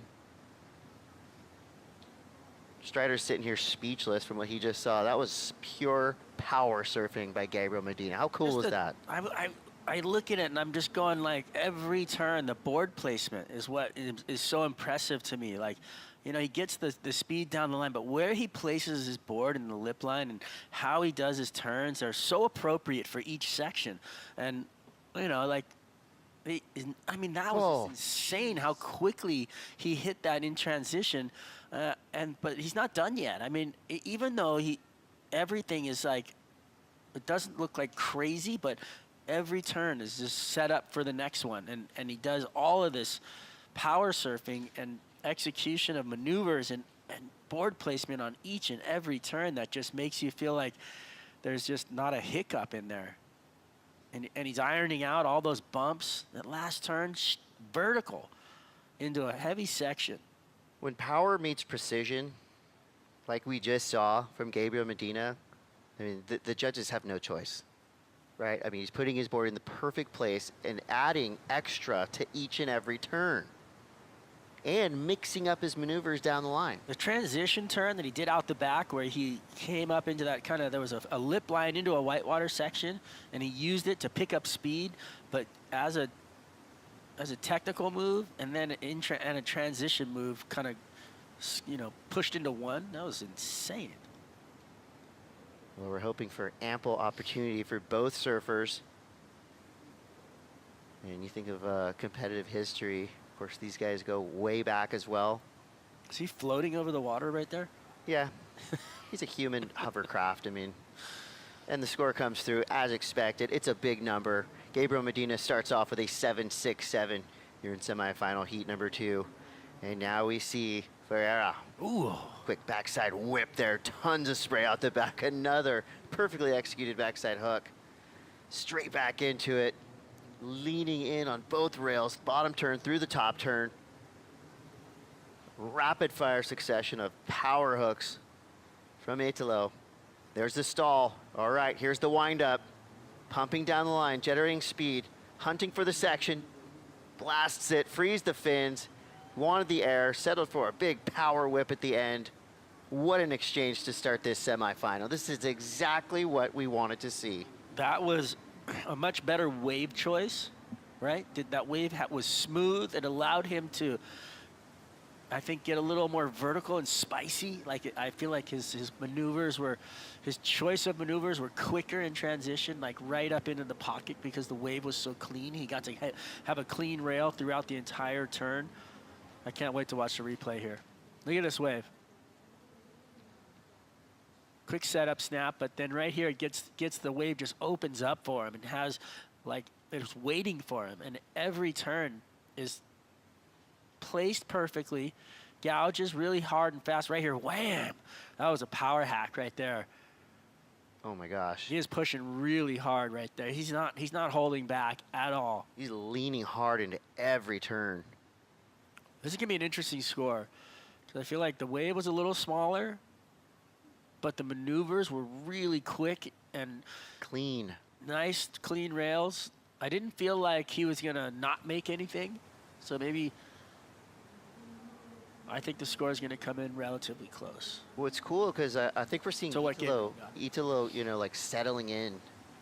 Before we saw in previous heats, he had the tendency to be a little bit overamped, and he had blown a couple waves at the beginning of these heats, and then he kind of settled in towards the end.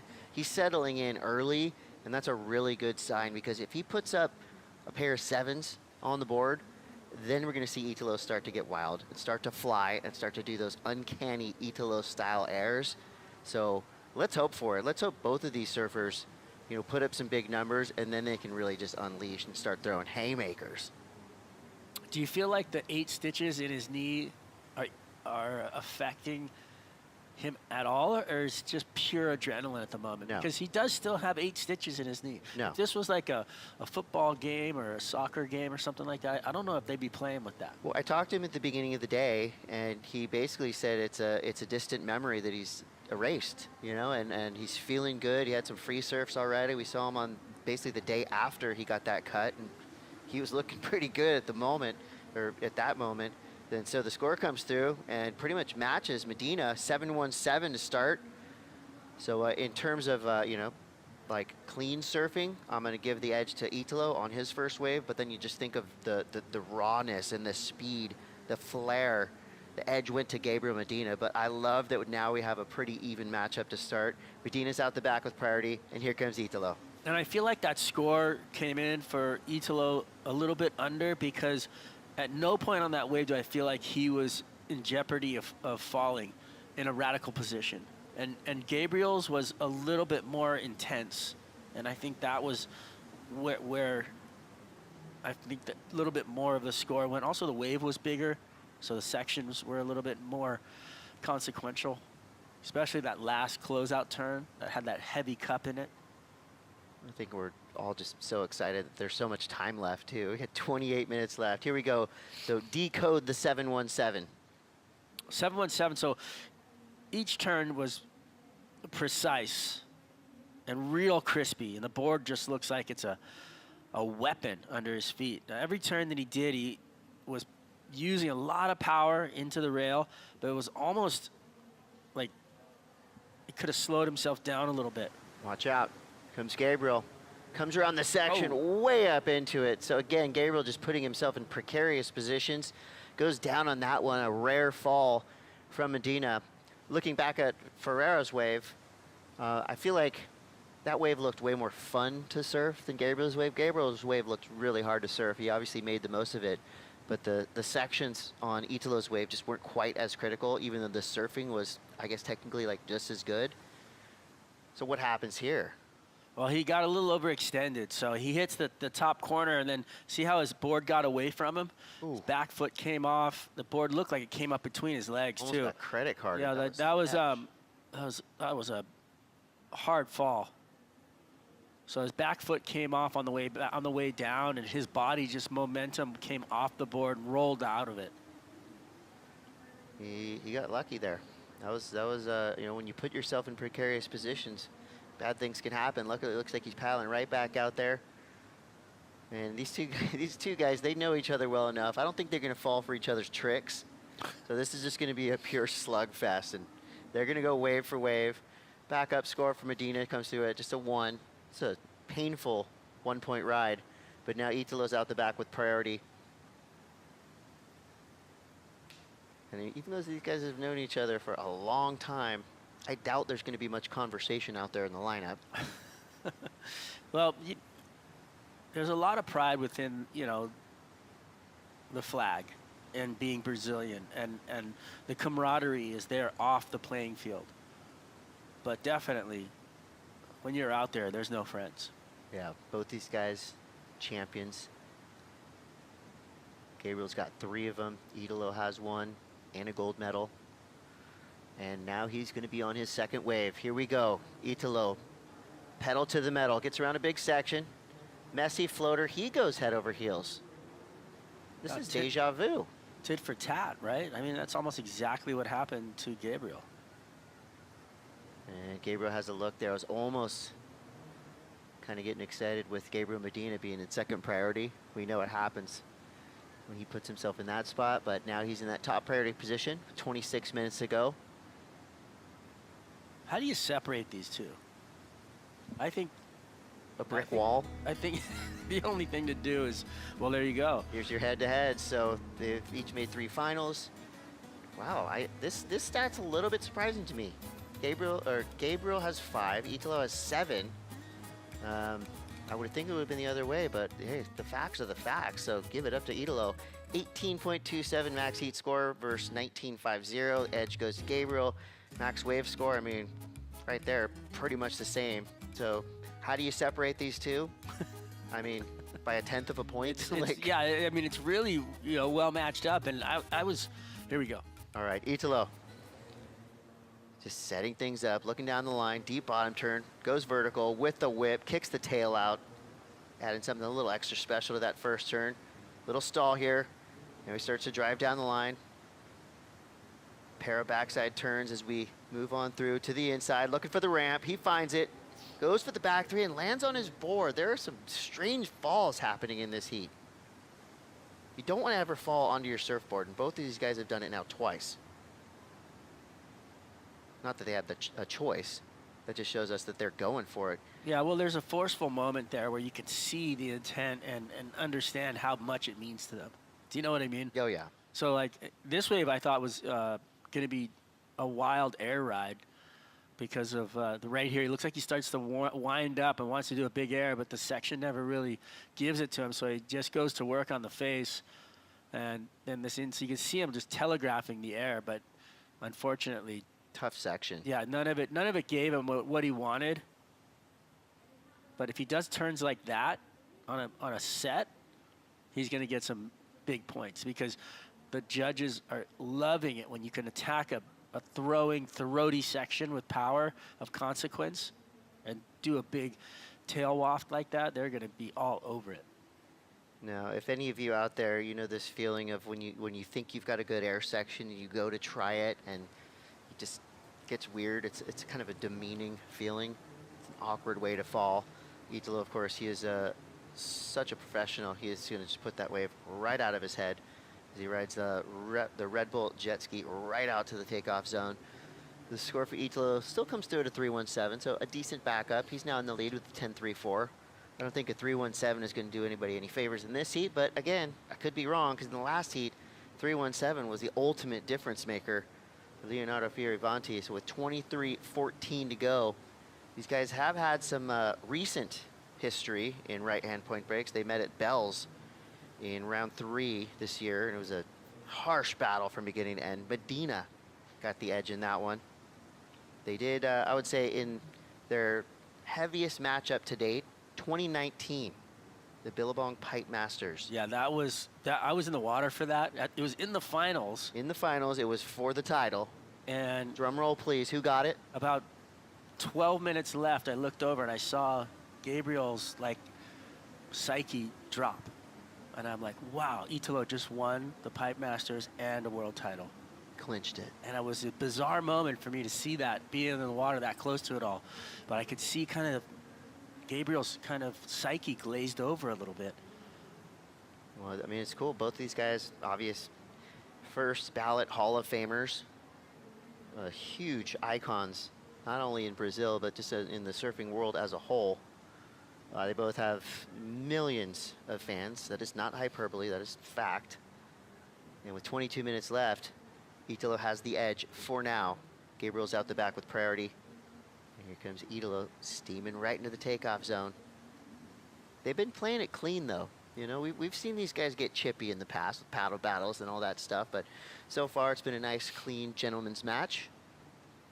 I wouldn't be mad if they started to get chippy. That'd be fun to watch. Yeah, well, Gabriel asserted himself in the beginning of this heat to get the highest score so far, so that's probably going to pay off in the end. Strider, you want to know how good these guys are behind the scenes? Let's take a look at the 2019 Pipe Masters. Here it is. Wow, that was fast. I'm very impressed, and I'm very impressed with this. Italo, late drop, straight into it. That's one of the waves that helped him win a world title in 2019. And this is when the word stoked became invented. It was printed on shirts. You saw it everywhere you looked. Huge moment for Italo. And I mean, it was proper. This is gnarly pipeline. I mean, waves of consequence, and you know, these guys are not holding back. They know the waves that they need to pick. They're finding, you know, moments with everything and throwing down, you know, frontside threes at pipe.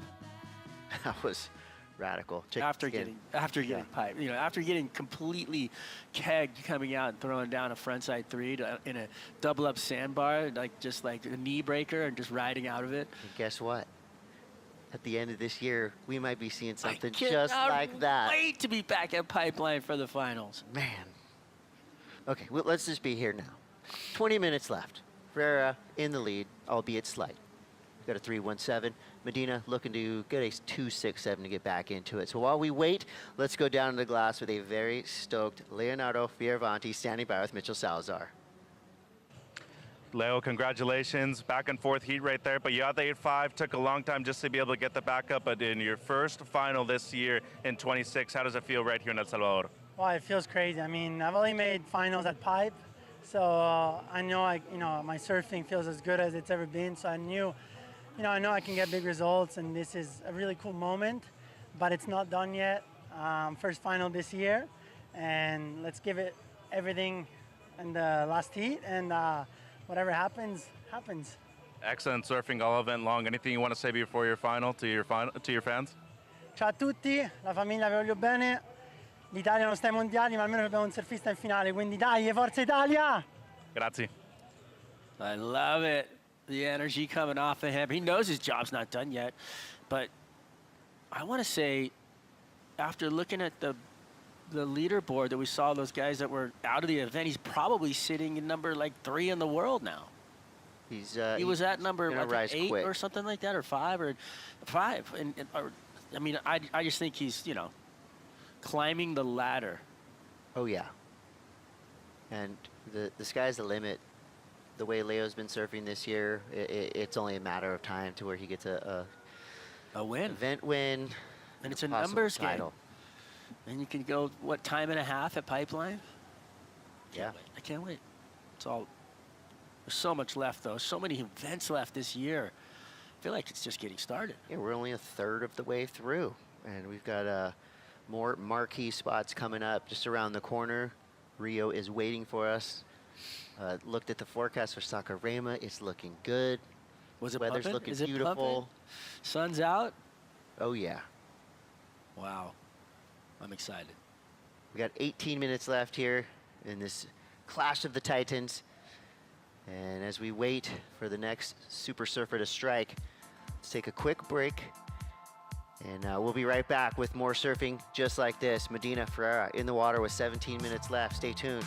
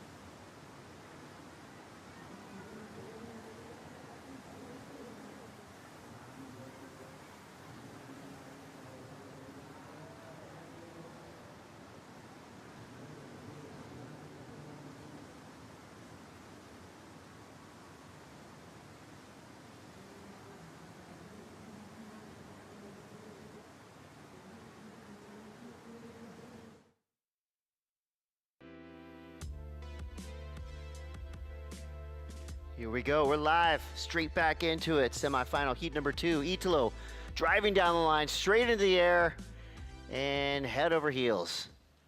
A rare non-make for Italo. It seems so obvious to me when he launches off the lip, he's gonna come down with it every single time, but even the best. Well, his strike rate's so high, and I feel like, you know, whether that's his 8 stitches in his knee, maybe a little stiffness, and you know, an uncomfortable feeling trying to ride out of those. So that's what the surfers are seeing. Well, that's our awesome drone angle, but here's your music stage at the US Open QR code for you to scan. So you scan that, and then you get your tickets and you come party with us at the US Open in Huntington Beach, California this summer.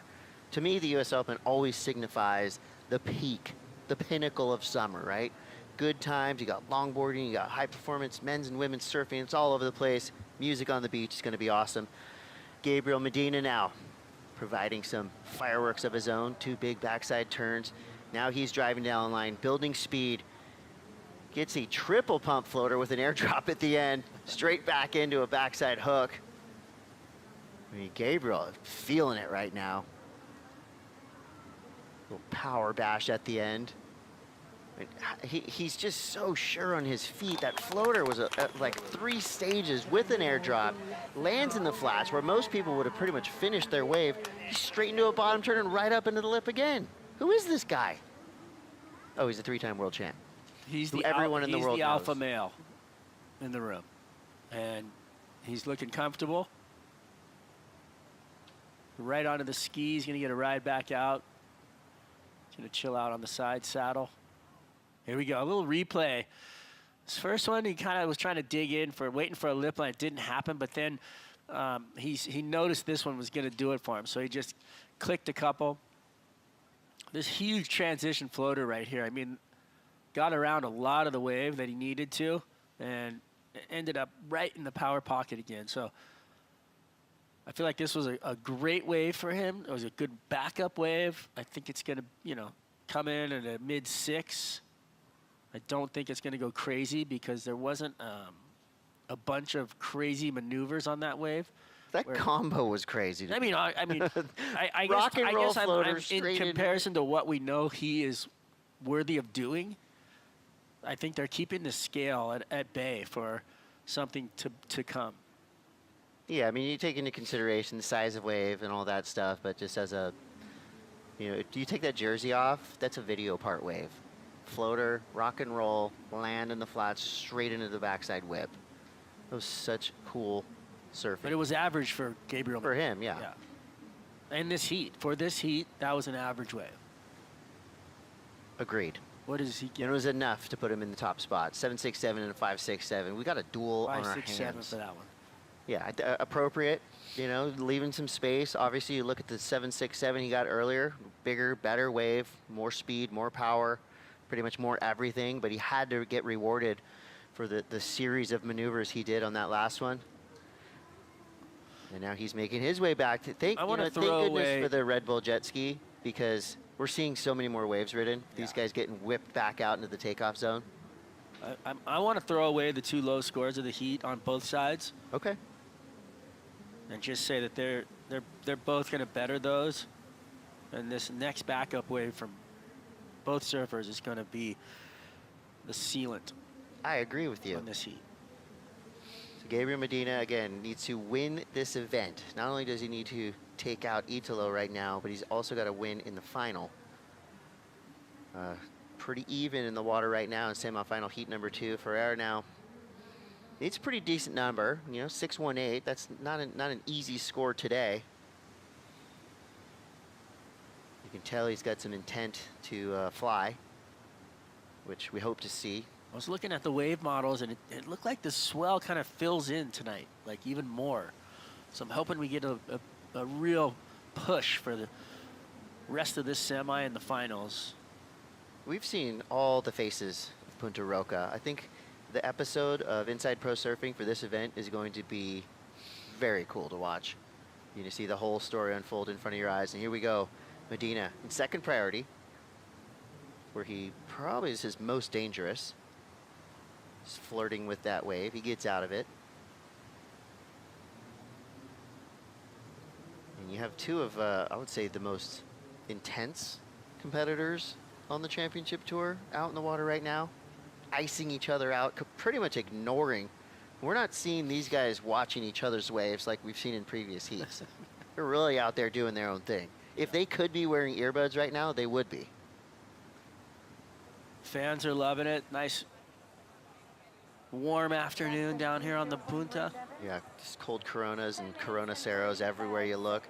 And it might not look comfortable the way that guy's laying, but it's actually like a massage when you lay on these rocks at Punta Roca. And they're warm hot. too. So Hot rock massage? People actually pay for that type of treatment at a spa. But you can get it free down here. Oh, you called it, Strider. There you have your freshly updated, hot out the kitchen championship tour rankings. Italo, #1, Medina, #2, and Leonardo Fioravanti jumps up to #3. The only thing I don't like about that is that he's not a goofy footer, because there's, you know.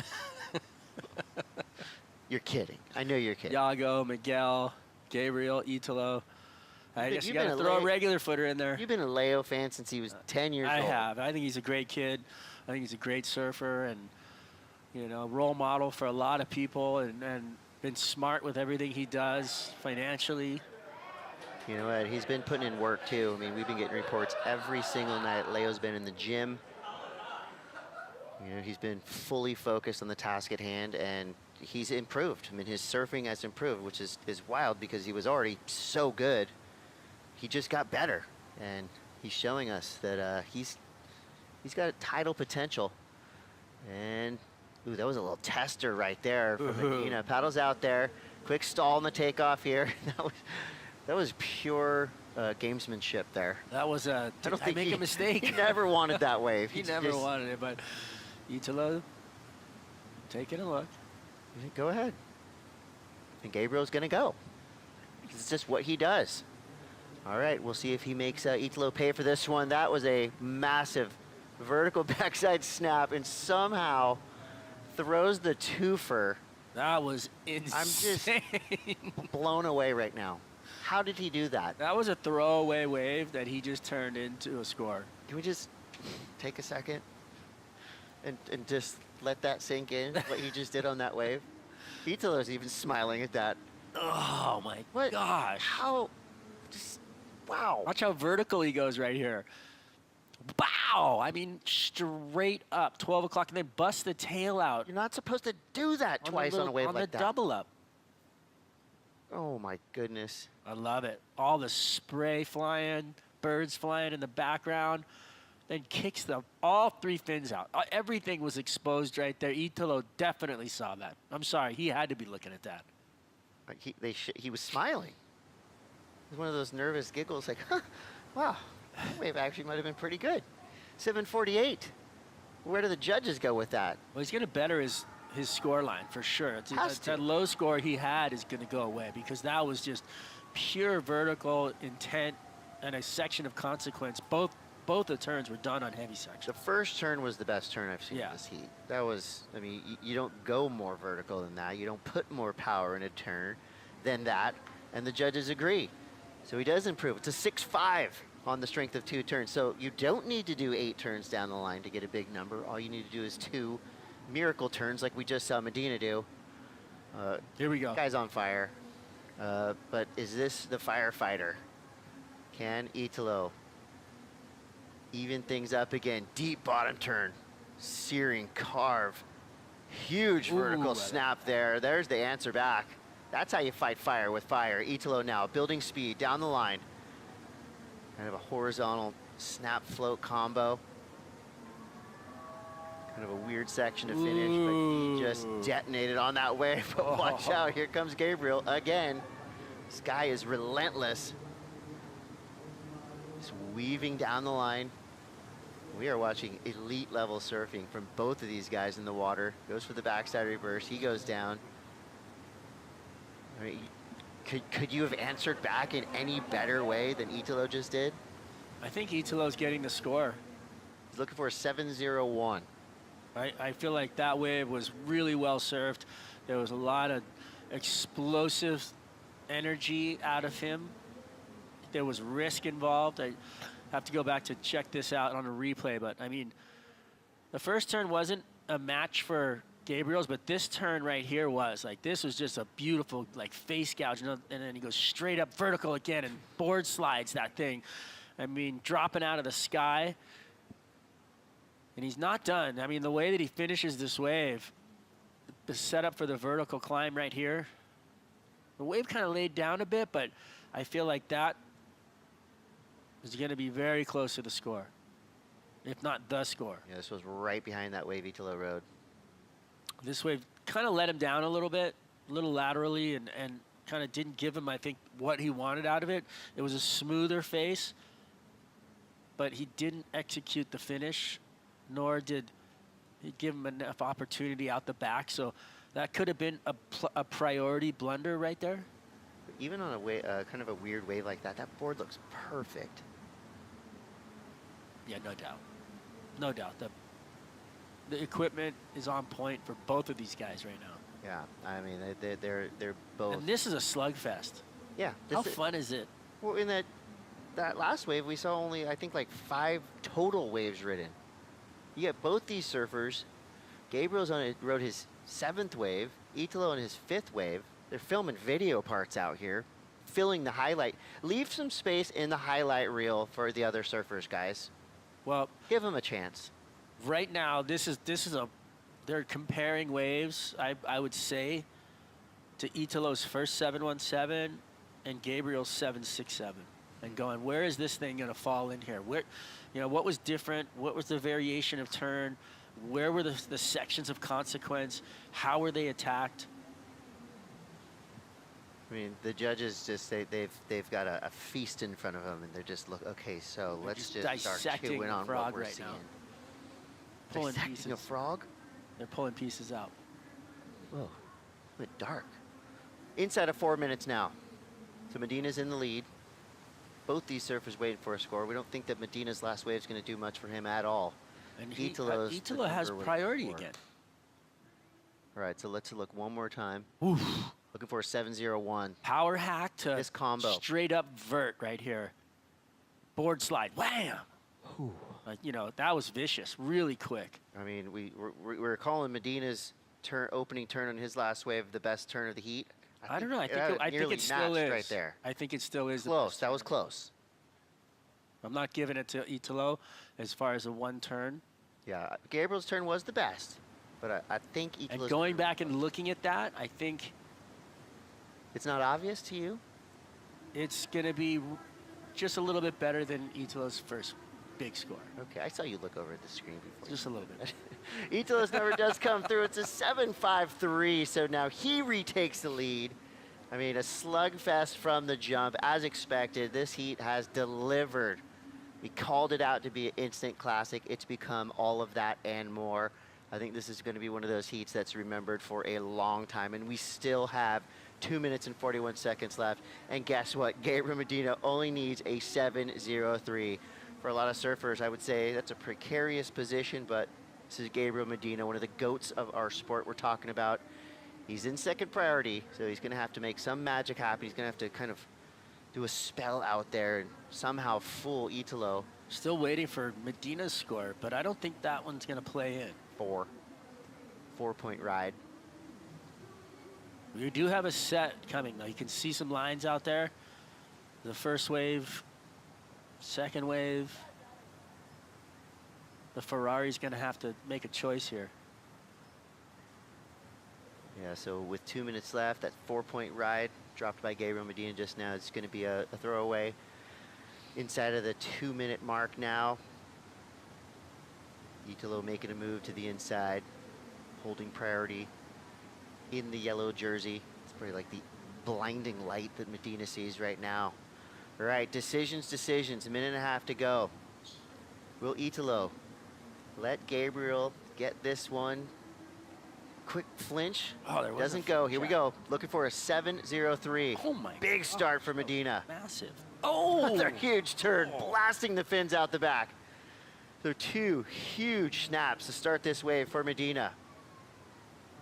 I mean, as a placeholder, those 2 turns were pretty wicked. He's going to have to hope for a big start here. Adds a third. setting things up to this inside section. Wave gets a little lackluster here. There's the stall. All right, he's eyeing this inside. He goes for the backside, reverse, and somehow goes down. Okay, that's going to make things interesting. Did not need that. What do you mean, did not need that? That last, like, you know, backside air to kind of like, for me, that kind of takes away from the wave when if you're not executing. Right. Because those first 2 turns were just fire. Lethal. What was, let's say, so let's just pause. It's almost like you kick out after your third little air. snap down and get out of there. Pause before the air. Did he do enough? Was it convincing enough to the judges? Well, he got a 6.5 on the other wave where he went through the roof twice. Right. Best turn in the heat, plus a lip line slide where his fins were free and everything was a kind of consequential section. All right, looking for a 7.03. Scores are starting to drop in. It's not going to be enough. So the clash of the Titans goes to Ferreira, who will stay in the yellow jersey all the way to Brazil. And we lose an event favorite in Gabriel Medina, who looked like he had everything going for him in that heat. And heat wins. Either of those got him on heat wins, too. Yeah, so now it's, what, 8-5? Ooh. That was, I mean, I wasn't going to be shocked either way, whoever won that heat. Well, that was a great heat. I mean, it was so fun to watch. Oh, my gosh. I'm going to rewind that one again and again and again. Look at those scores. Look how close it was. I'm not going to the after party, Strider. I'm going to stay home and watch that heat 6 times. That's how much I loved it. After the after party? Maybe right before. Okay. All right, so semifinals are done for the men. Our finals are set for the men. But guess what? Right after this break, we're going to kick things off with our women's final, and it is another clash of the certain Titans. Do not go anywhere. We'll be right back.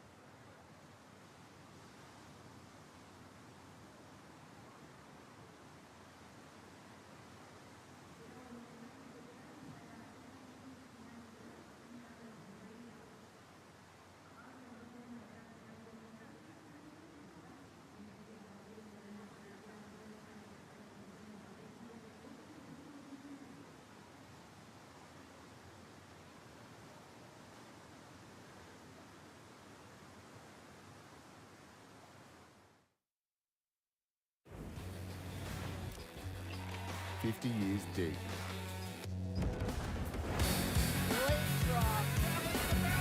For over 50 years, surfing has lived at the edge.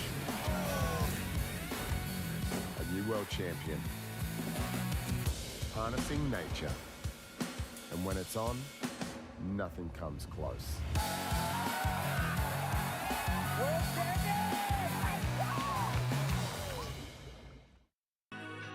Professional surfing is at an all-time high right now, especially here in El Salvador. Punta Roca looking really fun, and this man, Italo Ferreira, has been on an emotional roller coaster as far as this trip goes.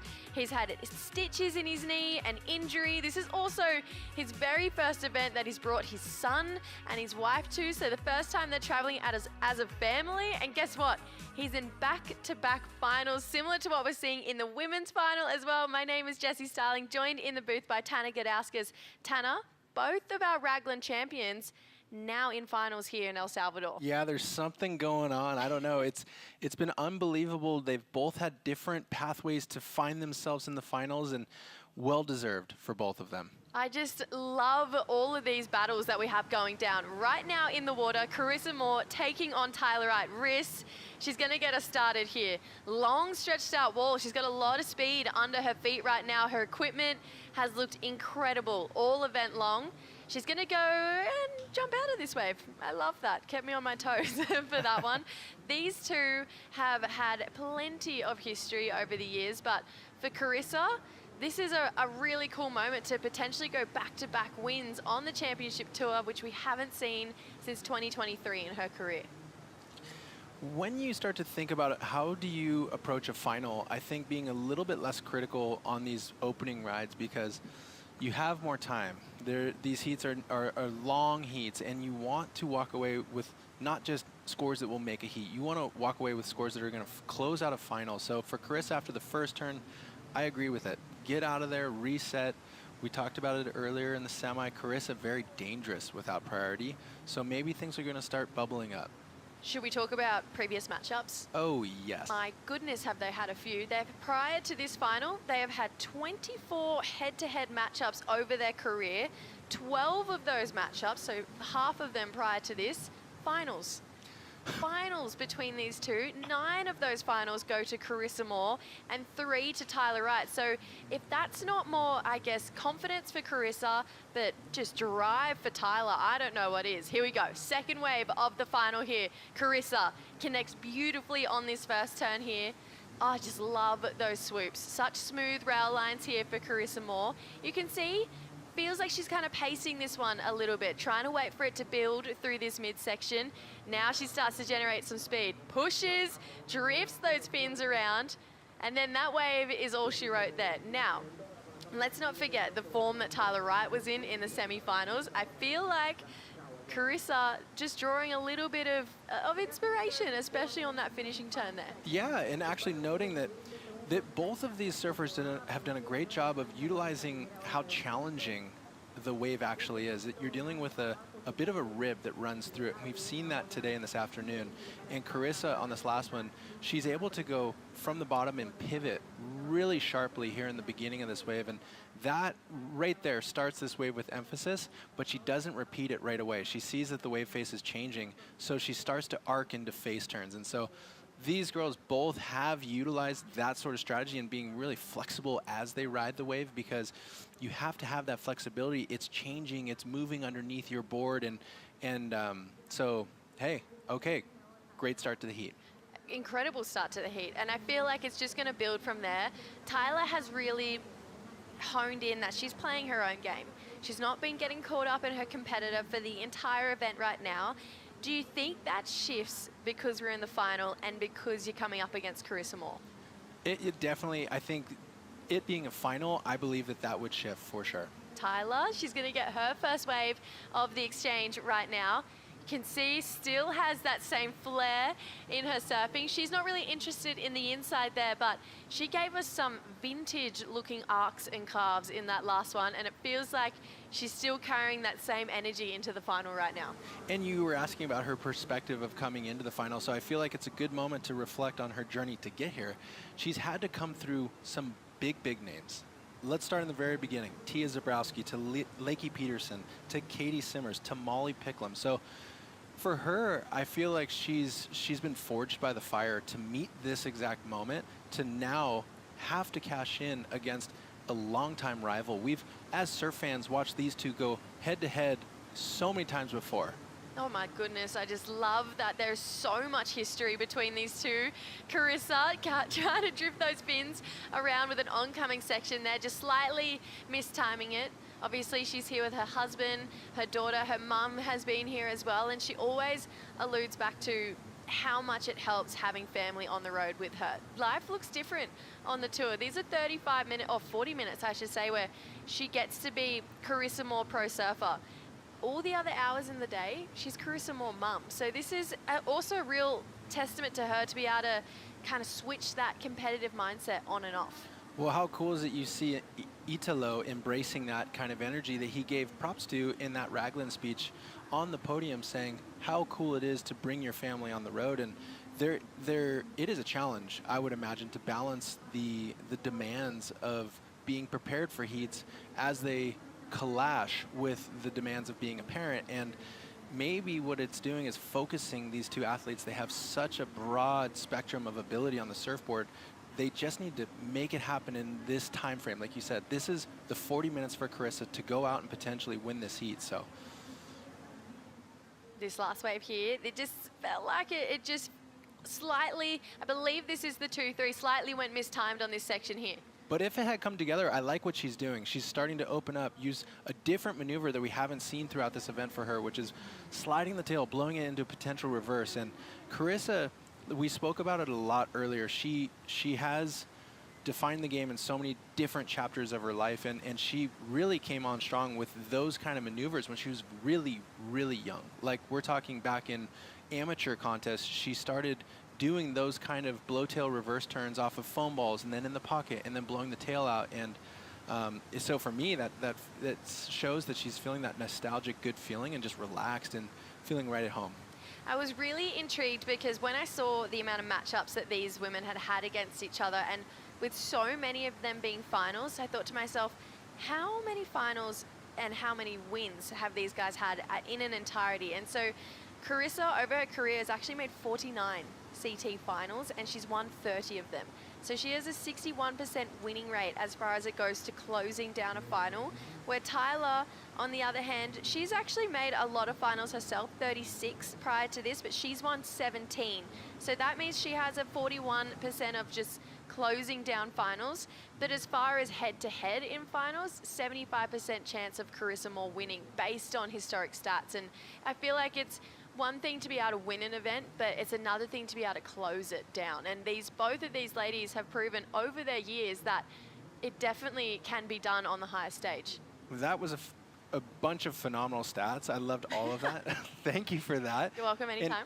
I do wonder, because in those numbers, you have to think that Tyler was coming up in, these two came up in the same moment in time. So when they were matching up in those finals, it must have been very frustrating for Tyler at times to know that that strike ratio was that high for Carissa, and it creates that emphasis and angst to get involved and make it happen. So we've recentered on the Tyler Wright story here in this contest, as it seems to be pivotal to her entire year. So I'm sure she's going to be using that to her advantage. And so cool to see that their first heat was back in 2011. We're now in 2026. They're still competing in finals together. 15 wins out of the 24 going to Carissa Moore, 9 of them to Tyler Wright. But you can see there, Carissa actually having the edge on everything bar the max wave score. That's when it goes to Tyler Wright. She has a 993 as her highest wave score against Carissa Moore. So she knows how to perform and post big numbers against the 5-time world champion that is Carissa. But these two women, they've pushed each other their entire career. We're still getting to see that now when we have this full new generation of incredibly talented young surfers. So these guys, I was really enjoying actually going back through the years and seeing just the dominance that they had, especially when they were kind of in their early 20s to mid 20s. And in 2016, when Tyler won her world title, she made 7 finals that year and won 5 of them. She had a dominant run that year. They came onto the scene so hot. I mean, that was, I feel like I was really much closer to the game, and watching them in the very beginning, it was like lightning in a bottle.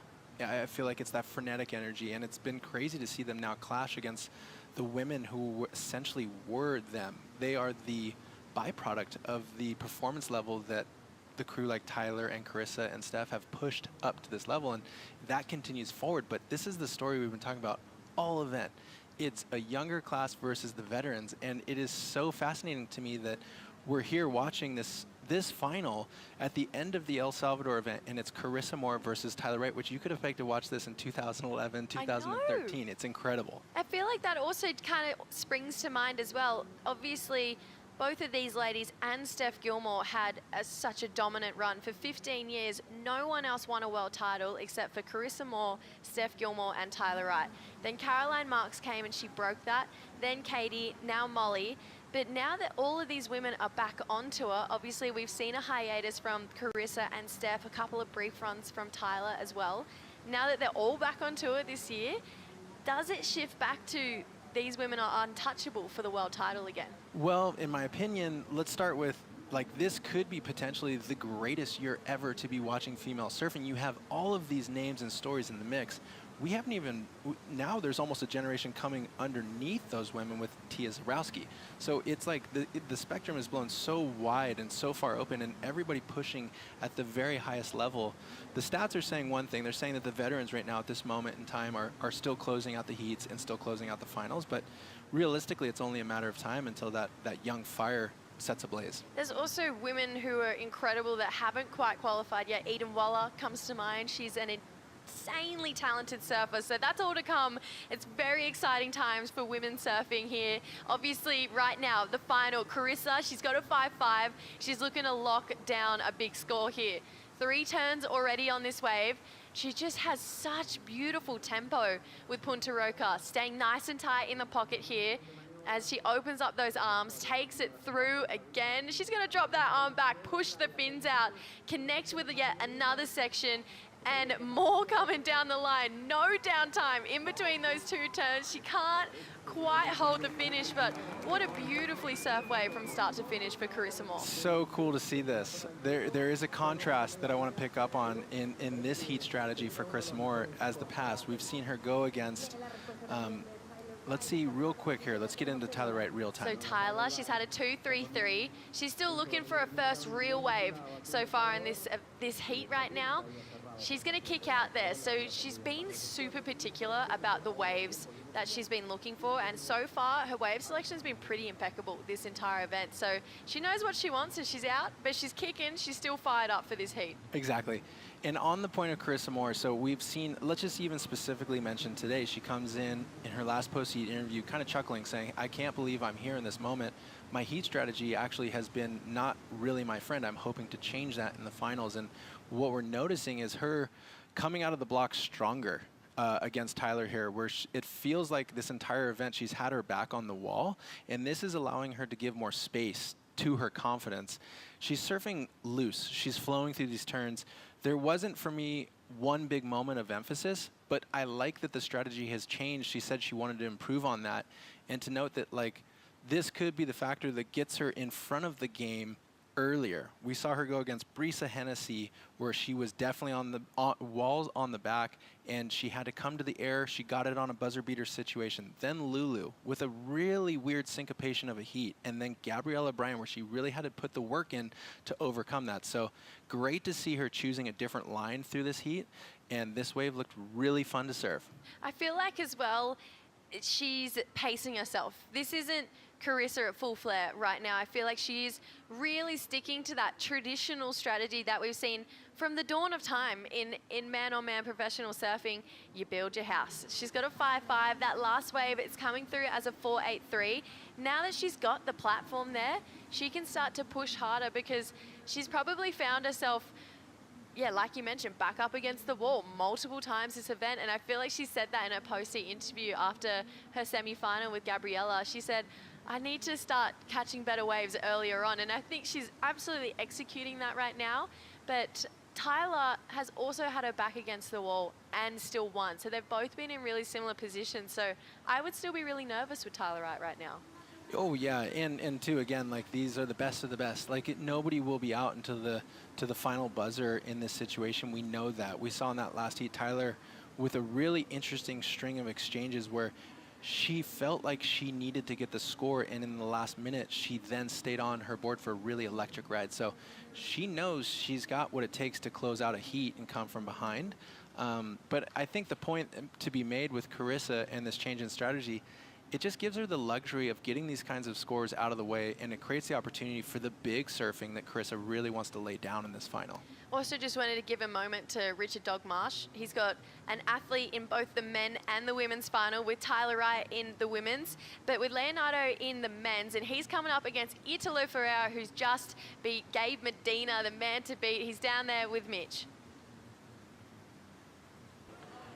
Italo, parabéns. What an incredible semifinal right there. You came back, you dropped the 7.53. Priority was so important. My friend, you played chess, not checkers. Congratulations on back-to-back finals. Yeah, that was crazy because it's always like a hot heat against Gabriel, you know. He beat me in bells, and I was like so mad. And I was like, okay, let's play again. And I was like, okay, let's give him priority first wave, because I knew that was like kind of like couple like sets, and I was like, okay, we're gonna serve. And then I let him go on the first wave, and I was like, okay, let's play. And then both fall on the second one, and then I had 7, he 7, a high 7, and we start the game.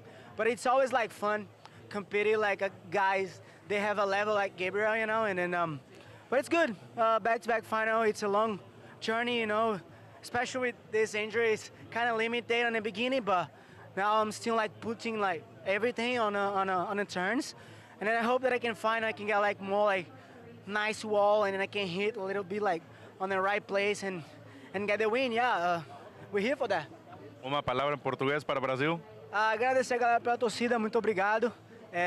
Tem sido bem divertido esses últimos dias, desafiador, né, digamos assim, mas Deus está do meu lado, sempre me mostrando o caminho, me dando forças.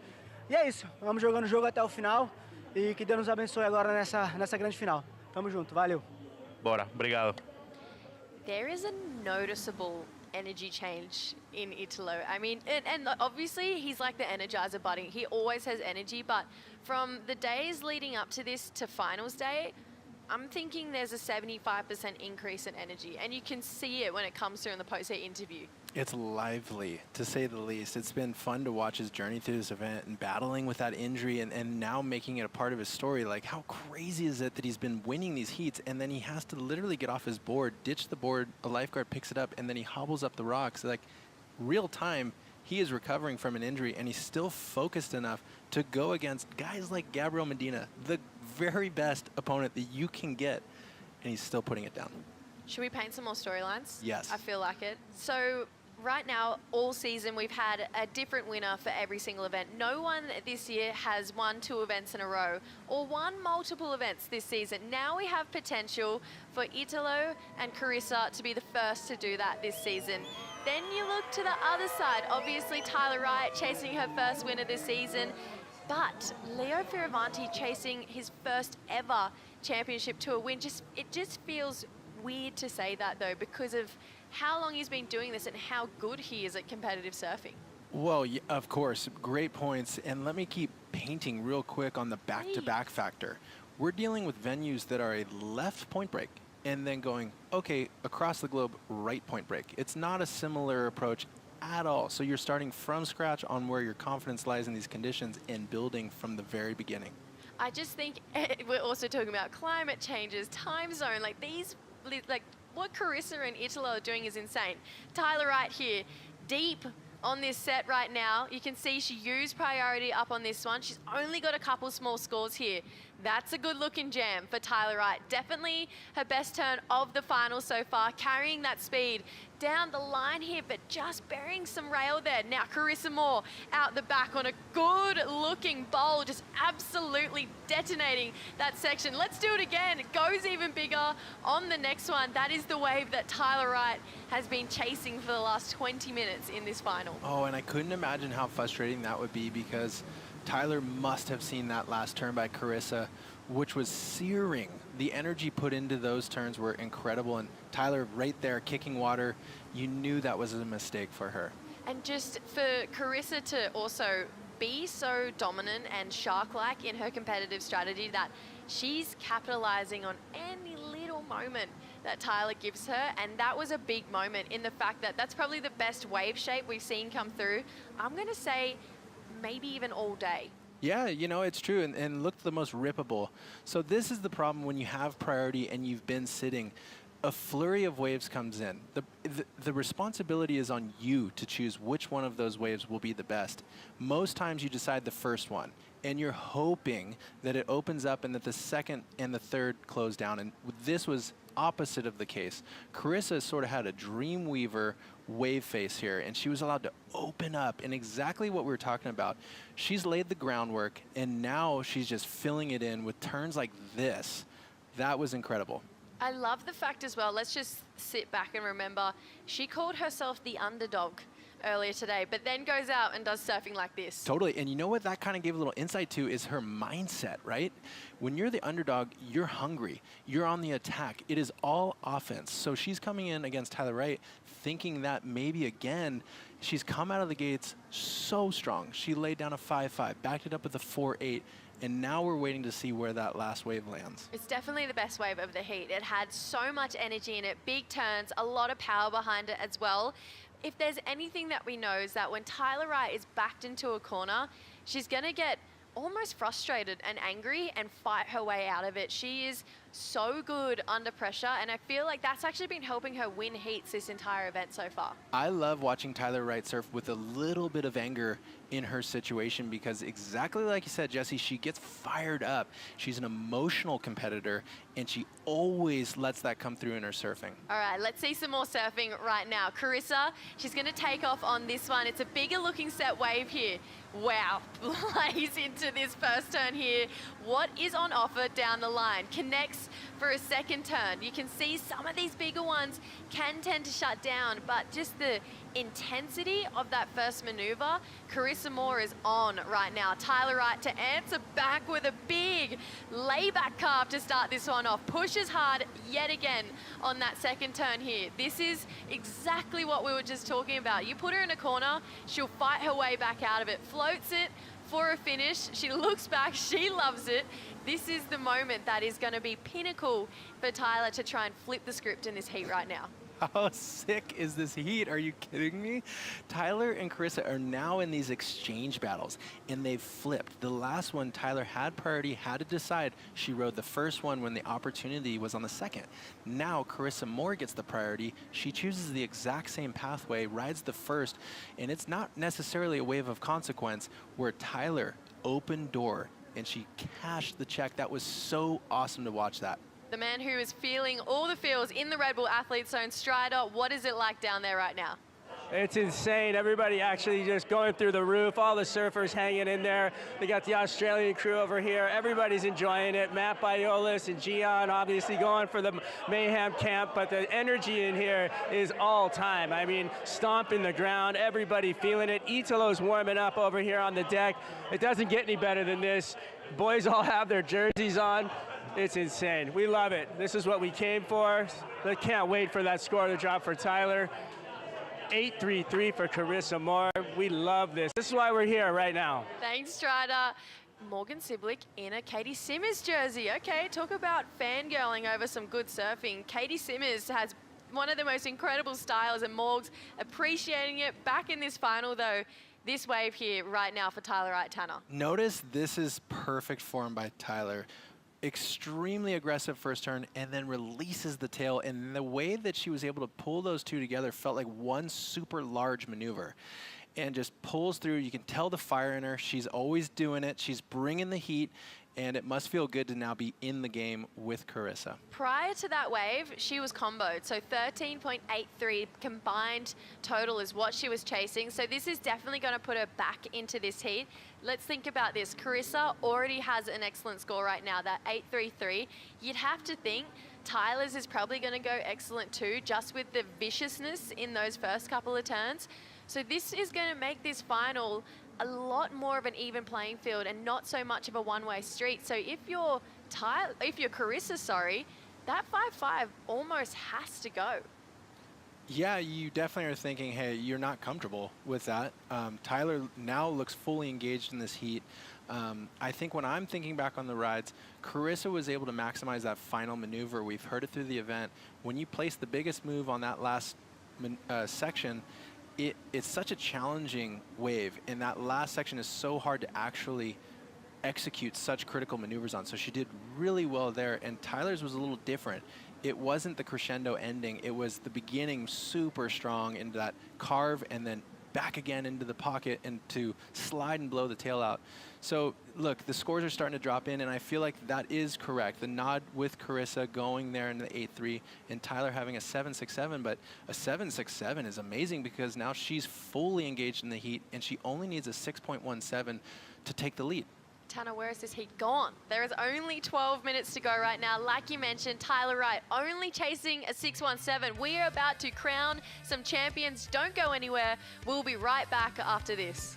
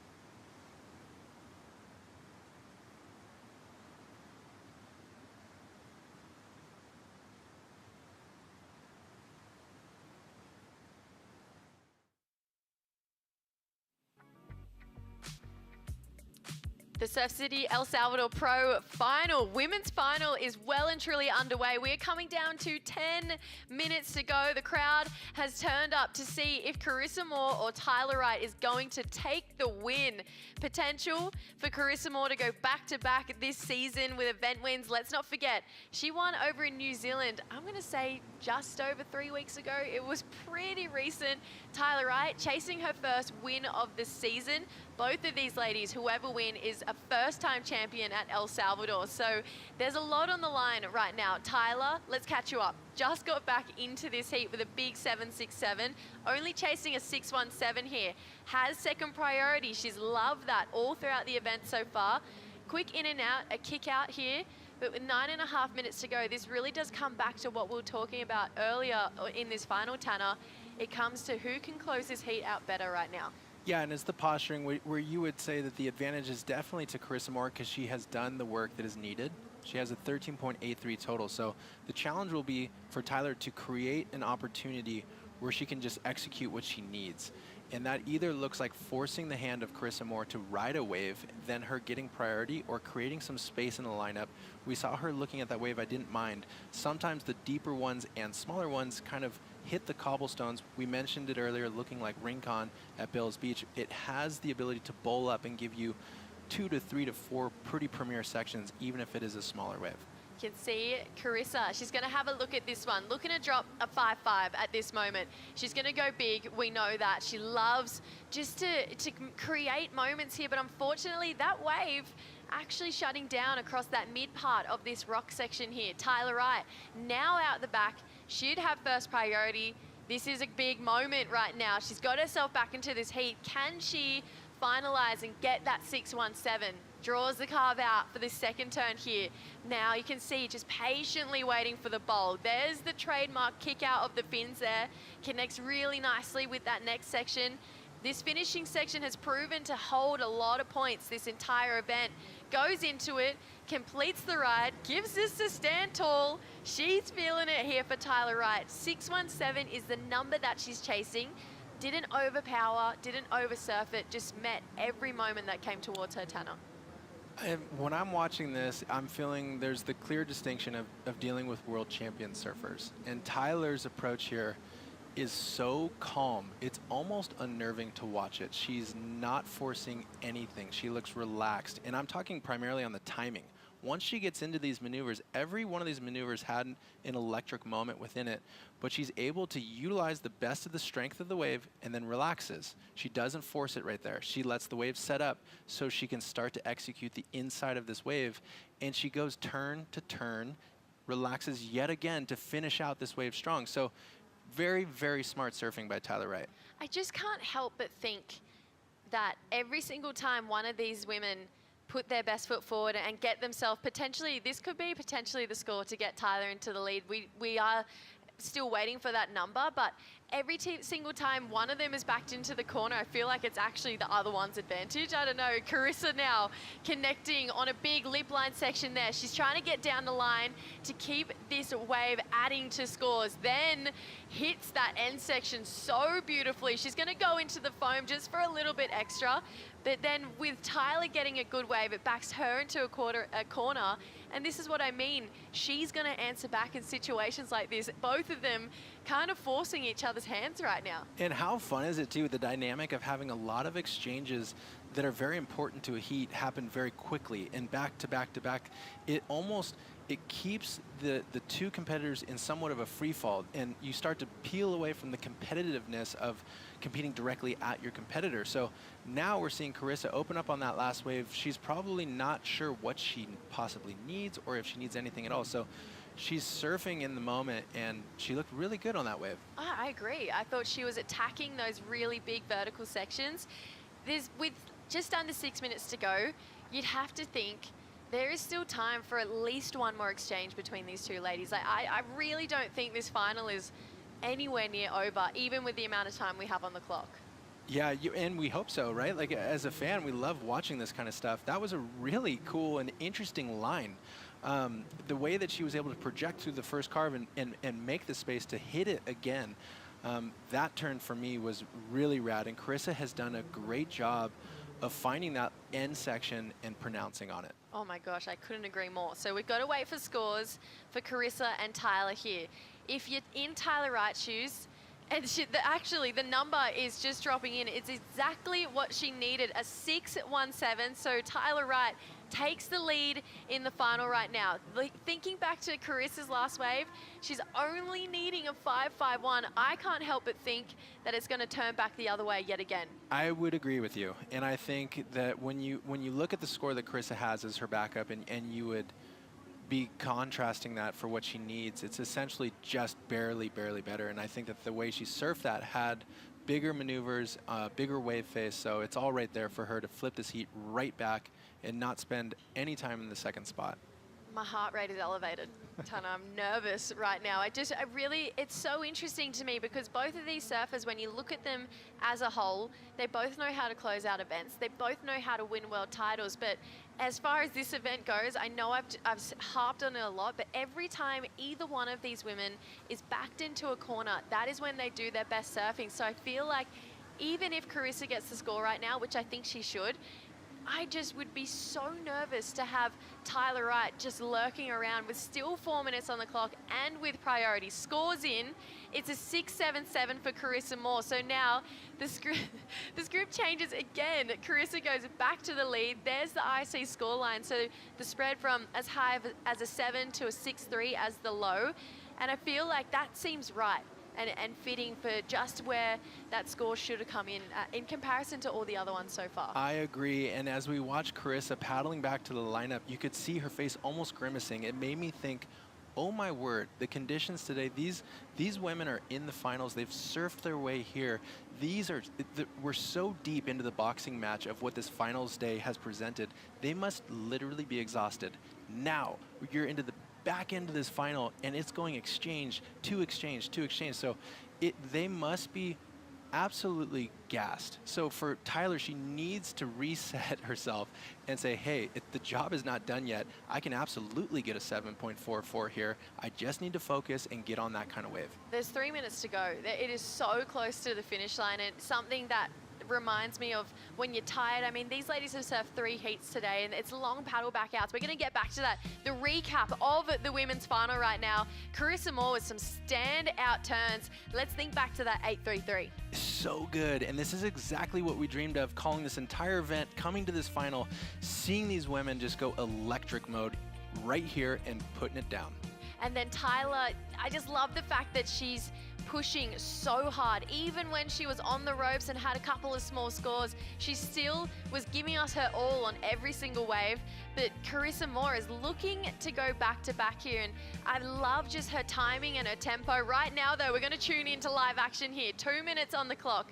Tyler Wright, a bit of a warbly takeoff, but a good looking bowl ahead of this wave here. She's going to come around it, jam and go down, just burying that outside rail here for Tyler Wright. Carissa Moore, of course, is going to shadow it. Make sure that Tyler hasn't got a good score under her belt. See what this wave does for her. Just drifts those fins out and over. We've seen an air reverse from her already in this event.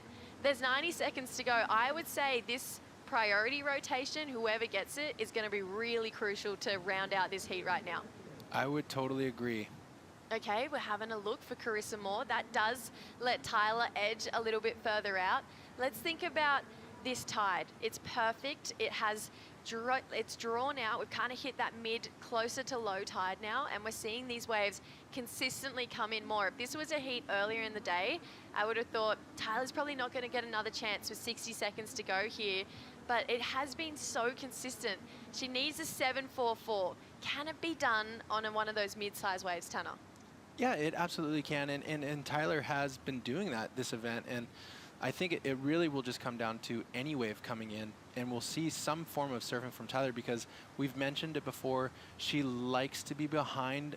She likes to be coming from behind and make it happen in these dying seconds of the heat. She's been challenged a bunch throughout this event, so you know, and she's a world champion. So she's going to have all the tools in the shed that she needs to get it done. It's just going to come down to if the wave will actually arrive. We are under 30 seconds to go right now, Tanner. There is just over 20 seconds right now. Is Carissa Moore going to go back-to-back victories on the 2026 Championship Tour to be the first woman to do it this year as her comeback year after having a baby? There's under 10 seconds here. You can see there is a wave starting to roll through. Is it going to get there in time for Tyler Wright? It feels like it potentially could, but clock is going to wind down. Tyler is not going to take off in time, and that means Carissa Moore is your Surf City El Salvador Pro champion. She's just gone back-to-back event wins here. One at Raglan, flew halfway across the world, and then has won here in El Salvador. This is some of the most incredible history unfolding in front of our eyes, not just in women's surfing, but surfing as a whole. What a moment right now. I would almost imagine she can't believe it. You know, in that post-heat interview, she seemed outside of her body, and she's truly living in the present moment, and she's so well-deserved. She was challenged this entire event. She kept fighting, and she kept fighting, and she did whatever it took to ultimately win those heats, which then created this run to win this event. It's amazing. Are you kidding? She just got a second win back-to-back this season. Like, that is the coolest thing ever. And then she's going to go in and hold her baby. Like, she's this incredible woman to come back and perform at the highest stage. And this has been no easy draw for Carissa Moore as well. I mean, let's think back to her run through this event. She had Brisa, where she had to pull an air reverse to get through that heat. Then she came up against Lulu, who has arguably been one of the most informed surfers this entire season. Then comes up against her best friend, her roommate, Gabby Bryan, who I think a lot of the world would have had picked to win this event. And then Tyler Wright, longtime sparring partner, 25 heats against each other now with that final included, and a win under her belt. I mean, she cannot call herself the underdog anymore. I won't allow it. No, and two, in the final, having to ride 10 waves after a full day of surfing in the tropics, in the heat of El Salvador. She must feel so good. And she goes straight to her husband, Luke, there. She's so stoked just to celebrate that, because this is a team effort between these two. It truly is, and it's a family effort, and it's really amazing as a surf fan to be watching this real time. Carissa Moore, so well-deserved, phenomenal surfing. And of course, Tyler Wright as well. What an incredible run that she's had this entire event too. We can look back to her just trajectory through this. I mean, Tia Zabrowski, like you mentioned, that is crazy just to come up against the young phenom. Then Lakey Peterson, another vet v vet heat. Then she moved on to the quarterfinals, took down Katie Simmers, who posted some of the highest wave scores we've seen this event. Then into the semifinals against Molly Picklum, the reigning world champ. She was looking so good. Unfortunately, losing in the final, but what a comeback for her to start to get up those rankings a fair way right now. Totally, and what a valiant effort in the final. She comes away with a 13.84 total, which I would assume you're making most heats of the day. So she just truly came up against a Carissa Moore who would not go down. You know, it was flipping and flopping, and she did so well to stay in the game, and Tyler did great on her end as well to make it this exciting to watch. And oh my gosh, Jesse, we did it. That was amazing. I can't even believe these heats we've been calling. Like, truly, what an amazing experience. What an honor, Tanner. I absolutely love this. We heard the hooter go. The men's final is out in the water. Leo taking on Italo. We're going to have Mitch and Chris in for the call.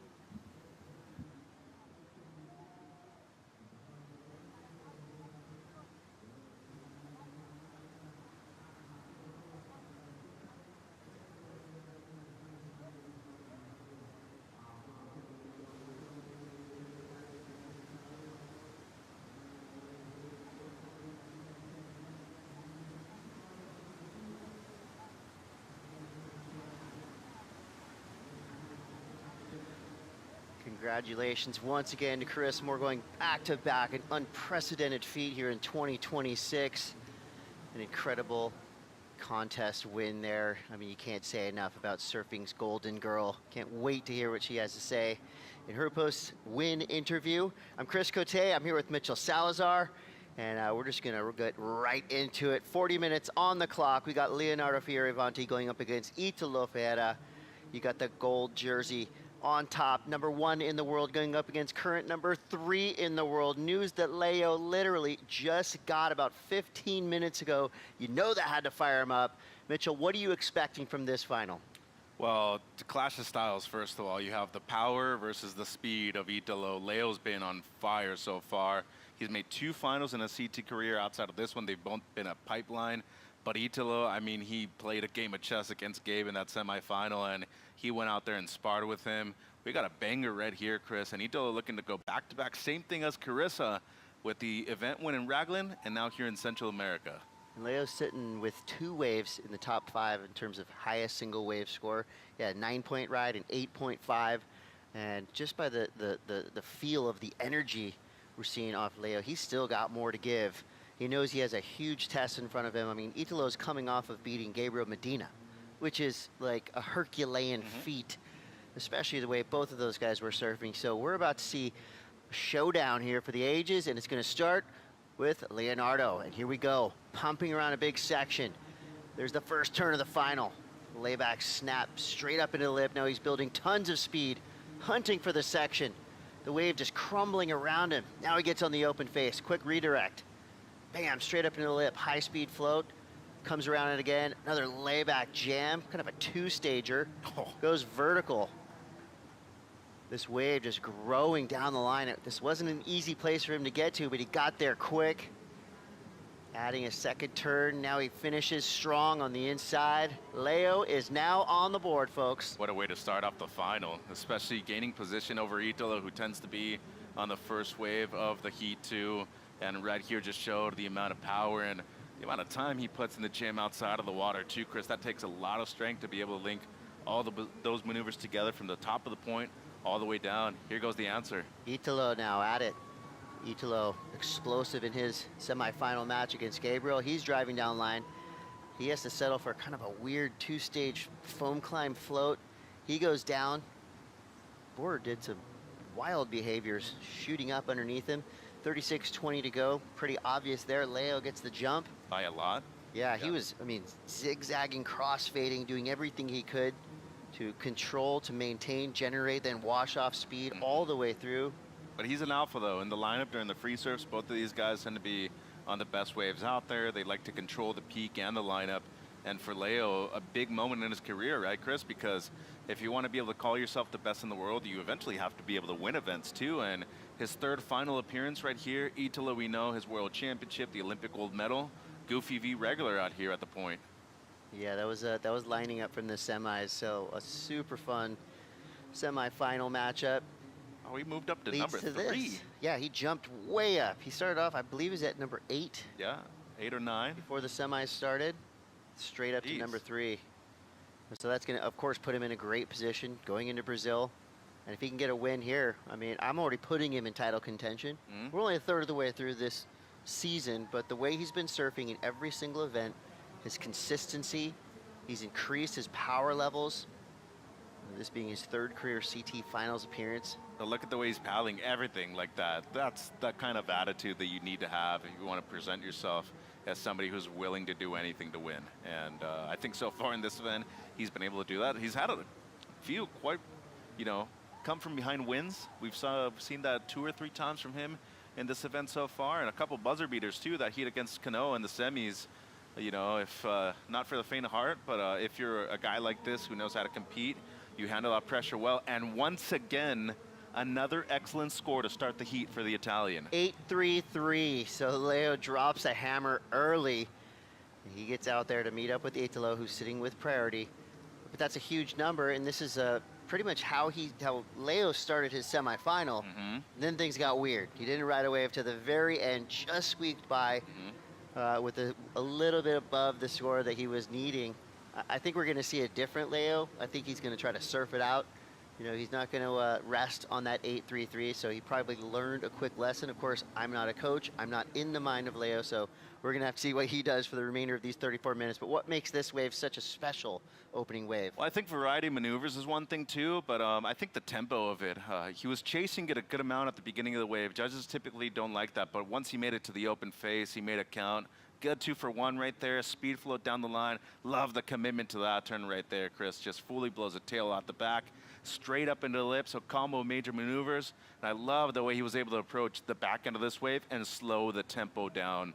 That's something here about the point that a lot of people tend to have difficulties figuring out. It goes from real fast to soft, slow, and then all of a sudden jacks up real fast once again. So he's put in the time, obviously. It's presenting itself, and drops an 8.33 in the process right at the beginning of the heat. Leo was straight up redlining at the beginning of that wave, and I loved that he had the patience and the foresight to go as fast as he possibly could, and then with one turn, the entire speed level completely changed, and he matched the tempo of the wave perfectly all the way through to the end. He got that nice clean finish, which, you know, the turn was a decent turn, but the best part about it is that it was just super clean, and it was a great way to kind of just put a bow on the end of that gift that he showed to the judges. Yeah, and another thing too, he's driving a Ferrari under his feet too. I mean, that's an Italian we have out there in the red jersey, and you know, Taylor Clark, all the guys from Sharp Iron, Marcio have been putting in a lot of effort and work to get Leo's boards correct. To me, they look the best they've ever looked so far, and Italo with the answer back with the silver surfboards, Timmy Patterson collab. You know, he's looked incredible too, but at this point, hasn't really gone excellent too many times. Leo's been that consistent guy throughout the event, and this is where Italo has to shine, whether it's, you know, in pain or not with the 8 stitches. This is where you need to present yourself as the rankings leader. Can you hold on to that yellow jersey heading into critical events in the midpoint of the year, Chris? Well, you're gonna have to wait and see. 32 minutes left here. And the celebration starts for Carissa Moore. Mitch, this stat is insanity. 30th event win. 30th, 3-0.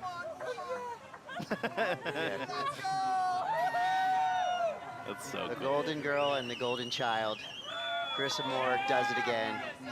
And I don't remember, I mean, it's definitely been a while, the last time that a surfer has gone back-to-back victories from event to event.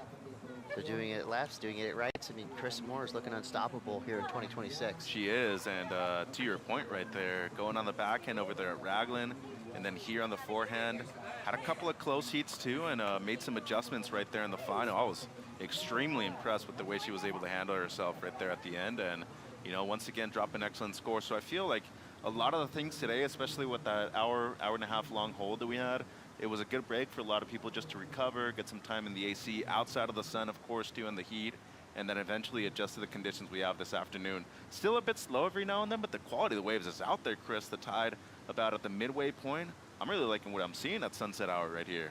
Leo's already had 3 excellent rides today. He had an 8.5 earlier on. He had a 9 semis, and he's just dropped an 8.33. So now he's put himself on that list. He might have just taken someone off of the list with that 8.33 at the top scores of the entire event. And what a day to peak. You know, what a day to rise to the occasion. So Leo now well into the lead with an 8.33, 30 minutes, 29 seconds left. Italo sitting there with priority as we wait for a set to roll through. Let the party begin. We got Strider Wasilewski on the glass with Carissa Moore. Thank you very much, Chris. You're on fire. I mean, you came away with another win back-to-back. This is your 30th win. You're a vet. All's well that ends well. We're going to take this thing all the way to Pipeline. The surf world is right. Oh my gosh, I'm literally baffled. I just want to say thank you to everyone for their support and love, especially from home, and for believing in me more than I believe in myself sometimes. Thanks. Well, congratulations, Surf City El Salvador Pro Champion, back-to-back wins. How does this feel? It's got to be an amazing next level to be out there with Tyler Wright, who was your sparring partner 10 years ago. Oh my gosh, before we paddled out, we were in the locker room, and I was like, Tyler, this is just like the old days. Like, this is awesome. It's really cool to see the veterans kind of make another push this year and take some finals and some wins. And I'm just, you know, inspired by both my generation and the new generation. I think it's a really good combo for women surfing right now. And I saw you out in the water with your partner having a moment. Tell me how good that feels. Oh my gosh. I mean, to be able to share this with my husband, we've been together for 16 years now, and he's my best friend, but we're actually testing out the coaching role this year at a couple spots, and I thought it worked pretty well this time. You guys are a power couple for sure. Congratulations. We're going to get back to the men's final, but we are so impressed with you. Super mom, going nuts. We can't wait to see more. Thank you. Mahalo, everybody. All right, back to you guys. Thanks, Strider. Congrats again. 30 event wins. That is huge. She's creeping up on the current record holder, Stephanie Gilmore, who has 35. Not that Still far got away. a long season left to go. So 28-26 left. Fioravanti just had a quick up and out during that interview. He was in second priority already, so no priority error there. Italo still waiting. 193, 167. Those numbers are obviously going to be deleted. At least we hope so. The way Italo's been surfing, I mean, just pure energy, high speed. Really has put himself in the most radical parts of these waves. But he's been really smart too. You know, he hasn't gone wild style on us yet. He had a couple heats where, you know, he made a couple small mistakes early on, but he cleaned those up quick. He hasn't needed to so far, though. He hasn't needed to, you know, in case of emergency break glass, go Italo mode. But, you know, right now might be the best time to break it out. 27:30, and right here, look at the pressure that Leo's putting on him under priority, right? So he has the outside of him. I think at this point, if you're Italo, you know how well those speed floats work. The tide's changed, and of course, that mid part tends to be the most dangerous part for both the regulars and the goofies. What I like to see from him is just go on the bigger set waves and try to get as vertical as possible on the outside section. That to me was the key to success against Gabe. Dropping that 7.53, it was the combo on the outside. Whether or not you roll the dice in these next 27 minutes, wait a bit longer to potentially catch that wave, match an 8, or at least get something into the 7s. That's a big gamble, right? But we are in the final. You're looking to go back-to-back right here with event win. So I feel at this point, it's not that big or bad of a gamble considering that you have an 8 against you. And outside of that, Leo's dropping 13 points at least every single time he powers out. So what's the point of dropping 2 6s if you're going to have to replace them later on? Well, Leo's also shown us a different type of surfing than we've seen from a lot of the other competitors. You know, the power carve and the perfect linkage between turns. You know, the flow is all there. When you match that flow with such power and precision in where he's putting his board on these waves, I mean, he has not made any mistakes. Nope. I would say these guys with their path to the final being so much different, you know, the only thing you can think back on with Leo is he waited so long for his second wave in his semifinal. I think he only had 2 or 3 waves in that heat, whereas Italo had, I think, 10. So different paths to the finals, and I think the cadence of the waves was way more consistent in Gabriel and Italo's semi. So we'll see what happens here with 25:45 left. There's going to be opportunity presenting itself, and here it is. Both surfers having a look, having a dig towards the horizon. See, Italo's going to let this one go. Leo didn't like the look of it. Good choice. Yeah, that one got frumpy. Yeah, funky right there on the outside, and this favors Leo by a long shot right here, Chris. You already have the best score of the heat. Italo hasn't even broken something better than a 2, so if you're able to apply some pressure, just get something in the 3s and the 4s, you're looking pretty toasty heading into the back end of this final. Test run, up and out. Well, just trying to play mind games right there. I mean, that's something that Dog Marsh does really well. He instructs his surfers when to pull them off of the peak, when to make sure to apply a bit more pressure, and it's usually at this point in the heat when you're approaching maybe the 25-minute mark, just thinking, okay, maybe let's get the backup real quick, especially after, as you said, he's waited a long time, a couple moments during this event to be able to get that backup score, and especially against a guy like this who can flip the switch with a single maneuver, I wouldn't be willing to wait that long. 24:38. Things have gone a bit docile here. The men's final. You're looking at world number 1 in yellow, Italo. World number 3 in red, Leo. So while we wait for these surfers to activate on their powers, we're going to take a quick break, but don't go anywhere. The culmination of the finals here at the Surf City El Salvador Pro will be right after these brief messages. Stay tuned.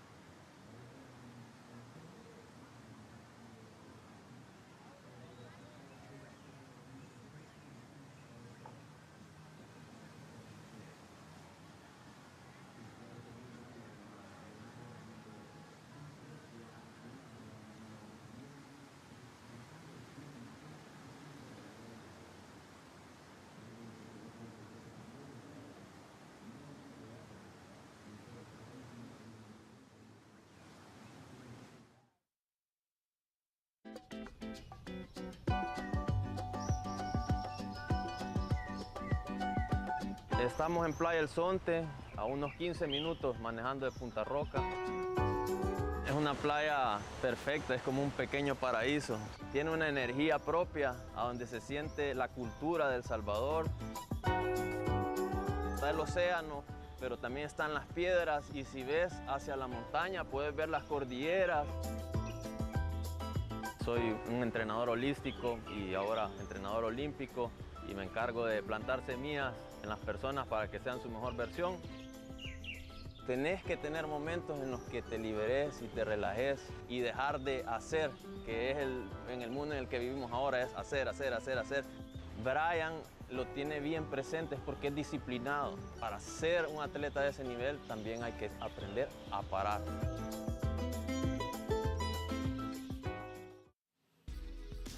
Welcome back to the men's final here at the Surf City El Salvador Pro, presented by Cero. We're straight back into it with Leonardo Fioravanti cranking it off the bottom, straight up into the lip. Leo making a charge, hammers it again. Smaller wave, but impactful. Leo's been looking for this backup score. He's sitting on an 8.33, carving his way all the way through to the inside. You can see the sun is now dipped behind the trees. Leo's trying to make things shine out in the water right now. That is a great backup score. That's a solid answer to the 8.33 he dropped on his opening wave. And very intelligent too, just to get it back up quickly. Don't be waiting around, especially if he is willing to wait with priority on the outside for a better quality wave. Extremely smart stuff right there by the Italian. First time an Italian would win an event too. Yeah. He's the only one to ever qualify, of course. Well, Leo's trying to make history here. He said that could be the first ever Italian surfer to win a championship tour event. Surfing like this, I don't doubt he's going to win maybe a couple this year. Could be very patient right there off of the bottom, straight off of it. Well done, blows the tail, but keeps that momentum down the line. But if you notice right here, this deep bottom turn on the next one sets him up so well to be able to engage the lip line. Just love the way he was able to set up this inside section. Big deep bottom turn straight up into the lip. A good amount of white water just blowing the tail off of that one. So good backup. Love the work on the outside. Thought the middle part a bit hard to surf, but extremely well done. And we talk about fitness. Boy, this guy is in incredible shape to be able to surf 3 heats this way, dropping excellent scores in each and every one of them, and to keep this momentum going down the line with this amount of speed. Impressive stuff by the European so far, Chris. Yeah, and the score just dropped, a 6.17. That puts Italo in a combination spot, which I can't believe I'm saying out loud because that never happens. So Italo now needing a combination of scores to get back into this final and potentially get a win here. But at the moment, Leo's in charge, 8.33 and a 6.17. And he's been doing this all event long. Regardless of the size of waves or even really how good the waves he's been riding, his board, his positioning, everything has been in the perfect spot. He's pushing just a little bit extra through his turns. Everything looks so seamless down the line. It's like he's signing an autograph in cursive. It's all one line, and it's all done with power. Quick transitions, extremely beautifully painted, as you're saying. He's Da Vinci out there right now at this moment, and you know, in position to potentially get his first victory right here, under 19 minutes to go. Well, the party is about 18 minutes, 40 seconds away. So before we get there, let's get a party preview. We got Strider Wasilewski in the zone. We're in the Corona zone over here, chilling out on the deck. Everybody's enjoying the show. Everybody's having a Corona or a Corona Cero. We're watching heats on the screen. We're watching waves coming out the back. We got all the awards set up. It feels really good in here. And I can have a Corona Cero because it's non-alcoholic. I can't wait. But the reality of what's going on out the back right now is nothing but fire, and can't wait for this thing to break down on the Corona Cero post show. Let's get back to it. There's action happening right now. Leo already with 2 searing turns out the back. Just a little check turn right there. So that was kind of, I don't even want to say that was a mistake because the wave kind of went nowhere. Those first 2 turns, elegant, beautiful, powerful. Doubt those are going to go into his scoreline. He's sitting on an 8.33 and a 6.17. Probably going to come in around a 3.32. But I like what Strider said right there. It's still business. Yep. So hence the Corona Cero. We will be having the Corona Cero post show where it is business, but it's also fun. you know, we like to mix the two up. Of course, it's a surfing event. You should always be doing it with a smile on your face. I don't think this guy smiled in about 30 minutes, though. He's been prepped for this moment his entire life. Beautiful second carve, and as you said, just a bit off kilter right here with that turn down the line. I think it was smart just to be able to kick out, not waste any unnecessary energy right there. But what I'm seeing so far from his body language is, you know, his actions, he's trying to make it undeniable that he's the best surfer in this event. Going from the very second round all the way to the final right here, he wants to make sure that he can be called the best surfer out there. Well, he's making a statement too. He only rode 2 waves in his semifinal heat. Now he's on his, about to be on his 6th wave ridden. So you can tell he's just swinging for the fences. You're running on adrenaline too. Yeah, I mean, and this is not for advancement, right? This is for everything. As we see out the back, Italo. Needs an answer, Chris. Paddling hard. Who's got a good cupped out bowl in front of him, cranks it off the bottom, straight up into the lip. It's a little awkward coming out of that first turn. Second one was nice. Whitewatery section in front of him. Plenty of speed down the line. Gets the tail out there, gets hung up. So that's not going to match the pace that's being set right now by Leo. I don't know. I wouldn't say it's a mistake because the wave just kind of let him down. You see, he flips it on the inside on halfway out. Goes down again. What's going on, Mitch? Off pace, off pace. So you had one dud that didn't work out. You go straight back out, find another one, and unfortunately just try to make up too much lost ground. All those sections that you didn't find on the outside on the previous wave, you're trying to make up for it on this one. Got a little ahead of himself right there. So far this event, though, I feel like the way he's competed has been very smart. Let's remember that he is surfing with 8 stitches in one of his knees. He says that there has been pain, but I just feel at this moment he's got to let that go and make sure that he's competing in these next 15.5 minutes. So a couple of 7s, it's achievable, Chris. I mean, this is a guy who can flip the switch in about 90 seconds, and the way he can paddle, he's quick. So I wouldn't count him out just yet, but I think with priority right now, Fioravanti's probably going to be very intelligent with the next wave that he selects. I mean, I think a lot of us expected Italo to just come swinging through Punta Roca like your neighborhood Spider-Man, flying across these sections. But so far, a lackluster showing from Italo. But we do have 15 minutes left. He is a magician. He is known to pull rabbits out of his hat at any time. So do not count out Italo just yet. I'm just wondering, all that he exerted, all that he gave in that semifinal against, you know, one of his, I'm not going to say arch rivals. These guys are friends, but they've been sparring partners forever. They've battled for titles. So you got to think there's a bit of a rivalry there. And so he gave so much in the semifinal, just got the edge over Gabriel, who was surfing so well. You got to wonder if, you know, when you give, and give, do you save enough for the finals when you're going up against a guy like Gabriel in the semis? That might have been the final right there in his mind. You know, you might have been thinking, if I make it through this one, it's guaranteed that I'm winning the event afterwards. And I think Leo, you know, if you tell him that, he probably takes big offense to it, as we see the head-to-head matchups here at the CT level. First heat since 2019, unbelievable. And of course, average heat score goes to Italo, also the max heat score, and he's dropped a 10 in one of their matchups as well. Well, you got to think that Leo's out for revenge, and these surfers, they remember all their matchups. I mean, I guarantee if you walked up to one of these guys on the street and said, do you remember that heat where Italo got the 10 against you? He would say, oh yeah, that was so-and-so. Don't remind me. Yeah, they know. So this could be a weighted. It's a long time matchup. Yeah, 7 that's years. they're like, oh yeah, I remember you. 2019, you beat me 3 times. Now I'm mad. I'm gonna take it out on you here at Punta Roca. 13 minutes, 18 seconds to go. Leo still has Italo in a combo spot, and it's still weird to say out loud because it's such a rarity.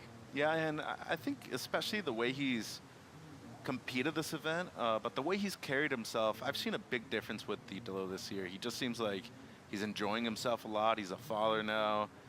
He seems like he's having a ton of fun. He's always moving around with a smile, and I asked him the other day, you know, how difficult it was to be able to be vulnerable and ask for help when you need it. You know, I thought him and Reynos were a great combination.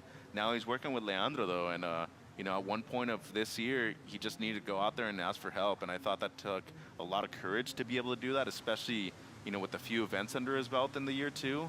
And now look, it's a match made in heaven. They're going 2 for 2 when it comes to making finals so far, Chris. Well, 12-25. Now Leo holds that priority spot. Italo's second priority, putting himself just to the inside of where Leo's sitting. Looks like a set rolling through. But Italo's paddling way up towards the rocks. And with the sun setting, it is a bit more difficult to identify certain waves. Ooh, we're racing daylight here, too. Yeah. Well, we just saw Carissa Moore go back-to-back. She did that in 2023. She won the Margaret River Pro and then the Surf Ranch Pro, so she's familiar with that feeling. Italo did it in 2019 when he won Portugal and then Pipeline. He made 3 finals in a row that year, right at the end. Big year, and then won the title. Double up look, good looking wave here. All right, with priority, Leo driving down the line, cranks almost into his bottom turn. That wave just raced away from him. I mean, it looked like a perfect wave right when he took off. Now he's got to watch and see what Italo's about to do. So now Italo on the gas pedal, big float. That wave collapses around him too. So it looks like they both just paddled a little too deep. And if these guys don't make a section, that means that section is impossible to make. Wow, dude, they are so far up the point right now. I just looked over my shoulder, and they are like almost around the bend when it comes to surfing the point right here. Typically, you want to be right where the corner starts. They are beyond that at the moment, and I mean, it's the final. Everybody wants to win. Nobody wants to give a single inch right here, and you can see where that curve starts. They're right about it, but that's where they were playing catch-up right there, Chris, so they were really, really up the point. I mean, look at that. They're beyond the house at the moment. I typically said you want to start your wave where those flags start. They are way beyond that at the moment. Well, it's golden hour, but it's not quite happy hour yet. We have 10 minutes, 30 seconds left. So Leo, that was his 6th wave ridden. Italo on his 5th, both come through, throwaway scores. And look at this. Italo literally just paddled over Leo's tail. That's an intimidation tactic right there, but I don't think it's gonna work because Leo's revved up. He's ready for all the tricks. And here goes a set. And you got Leo with priority. So he got it right back. And he's having a good look at this wave. Gets right in front of Italo. Deep paddle. And here we go. Leo. Right up into it. Quick snap to start. Comes around this section. Beautiful layback. A little added kick at the end. That's a power car for Leo. Another quick finish. Gets around that section with a quick foam climb, and the celebration is about to begin because Leo might have just dropped a hammer on Italo. That last turn was, I mean, perfection. Chef's kiss. All of no notes. All of everything.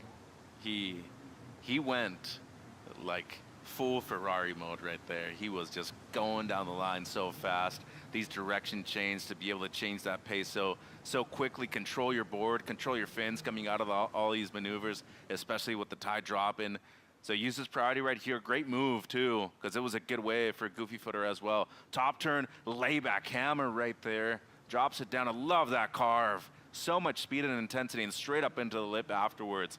This should replace not only the 617, I mean, could be something excellent once again. Italo answers back. Snapping 2-stager carve. Bust the tail out on the second one. Goes vertical on the 3rd. So mixing up his turns down the line. Sets things up. This wave bowling out. Goes up and into the floater. Well done. Well done. Pointing at the judges. They saw it. And I don't think he knows yet what Leo dropped on his last wave. Either way, I think he's going to get himself out of the combo. That was really well surfed. How high does Leo's wave go? But I mean, if he gets a 6, he might be needing a perfect 10 or something close to it right now. Leo just did another one of the best turns I've seen of this entire contest. He's reached another level in this event. This is a new Leo. Yeah, but this was a great answer though, especially the opening turn on the last one. Straight up into the lip, brings it down. Love the way he was able to grab the rail for that second bottom turn too. Just presents something slightly different. And this tempo right here at the end gets up into the lip once. Look at how much this section at the end bowls up, gets the floater. So difficult and so quick in transition right there. I mean, these are severe turns. What a final too. But he grew up in an area, in Bahia Formosa has a cuppy right, very similar to this on the right day. And just to be able to put that board in place right at the end, to be able to get up there with the perfect timing, great answer back. He needed that at this point of the heat. Oh, he needed it. I'm stunned right now because you look at the scoreline that Italo's hanging on to. What, couple of ones, a 3-4, you know, a 0-7, a 1-7-3. These are not Italo numbers. No. But the score that's about to come in, I think that's more like it. You know, the first turn he did on that wave, beyond vertical, super powerful, laser sharp and quick. So the judges now working overtime. I mean, I can hear the gears turning in the minds of the judges. We have experts in their field, and they've got some work to do right now. Totally different waves, so the comparison's going to be really unique. You know, and it's backside versus front side. It's apples to oranges. Italo's wave was a little bit bigger. Leonardo went a little faster, and there you go. Scores have dropped. So it means that Italo drops a 7.50. Leo improves. He's got a 7.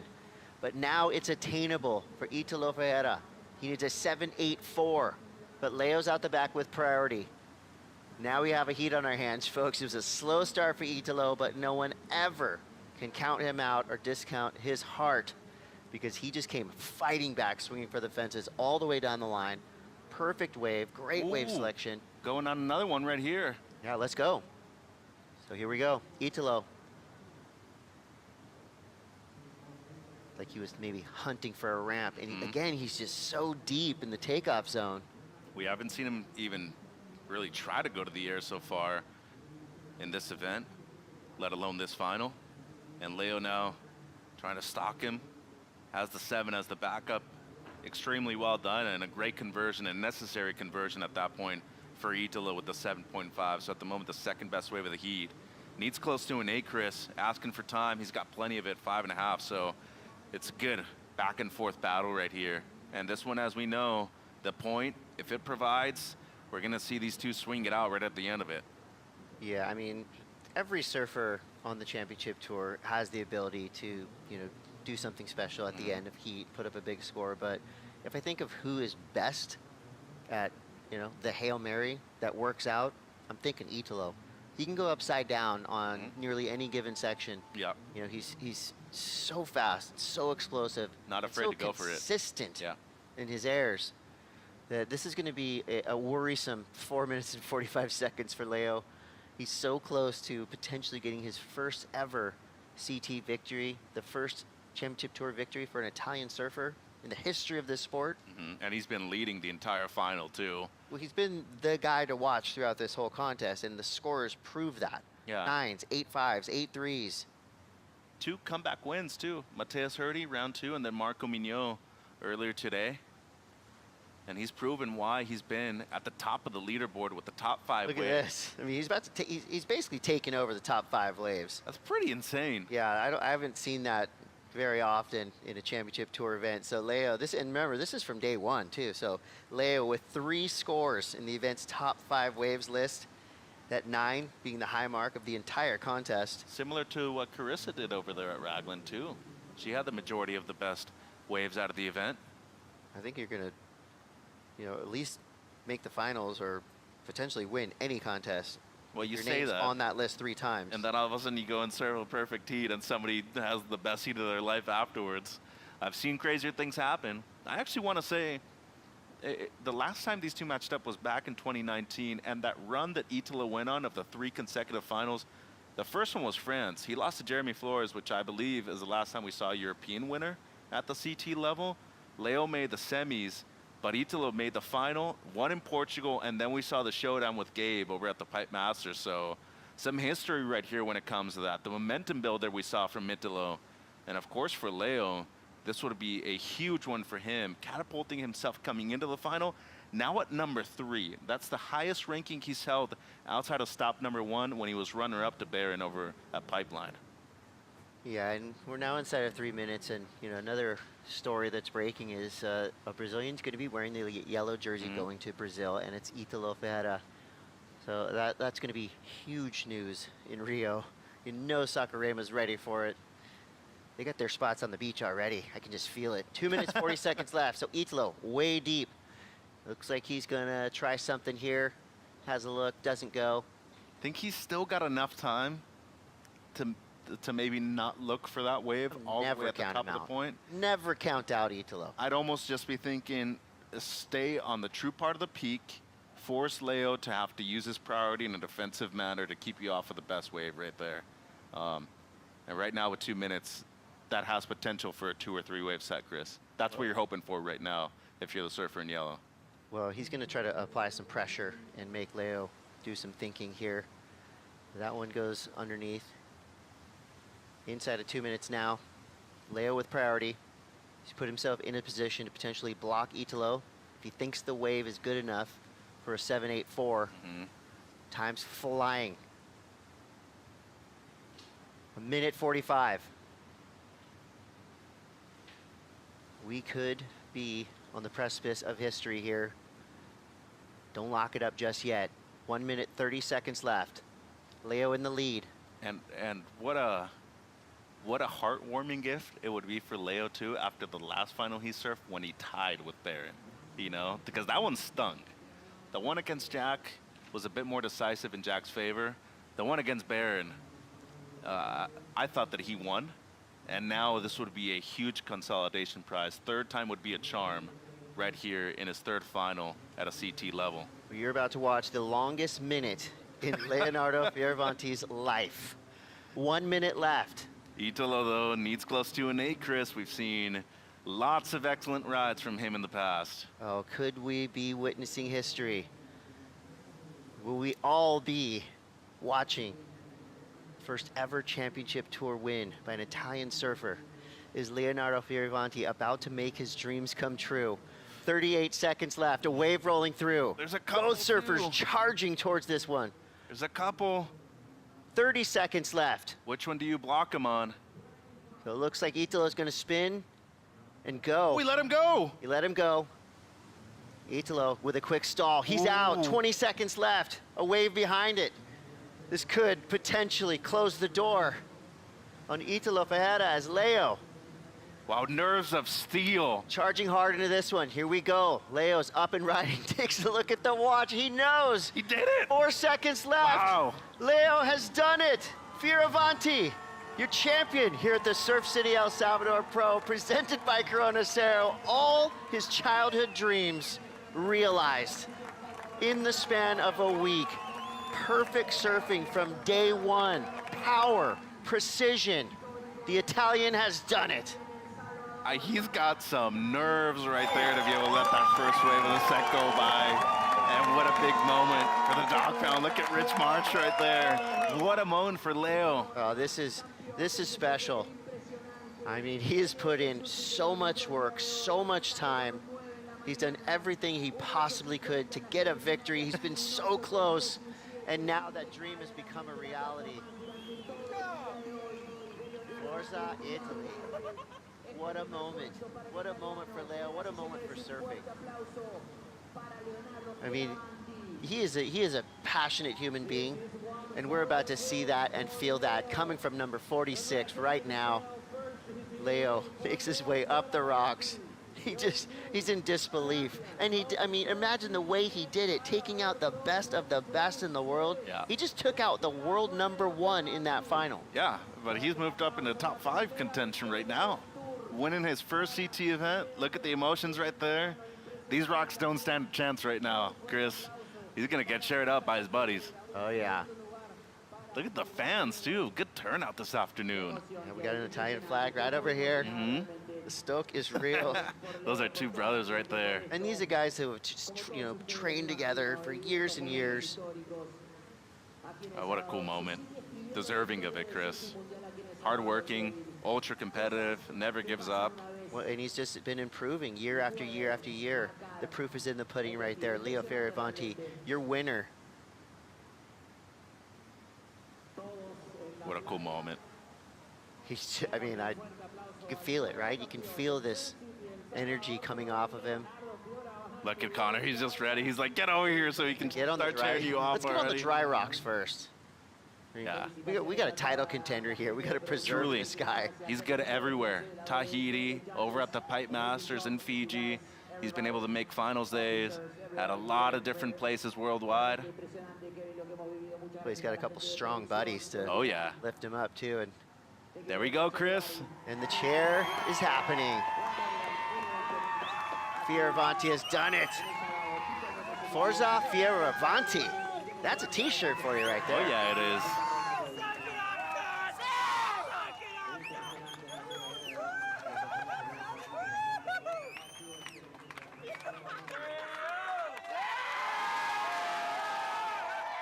Wow. Incredible. Those guys have known each other and worked together for a long time. Well, I mean, if that's not proof that hard work pays off, I don't know what is. And to see them succeed together right now, having that moment, pretty darn cool.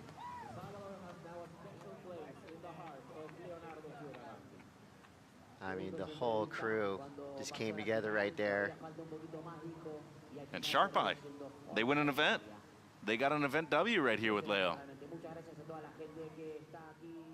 And we beat the sunset too. Yes, we did. Everything just happened. Strider, take it away. Monty, your first win here at the Surf City El Salvador Pro. You are a champion. You've been in form this whole event. You got the 9. You've been on fire. Congratulations, brother. Thank you, Strider. It doesn't feel real. This sport is fucking hard. Sorry. This sport is so hard, and I've dedicated the last 10 years on this tour to try and get my win. I've come close a lot of times, and it feels unreal. It feels unreal, Strider. Tell me about your crew. I mean, everybody in the competitors area rooting for you on the beach. It was amazing, the vibe, the energy, the dog pound. My crew's amazing. I got Dog, who's one of the best coaches in the world. He's been with me since I was 12 years old. Ramsey and Connor and Tyler, my filmer Tommy, they've been supporting me this whole week. And then there's so much behind this. My wife that's at home. She always says, don't win one when I'm not there. I love you, babe. Your heart was broken at Pipeline, and now it's full here, the first Italian to win a World Tour event. No, it doesn't feel real. It's so many years of believing, never giving up. That final last year really broke my heart, but at the same time, I never gave up. I kept my head high. I think it hurt more the people around me than it did me, because I just tried to keep going ahead and keep thinking positive, and that, you know, when you say your moment will come, and I just kept believing that. And I did feel like my surfing was here, but one thing is to surf good, one thing is to beat the best in the world, and it doesn't feel real. I love my family, love Belly, love you, Mom, love you, Nonna, my brother. So many people to thank, but it really doesn't feel real, Strider. Well, let's hear it for real in Italian for your fans. Grazie a tutti per il tifo, non ho parole da dire. C'ho un tifo incredibile, una famiglia incredibile, un team incredibile. E ci siamo, Forza Italia, dai! Let's hear it for Leo Fioravanti! Congratulations, brother. Love you, brother. What a cool moment there, Chris. And Forza shout out to Self back Fioravanti. home. Self, sorry, he did it without you at the location, but guess what? He's got one under his belt. I mean, it was really starting to unfold on day one, wasn't it? The way he was surfing, how connected he is to this wave. Boards looked perfect. I mean, again, it wasn't just the work that he did to get here, it's the work he did through the week here. We were hearing rumors. This kid was in the gym every single night. Yep. Oh, and getting the embrace of 10 years took him to get that win. That to me is that shows so much dedication. Well, I'm not crying, you're crying. He was there for Connor last year at J-Bay. Connor's here for him. He's been here every single day to support him as well. So you have that chemistry, that connection with your teammates, the people that you've really embraced as your family, travel year-round with them, and it takes a village to be able to get a W like this, Chris, and a huge one for Leo, the first one of potentially many in his career. No doubt. Well, we got a lot to unpack after that incredible victory by Leonardo Fioravanti and Chris Moore. We're going to take a quick break, but we'll be back with what's going to be an epic Corona Cero post show. Don't go anywhere. We'll be right back.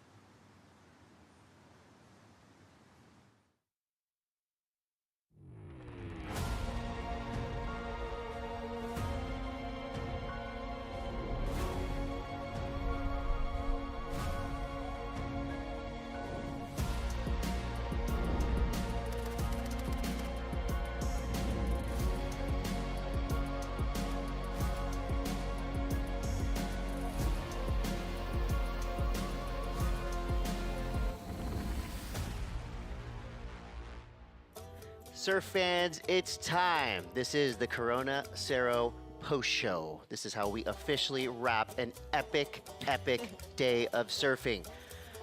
You guys probably thought I was getting emotional here, but I squeezed some lime. No, I actually wasn't emotional. That was a huge moment, you know, of course for Leo, but for surf fans everywhere, you know, for the Italian surf community.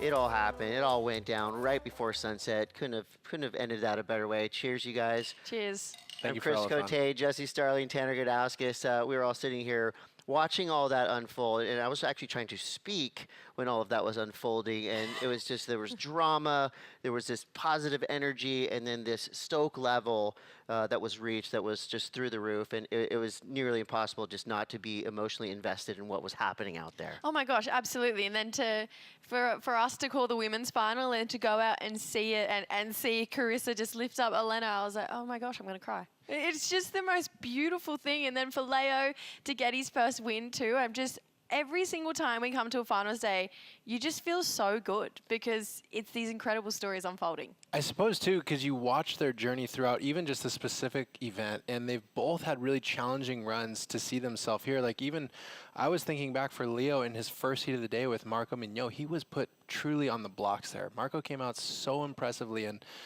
comes back, and it almost became a story of the comeback. So that welled up emotion, I think both of them just let the roof off at the very end, and it was like you said, I mean, it's hard not to feel emotion when you're watching that kind of stuff. Well, and the fact that Carissa went out before that final, you know, kind of think I might be the underdog here, I don't know what's about to happen, went out there and just went berserker mode, thrashed this place, you know, did it like we expected Carissa Moore to do. And again, she's coming back after some time off, you know, and there had to be doubts in her mind. You know, we saw it in the media, like, okay, well, does Carissa still got it? Well, guess what, folks? She still got it and more. She just made history going back to back. She did it before. She's done it again. Don't be surprised if she keeps on doing it again and again and again. This is like the best. This might be the best Carissa Moore we've ever seen, and that's saying a lot because she's always been really good. I completely agree. I keep going through these moments where I'm like, this is such a privilege to watch this unfold in front of us. Like, what an honor to see Carissa do arguably one of the hardest things, put your body through one of the hardest things ever. She made a human. like, let's put it plain and simple. Like, she's a mum, and then to do that and her body go through all of that and to come back and compete and perform at the level that she is on, and then to do it at a place where her connection with Raglan was undeniable, but then to come to the other side of the world, like you mentioned, Tanner, like change everything. You're on the other side of the world, you're not going left, you're going right, and it's really hot where Raglan's really cold, and still win. Like, she is just the coolest person ever, in my opinion. I'm freaking out about just how good she's been. Well, the emotional moments are going to continue because we've got a big celebration happening right over there, and to present it to you, the one and only Mitchell Salazar. Buenas tardes, El Salvador.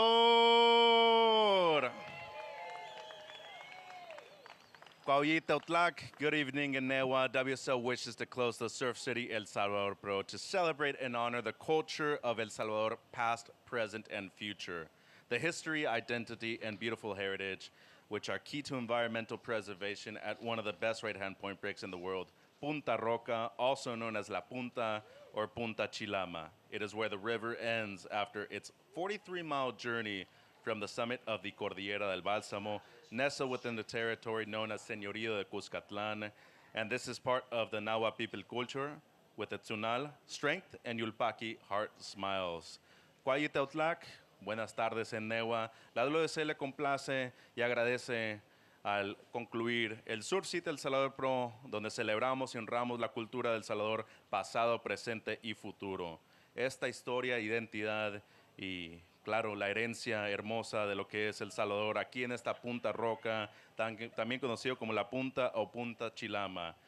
Después de donde termina aquí en la Cordillera del Bálsamo, después de 43 millas, aquí se encuentra con el océano en el señorío de Cuscatlán. Esta es parte de la zona Nahua Pipil con su cultura tunal, la fuerza y Yulpaki, corazón sonriente. As the WSL Championship Tour continues around the world in its 50th year of professional surfing, from Aotearoa in New Zealand, we're honored to present these gifts on behalf of the local Maori, Poihako'ana, and Fangairoa of Raglan to the local people of El Salvador. Handcrafted by master carvers of the Marai, these gifts are presented with aroha and deep respect in friendship and cultural connection across oceans and between surfing communities.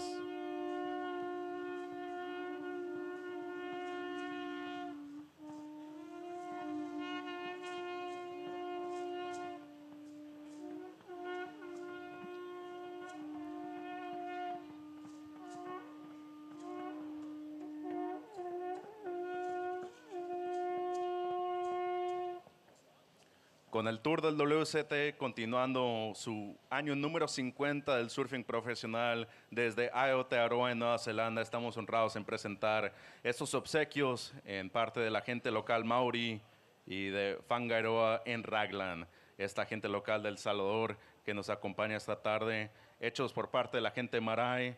Estos obsequios son presentados con aroha y mucho respeto, aprendizaje y conexión cultural a través de los océanos y nuestras comunidades surfers. Now the sharing of culture continues on the people of Rio de Janeiro, Brazil, by the Nawa Lenca and Kakaopera peoples who are on stage with us today, offering their gifts, which we have. Masks of San Antonio Abad, crafted by master artisan Don Celio Lopez, preserving identity and traditions of El Salvador Central Region.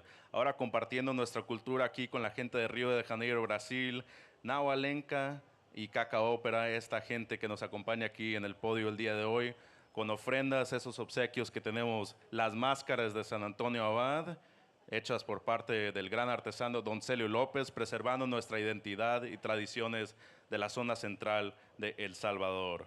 Also from the central region, our paño pancho from Panchimalco, hand-woven by local artisans. Black clay ceramics of Guatajiagua, a legacy of Lenca heritage embodying knowledge and strength of the eastern region. También acompañándonos de la región central, paño pancho de Panchimalco, hand-woven by local artisans, hechos por artesanos locales, así también como estas cerámicas de Guatajiagua, un legado de herencia lenca, acompañándonos con su fuerza y con su conocimiento local de la región del este. And archaeological replicas of San Juan el Espino from the western region, demonstrating hand modeling and pigmenting traditions from the pre-Hispanic past. También las réplicas de la zona arqueológica de San Juan del Espino de la región del oeste, demostrando modelos y pigmentación de cultura e historia prehispánica. These offerings are made with profound respect, representing rituality, dance, craftsmanship, and collective memory. These incredible expressions of El Salvador's cultural heritage will now make their way to the peoples of Brazil at the Vivo Rio Pro in a continued journey of sharing and connection. Please take a moment to thank the indigenous peoples of El Salvador. Le damos un fuerte agradecimiento a nuestra gente indígena y local de El Salvador, un fuerte agradecimiento y un aplauso para la cultura que sigue aquí con nuestras tradiciones locales.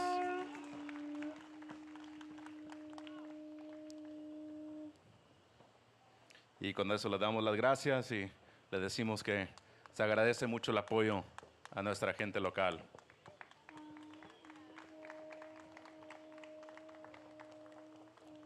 We'd like to extend our sincere gratitude to the local community who has hosted us this past week. And thank you, the fans who are here to cheer for the world's best surfers, and to everyone tuning in around the world. Ahora sí agradecemos a toda la gente que nos visitó esta gran semana aquí en la Punta Roca, toda la gente de El Salvador, a los locales que nos han tratado de gran manera como siempre aquí en Punta Roca, y la gente que nos está viendo alrededor del mundo también. A big thank you to Surf City, our title partners for this event, Corona Cero, our presenting sponsor, and of course Red Bull, Apple, Yeti, IC, Surfline, and True Surf. And a very special thank you, un fuerte agradecimiento para nuestra ministra de Turismo de El Salvador. A big thank you to our Minister of Tourism of El Salvador, Morena Valdez, is always doing an incredible job with her team and for all the work they put into this event. We love coming here, and it is an experience we will never forget. Thank you very much. Muchas gracias a la ministra de Turismo, Morena Valdez, y a su gran equipo por todo el esfuerzo aquí y la gente local de El Salvador, así también como todo nuestro staff y voluntarios del Surf City El Salvador Pro. To help us award the trophies today, we have Renato Hickel, WSL Vice President Tours and Competition, nuestro vicepresidente de Tours y Competencias de la WSL, Renato Hickel, gran representante de la compañía, y claro, Morena Valdés, que también va a estar dando nuestros trofeos.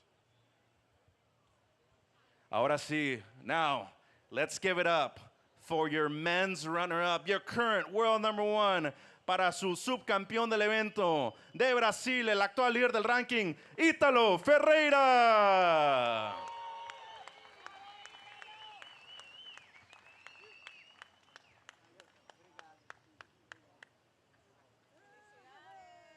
Fuerte aplauso para Ítalo. Ítalo, a quick question, man. Congratulations. Very deserving of it.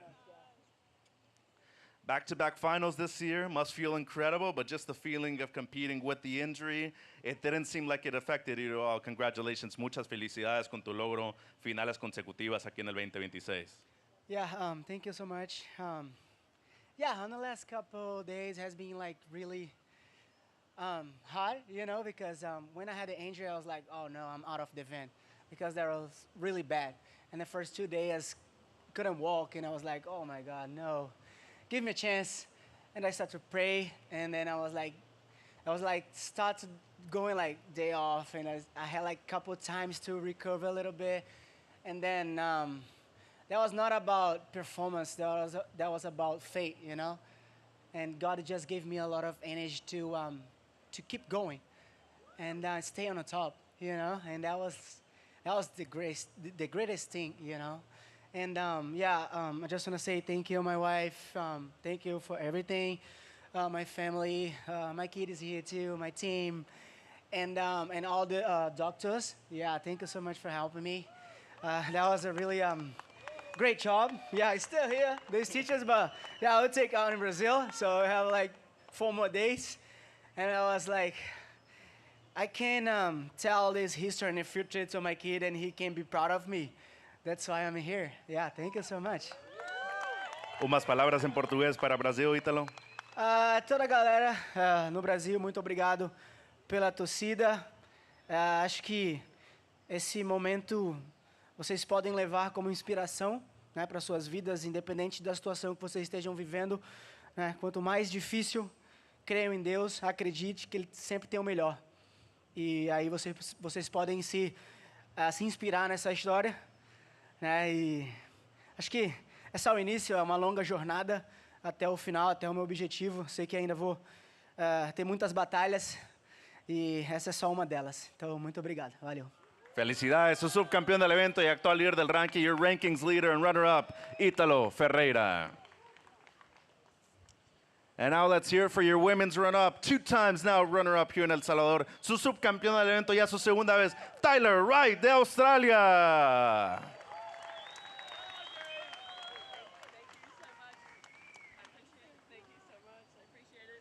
Tyler, congratulations, felicidades, a great accomplishment, getting some momentum heading into the back end of the year. How does it feel to do it once again here in El Salvador? Oh, it's been such a lovely trip, but really this is Carissa and Leo's day. They've had an incredible event, and I'm so proud of them both. And especially Leo, this is his first win. I'm so proud to be here and watch him and mature over the years. I know how hard it is to get your first win, and many more are to come, so congrats to him and Carissa. I'm so proud of them both. Congratulations, your 2-time world champion, Tyler Wright from Australia. Y ahora, un fuerte aplauso, a huge round of applause. He's tried 3 times and finally made it happen. Su tercer final y su primera victoria, su campeón, Leonardo Fioravanti.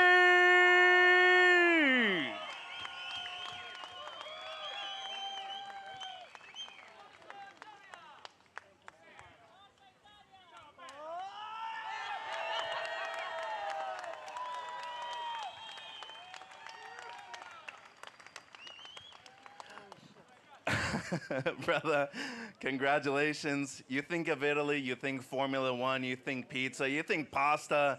You're a professional surfer, and now you can say that you are a Champion Tour event winner. Congratulations, muchas felicidades. Your first one, doing it here in Central America. ¿Cómo te sientes? How do you feel after the massive victory?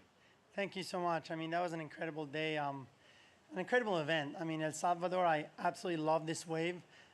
Thank you to Surf City, to the tourism. Thank you guys so much. The event that you guys put together is absolutely insane, and I'm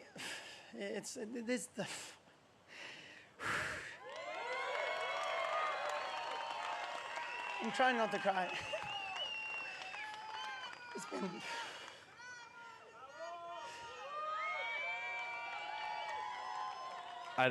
I know this is a big moment for you, and I know your wife's watching back home too, and she's been a big part of your support crew. If you have anything to say to her right now, what would you tell her? The team around me is amazing. My wife, thank you so much for standing next to me when I'm crazy trying to achieve this. Thank you to my team. But yeah, what I was saying is it's been a long road. I've been on tour for 9 years, and I never stopped believing, honestly. I always known that the surfing was there, and this tour is so damn hard to get a win. These guys are amazing. I mean, Italo, congratulations on the final with 8 stitches. Like, we thought he was going to pull out, and all of a sudden, here he is in the final. And last year, I had that final at Pipe, and I came as close as you can get to winning an event. And it was a pretty big heartbreak, but at the same time, I kept believing. I kept believing in myself. I kept believing that I could do it. I have an amazing team around me. My wife, my family, Belly, my mom, my brother, my coach, Richard Marsh. He's an absolute legend. We've been working together since I was 12 years old. My team, Connor, Tyler, Ramsey, Tommy that's here. I love you guys so much, and yeah, it's a special day, special moment. So you've achieved a short-term goal, ya cumpliste una meta a corto plazo. What's a long-term goal now? ¿Cuál es la meta a largo plazo para ti, Leo? I mean, I was still talking to Ramsey, like, dude, believe in, you know, this could lead to a world title. And a world title has always been a dream that we've had. But you can only chase a world title if you put yourself in that position heading into Pipe. And of course, now I put myself in a great position, but there's still 7 events to go. There's so many events to go. The level is so high on this tour. So I think I'm just going to keep doing what I'm doing. And if I get to Pipe with a chance, then let it be. Unas palabras en italiano para tus fans. Grazie a tutti per il tifo. L'Italia, siete sempre lì a tifarmi. Adesso che ore sono? Saranno mezzanotte, l'una di notte, ma sono sicuro che siete tanti a guardarmi. Vi voglio tanto bene. Veramente il tifo che mi fate mi spinge e ce l'abbiamo fatta finalmente. Forza Italia! Dai! Subcampeón, your champion of the Surf City El Salvador Pro, presented by Corona Cero, Leonardo Fioravanti de Italia.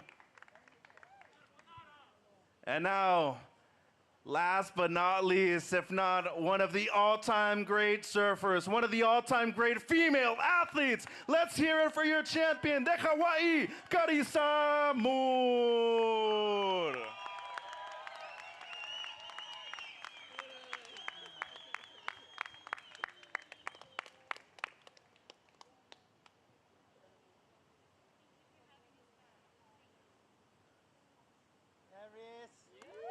Fuerte aplauso para Carissa. Big round of applause for Carissa. Riss, what a moment. The other day that I saw you, just a ton of smiles, a lot of hugs. Your family's here, but going back to back right now, especially going from a left to a right, excuse me. How was that adjustment right there? Congratulations. You've been able to do this a couple of times in your career now. Oh, thank you so much. Honestly, when we were in New Zealand, that was a dream come true, and this is even more of like, it's just blown my mind. I just want to say thank you to everyone for having us, for El Salvador for having us, Surf City for the hospitality, especially for my daughter. They have a cool little kids room, which has been so clutch.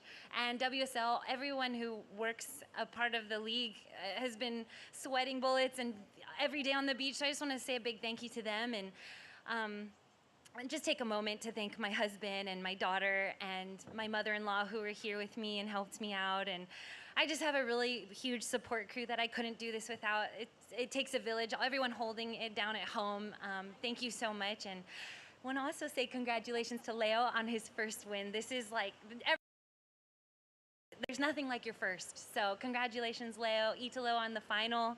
So impressive to see how you clawed your way back after getting your knee done. And Tyler, that was so fun to share another final and heat with you.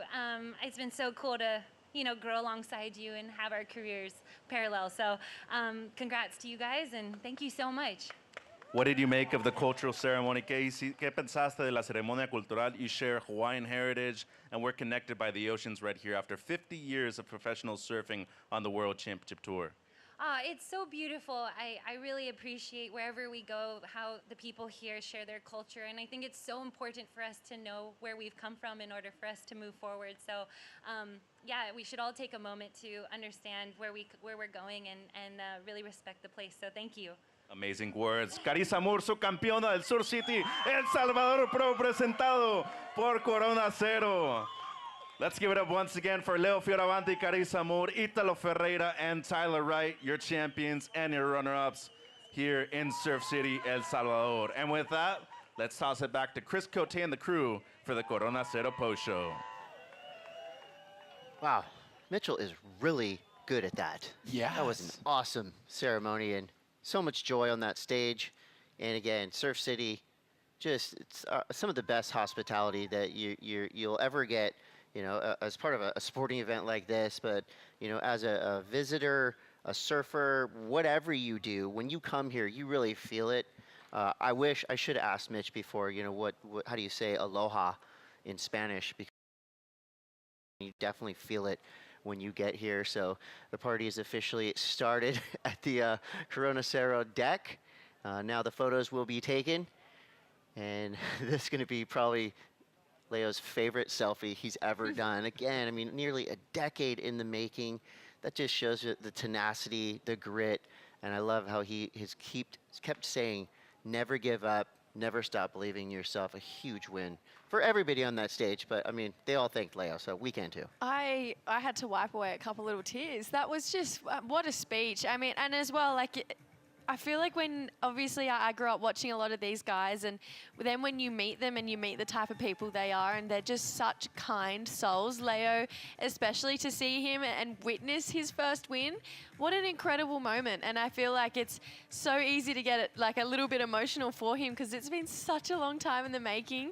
And I said to Tanner so many times today, I was like, it feels so weird that this is his first win, just because of how long he's been on the tour, but more importantly, how good he is. So incredible win for Leo, and I would never, ever get over seeing Chris Moore win as a mum. That is the coolest thing in the world. No doubt, and she addressed it right there. Of course, she's one of the best spoken ambassadors to all of surfing. You know how cool it was for her to grow with Tyler Wright. They've had so many incredible heats together, so many finals together. And Italo, I mean, the dude's a beast. He's going back home in the yellow jersey as world #1. How is anyone going to stop Italo Ferreira? Oh, totally. And he was tapping into it and saying, keeping the faith and knowing that, like, what he had to do gets him to stay in the lead as he goes home to Brazil, which will be so dangerous to watch. But that collective on that podium was really an incredible crew with a story that felt like it had human resilience and overcoming adversity in each one of their own stories. It was emotional on every single one of them, and congratulating each other.